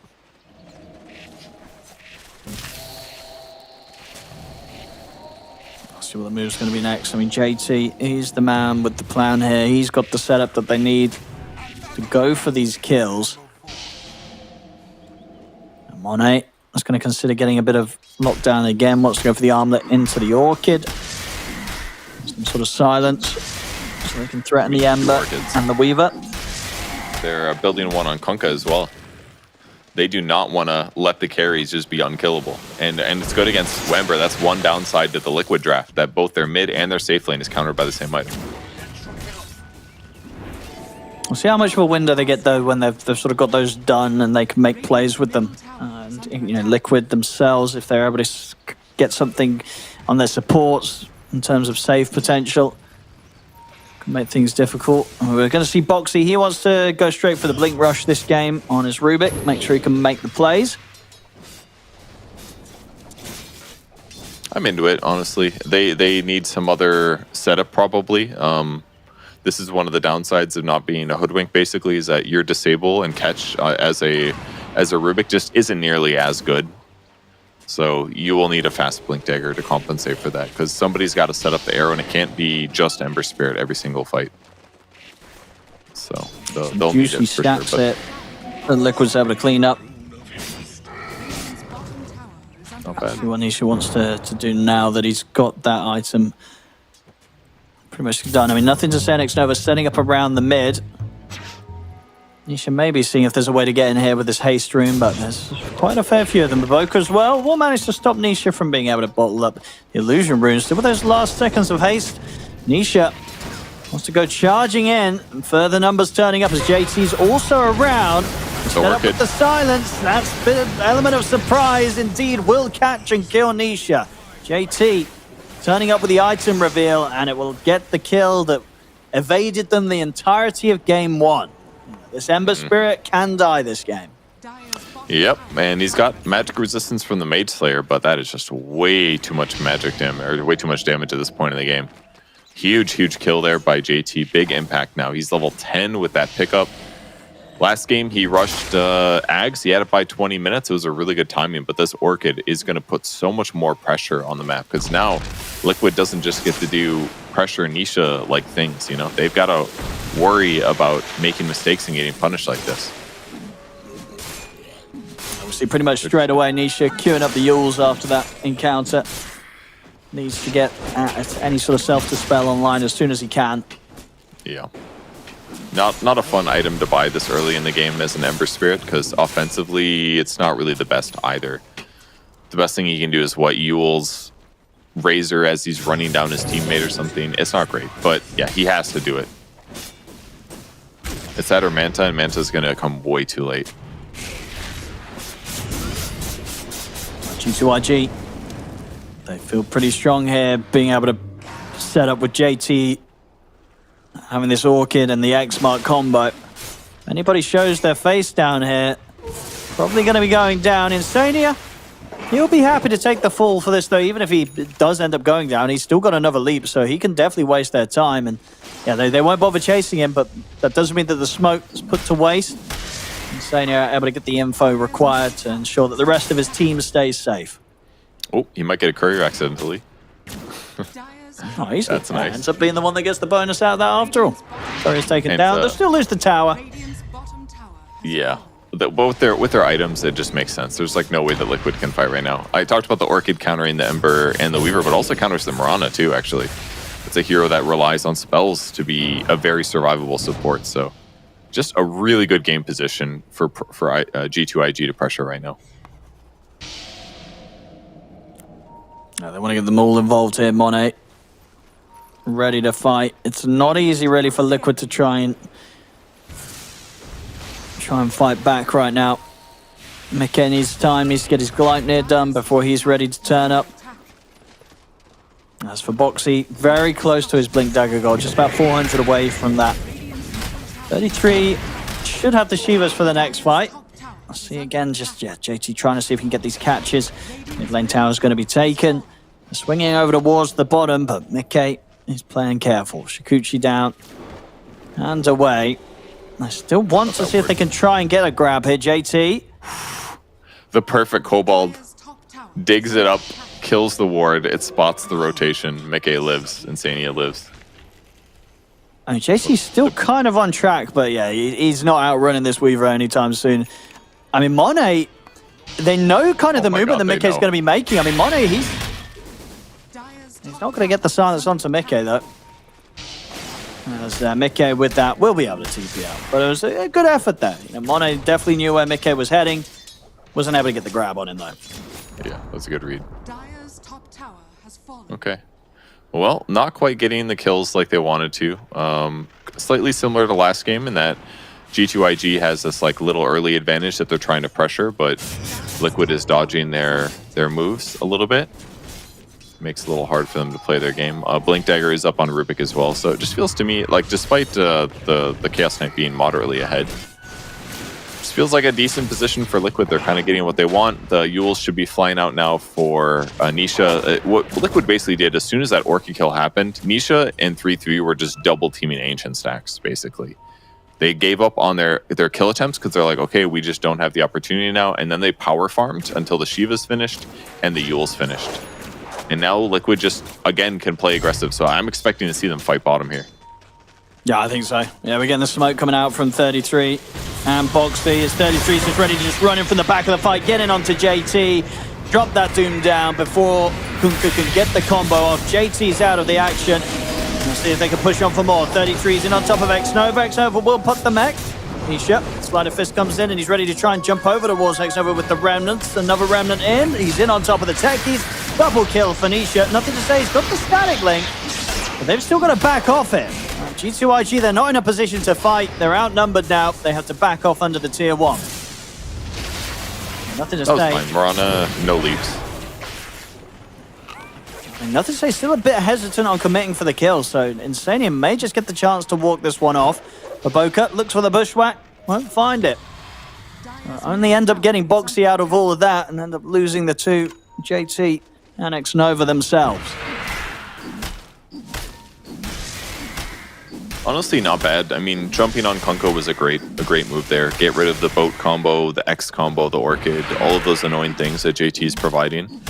It's one of the downsides, I guess, of the Orchid rush, that if he does get doomed, the Orchid becomes way less valuable compared to like just an Ags where you're just like, oh, the fight's starting? Launch the water, open the cannons, you know? Boxy, he's ended up in a bit of a position that was unlikely to ever really allow him to get back safely. As soon as G2IG is back in the game, they get themselves over. Was taking him down once more. So kill-wise 8-8, just a 1k lead right now for Liquid. A very, very close game too.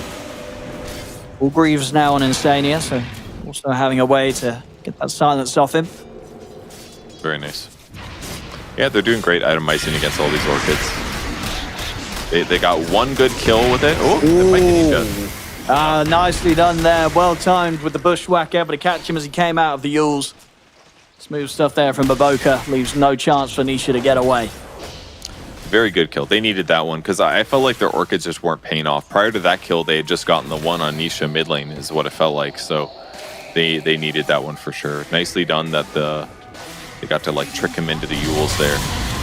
And now with the Rod of Atos on Hoodwick, now they have another solution against Nisha for kill setups. But it'll be a game of execution basically between him reading the fights and protecting himself. He's going to go Sanj Kaya afterwards now on Ember, which will help protect him certainly. He can just tank the damage if he wants to. Radiant's bottom tower is under attack. Still, when this Razor, nothing to say as his BKB. G2IG, they can definitely try and put the pressure up a bit more than they are ever really able to in the mid-game of the last game. After those last few rough fights in the first game of the series, they just couldn't really find the chance to push back. But nothing to say, should have been a pretty good point when he's got that done, especially if they can have Monet back them up in every single team fight. As with this BKB armlet, he's absolutely ready to do a bit of a clean-up job. They've got their eyes on Nisha. Also at the Yules, Baboka, has he got the timing again? This time he's a little too early, so Nisha's able to jump out. Nisha's going to be fine. Monet will put the BKB down, turn towards 33, but Insania and Boxy are here with the backup. And Boxy is able to get the torrent out on towards JT. JT's dead. G2IG, the first team to lose a hero in this team fight. And then maybe going to lose more. The remnants are ready, as they've got the control as well from Mickey as he lays down the Glide there onto the two of them. Nothing to say, taken out. X-Nova completely surrounded. They've lost 3. I mean, they may lose 5 here. Baboka and X-Nova, they've got nothing left in the tank. It's a team wipe. Liquid, they take everything, and they only lose Insania. I'm so surprised. I thought that was going to go way, way better for G2IG. Once the Torrent Storm and the boat went down without him getting doomed, I was like, oh, this fight's just over, I guess. But then, no, Doom survives, and they're like, okay, now we churn. Razor came in, he static linked the Mirana.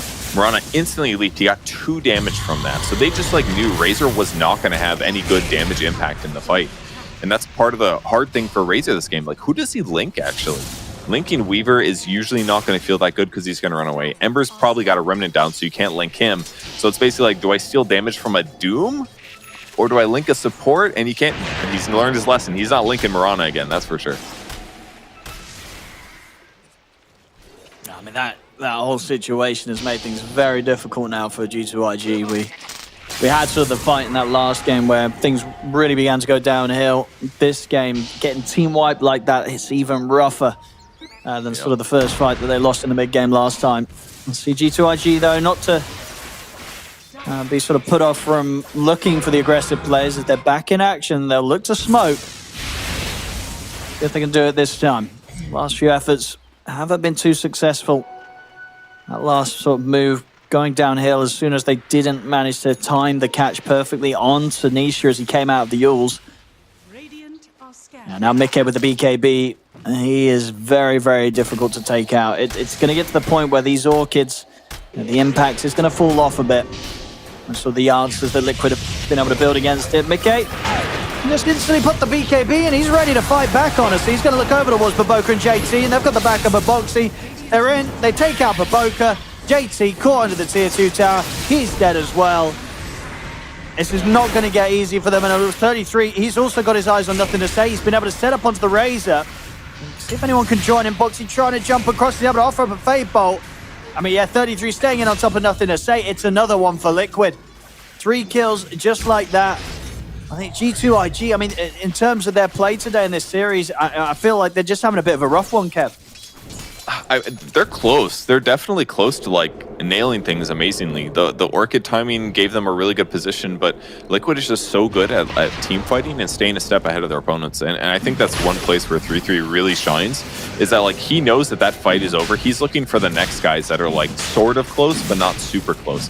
So getting that extra +1 kill on the Razor like turns it from like, oh, that was unfortunate that we lost 2 heroes into like a catastrophic moment of the game, where they pick off 3 heroes and push out the map and set up for Roshan. Like these kinds of advantages are so difficult to come back from. They're looking very, very good today, Liquid.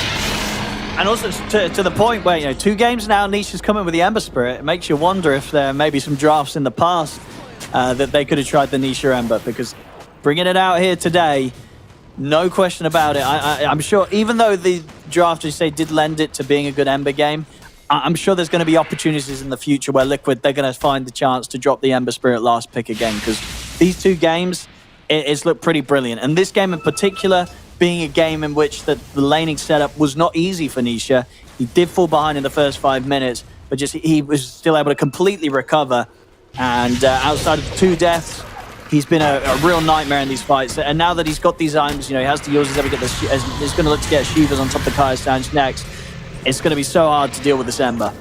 Mona in the mid, he has to BKB TP out. Just having to play runaway right now, G2IG. They do not want to fight Liquid head on. Sure, they're able to take out the Rubik, take out Boxy, but Liquid, they're not afraid. They're ready to fight with just the 4 of them. Yeah, that was just an easy pick off on the Rubik. He thought he was safe by the tier 2. Boboko may get punished. Yep. Arrow lands. Look at you. Liquid. Massive on their 3 cores for G2IG. A lot of weight on the shoulders of Mone's CK. Dire are scanning. JT and nothing to say, falling behind on the Razor and the Kunkka. Radiant are scanning. Man, he's feeling confident. He even goes Nemesis Curse here on the Ember.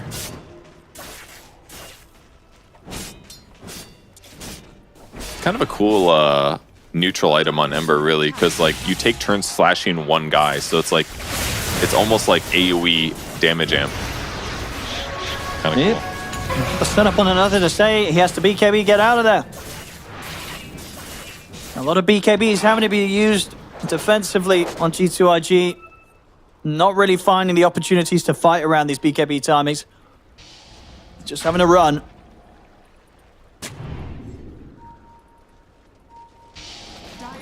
It's Liquid. They got here fast.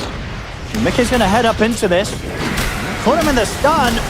The combo's there. That's the Aegis gone. So they can go for round 2. Boxy jumps into the stolen plasma field. Mickey is just lighting his setup. The BKB has to be popped by Monet, but he's been caught by the Doom 33, trying to stay in on top of him. Monet will get up to the high ground. It looks like it's not going to matter. He's still going to die. Monet ticks out. They get the 2 kills. And again, just at this point, Liquid, they just seem to have all the tools to take down G2IG in any team fight, regardless how it presents itself, though. We saw sort of G2IG trying with the high ground setup. Liquid, they were more than happy to walk into that potential trap, as it ends up just once again going perfectly for them. Yeah, it's kind of cool to see how they've been using their heroes' lives, basically, their Aegises and stuff. Oh, no, they're fighting mid. So they can get 33. They will manage to take him out in the combo. Nisha, he's going to be happy to chase them down. See a TP out from JT, put to a stop by the Yule Scepter. Nisha has the catch. And it's just when G2IG find a little bit of something, it really doesn't matter, as they end up losing the trade once again. 21-12 now, 13k lead for Liquid. Mickey taking the top spot now in his Weaver. Yeah, they're playing great. I mean, Liquid is so good at, I think they have a really low average death or game time. They're just really good at setting tempo and moving things forward here. Boxy may be biting off more than he can. Nope, never mind, he's got that headband. I mean, he's teasing around, but he's got the glimmer up. I mean, he's certainly been a nuisance. And he's out with the blink. Okay, Xnova going to try and find him. I mean, can he continue this escape? Nah, he'll go down. I mean, they had to find him. I mean, Mono even popped the Phantasm, if they're not getting that kill, that feels incredibly rough. But they do. Yeah. They do get the kill. As I was saying before, Liquid is very good at, they have pretty low average game time. They're good at setting tempo and pushing things forward, and I really liked how they've been using their Aegises and their hero lives. They just run up cliffs into slightly disadvantageous fights on their tanky hero. Because they trade an Aegis, but they win a team fight. You know, a lot of teams see Aegis and they're like, well, we have to use this to go high ground. That doesn't necessarily feel as good, because most of the time that you're going high ground with an Aegis, you're like standing there by a tower, they kill you and they back up, and then it's hard to like force the fight afterwards. But if you're not on top of the enemy racks, forcing a fight after you lose your Aegis guy who high grounds it, it just feels okay. You're like, okay, well, we probably weren't going to get much value out of the Aegis anyways. That got us a kill on the CK, +1, you know? So those kinds of things accelerate the team really well, and that, and on top of Liquid being really good at finding extra kills in these moments, just really helps solidify their lead. They've got eyes on Nisha. They're going to try and get the initiation onto him. It's not super clean. Nisha, he's going to be... Ooh, has he got another remnant now? He'll get another one thrown now. He's able to jump away from the combo. He's going to get healed up as well by Insania with the Greaves. Nisha's fine. They just can't quite get everything to land it to be able to threaten this Ember Spirit. Nisha's still too slippery for them this game. Whoa, JT. Ooh, out in time. We're not quite able to get in and get him with the chains, but Xnova's not going to be as lucky. He does get caught.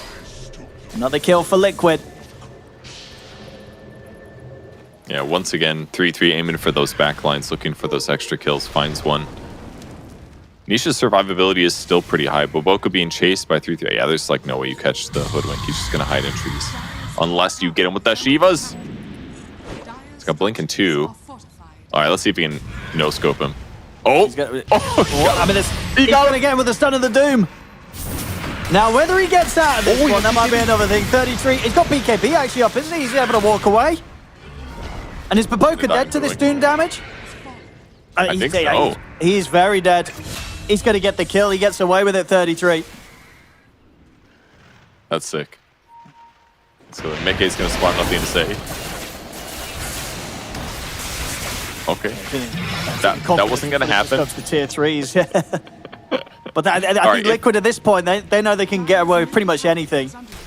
Yeah, I mean, if for some reason he doesn't press Manta and he gets arrowed, yeah, he dies there, but why not pressure him a little bit? Force him out of the mid lane, force him to go to a different lane. You get to pressure the tier 2 tower by kicking him out here. Really nicely done by Liquid. 16k gold advantage. Nisha opted for a Shiva's Guard, by the way, if you didn't catch that. He had that in that top fight. If he did not, he would have gotten shredded by the Razor or the CK. They actually do have quite a lot of minus armor, so smart of Nisha to identify his needs to have that defensive item. Once again, Meke's pressuring the Razor. Oh my god, is he going to get him? Oh, but the damage. Okay. Wow. And this is partially because, I mean, he's ahead in terms of net worth, obviously. He's like a full, all right, he's more than that. He's like 7k gold up on the Razor. Just identifying. He's like, he can't fight me. I think they're just able to make multiple goes. You know, they're going on Xnova at the same time. Nisha was starting to tease around with Monet and JT on the high ground. I mean, Meke, he's walking into the base. He's got the Nightmare onto Monet. Monet will put the illusions here. But again, he's just having to do it to just escape, just to run. No fight to be had for the CK. JT, he's caught by the chains. He has got BKB if he needs to. Doesn't look like he's going to get pressured to use it. We'll just be able to walk away. Step back. Bush, it's in onto the tier 3 tower. G2IG, they've got to do something soon. JT, he has to put the BKB because the arrow was coming in. Gonna look to drop the combo onto Nisha, but 33, he's just straight onto the base. Jumps in, drops a Doom down onto Boboka. Boboka is absolutely dead. And now they can just go back in and re-enter with the BKBs coming to an end. JT's gone. Monet and Xnova having a BKB and run. It really does feel like just everything's just all said and done here really in this game too. As Liquid having a beautiful series really to open into this tournament, this beginning of this group stage. I was expecting these games to be a whole lot closer than they were. This is, you know, just a Liquid coming in with some top stuff so far, Kevin. Yeah, and not too surprising in the sense that like they've got to be hungry right now. They've had kind of a bunch of mediocre tournament performances in a row here. Lift into Arrow now to put him at low HP before he gets the BKB under tower. He's gonna save it at least. This is an opportunity actually. Oh, they got okay. All right, Liquid. That's a big death there. They've lost their carry. They've lost Mickey for 90 seconds. Oh, that was so sick. He lifted himself. Oh, amazing. Oh, his blink was almost off cooldown there, so he needed to do that. If he took any damage, he just barely skirted the edge of the Razor nuke. Well, they lose Mickey, which does give them a moment to get back out on the map. A little moment. It gives them a little moment. A minute. Let's see what they can do with this. Roshan is back up in 10 seconds. That's pretty crazy, actually. If they're able to get into Rosh and take this before Mickey's back in the game, maybe there's still hope here for G2IG. Yeah, it's a good power spike. Chaos Knight's got heart and a shard now, so his damage just jumped. Okay. They're going to try for more here. Going to get the catch on towards 33. 33's got the BKB up. Nisha jumps across with the Remnant, but Monet, he's tanky with the BKB, but he's going to get caught by the Doom. So Monet will have to reset, step back out of the fight for now. Didn't have armlet on. What? No, nicely done by Monet. Oh, Nisha! Oh, he's able to make the jump with the Sleight of Fist before the Bushwhack or the Blast-Off comes into play. 15 seconds until Mickey's back in the game. It looks like G2IG, they're not going to be able to take advantage of the fact that Roshan was up. I mean, maybe they could still try and force it. There's still a tier 1, though. It's not hard for Mickey to get here, so G2IG, they have to do this very quickly. If this Roshan doesn't die fast, Liquid's going to be able to contest this. Can they do it fast enough, Purge? I mean, CK's a good hero for it, but it's not dying quick enough. It's looking a bit rocky. And now here's Liquid ready to commit in for the fight. They jump forward into the trees, though. They're going to grind it, push back onto the two of them, the Torrent as well. It's a beautiful setup. They've been able to take down the Rubik. Mickey's able to get the BKB and the time-lapse off, though. He'll head over towards Monet. Monet bounces away here with the Ogre Seal Totem. And they've had to buy back on Boxy. G2IG, I think they're maybe going to still hang around and see if they could continue to threaten this area. I mean, they don't want to give sort of the chance for Liquid to take Roche. As Liquid, their smoke again. Doom's up in 8 with BKBs, though. No BKB on Weaver, though. He's killable. Nisha. He's looking to enter from the back line here with the Shiva's Guard. Jumps in, he's able to get the check. Oh, no. He jumps in, they're able to get the Doom drop down onto Monet. It's a beautiful entrance into the fight here from Liquid. That's going to allow them to take Monet out. Mickey cleaning up the double and ready to clean up for more.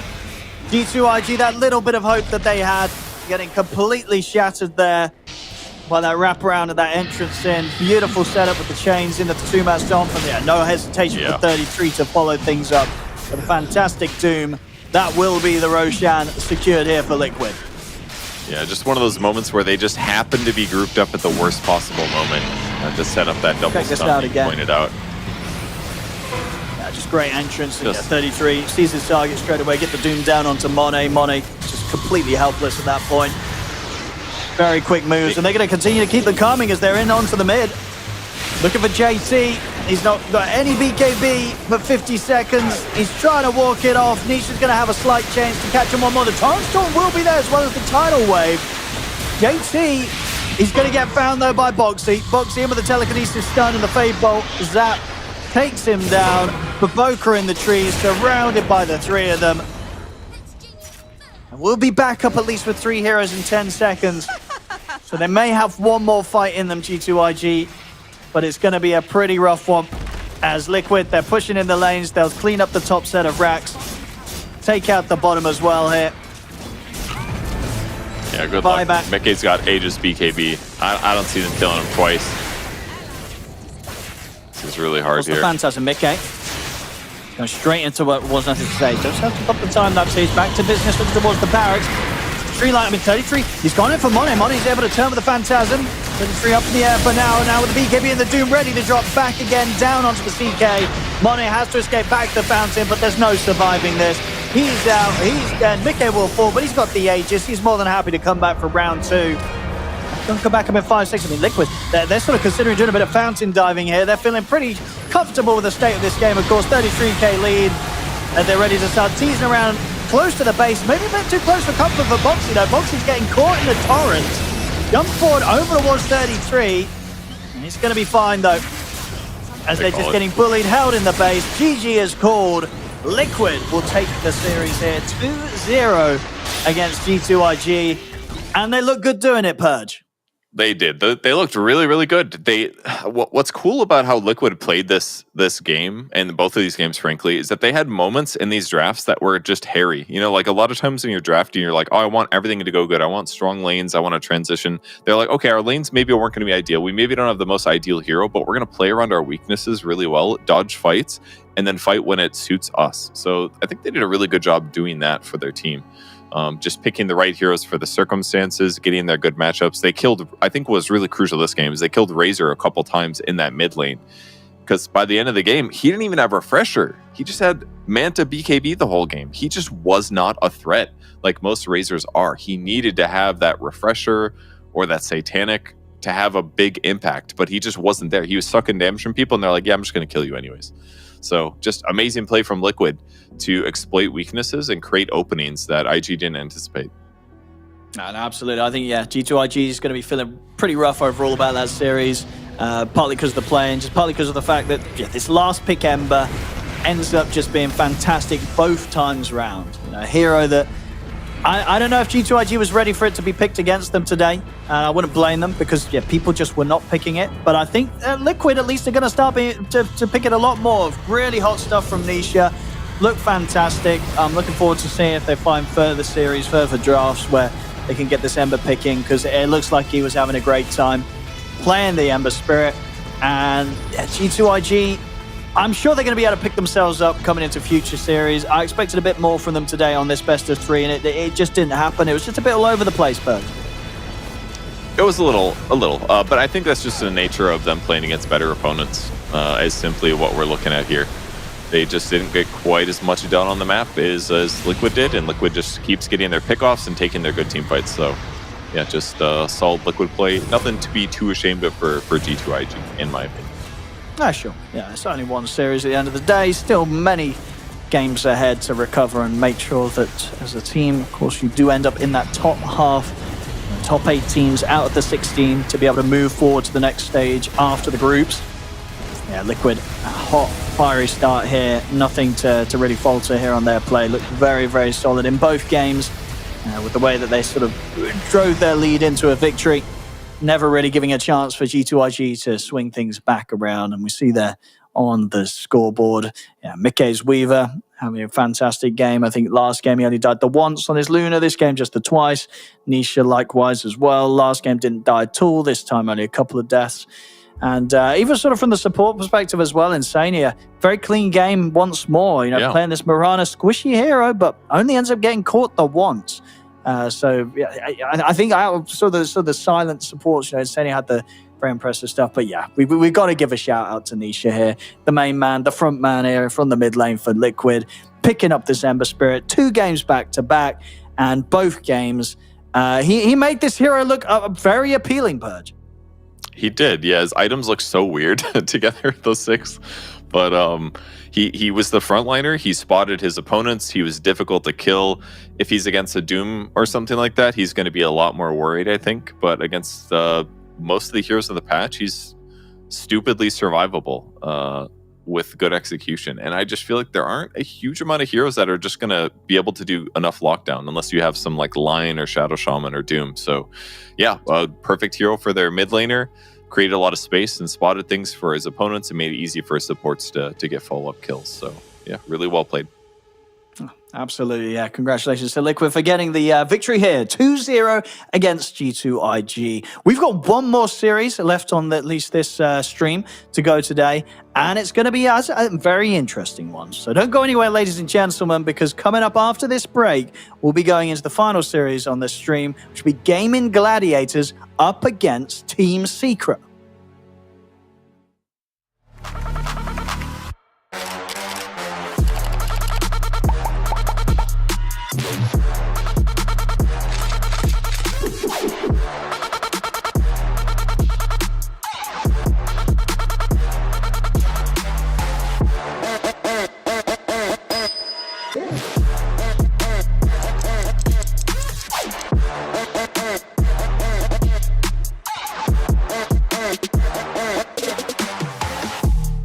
I'm standing by with Boxy from Team Liquid. Boxy, there was an interesting statistic that was shared recently, which maybe you were aware of passively but didn't know the actual numbers behind, but since TI11, if a team beats Team Liquid in playoffs, they have a 100% chance of making it to Grand Finals, and an 85% chance on top of that of winning the whole event. Had you ever considered that this is like a thing that your team has been a part of? A lot of the time, I guess we've realized that the team we lost to went pretty far, which feels good. But I wonder, since we always make it to the Grand Finals, or not always, a lot of the time, and then we lose, doesn't that technically mean that all the teams that we've reached in the Grand Finals, they like earn this statistic? They beat us in the Grand Finals? That is knock us out of the playoffs? True. But there are sometimes and then they win. Don't make it to Grand Finals. Yeah, that's the 15%. That's the 15% right there. No, I don't know. I mean, it's kind of fun in a way. I think it feels better to lose to somebody who wins the tournament than somebody who gets knocked out in the next round. I guess that would have been my follow-up question, is do you look at it as like a sense of pride or frustration? No, I mean, there's no pride in losing, but I think there is a sense of stability, I guess, at least, that you're only losing to teams that you maybe feel are like equal footing, and not some teams that like maybe get last place and then they randomly beat you. Right, because you don't really lose to like edge case teams. Usually you're losing to... I feel like we could. Has that ever happened in the past 2 years though? Because I remember in your alliance days that used to happen regularly. So maybe it doesn't happen anymore, but I feel like it could happen, you know. Usually our start to tournaments can be a little rocky. And maybe it's just the group stage, and once you get to the playoffs, we're more stable. But I think in groups, you know, anything can happen to us, at least. How about the trade-off between your team in online tournaments versus your team in LAN tournaments? We would go to a LAN and we would get nervous or something, you know, and play worse, and we would lose. Because this was like in the days of the DPC, you guys would crush the DPC leagues and then go to the major and... Yeah, and get succumb to the pressure. But now it's like, you know, we're all boomers, we're washed, and we're like, the LAN excites us. Okay. So the fire ignites and we get stronger. We, of course, try, but it's more fun to play LANs and more fun to be there in person, and you get it's a different vibe and feeling, yeah. So which part of the atmosphere would carry over to an event like this? Because there's no crowd, but at the same time, it's all you guys playing in the same room, the enemy team in the other booth. Yeah, I mean, it's different, I would say. It's more fun still to be at LAN, but I guess the special feeling of like the live crowd and people like sharing and roaring when something cool happens, I'm not sure how it will be. I think in some tournaments we've played like LANs with no crowd. And some of them have been pretty cool. Some of them have been a bit, I don't know, it depends like on what kind of venue you have and what kind of like feeling you get and stuff. So we need like the fake claps they had at TI10. So I don't know, yeah, I'll see, I guess. Boxy, thanks so much for joining me, and enjoy PGL Wallachia. Yeah, I'll have fun in Wallachia.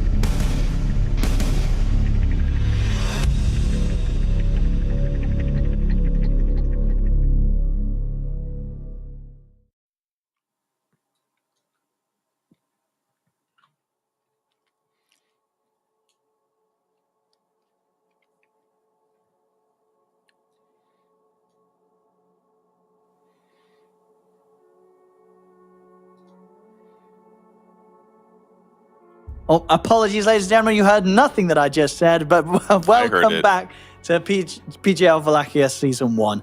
Purge, the next series that we've got for the beautiful viewers at home is Team Secret versus Gaimin Gladiators.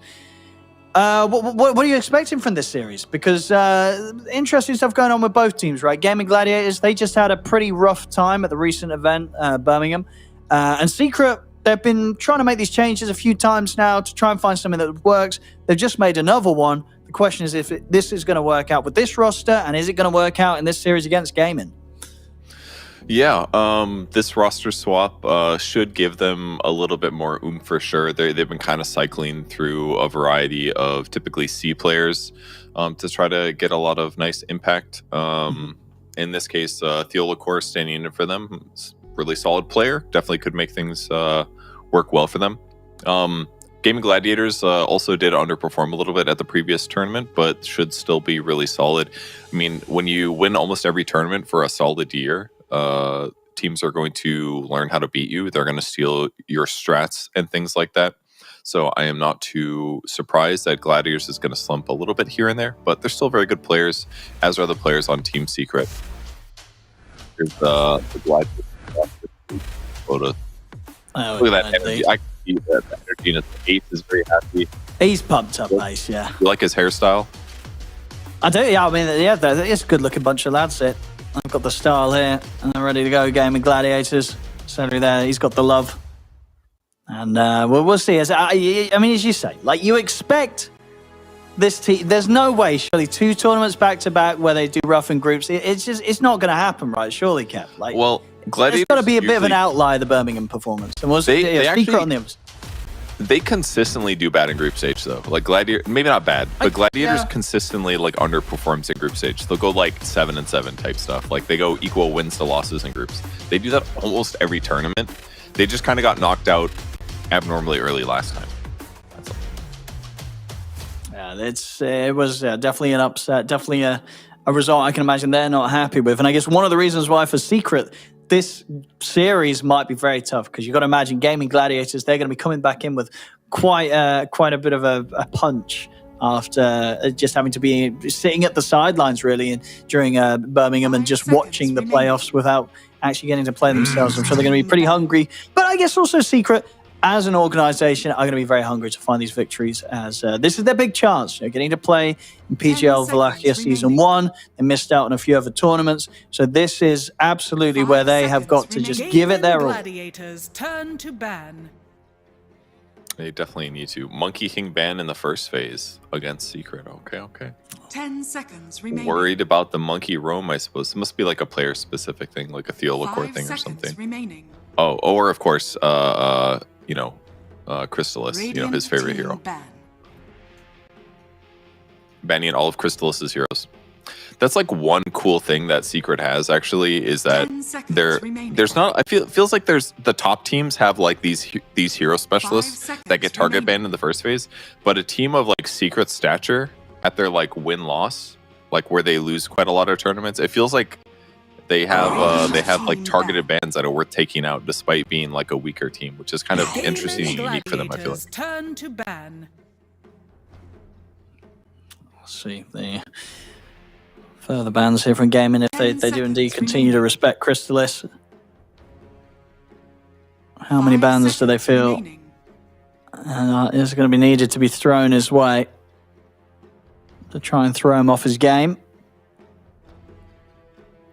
Oh, yeah, looking forward to see what Secret's approach is. Of course, Gaimin Gladiators, we've seen this team a lot. Yeah, Secret, Gaimin Gladiators, the tournaments that they haven't been able to make it to, haven't quite got to see as much from them. We've got the light. It's going to be the opening here for Gaimin. I think it's safe. The hero was really, really strong at especially the end of ESL Birmingham for just its ability to do fine mid and then rotate to side lanes and just create like godly amounts of pressure because of your ability to get a fast spirit vessel. Some of the teams are really prioritizing a lot of tanky cores.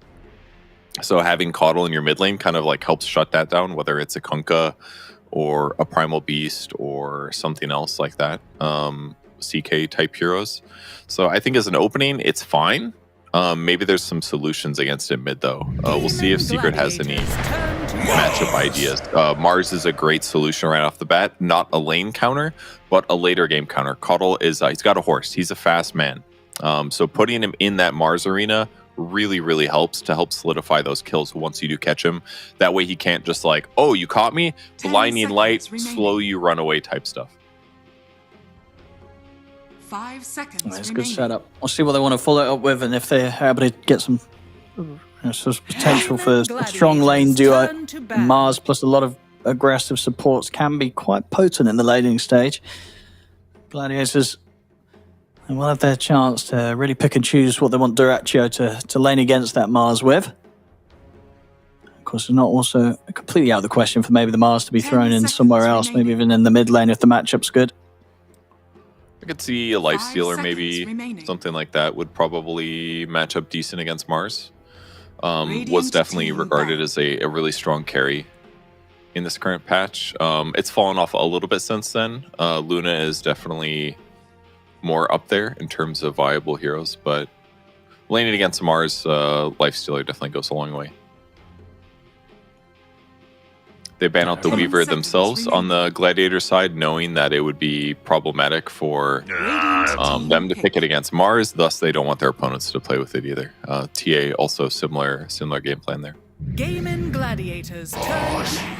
I'll go with the Shadow Demon. So potentially the combo here. Good setup into Spear, and just enough way they can try and catch and set up onto this Cottle that will be zooming around. Put a stop to him. And it also really helps protect against the potential Luna pick. If Gladiators pick Luna, they've got a decent counter with the disruption. If they and then if they don't pick it themselves, and then they get a Luna back on their side. So just a really safe Shadow Demon pick at this phase of this of the game. And if they get the Shard as well, very good against Caudle. Automatically dispels the Spirit Vessel, the Blinding Light, his ultimate ability. I always forget that one's called. What's that called? Mana? It's not Mana Leak. I don't remember. I'm looking. I'll see what they want to combo with it. Everyone in chat mad right now. Solar Bind, of course. There we go. You're just testing chat, keeping them on their toes. Letting them feel smart. Yeah.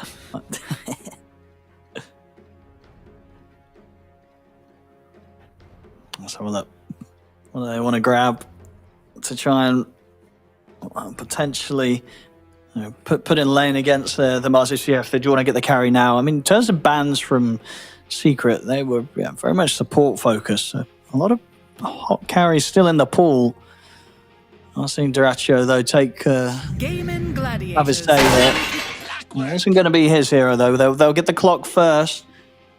Maybe see if they do want to get Duraccio's heroes now before the carries do start to get targeted. I like the clock. It looks good here. They need some frontline to pair with the Caudle. Someone to scout things out is helpful. Someone to go in first. Because once Clockwork hook shots in and cogs some hero, it's very difficult to get past that usually towards where the Caudle is going to be without. And even if you do jump past it with a Blink Dagger or something, you're not often going to get a lot of your allies following up to help cover you there. You're kind of like by yourself. So Clock will be nice to break up the fights a bit, be able to jump MOUZ before MOUZ jumps you. Radiant team pick. It just seems more and more valuable. Another support that we've been seeing all day. The hook. Yeah, that's true. Yeah, we've seen a lot of Hoodwink. Seen a bit of Clock as well.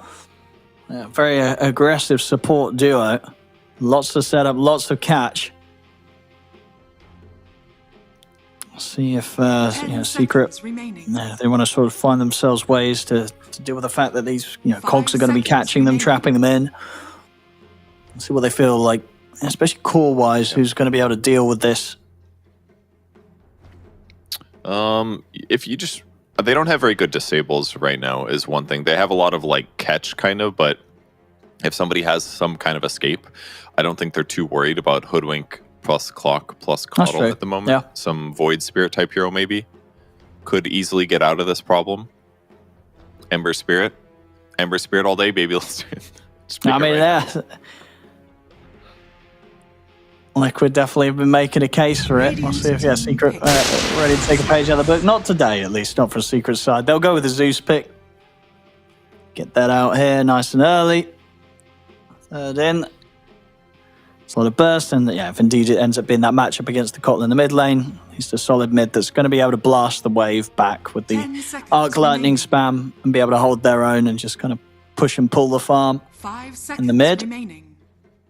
It's a good pick. We saw G2IG use it great for initiations earlier today. It's like they'd get close to their opponents, the smoke would break, and they just ulti, which you kind of need against the Hoodwink, because Hoodwink is usually playing in trees. So if they both break smokes and Hoodwink's in trees, you're just never going to see him first unless you have some kind of vision ability.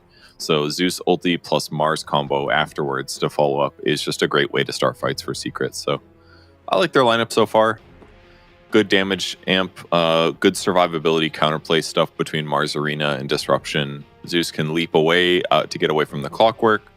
He can dodge some like Coddle Blast type thing. He can counter push the lane. Looks good. And a Bat Rider. Ooh, so this could be their other support.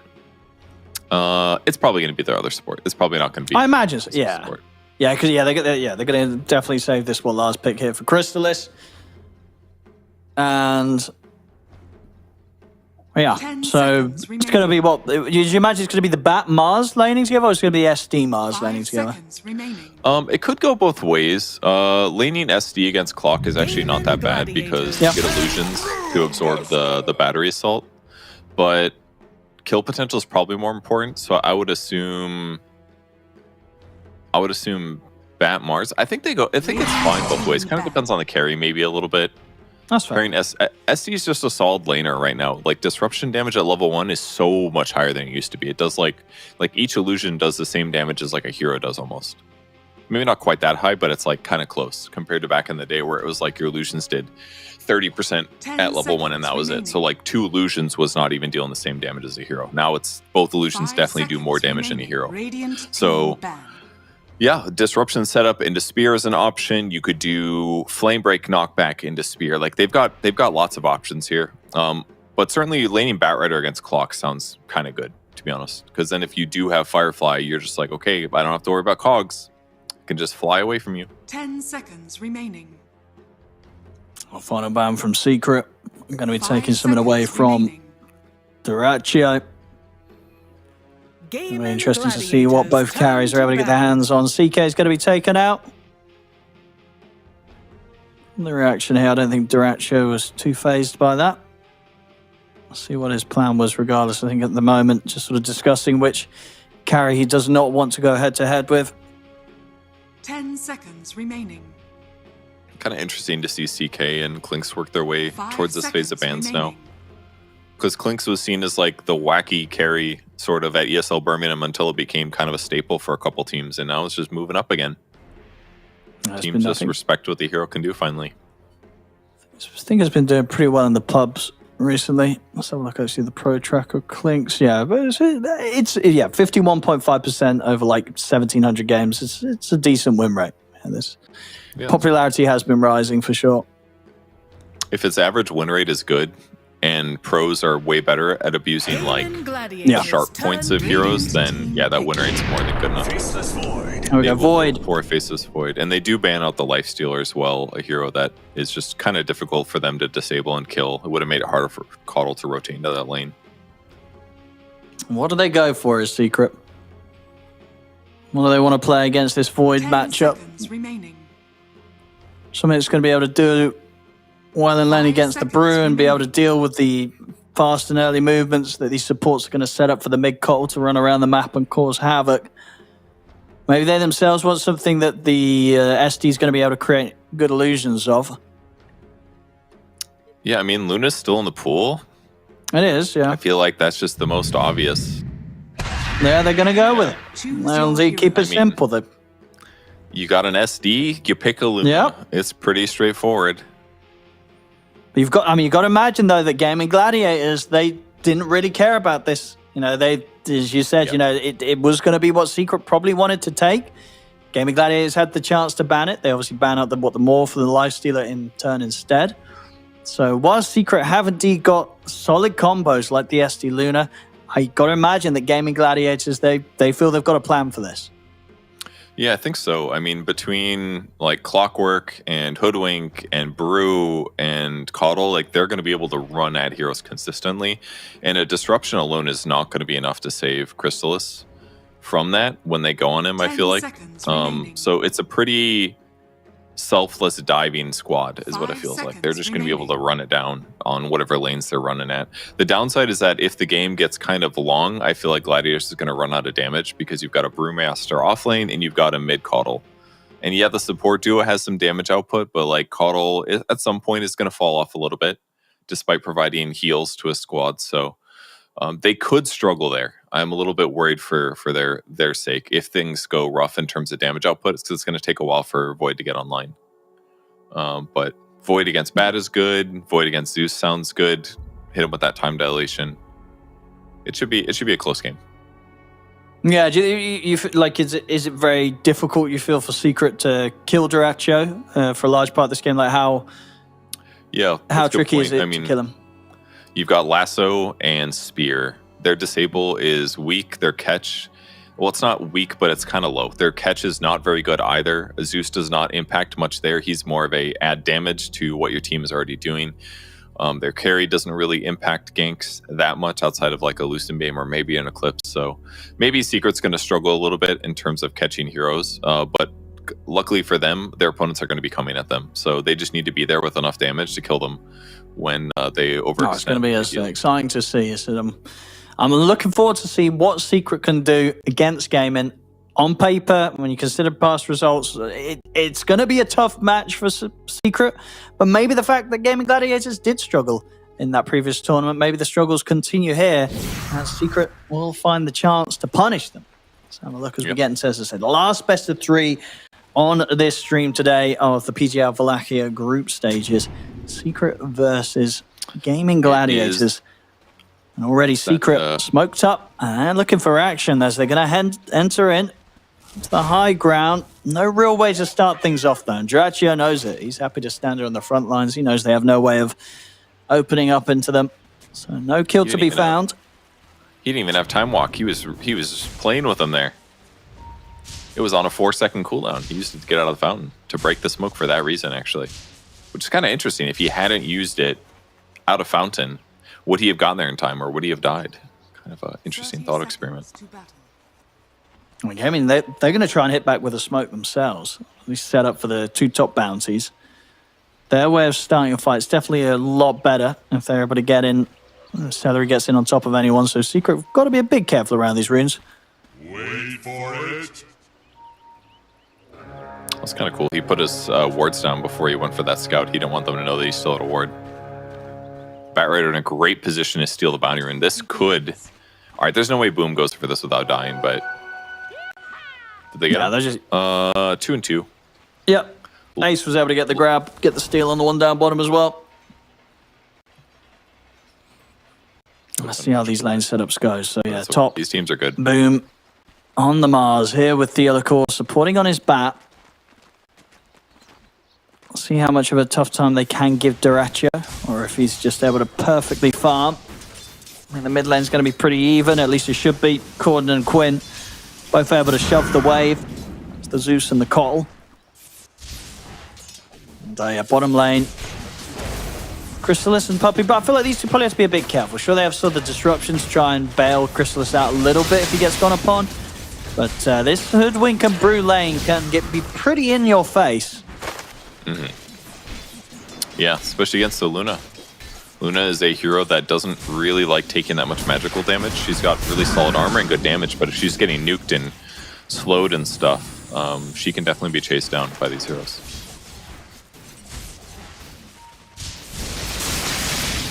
Have to be careful with the position. Top lane. Top lane as well. I mean, obviously Void not going to offer a lot of damage early on. But Celery on the Clockwork should be a pretty decent support, stopping Theodore and Boom ever being able to set up onto Dyrachyo. Dyrachyo should always have the chance to jump away. It looked like Void had his shard there, didn't it? Because we just see him moving back in. And then, and then he jumped back forward. I was like, wait a second. know you're a big Faces Void Shard fan. Or Ag. Honestly, I always kind of buy it quite late in the build. I definitely should be buying it earlier sometime. It's super nice. Especially now you just don't get that time walk range talent. You know, you kind of want the distance as well, just to be able to get the good jumps in and out. Yeah, that's true. That definitely helps. Get those good chronos where you get your whole team instead of just 2. Mate, you cut out, but I just heard chronoing my team, and yes, Kev, I do that all the time. No, I said you want that extra range so that you can chrono so your that I whole can team get instead of just 2. Ah, exactly. Yes, exactly. Gonna make them all mad. Part of the plan. In terms of chronos this game as well, it's gonna be a bit difficult, I feel.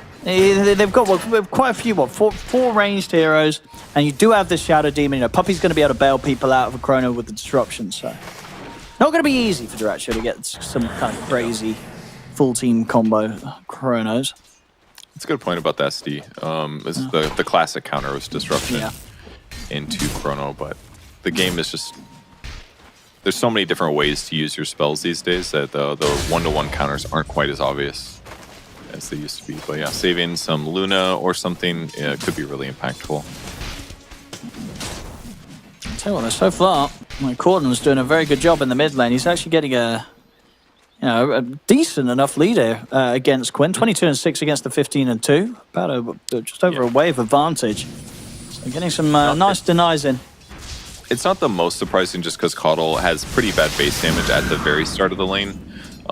So Zeus just has like a better base damage. But the reality is that you kind of just blast and you're never really going to win the lane as Caudle, but you're going to do fine pretty consistently just because of your ability to blast waves. And then to go jungle afterwards. And like you basically jungle, you show up, you blast the wave, then you go back if you really need to. So Quinn's going to be fine with this. It's really just about how successful his rotations are when he goes to the side lanes. Look at the side lane so far. Both carries not having the easiest of times. The 14-2 on Crystalis, 14-5 on Duratio. So the pressure definitely being put on by both offlaners. A bit more so by Ace. He's getting the higher CS right now, 22-7. Very, very solid start here. We'll see. Up top, Celery. Now that Celery's level 3, he can definitely be a bit more of a threat. And at sort of stopping Theodore and Boom from getting the pressure of Duratio as much as they were earlier. Sitting here already just walking up, dropping the cogs. Creating quite a nuisance here for Secret to deal with. Nicely done by Boom. They're just trying to maximize the magic damage, so he does a nice double spear. On the other side of the map as well, similar things with Brewmaster, a weird skill build. He went 1-2-0, no points in Drunken Brawler yet. That's because he wants to kill. He's like, I've got 2 bracers. Me and Hoodwink can definitely blow up this Luna. We want to get her behind if we can. Wow, the Clockwork Batrider 1v1. What a fun time. No one can die. Oh, well, there's just clarity though. True, the battle's been won. Yeah, I mean, bottom lane, Crystalis and Puppy, they're playing it safe. They're playing it smart, making sure that they don't get caught in a vulnerable position against these two. Just a game where, honestly, all 3 lanes, it's hard to get a kill. I feel like this could be one of those games where we don't see anyone go down for quite some time in the laning stage. It's going to take quite the mistake for a kill to be had here early on, I feel like. It's really not so much about the kills just yet, but I just want to point out Boom's doing great against Duratio. We keep seeing those Void Time Walk looking things, but that's because he's spearing him away when he's about to go for a last hit, and then he denies him. That's why Boom's got 12 denies versus the 8 of Faces Void. He's just beaten him by last hits by now about 8, so great laning so far by Boom. So yeah, the other core, he's going to go down there. I think a bit of a mess up. I mean, he was on top of the Illusion Rune. I don't know if it was just the Battery Assault stopped him from being able to grab it, but it looked like he may have been able to pick it up. He didn't. Ends up being picked up by Celery, and then Celery in on top of him. It's more than enough for Quinn to follow up and get the damage done. Boom. He'll be able to TP out. No first hit bash for Duratio. Boom will escape. Yeah, finally, so the silence is broken there with Quinn getting that first blood after a failed move over towards mid. Kill bottom. He shows, though, on the creeps being pulled. Yeah, instant TP out from Crystalis. He knows exactly what's up. He has to get out of there as soon as he knows that Quinn's coming from. So It's a kind good of TP painful, out there. actually. Because like if they just had stuns on their carry or their offlaner, this would be 2 kills that Caudle gets. But instead, he rotates successfully. I mean, he uses ulti, he gets the first blood. He's like, well, I want to get kills with this ulti. Doesn't manage to do so, unfortunately. So good response from Secret, basically, to limit what Caudle does on the map. But I'm sure all these players have been playing against Caudle for weeks in scrims, so they're ready to go. Accelerate. And the setup onto Boom, but yeah, Duracho is still just the nature of this hero. Not really going to be able to offer up much offensively right now as the Void. Wants to stick to the creeps. This is one thing that actually hurt them in that gank. Celery still does not have boots. So when they got that first blood, Celery was running top, but he just didn't get there in time. Imagine if he gets there faster with his boots of speed, he might have been able to interrupt that TP. So Celery being a little bit behind here, kind of hurting him. Still definitely being quite annoying for Boom. Keeping him held away from the creep wave. See down bottom.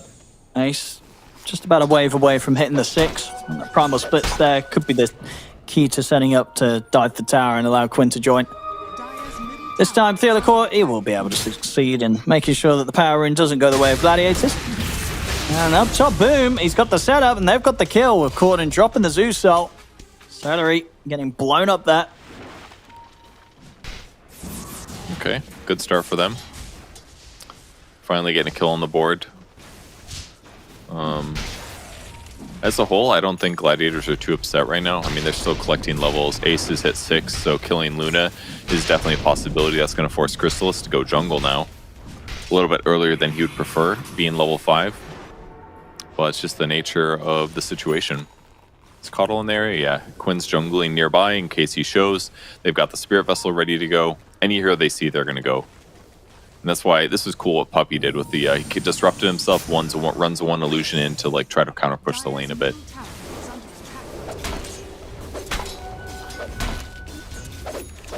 It's definitely hard to show up to the lane now with the real hero against this split threat from Ace. To be very cautious down here on the bottom side of the map, Secret. Gaimin Gladiators very much set up to kill with the 3 of them here. And yeah, Secret know it. They're not falling into the trap. They're not showing anyone around there. Warden in the mid continues to farm up an absolute treat. Top net worth right now on the mid Zeus.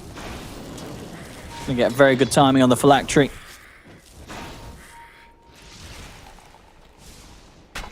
It doesn't look like they're going to really rotate to defend it. The one upside is that they just don't have good tower pushers on Gladiators. If there's like a Clinks in this game or something, it's very different. This tower gets shredded, but they just literally don't have to show up, and it's going to take like 5 waves to kill this tower, it feels like.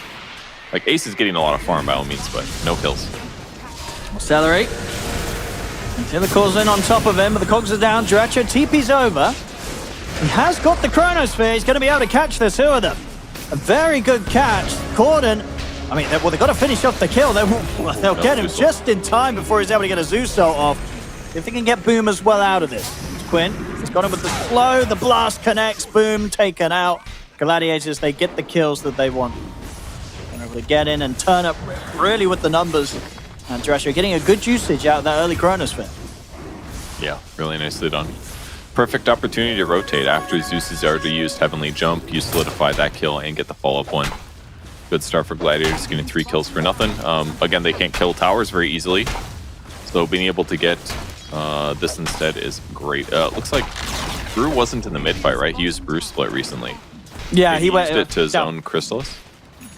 Yeah, no, I think he got the kill on to Puppey, right? Oh, okay, gotcha. So was able to just kind of go for a solo kill down there. I see, that makes sense. Puppey was the one delaying things after all. On the top, Theodore's got to be a bit careful. I mean, hookshot's up. Theodore, he's in trouble. The 2 supports are able to snipe him with the hookshot and the sharpshooter combo. Okay.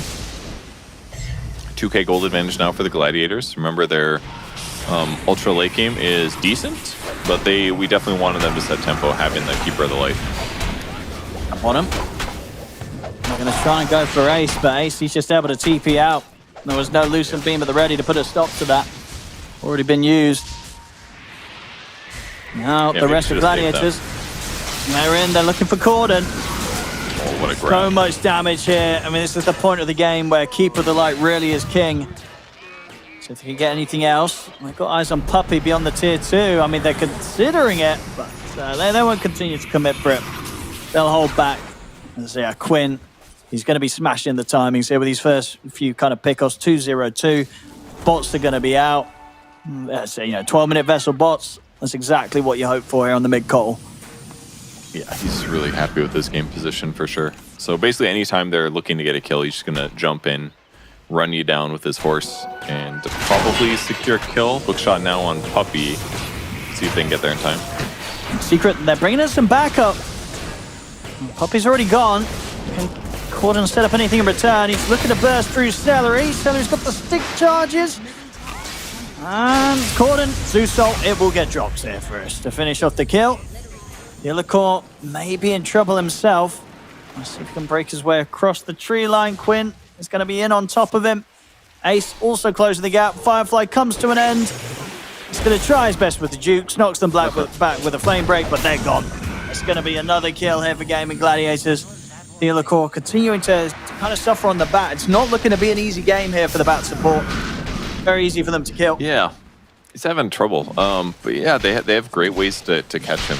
I mean, time dilation alone is annoying. Hoodwink has disables. I mean, the solar bind just makes him kind of useless. Bat's a hero that needs to be moving to feel effective. That's his survivability, really. So if he's just slowed or hookshotted or whatever, it makes this game a lot tougher. But at least their net worth it's looking good on Zeus, at least. Like, he's got some damage output, but he's kind of vulnerable still. I don't know. Game's looking a little bit scarier for them. The Luna's also falling back behind in terms of net worth. The Brewmaster, once he hit 6, became a worry big time. So he kind of just had to go jungle a little bit earlier than you would have liked him to have to do that. Oh, Clockwork sniped an Ancient just now with a level 1 rocket. That's why he tipped him. He's like, haha, I stole your gold. Yeah, Seller's going to be happy with that one. Yeah, these item times are crazy. Ace has got this 40-minute radiance. Things are really starting to fall into place here for Gaimin Gladiators. This is definitely a game that, unless Secret can get something done to sort of slow down this momentum, it could start getting pretty brutal. Yeah, it's starting to worry me for sure. I mean, in the mid, Void gets more items. I mean, Ace, he wants to go for this. He's just going to put the split going on towards Corden. And Corden, he's got some 1 charges, but nothing else. As he dies under his tier 2 tower. I mean, Quinn even able to set up a bit onto Boom. Meanwhile, Duracho, he's killing off Puppey. Had to drop the Chrono for it, but it kills the kill, and they may even get Theolicor as well. Theolicor trying to juke through the trees, but the bushwhack from Tofu catches him. A double kill for Duracho. Gaimin Gladiators really starting to heat things up.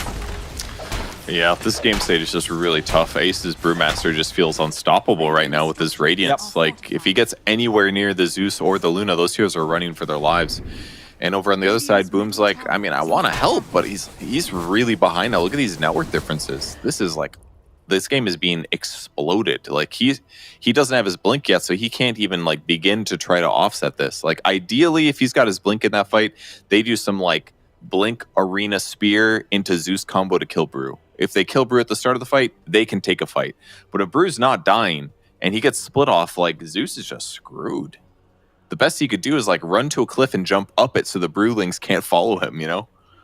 It's really hard for them to take fights now. And this is just going to lead to more pressure on the map that occasionally will pick off Luna, that keeps Luna far behind net worth of the enemy cores. Like, this is a big... Someone is screaming in Quinn's head. Quinn's head. Is it Quinn? Is Quinn screaming in his... Is he okay? Is Quinn's inner Quinn upset right now? Like, oh no. Well, hopefully they're able to fix that Quinn's headset hit. Hopefully it wasn't one of his teammates. Yeah, is that what it is? Is the Duracho? Someone is screaming in Quinn's head? My team keeps screaming at me. It's like, it's not a fault with a headset. Yeah, someone's to be blamed. Maybe it's Duracho. I don't know. I mean, for Secret, I feel like they're obviously going to have the potential to try and set something up around the arena. Like, we're yet to see sort of Boom get involved. He's nearly got his Blink Dagger.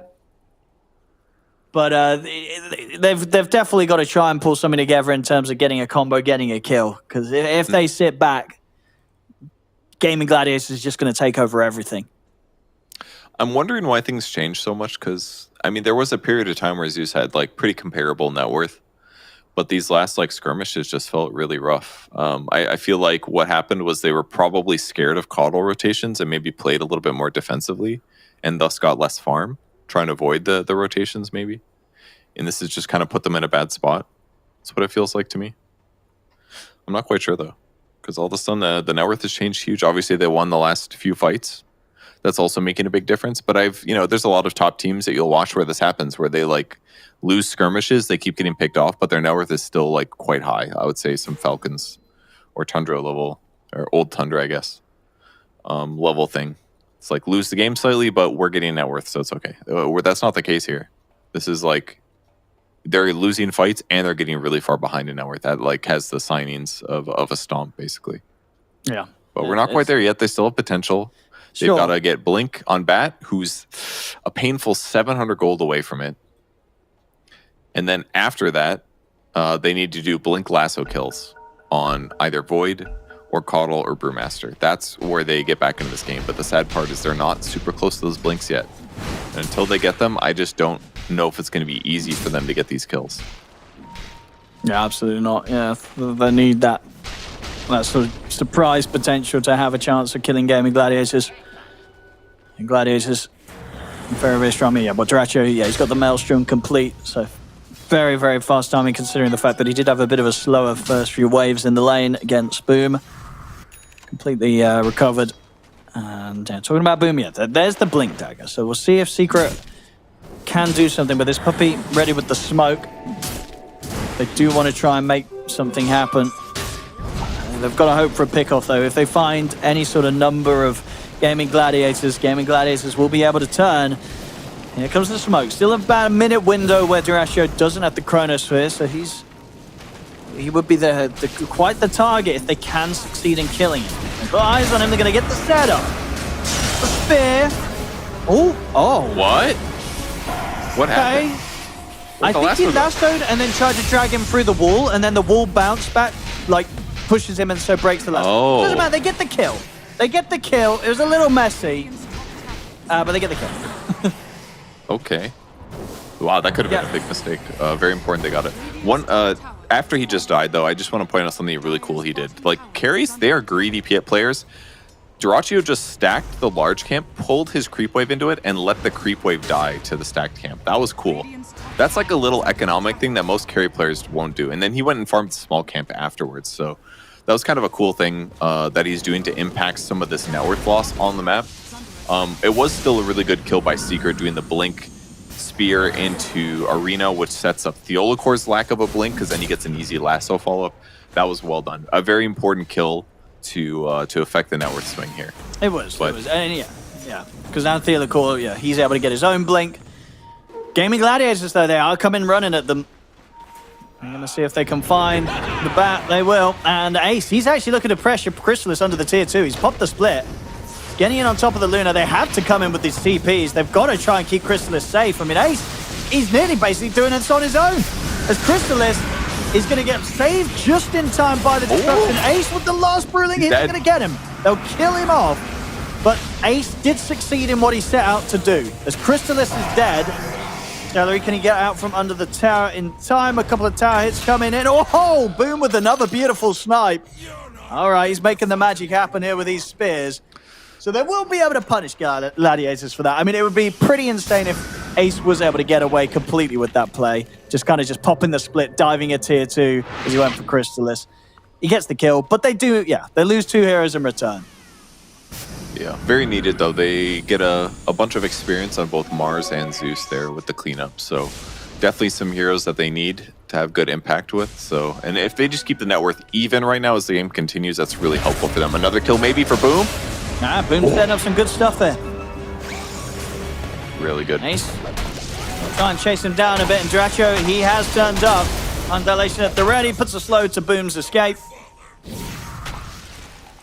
A quick strike back there from Gladiators. And Duracho does have no Chronosphere TP ready to available. go. He could have TP'd out if he had it, but he was on cooldown still, unfortunately for him. Okay. Back to reset, basically. Let's check for some items. BKB on Caudle, very useful. That way, if he gets arena'd, he can just exit arena. We don't often see BKBs on Caudle. They usually buy a lot of squirrely items that aren't as straightforward, but BKB will solve his issues. Couple BOTs as well. Faces Void working towards a Mjolnir just to up his damage output. Not too worried about a BKB, but at some point he'll have to. That's about it. Pipe on Celery. Pretty common for these like strength tier 5s to buy Pipe. Increases their survivability, and it's easier for him to buy it than an offlane hero who has more impactful items usually. So, looking pretty good. Glimmer on Puppy's Shadow Demon. Helps save his allies. Almost Manta on Chrysalis. He'll be able to push lanes better. But they're looking for kills now. Let's see if they can find Ace. Ace. Got it. That TP's not going to happen. Immediately put to a stop. He's got the split. See if he can use this to run. He's going to try and stand his ground a little bit, but against the 4 of them, yeah, he's got to get out of here. The rest of Gaimin Gladiators are making their way over there. In secret, they know it. They're being cautious themselves. Puppy looks like he's going to be the one to get left behind or by some type of self-destruction. Tofu, he's trying to get in on the backlash. Greedy play there from Tofu, gets immediately shut down. Tried to wrap around beyond the tier 2 to see if he could get a further catch. They kill him in an instant. We'll get space though for maybe the tower push to come in from Gladiators. Same time, Celery also trying to scout things out. Has got hook shot at the ready if a fight kicks off. Of course, Dracho still has the Chronosphere.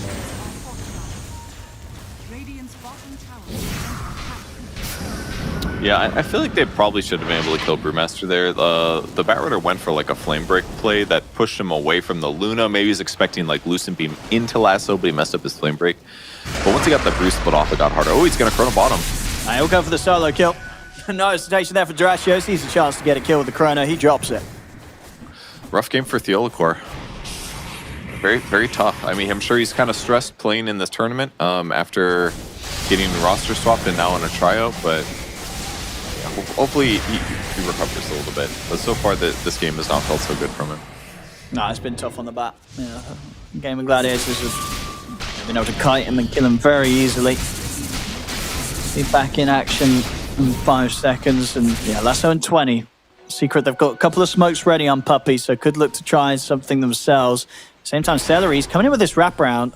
Sitting at, relatively low HP. I mean, this Puppy could be an easy catch if Celery gets the angle. He's going to get the vision with the flare. Hits the angle perfectly. Disruption's already been used. Puppy, he's only got the glimmer to save himself, but that might be enough. The Jukes, no, it doesn't matter. They're still in on top of him. Quinn's in as well. Puppy, he's gone. Nice catch. As the dust gets delivered. Okay. He has an excuse. It was on the way. Totally fine. It's on the way. Been planning for this. No, he set up that kill nicely. Well done for him. 2 blood grenades as well. He knows his job. Catch heroes, allow his allies to back him up with all of their BOTs. They do have 2 sets now. Vlad's now in Brewmaster. Some armor for him and his pandas, which are kind of dying to glaives the last couple fights, but yeah, they're just doing great. Great pressure. Just playing on the enemy side of the map. They know they have advantage. They're looking for kills every opportunity they can get. Game firmly in control for the Gladiators. Almost Octarine Core for Caudle as well. So upping his tempo to Quinn's 4-0 and 8. Having a great game. So Tofu and Theolacor teasing around with one another. Ace is here to help out. Theolacor, he gets the lasso off, but the split's there. He's gone. And now they can maybe look for more. The arena gets dropped down. Ace now on the retreat. See if he can escape in time. Oh, what a hook shot from Celery. Comes in, catches the 2 of them. I mean, it's going to keep Ace alive. Ace is able to safely back off. And now with the TPs coming in, the backup arrives. Quinn's turned up. Chrysalis standing his ground pretty solidly. Ace is backing on top of him. Boom pushes him away with the spear. Dracho jumping across. He's got Chrono up in a second, but even if it was there, he didn't have the mana for it. He just jumps into his death. Dracho's out, and now Secret, they can get back to trying to chase down Ace. Corner and Boom are taking down the Radiance damage. But a very good fight there from Secret. They get the 3 of them. They get the big one as well, taking out Dracho. Yeah, that's, you could probably blame his skill build a little bit this game. When I asked BSJ about maxing out time dilation, it just seems so obvious to me. Like, why wouldn't you max time dilation? His scale's pretty good now. It's so bad. It's pretty weak at level 1. And he's like, honestly, you kind of want a lot of attributes on Void because you run out of mana. And that's exactly what happened to Duraccio in this fight. He TP'd in, he got here, he time walked 1 time, and he had 0 mana in this fight. He actually spent the majority of this fight walking around, like waiting to have enough mana to do another time walk. And in fact, he'll jump in just a moment here in this clip as he TP's in. But he just had no mana, so look at this. He time walks in, or he time dilates, and now he's just out. So he sits around waiting for Coddle to give him mana so that he can kind of do something. And finally, when he jumps in, that's when he gets exploded. So an inch away from Chrono, that would have been really effective, but it just ends up not being good enough. So if he just goes attributes there, I don't know, maybe it's a little better, Maybe he kills Shadow Demon right at the start of the fight, and then the rest of the fight feels good. Back in action, they get a very nice, clean snipe there on Boom. Celery with the setup. Damage to be done every single time by Tofu and Quinn. That's going to get the money out for Tofu to have the full Greaves now on his Hoodwink. And finally, in Duraccio's benefit, it's a really good time dilation game. Like, it really is. Against Batrider, against Luna, even against Lucent Beam, keep that on a low cooldown is useful. Really good against Zeus, too. And Mars has pretty spammable abilities. So it's a great time dilation game. It makes sense to max it out, but maybe not the main reason they lost that fight, but a small impact for sure. Quinn getting a run rampant across the map still. 5-0-9 on this call. Getting pick-off after pick-off, just taking Diolacor out again. And now with the push down here, they should be able to get the tier 2. Did you notice, Owen? He hasn't even used his BKB yet on Coddle. He's like a whole item ahead of that. He's just like, yeah, that's just pretty crazy, yeah. Just in case, I will use it. Just goes to show you just how on point Quinn's positioning's been this game. They they can't touch him. And even if they do, he's got the answers. They're not being forced to use it up until this point. And maybe continue to be the case until he gets his next item done, because he's farming up an absolute treat. Nearly 16k net worth on this mid call. Of course, one of the players that's able to show it as early as they did in the draft. And they just still get games like this where nothing is done to shut him down. I mean, it's hard. If you can shoot so much AoE magic damage from so far away that it's difficult to find where he's going to be and to actually initiate on him. They've got the blinks finally, but they need the blinks and they need enough heroes to do damage in the area. And now that he's got BKB, they have to chain stun him and kill him from full HP to 0. They're going to try top. Get the jump onto Ace, but he's able to get the split off. And with that in mind, he may just be able to take out Diolacor as the split comes to an end. It's buying time for Quinn to join the fight from the side. They still want to see if they can finish off Ace. They're going to go for the disruption setup. Duraccio's making his way across the map to try and help out as well. Ace pushed to the side by the spear, but he's still alive. He's going to be able to walk away. They couldn't finish him off. Now Secret, they've got to run because Duraccio, he's turned up. He's in with the time dilation onto Corden. Corden's going down. The rest of Secret, they're just having to completely scramble back to base. But it's a fantastic chrono from Duraccio, though. Catches them on the tip, both Puppey and Crystalis. I mean, just, yeah, not the way that Secret wanted to make that play out at all there. They try and start to this move. I think once again, sort of the lasso into the wall of the arena, causing some issues. Yeah, the Chrono almost caught 3 heroes too. I think the Bat or the Mars was almost on the bottom side as well. I mean, they started the fight great with catching the Brew, but Ace was just ahead of him. He had that Void Brawler up. He had that status resistance. That got him out of the Mars Spear really quickly. I didn't see if he used Cinder Brew first or not, but that stun duration did not last normal times, and as a result, he gets split off. He was able to transform out because he had bought Shard on time, which allowed him to elongate his life. Then he went to green, which meant he just ate up all that damage. Like, hasn't had to buy a single magic resistance item, but the Zeus just hasn't really felt like a threat to him. This Brew pick is just fantastic this game. Rough times there for Secret. Being able to slow them down a little bit, but just like that. Dropped again. This time, Hustler's there onto Ace, puts a stop to his TP escape, and he hasn't got split up for 10 seconds or so, Quinn. Going to try and head over to bail him out. He's able to get the heal off onto Ace, but won't be able to save him. Ace taken down. Now Quinn, he's in a dangerous position. He's surrounded by the 5 of them. This could be 2 huge kills for Secret. Setups there from Puppey. Secret That's yeah, 2 massive kills. Crystallis the one to be able to put an end to Quinn's streak there. So huge amounts of gold going over towards the Luna. They're going to even get Tofu. Spear from Boom's going to catch him. I mean, well, that just happened. Secret, they're back in the game big time. Yeah. The big change there was Shadow Demon's Demonic Purge. If he's got that on the Brewmaster, he can't get the Cinder Brew bonus. So then his Drunken Brawler doesn't feel nearly as powerful. It's just a simple 20% magic resistance. So once he's dispelled like that, Zeus actually does the damage that we expect Zeus to do. And that's what allowed them to kill Brewmaster. And then all of a sudden, Coddle's like, oh shit, you died way faster than I thought. They're going for the rest. They're probably going to get it. I mean, Gaimin Gladiators are trying to get over here. Duracho's got Chronosphere back up in about 10 seconds. But Secret, they're going to be able to finish this Roshan. Get themselves the Aegis onto Crystallis. See if Gladiators still want to fight. Duracho, 5 seconds till Chrono. He's going to start things on towards Puppy. Puppy sets up onto him with the Disruption. Celery. He's in with a hook shot onto Crystallis. Crystallis has got Boom by his side. Boom able to offer up the spear on towards him. Duracho pops the Chrono, but he's trying to get in on this. He will get in over towards Crystallis, but he's not even able to finish him off the once. Crystallis is able to get out to the side. He's going to offer the TP out, but they'll put a stop to it. Bushwhacks there. Crystallis, he's sort of been left behind on this one. As Gladiators, they will finish him off to ice it.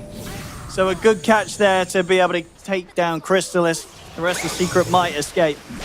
Yeah, it's a bit bittersweet because it looked really solid for Secret there. Getting first the Aegis and then the way that that Crystallis took that fight. Popped the shard on the Clockwork. That made him look extremely weak on the Clockwork side. The Yellowcore. Oh, that's a well done executed combo there. Lasso into the Spirit at the end of it. The wall, the lockdown is perfect. I mean, big catch there. I mean, the game is starting to get a little bit crazy, I feel like. Yeah, Gaimin Gladiators, they had the lead. They look like they have it, but they're having some shaky moments. And Secret, they are doing a good job of punishing those, Purge. Yep, they're executing their ganks finally. We really needed to see those, and picking off either Void or Brew or Coddle they're all great targets. And almost all the gank attempts they've tried this game have been towards Brewmaster. Those have been difficult to land just due to his survivability items, his split, and the status resistance. So picking other heroes when they have the opportunity, definitely the way to go. Really nicely done. That is, it's definitely got to be careful about getting caught out like this. I think there's every reason to believe with the lead that they had earlier, if they just managed to play things a bit safer, they would have been able to shut this game down, but it's definitely got a whole much more complicated with those last few actions. The Secret starting to really bite back into the game. Crystallis catching back up in farm, same to be said for Corden. Secret getting a sort of another chance here to really turn this against the Gladiators. Well, that said, they do still have really strong teamfight heroes. You know, AC and Velaz on Brewmaster now is going to help mitigate the damage that Luna does as the game continues, at least until the Conda comes out. So if they're together, Gladiators will still do a pretty good amount of damage. Interesting Shadow Blade from Void, just to help him get around the map without getting lassoed. Kind of cool. They want to try and take this fight with all the ultimates up. Both teams prepared, though. Who's going to get the jump first? Coddle does have the Ignis Fatus as well. So really strong team fight for the Gladiators now. Celery. Spot back. Eyes on. He's going to go for it. And he's gone. Out of the cogs. Still trying to chase this. Steelacore's going for the TP out up on the cliff, and it's well played as well. He's out. They've got nothing to reach in and put a stop to that. Let's see if Mars is going to be greedy here. He's got a blink. He's got a blink. Yeah, he's fine. Same thing. Lack of stuns and catch for Gladiators outside of like Chrono and hook shots. So a little hard for them to get these snags. If Secret can continue dodging this, giving them some farm time, getting their Luna to a good spot, this could give them some openings. Because really, they just need to get these like lasso kills. Keep getting these lasso arena kills. There we go, they're going to look for them again. The other core and Boom leading the charge. Celery not really the catch that they want. They're going to try and settle for him. They'll drag him out with a lasso. Backup's coming in. Celery's still alive. They haven't quite been able to kill him off. He's going to get healed up. He's fine. And in fact, it's Corden, the one that's ended up in trouble. As Corden's gone, Dyrachyo and Ace trying to chase him for more. They're looking over towards Puppey. They'll be ready to dive here up to the base, but it's not even necessary. They're going to be able to get him. But oh no, detection. They don't have it on these heroes. So Puppey actually able to glimmer and blink away. Dyrachyo, yeah, he was definitely considering dropping the Chronosphere for that one, but he won't. Puppey actually able to dance away from the three of them somehow. Yeah. The Glimmer Cape damage block basically stopped the dust reveal from stopping his blink is another thing. So he was able to actually blink out there with help from his Glimmer Cape. Pretty cool. Not the best jump, unfortunately, but yeah, no, losing their heroes. Turns out it's going to be Rax Pressure instead, and they're not going to be ready to defend this. I mean, they used Lasso to start the fight. Zeus is dead for 40 seconds. They've got Mars combo stuff, but Boom is just sitting on a Blink BKB right now, so his impact is okay, but it's more suited for ganks than large team fights. Yeah, for sure. Yeah, going on the clock definitely hurts them big time here. As this mid-Rax in trouble. Trying to get any sort of jump seems out of the question because Dyrachyo's got a Chrono and he's ready to use it. He's going to go straight in on top of the three of them. In fact, with a 4 with Boom TPing in over towards it. Oh, it's a beautiful jump, a beautiful Chrono from Dyrachyo as he forced the Secret back towards the base. They've killed off the three of them. I mean, the buybacks have to come out. Deal, of course, got his, but of course, Chrysalis, he's been farming up buying these items. He cannot afford buyback. I mean, that was a brilliant heads-up Chrono from Dyrachyo going in for that. It was a 4. 3 plus a TP in here. We'll count it. Oh, and Celery's in. They're ready to go. Look at this Cogs as well from Celery. It's completely blocked off any chance of escape. They're just losing heroes left, right, and center here, Secret. The buyback's coming out from Corden as well. The Gladiators, they've still got the full 5 alive. They're pushing the second set of racks. Boom's going to try and jump in and get a catch. Pops the BKB. He's having to run away. And look over towards Dyrachyo. Catch him momentarily with the Hex, but he's back over to finish off the job. Take out the second set of barracks. There's Gaimin Gladiators just like that. They're back up to a 21k lead. And Secret just sent flying all over the place. It's a really hard one at this point for Secret. Gladiators just keeps getting amazing jumps that lead to 2 kills, that lead to the game ending. So good luck defending this one. Puppey tries to get some sort of an opening. Boom's able to get the pushback with the spear on towards both Dyrachyo and Celery, but it really doesn't matter. Puppey's gone. Boom to full as well. GG is called as Gaimin Gladiators will take this game 1 against Secret. Just amazingly executed. Laning stage went really good. They missed some ganks. Secret identified the lack of stuns was there, so they TP'd away from some dangerous spots, but yeah, Gladiators just pressured so good with the Brewmaster. They put all of these cores in a defensive farming position that left them underfarmed. And then the mid-game fights, with some exceptions, just went pretty one-sided for Gladiators. So Secret did get some good catches, but they were pretty far behind, and their delayed Blink Daggers limited their ability to get kills on the map. So it's well done. It really was, yeah. So again, sort of that way that Dyrachyo shut the game down. Very impressive. Really sees a chance to get that Chrono like that under tier 3s. And it really was game over from that point, if it wasn't already. So some good stuff from Gaimin Gladiators in this game 1. Some little signs of life as we saw in sort of the mid-game from Team Secret. Yeah, going into game 2, I think Secret, they may have to consider just some of these big heroes like the Cottle. This may be a situation, a scenario where you just don't want to let Quinn get the first pick Cottle because he just always seems to have such a good game with it. Yeah, I mean, that was the first pick. They picked some counters to it, but the delayed Blink Dagger hurt their ability to utilize them for killing the Cottle. So Cottle just got to be... He had 3 items before he died, I think, just about. Just had a great game. Got enough pressure on the side lanes. These early... This was like the first couple... This is like the first big fight for Secret, and it just didn't go well. Yeah. Perfect Chronos. Yeah, really good team fight play from Dyrachyo. He made up for the fact that there was that one fight where he turned up a bit early, didn't have Chrono available, didn't have mana to play with. Beyond that, it was back to top stuff from Dyrachyo on the carry. Good stuff to see. And yeah, Secret just having a rough one. But I feel like, game 2, as I say, I feel like Secret, if they can sort of give themselves a bit of a better time at the start, they've got a chance. They've got a chance because Gaimin Gladiators, for the fact that they did manage to shut down the Gaming Style in that last 10 minutes or so, in the mid portion, mistakes were, there were some mistakes here and there from Gaimin Gladiators. There's still a bit of shakiness, bit of the shakiness that we saw from them in the group stage back in Birmingham. So we'll see. We'll see what Secret can do in the next game. I mean, anything else you would sort of consider that they are going to change, or they're going to look to ban, or they're going to look to try again, or maybe not try again going into game 2 if you're Secret, Purge?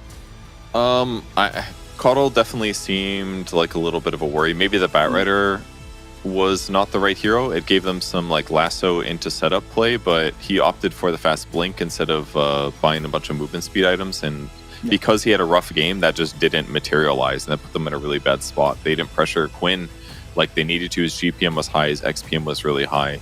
He's constantly pushing side lanes and farming and doing impacts. So they need to shut down. If they let Coddle through, they have to gank him, and maybe Bat wasn't the best hero for that due to... for sure. Yeah, I think indeed it was a tough hero. Wasn't able to put the pressure on the lane, and so the combo seemed a bit sort of disjointed between Theolacore and Boom of what they want to do on the Bat and the MOUZ. Just didn't really work out for a fair bit of that game. So we'll see how they kind of refine things, come back in game 2. But as it stands, ladies and gentlemen, Gaimin Gladiators looking hot and getting this first game of the best of 3.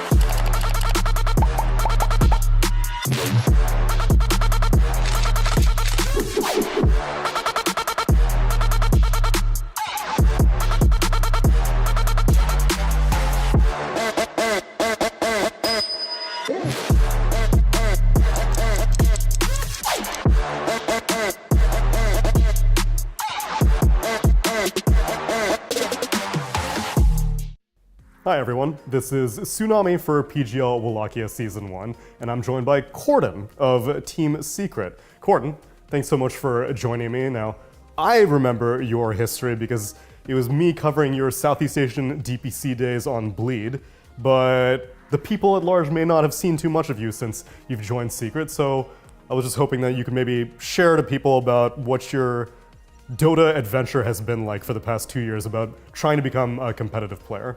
I joined Bleed Esports. It's like a C team, end of 2022. And then I played for a while, then at the end of last year, 2023, I joined Secret, and here I am now.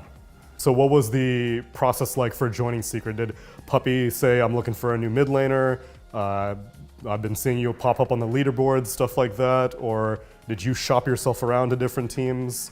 I just got like a DM on Discord by the manager, Cyborg Matt. At that point, I think like Bleed was undergoing some roster change at that point, so I just decided to leave and go to Secret. Yeah.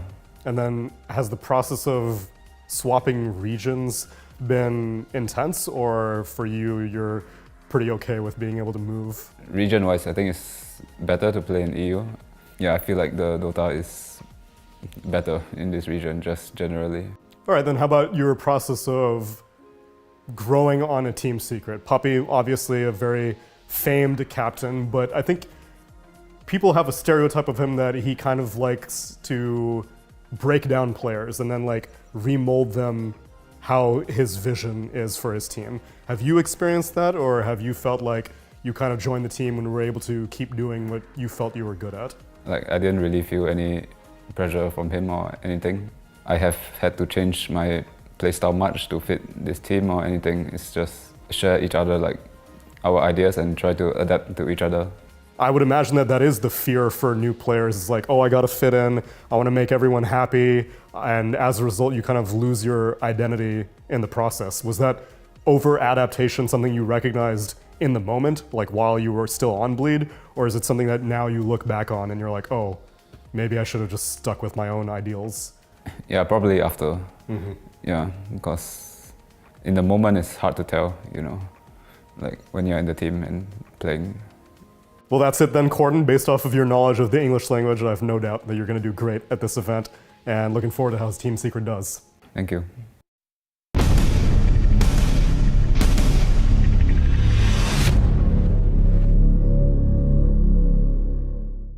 Hello everyone, I'm Tsunami for PGL Wallachia Season 1, and I'm joined by CY, coach of Gaimin Gladiators, a coach who had a hell of a freshman year, but now the sophomore year is a little bit different. I was curious to get your thoughts on what responsibilities in life and challenges as a coach have changed from being on basically a 100% win rate train to a decidedly less impressive 2024. Sure. So I think last year, I think we kind of figured some stuff out very quickly, and I still think we have all the same skill basically for all the players. I don't think like people are like worse or anything like that, but I think we figured things out very fast, and it played to our advantage, and nobody really looked at us for quite some time. And once they started looking at us, they learned a lot, like for example bringing supports to mid, blah blah blah. It became kind of standard to do. And now, probably after losing a bit again, people look a bit less to us, which is probably quite nice. And probably we also needed to be humbled a little bit, you could say. Sure. So it could like spark some new fire and like understand that you're not just the best just because you exist. You know, you need to like put in all the work that everybody else is putting in, or more, at least. And then there's a chance that you will like win, right? So then at what point during last year did you really feel like teams were starting to focus you especially? Because if you look at your performances, it doesn't really take a dip at all. Like, sure, first place at Lima, maybe people are like, that's a one-off, that's a fluke. But then again, a first place at Berlin, again, a first place at Bali. When did you start feeling like the scrutiny was really starting to amp up? Like before the patch where they expanded the map, I think we were like unmatched. I don't even think it was close. Like, I don't think anybody could play against us at all. And then people started already to catch up there, like they obviously look a lot. And then after Berlin, I think we were also very like dominant in our performance in that tournament. I don't think we lost many games. And then I think especially people started looking, and I think in Bali, for example, in the second Dream League, I don't think we played as well as we did like before already. It was already like declining a little bit, but like we still were ahead of some stuff, and like we still played very well individually. So like we still ended up winning, which was super nice. So then how much of this year is you, or at least this point onwards, are you trying to build from scratch and like revamp your foundational approach to Dota, or are you still trying to build on what was successful last year? I think our way of thinking about Dota is like correct. I think we have some things that are correct, and it's shown like also when other teams play, we can like see it and see like what is right and wrong basically, like in our view. And I think it still stands. So I wouldn't say like we completely changed everything conceptually or something like that.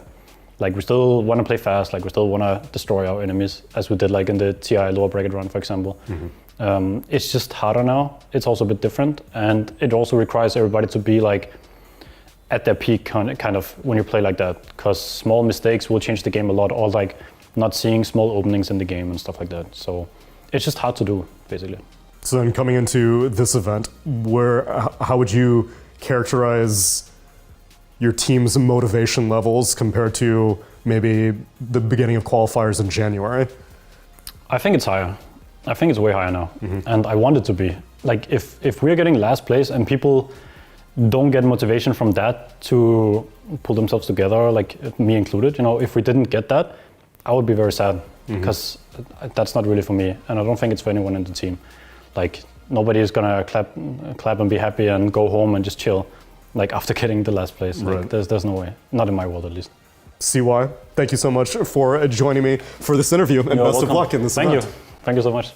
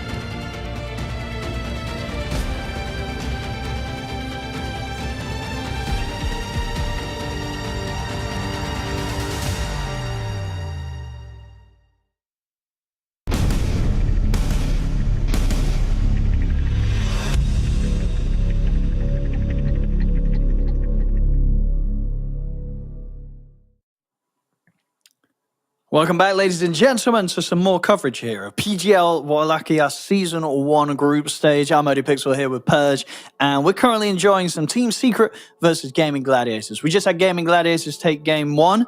Game 2, we're just about to head into. I believe the draft is beginning, so we should be able to get it up on your screens pretty shortly. And yeah, Purge, we're going to see what changes. See what sort of way Secret want to try and do this. It's probably going to be a bit different to what they tried in Game 1. Most likely. Yeah, they need some adjustments, whether that is gameplay or heroes. Last game was looking fine for them in terms of net worth for a while. They were kind of like doing good in 2 lanes, and then all of a sudden all the rotations for Gaimin Gladiators kind of hit, or at least enough of them to create a separation of net worth where they just had like a 5k gold advantage all of a sudden, despite not getting a huge amount of kills. So that's probably the most important thing to identify, because if they're closer on net worth, the game probably feels way different. You know, the MOUZ would have gotten a blink faster. He could have used that to help get the bats blink up a little bit faster, for example. But those things got delayed, and from there, they had a couple good team fights, but the game was very difficult at that point. And you can't, like in Pro Dota right now, you can't really like give up gold advantage at any stage if you can help it, because it really just snowballs so quickly. Pros are so good at just taking these advantages to the moon. So Gladiators do ban the Cuddle themselves in the first phase.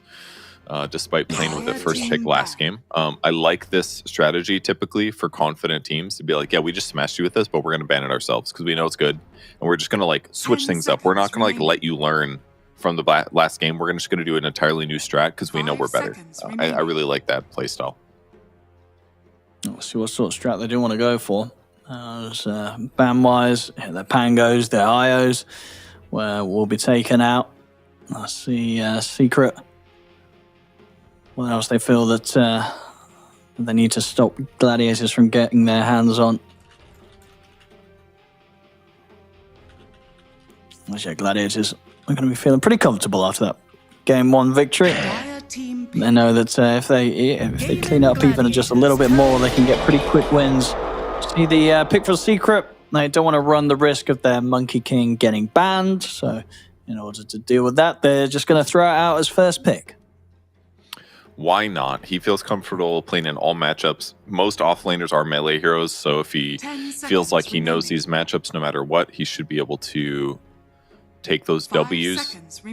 It's kind of interesting to me that he's just like so solidified still in this hero. Like it's just like the secret thing to do. They're like, we just know that we're so confident on this hero that we're always going to pick it early. It's kind of cool. Just stubborn consistence, I guess. Is that the word? Yeah. Let's see if they can get away with it and see what Gladiators' plan is going to be against this early pick of the Monkey King. Bans, of course, yeah. Monkey King never wants to play against a Viper. That's going to be taken out. We'll see what else is sort of top of the list of things that they don't like playing the Monkey King in towards. It's going to be all about just trying to set up this Monkey King to have a really solid game. It's even harder, too, because of Nether Toxin slowing attack speed, too. So it's like fighting to the death is probably even tougher as Monkey King right now. I respect the brew there of Ace. He did have a very good time last game. Got a 14-minute Radiance. And even when they did kill him, it wasn't without casualties themselves. 10 seconds remaining. That Brewmaster was so good. Yeah. Enigma as well. Must be another hero that Monkey doesn't do great against. I mean, you can Boundless Strike the Eidolons, but it's probably just overwhelming physical damage that even if you try to go for this kill on Enigma, that they probably kill you afterwards, I would guess. Malefice would probably really upset your Jingu stacks, kind of a thing.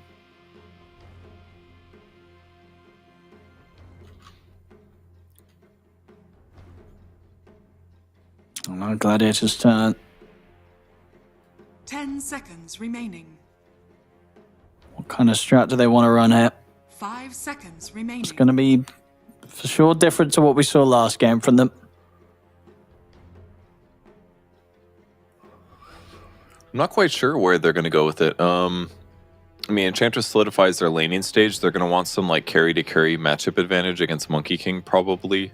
Troll can do pretty good because you blind Monkey King and kind of all-in kill him and you just don't care if his ulti is there or not. But the Beastmaster pick is going to certainly be another wave opening. I think solidifying their carry this early would be tough, even if they pick some troll thing, your opponents pick OD. Definitely pick it later if that's the hero that you want. But Beastmaster is a bit interesting. It's not played very much right now, but it can be decent. It gives you BKB piercing disable. Laning stage wise, it's probably kind of okay against Monkey because you have 2 different ways to last it potentially without going into melee range. So this is just the one they're confident or more comfortable with.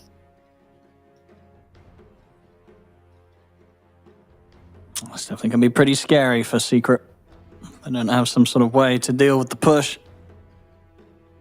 Maybe going for some sort of save again. It might not be a bad shout to... I mean, they need something that's going to be able to bail people out of getting, set up on by this raw setup from Ace. Some sort of saving support here for Puppey, you'd imagine. I don't know if I mean, you could save against the roar, or you could just kill Beastmaster and lane is another option, so they could pick something aggressive. Okay. They're They go with the Bat bat Rider again. again, though. Yeah. It's fine. Obviously, the KDA was not great last game from the early game, but against Enchantress, I don't think it's that worrisome. It gives you rundown potential. It gives you sort of damage that's maybe not infinite, but can go really high. So better kill potential in the laning stage. Better to offset like her heal and stuff than other traditional abilities. And Gyrocopter is another pretty high damaging support. Kind of interesting. I assume it's going to be a support? I mean, yeah. Black against Beast? I'm wondering if... I mean, is there a chance as well that maybe they do the bat as a core this game? 10 seconds. You mean as a support? No, the bat as a core. Oh, a bat as a core. Oh, I thought you were saying Monkey King. My bad, I misheard. Well, yeah, no, I mean, you'd also be right, though. Maybe the Monkey King could be done as a support. They've got a lot of options. But which one's the good one? I mean, I'm seeing Fleck against Beastmaster is kind of good because when he's got the Boar up and the Hawk, the Fleck's gonna hit both. It's like an easy way to deal with Beastmaster summons without having to commit. And they needed some counter push probably, but if it's a support gyro, I mean, you could still get Flat Cannon. It's not terrible, and running Rocket Barrage down to kill the Boars is okay. But if Beastmaster just goes axes, it's probably still fine to have gyro because you do a lot of damage with the Rocket Barrage. Is my guess. So I don't know. I'm not really sure what Secret's going to do with these lanes. It's definitely up in the air, certainly. Gladiators draft way more straightforward. It's either going to be mid Clinks or carry Clinks. Dark Willow's the 4 and Chance the 5. Okay, I assume it's going to be bat support. I think you're right. Like, I think it will just be the sort of bat gyro support duo. But unless it's bat and I don't know what Secret's doing here. I don't know what they're doing. I'm looking forward to seeing it, but you look at these two lineups, and one of them seems very much more kind of well-rounded and pretty terrifying, if you ask me. I think Gladiators lineup is very strong, and if it gets ahead, it gets ahead. Mm-hmm. Yeah, I mean, the amount of pressure they're going to be able to do. Yeah. You already talked about summons pushing towers. Well, now they've got Clinks on top of that as well. So, 10 seconds I mean, if this guy gets a Deso or something, these towers are going to be shredded. It's also a ranged carry against a Monkey King, which is typically pretty good because that means you can be attacking him when he's not attacking you in most cases. If he gets on top of you, obviously a very different story. If he gets a Scotty, very different story. He's going to be able to catch you, and you're not going to be able to get away much without like a Hurricane Pike. But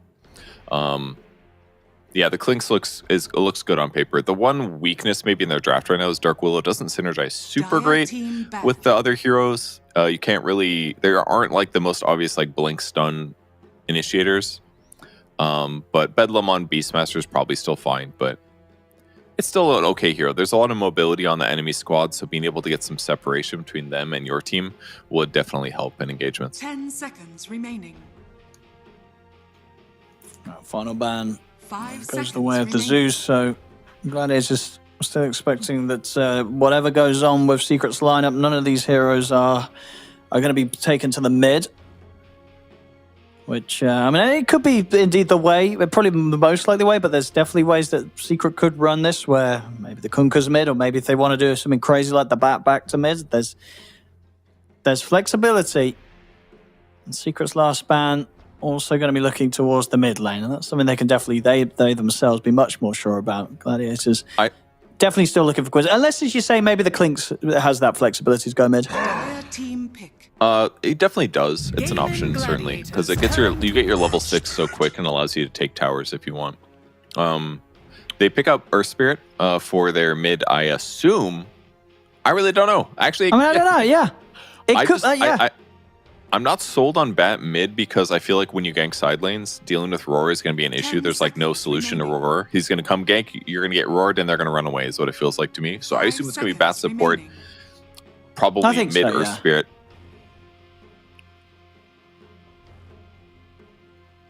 Oh, very excited to see what Secret do with this. As Gladiators, last pick for them. They need Quinn's hero. What's it going to be? Need something that lanes okay against an Earth Spirit. Like, you can't play too squishy in the mid lane because rotations would be kind of scary. It'd be like roll, kick back into flame break back, and at that point the homing missile hits you under your their tower type stuff. So something jumper would be good too. They don't have a very good initiators right now, so some spirit type hero could work. Maybe an Ember Spirit. It's not a great Ember Spirit game, actually. They don't. Oh, no, I think it's not terrible.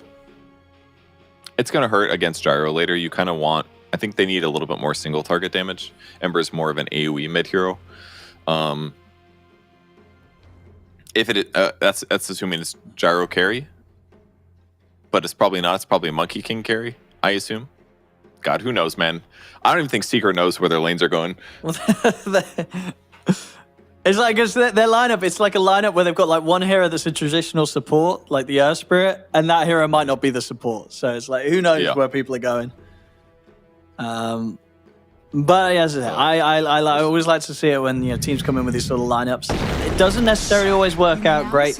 Gladiators, they get a very solid ending to their draft. They've got themselves the Quinn Leshrac. I mean, this looks pretty terrifying. We're going to see the picks come out. So Boom is going to be taking the Kunkka to the offlane. It is going to be the Bat Gyro support duo. And indeed, that last pick for the Earth Spirit was the mid lane pick. I mean, if Secret can do this, I'll be very impressed. But this looks like this could get very nasty, I feel, Kevin. Yeah, it's a lot of magic damage, basically. I kind of worry for Monkey King because he's actually played Monkey King against Leshrac recently, and the Lesh was pretty ahead, but I was having a good game too, and it felt a little bit hard to play into him because, like, when you commit to killing him, he's like Bloodstone, and you're like, okay, he's standing in my ulti, I'm hitting him, I'm lifestealing, but like realistically, he's going even on me with lifesteal, so it doesn't feel that great, especially if he has a little bit of coverage behind him and he gets protected. So I don't know, once you get like a Scotty timing, still excellent. Like, it's going to be an excellent Scotty game if Crystals can get it. But maybe Earth Spirit gets a lot of kills on the enemy supports. I mean, it's a pretty solid Earth Spirit game. I liked that last pick for Secret. Okay. And I guess it worked out in the sense that he can also be that hero that builds the vessel for the team, right? If they want to have somewhere other way of shutting down the heals of the Lesh. Do you think you get that early on the mid Earth Spirit? You probably can, yes. I would imagine that there's other items you need to buy. You probably need like power treads. And Blade Mill's definitely an option against Leshrac as well. That's true. I guess we'll see. And Blade Mill's going to be good against Clinks too, because that's a lot of physical damage, and Beastmaster Ore is giving everyone attack speed. I imagine he's going to go Blade Mill, but maybe Vessel afterwards, or maybe he skips the Blade Mill and he goes Vessel, and then afterwards he buys the Shivas or something. Like, it's also a possibility. There's definitely some item flexibility here, but he's going to be the initiator for his team, so maybe Blade Mill BKB makes sense. I mean, how's this lane going to go? Do you not get like completely bullied by a Lesh? Are you still able to get farm in this matchup, do you feel? It's a little scary because you're going to get hit by Split Earths and Lightnings a lot, but you can also like threaten punching him under tower. When your allies rotate, it's still a little scary for Leshrac. Leshrac doesn't have that much HP and his armor's just okay. So I could definitely see him getting killed. So I'd be a little scared if I'm Quinn, but Quinn is an expert Leshrac player, so I'm sure he'll be okay here. I mean, he is, yeah. As I said, it's just a team. It's a player that, they get this sort of hero as the last pick. And you can't help but feel that it's going to be a little bit scary for for whoever, and in this case, Team Secret going up against them. Let's see. As I said, they had some shaky moments last game in their, inevitable victory of Game 1, Gaimin Gladiators. So maybe Secret could kind of punish those. And hey, maybe sort of the approach from Secret that's it's going to be fun to watch. Having the sort of support duos. You'd be this time obviously Puppy taking the bat, and Theolacore taking the support gyro. See if the sort of support duo can work out. I have slight doubts the Gyro 4 can work at times, but it's not a consistent pick. The Shard is really good, obviously. It's probably good for running down Clinks, giving you some reliable lockdown, but I don't know. I'm curious to see what items he goes.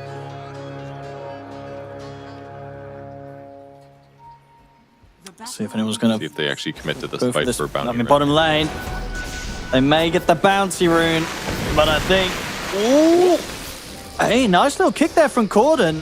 And that... No, it's not going to save him. They get the kill regardless. A good attempt from Corden to try and save him with the kick. It's first blood. It goes Gaimin Gladiators' way, and it goes the way of Quinn. Yep, that cost them their Observer Ward to get that kill. They had to attack, through the trees. Basically, they wouldn't have had it otherwise. So they lose their Observer Ward, but getting first blood is pretty fantastic here. Especially when it goes on Quinn. The classic good luck, have fun after you get first blood there from Celery. Yep. Just to rub it in. He's really like a vegan level of toxic. It's kind of funny. I want to see if Corden's able to get something out of this lane. I feel that it could be very, very brutal, this matchup. Quinn getting first blood like that. The bottle, it's already out. That'll help offset all the harass stuff. He's got more mana to work with now. I assume it's just going to be lots of Edict pressure. Well, that's true, yeah. If he's able to play this right, he might be able to threaten a very early tower mid. On the other side, the Gyro ended up going for Flat Cannon level 1. I mean, you're getting 4 AoE attacks. It's effectively 200 physical damage if you can hit everybody with it, so... Definitely a pretty powerful skill, and for effectively 0 mana. I mean, 26-second cooldown, and your mana basically comes back by the time it comes off cooldown again. So kind of a cool... I actually like abilities like this sometimes at level 1, because it just gives you Monkey King bug, and everyone just DCs to be safe. Is that the one where you just can't click on them very well? Yeah, I think it must be, yeah. They've had that in some previous... Like the last tournament, didn't they, sometimes, where you can't target the Monkey King. Them, they know they're both. Maybe we'll get a patch soon that will fix that and give us a wonderful gameplay patch. Hopefully, I'm looking forward to it. I guess it's not coming this week, or maybe it's not the weekend yet. Actually, there's still hope. Maybe patch soon. I just want more lore, Owen. I mean, sure, okay. Anyway, I'm glad that people love the lore because a lot of effort is put into it, and I'm happy that people out there do read those. Walls of text that I spam click through, and that's not. Yeah. They're genuinely very well written. They did a really. I know. I bet. I can imagine. There's like little. I'm just jokes not good at the reading stuff. If I wanted to read, I wouldn't play a video game. Too boring. Yeah. It takes time to read. It's like 4 lines on each person. It's not a lot of dialogue, man. Wait, dude, what do you mean? It's like 10 pages of 4 lines. That's like 400 lines. All right, don't read the comic. Right. That sounds like too much for you. But I'm saying... I mean, the comic had lots of nice pictures. That's true. But I'm just saying when you unlock like your tokens, when you spend your tokens, there's not a lot. There's like 4 lines or something. Most of them. Wow. It's like not much. Some of them it's like 5. I'll be honest. That's true. 5 is a lot. That's definitely over the limit. Too much reading. I'll tell you what. Mid lane so far, it's yeah. I don't think it's going to get any easier here for Corden. Like, at this point, Quinn's able to kick out so much damage that you just got to keep rolling away. Rolling away, get the refuel at the bounty room for sure, but yeah, this is going to be a free farm Lesh game. This is going to be Quinn getting a free start. Bottom lane, trying for Duraccio. I'm not going to get him here. He's able to juke around the tree line. Yeah, level 1 rocket barrage ain't what it used to be. Duracio's going to be able to walk that off. And does have 1 charges to play with, so... He knows that he's perfectly fine in this sort of scenario. How's this PS2? rough for Theolacore in that engagement. Like, if he just had like one less deny during the Lania stage, he's got level 2 Rocket Barrage, completely different circumstance. Oh, that's true. Yeah, I might have done it then. Yeah, that would have been, yeah, definitely close. Easy courier there for Celery. And yeah, he's got the army of the Warpipe Raiders as top lane. They will manage to find the chance to take out Tofu. Chrysalis able to pick him up there, and farm for him so far looking very good. It's one of the reasons why Secret like to just slap out this Monkey King first pick sometimes. Give Chrysalis the chance to play, because as we're seeing from his laning already, it's top stuff. Yeah, he picks up the Magic Wand to follow. Orb of Venom is his next pickup, so they're just going to be running down Ace pretty much this whole engagement here. Picks up another Jingu Mastery. He's feeling good how this is going, I'm sure. Big last hit detriment in the mid lane though. 30 and 5 for Leshrac. Earth Spirit's sitting at 17 right now. But much like we saw the previous game, as long as he's getting levels, it should be okay. It's bottom lane as well. Celery was able to sort of just bully him there with the Warpipe Raiders. Chase him out and also do a hell of a lot of damage to Boom. And definitely the bottom and the mid lane are definitely going to become areas of concern pretty early on for Secret.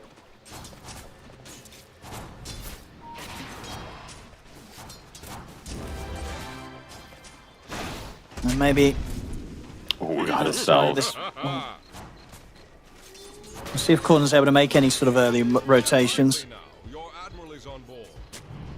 It's kind of wild how long the cast range of Tar Bomb is, actually. It's such a good salve breaker. I mean, yeah, especially with the fact that... with this rotation from Puppey, maybe they can get the Ratio. They've got the X mark. He's looking very dead. And Boom in return is just getting slowly beaten down by this Warpipe Raider. Won't die, he will live. So Secret make the rotation. Take out Duratio. Does mean Chrysalis is on his own. Tofu and Ace won't be able to punish that though. Chrysalis playing careful to be not punished as such. Yeah, good gank onto Duratio.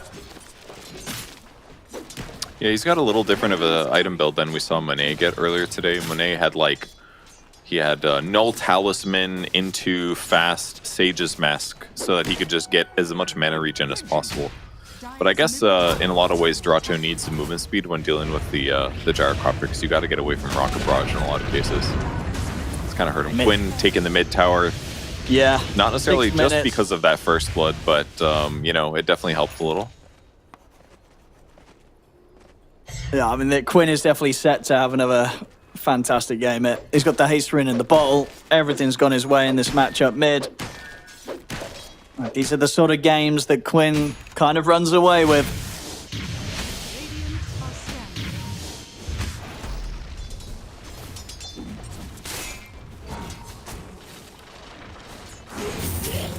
Bottom Boom. Got the setup with the X mark. Torrent to follow as well. Another good move onto Duratio, and a one that will succeed once again. A couple of times the Secret have been able to punish this Lynx. Same time, Gladiators, they're looking to move in beyond the tower top as they get in on top of Puppey. They can run down Chrysalis as well. They've got the Centaur coming in a second. Warstump's up in a second as well. Quinn's in with the damage. Finding the kill, and now with his presence on the top, should be able to help them push down another tier 1 tower. So the pressure is already building up here from Gladiators. Yeah, that's pretty huge. Good rotation from Quinn. To beat Monkey King, sometimes that's all you have to do, is you just have to bring a lot of heroes towards him, because then he has no coverage. He can't deal with 4 heroes. If he's fighting like a 2-on-2, sure, he's gonna get a bunch of lifesteal and get kills, but with the Disco Pony running you down, there's just almost no way. So 2k advantage now for the Gladiators, despite Duratio having a little bit of a rough one with these ganks and pressures. Lesh is just so far ahead, I just don't think it matters that much. They're sitting great. Yeah, Quinn's huge. Coming up to, a 5k net worth here, 8 minutes in. What on earth do they do to slow him down? He's going to be able to run wherever he wants on the map. I mean, pressure's going to be on Corden to try and make something happen here with the Earth Spirit and look for the setups. Once you found that chance to go into Duratio earlier, but getting in on top of this Leshrac, it's going to take a whole lot from Secret to be able to bring Quinn down.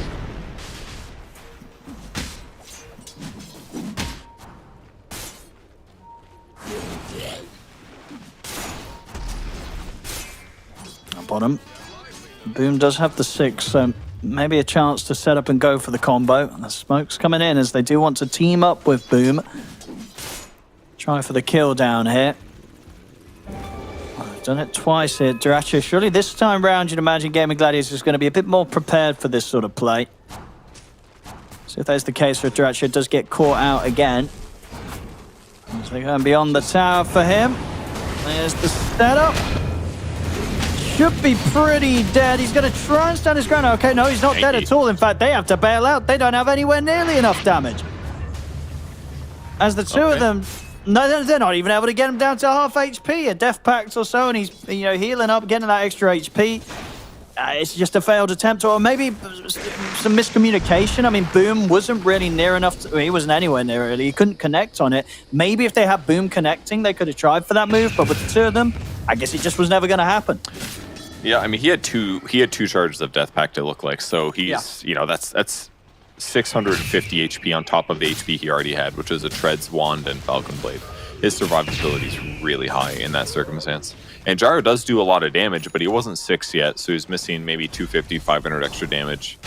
And Earth Spirit does damage, but it takes some time. If he had Spirit Vessel, I feel like they can get that kill, but without the Vessel, there's no way. It's fine. They didn't die, at least, when they went for this kill, and they forced 2 TPs, which got cancelled, which means those supports aren't going to be rotating as effectively after this. They're going to go for Celery. They get the kickback onto Celery, and he's gone. Same time, though, Boom is caught on the combo here from Tofu and Quinn. I mean, Quinn, he could look to start running down more. He's going to look over towards Dealer Core. Ace comes swinging in from the side with the Raw onto Puppy. Get the axe connection onto both of them. They can't afford to fight anywhere near this Lightning Pony right now. Quinn, he's going to clean up every single time. That was so clean by him. They run in just fast enough with the Beast rotation to get 3 kills instead of just 1. Really nicely done. And Dyrachyo continues pressuring. One of my favorite things about him as a player, he is not a passive player. He's very happy to stand on the enemy side of the map. And for right now, at least, pressuring Corden is simple. Corden does have some damage, but until he gets the Vessel, his single target damage is a little bit lacking.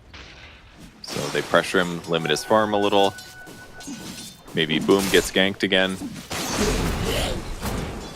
Russia's going to try and start things. Celery coming in from the side, and both Quinn and Tofu, they're also ready to cut him off. As they've got the slow setup, TPs are going to be coming in, but there's no saving Boom. As Boom's gone, and the rest of Secret, they again have to be so careful at how they try and approach Gaimin Gladiators right now. As Gaimin Gladiators with this lead, they can take these towers, and there's not a whole lot that Secret could do about it. Yep, and this is what Dyrachyo does best. You can't tell if his whole team is there or not. Chrysalis is looking to do an ulti. Maybe they settle for the Enchantress. It's a little out of range, though. Yeah, I think they saw him jump that time.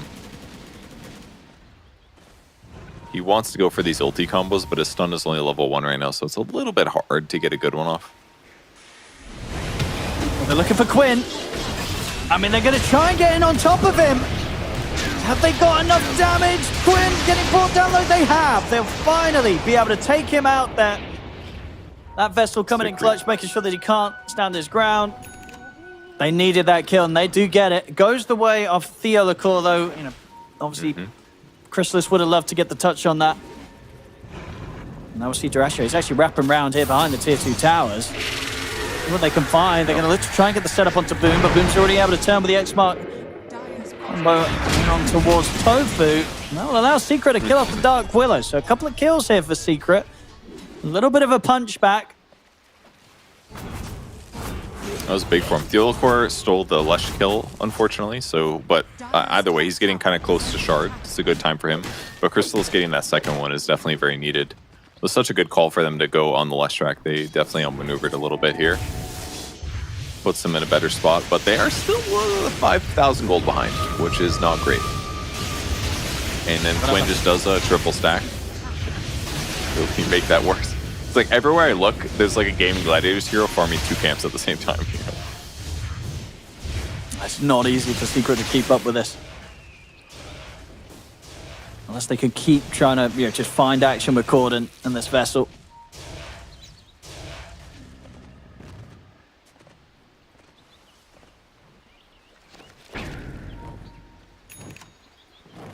That's the Maelstrom done for Dyrachyo, so his farm's going to pick up. Likely going to be build as Monet too. That's true. Yep. Now pros love Gleipineer so much. It's like it's very interesting. They just love the damn thing. Gives you HP, gives you disable, helps you catch invisible heroes.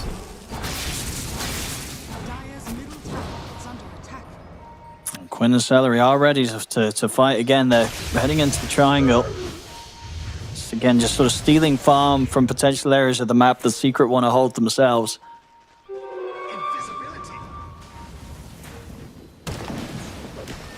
Quinn with the invis, they do see with this deep ward, you know, he's got eyes on Crystallis, but Crystallis has got a lot of backup. And Quinn with the invis, he's going to dispel the smoke. Sentry gets dropped as well as the dust. They do have eyes on it. They're going to go straight over towards Quinn. They're going to get him. The question is if they can all get out alive. Crystallis is dead. They go for the lasso on towards Dyrachyo. Dyrachyo's going to just stand his ground, get the double. The roar down to Corden. Dyrachyo gets the triple. He's going to be hit by the torrent, but he's going to live. They couldn't kill him off. Close. As even in this situation now where Secret, they're able to get Quinn, it cost them 3 heroes. Just a little unfortunate that, I mean, it was great that they put the sentry down anticipating the invisible hero, but they probably thought it was clicks, you know. But the fact that they killed the Leshrac was great, but it just took a little bit too long. Cost Monkey King his life as a result. And Monkey King's net worth is not great right now. This is a hero that's supposed to like win his lane and then kind of transition into map pressure and farming camps. But that hasn't been the case. I mean, the net worth differences between them and Gladiators are just so stark. Gordon, he tried to roll in on this, but this is incredibly risky. Is he able to roll out in time? He's going to roll away. The arrows are not enough to kill him. Gordon actually able to get away with that, as he'll be able to disengage in time.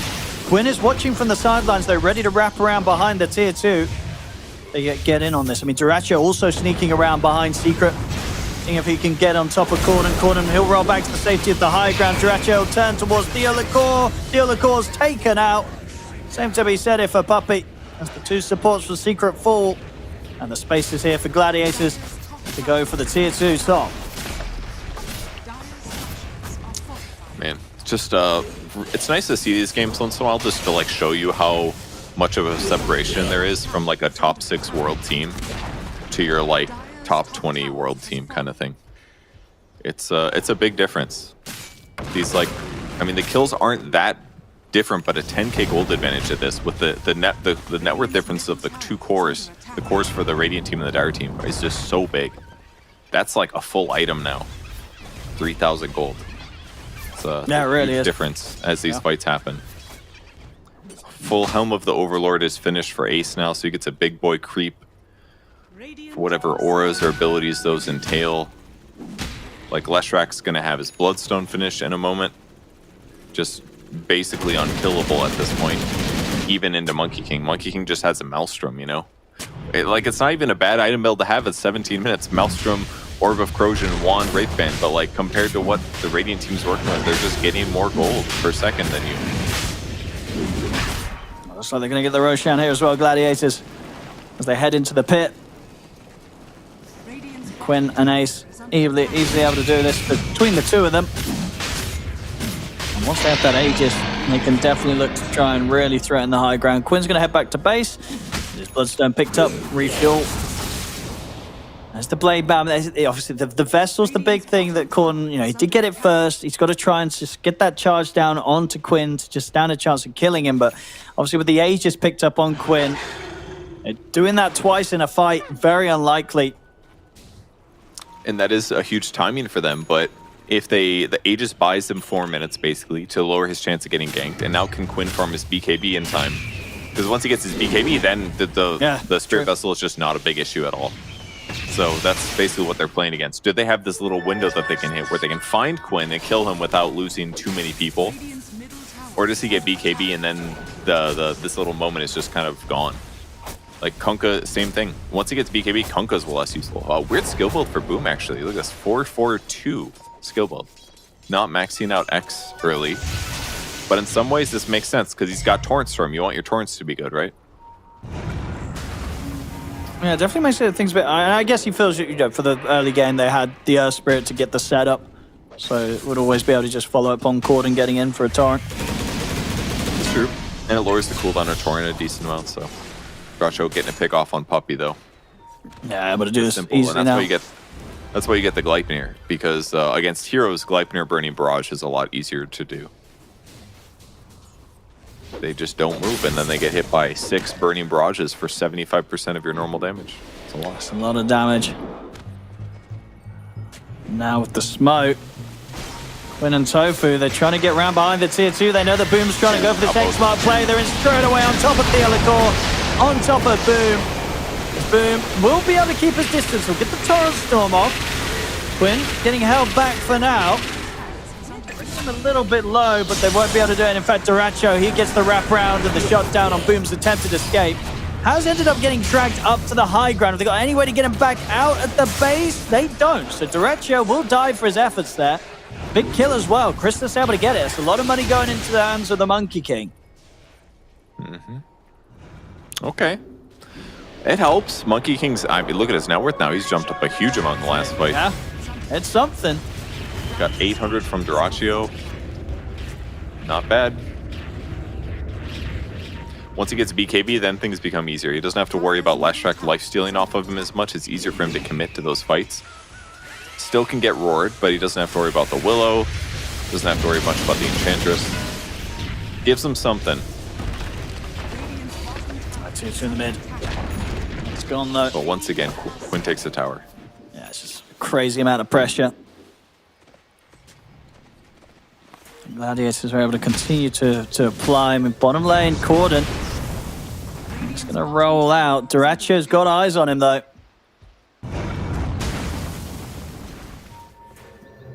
Ooh, is he going to get with the Gleipnir? He did cast it, but he just misguessed where he was standing, I think. So, good try. The fact that both players are reading the danger is a good sign for Secret, at least. They like know what their limits are. Much better to do that than die, of course. But they keep their tower alive.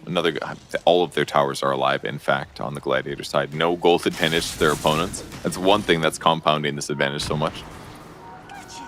The Wisdom Rune. Oh, that feels so bad. Crystallis, he's going to have to try and stand his ground with the Wukong's command, but Ace is in with the Roar, and he's gone. Backup's coming in, so Secret, they will be able to pressure both Ace and Duracho, and they'll get the two of them. So, all things considered, Secret probably take that. Sure, Crystallis dies for jumping back for the rune, but hey, he's able to bait them in and they get 2 kills. Yeah, definitely worth it. Especially if they get the Tormentor without Puppey dying. Okay, blinks out, good for him. It's close. Okay, not the fastest Tormentors. They got it. That's okay, that's okay. Free Tidal Wave? Oh, so worth it. They're actually very lucky they got that, because it was either Tidal Wave or the Egg Shard on Batrider, so definitely the one they wanted. A little 1,400 gold advantage that will be well spent in fights, so. Could be worse. Monkey King is going to head back bottom, inching towards his BKB about... Nah, Quinn's actually much closer. About 700 gold ahead of him towards the BKB. So good place for Quinn to be still. Controlling runes, taking a sip.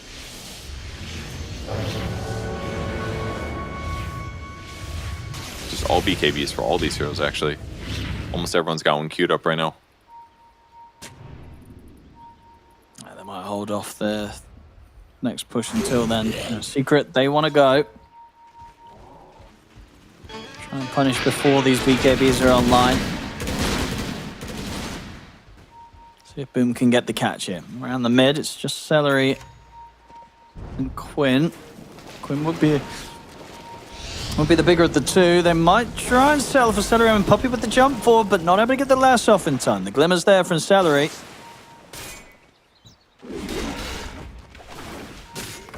It's pretty farmed on Enchantress, actually.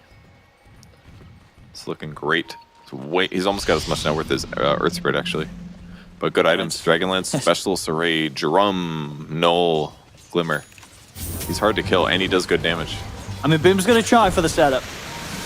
I don't know how much they want to try and commit on this Enchantress, though. Yeah, they back away from it. The thing is, though, Gaimin Gladiators may not let them. The Curse Crown's down onto Boom. Tofu, only with the idea of dropping the fear on them. You've got Duracho rushing from the high ground. He's got the setup onto Telecor. Telecor gone. Secret, they've got to start bailing out of this. I mean, they're standing there. Oh, they're thinking about fighting this. They're going to try and make a jump onto Quinn. They've got the bounce shot, but a great fear comes through there from Tofu. Pushes back the three of them and leaves Corden completely isolated. Beautiful stuff there from Tofu on the Dark Willow, saving the day and saving Quinn. Yeah, it looked pretty good for Secret, dropping out their ultis on the same guy, but the chain disables. Their catch is so good now. I mean, yeah, Tofu, he just owned that last bit of play there. The three-man fear and then running down the mid, getting the Yule set up, buying time for the rest of the team to close in on Boom. Tofu, he's ready to get out of this game and let's get the victory. Bottom, the Ace does get caught by Crystalis, but the mid lane, the Barracks taking heavy damage. A fortification. When he doesn't have BKB or Aurora, he's pretty easy to kill from Monkey King. Dracho, easy catch onto Puppey. It's just another kill for them to find. So much damage. This mid Rax, it's gone. A melee Rax, see them try and set him. I mean, BKB's been picked up by Crystalis. He's ready to try and fight. But Corden coming in as well, on towards Quinn. They'll take down the Leshrac. Crystalis really doing everything he can here to try and carry this game. That's the Monkey King, and there's definitely a chance for him. It's not an easy one, but he's still managing to make things work, and he himself is still managing to keep up with the pace of the three cores of Gladiators. Yeah, that was really nice. The stun into Tree Dance, or with Gleipnir setting up a full channel too. Gets the extra damage and extra slow. With his BKB, he can definitely kill the Leshrac here. When, you know, Leshrac doesn't have BKB or Bloodstone. But he's going to go Ags after. Kind of a cool way to increase his single target damage and allow him to kind of contribute damage to Leshrac without having to add more committal. Like, he doesn't have to all-in kill Lesh necessarily. He can just spawn clones, keep her locked down. I don't know why I keep calling Leshrac a girl, but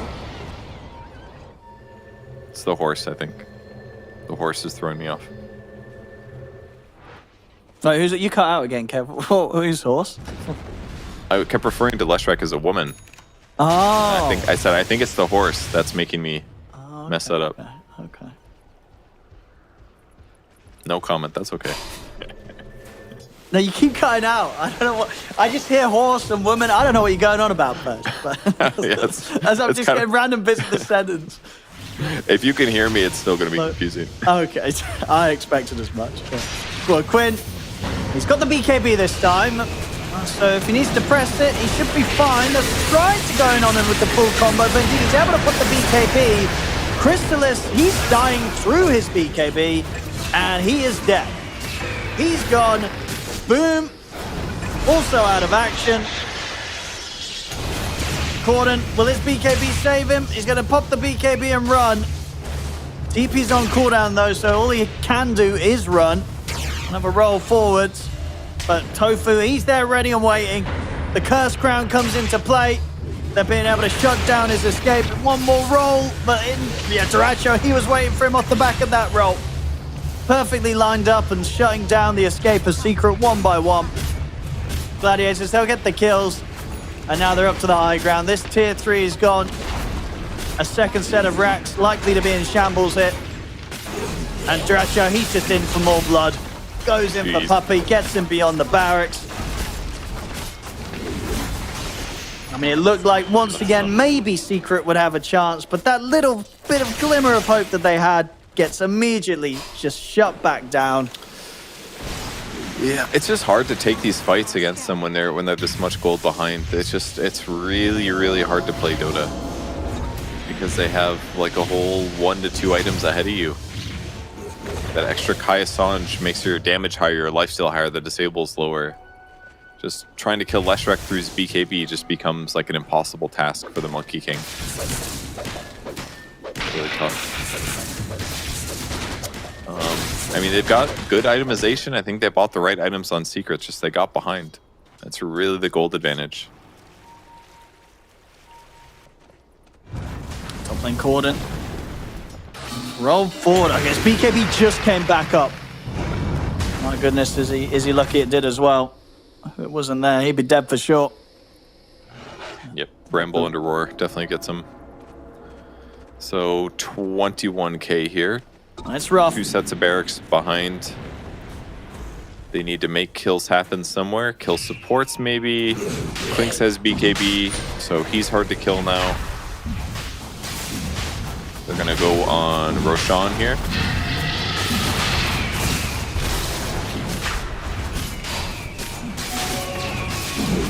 And no chance for Secret heading out to contest this one. So Quinn, he'll have the Aegis once more. And ready to defend, or at least fight around this tier 2. Quinn, there's a lot of Secret here. But yeah, they're running away from him. They had the 4 of them there, but they did not want to tackle this Leshrac. And Dyrachyo, he's already looking once again to shut off the escape. Climbers in onto the 2 of them, stands his ground with the BKB. They'll put the Lasso Puppy, trying to stop the damage from coming in, but it won't stay. Puppy goes down. Dyrachyo's able to heal back up the full with the cheese. The Wukong's command has been popped in by Chris. He's attempting to fight back, but there's no further fight to be had as he's dead. Oh my Dyrachyo's God. able to survive through it all. That last bit of Used life steal another from the death flash. pact. And the death pact he used again. But yeah, the Vlad's definitely a big impact. Oh my god. This is like Dyrachyo at his best, I swear. Like he has some laning deaths and you're like, oh, maybe kind of some goopy deaths. And he goes around just slaying the whole map. Over in the mid. So good at creating pressure. Tofu just teasing around with Theo Lacour. It's buying time for Celery to close in. The 2 supports ready to get the job done. As Theo Lacour, that impetus, it's gonna kill him. That was a 1v1. That was really messed up. Supposed to be support 1v1s. Come on. Let them have their glory. They deserve it.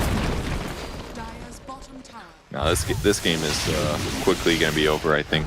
Yeah, they're going to be able to steamroll the base. Secret, they've got one last fight in them. If they can do something crazy, they're going to try and go for Dyrachyo, but Dyrachyo's fine. He's able to keep his distance. Boom.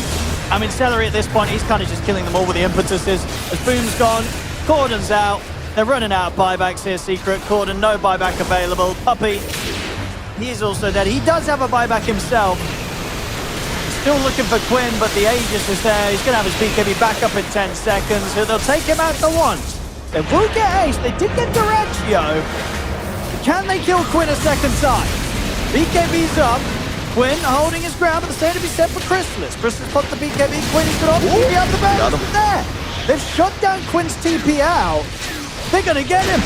Or maybe the Bloodstone heal. Is that going to heal Quinn up enough? No, it's not. Secret, they will get the kills. They'll keep this game going. It cost them, 4 buybacks. Had to invest Just 4 their buybacks into that fight, but the team. game, it's not over yet. It is not. The Gyrocopter managed to keep his buybacks. He's going to have to be the frontliner in the next fight, I think. Flat cannon damage talent. Okay. The game continues for a bit here. I assume this is going to lead into Gladiators respawning, getting a pick off on the map, and ending the racks. But if it doesn't, and Seeker can group up and do some chain disable somewhere, maybe they can get a kill. I mean, there is a blink on Puppy. They're going to try and go on these heroes whilst there's, the full team's not alive. But Puppy, he's just going to get taken out very easily by Tofu and Chrysalis. He's in trouble. He's in a lot of trouble. No! Oh my no! God. Okay. Those are the most demoralizing deaths you can possibly have. Where you're like, oh, we can come back. All of your heroes are alive, and they go kill your heroes on the map with their 2 remainers. Oh my god. Okay, Cordon's turned up now. Maybe with Cordon they can kill the supports. They get the pushback onto Celery. They finally get Celery. They'll get Tofu. So they get the supports. Okay. But yeah, they lost their carry in the process. They did their job, dude. They got those diebacks out. Let's look for Cordon. Not enough damage. Not quite enough. Kill him off before the TP. Ace, he's got the setup with the Roar onto Boom. Boom. I'll try and push him away with the tidal wave. The Boom's gone. 3 dead. No buybacks. Should be the chance for Gaimin Gladiators to run it down the lane and close this one up.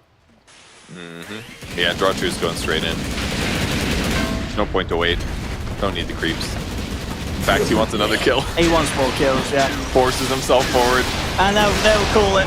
GG is called. Gaimin Gladiators will take this series 2-0.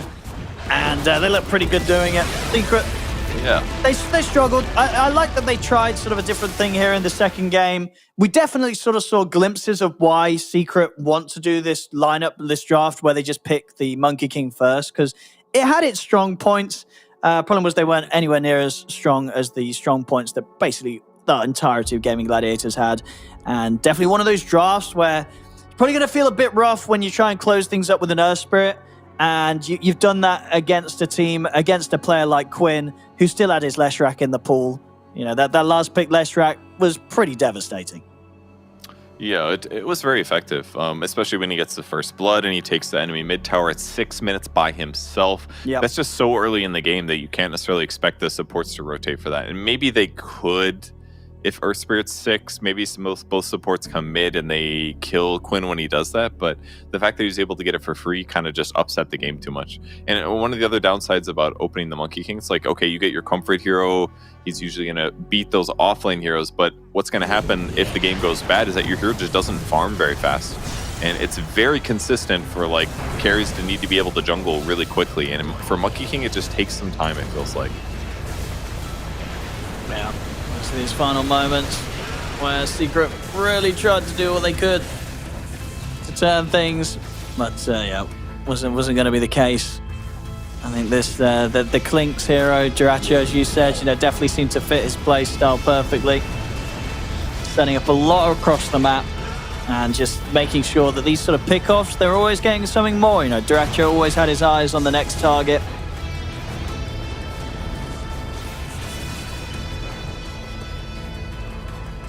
The Monkey versus Leshrac just didn't look that good, unfortunately, when they're that far behind. Again, if you're semi-competitive and you can get like maybe an Ags and a Scotty, there's some momentum there that you can make happen for sure, but tough one. This is one good fight for them, at least.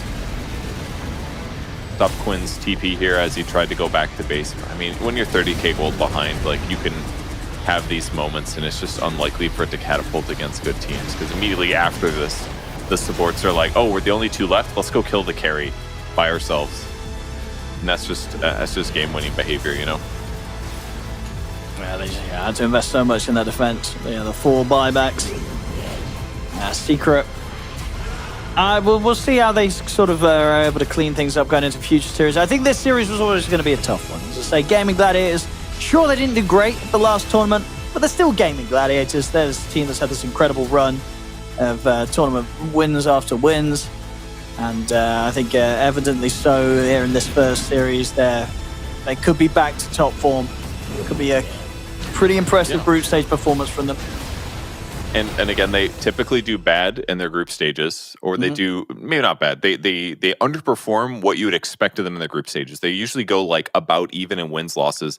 They don't often like blow out the groups and go like almost all wins, very few losses. So I think the Swiss format might really help them. That they tend to do better in best of threes, and they started the tournament in best of threes. That means they get to plan for their opponents. They get to plan drafts. They don't just have this like, two BO2s 2 to 3 times a day where they could just get overwhelmed and have too much. So I think this format might really help them just launch themselves to a winner bracket if they have a bunch of wins in a row. This could be really good for them. Well, that's looking forward to see what both teams are able to pull out in their future series. But I believe that is obviously it for today. In terms of the games on this stream, I'm not too sure if there's still games going on in the other stream. I think there might be. So make sure you guys check that out. But don't go anywhere yet. We're going to show you the standings to give you a summary of what we've had go down so far in the games that have been played. And here we go. So we can see as it goes with the wins and the losses. And indeed, I believe Heroic versus Falcons, of course, is still going on right now over on the other stream. But as for everything else, anything that sort of jumps out as a sort of a surprise when you look at sort of who's been winning, who's been losing here, Purge, on day one? Not really that many surprises. I mean, Virtus.pro is really solid. So them being lower brackets may be a little surprising. Heroic really solid, but beating Falcons is going to be tough. I don't know how they're going to be able to, if they're going to be able to pull that one out. But yeah, about what we expected for first round. Yeah. Second round, things are going to get a lot more surprising because the good teams are going to play the good teams. Yes. And we're going to see really who's top form right now. No, absolutely, yeah. That always sort of that first round, we sort of get get stops. But I said that I think we had quite a few games, a few series actually go the 3 games today. So had a lot of Dota. As I say, I continue to get some more on the mainstream, I believe, right now with Heroic and Falcons. So we'll be looking forward to checking that out whilst we bring this stream to a close. As for games on this stream, with myself and Purge, we're all done and dusted today. So thank you very much, ladies and gentlemen, for tuning in for some action here at the PGL Wallachia Season 1 group stage. Myself and Purge will catch you again tomorrow, I believe, once more after you get to enjoy the beautiful voices of MLP and John. So we'll see you tomorrow. Go and enjoy the rest of the Dota 2 over on the mainstream. And take care of yourselves. We'll see you tomorrow for some more PGL Wallachia Season 1.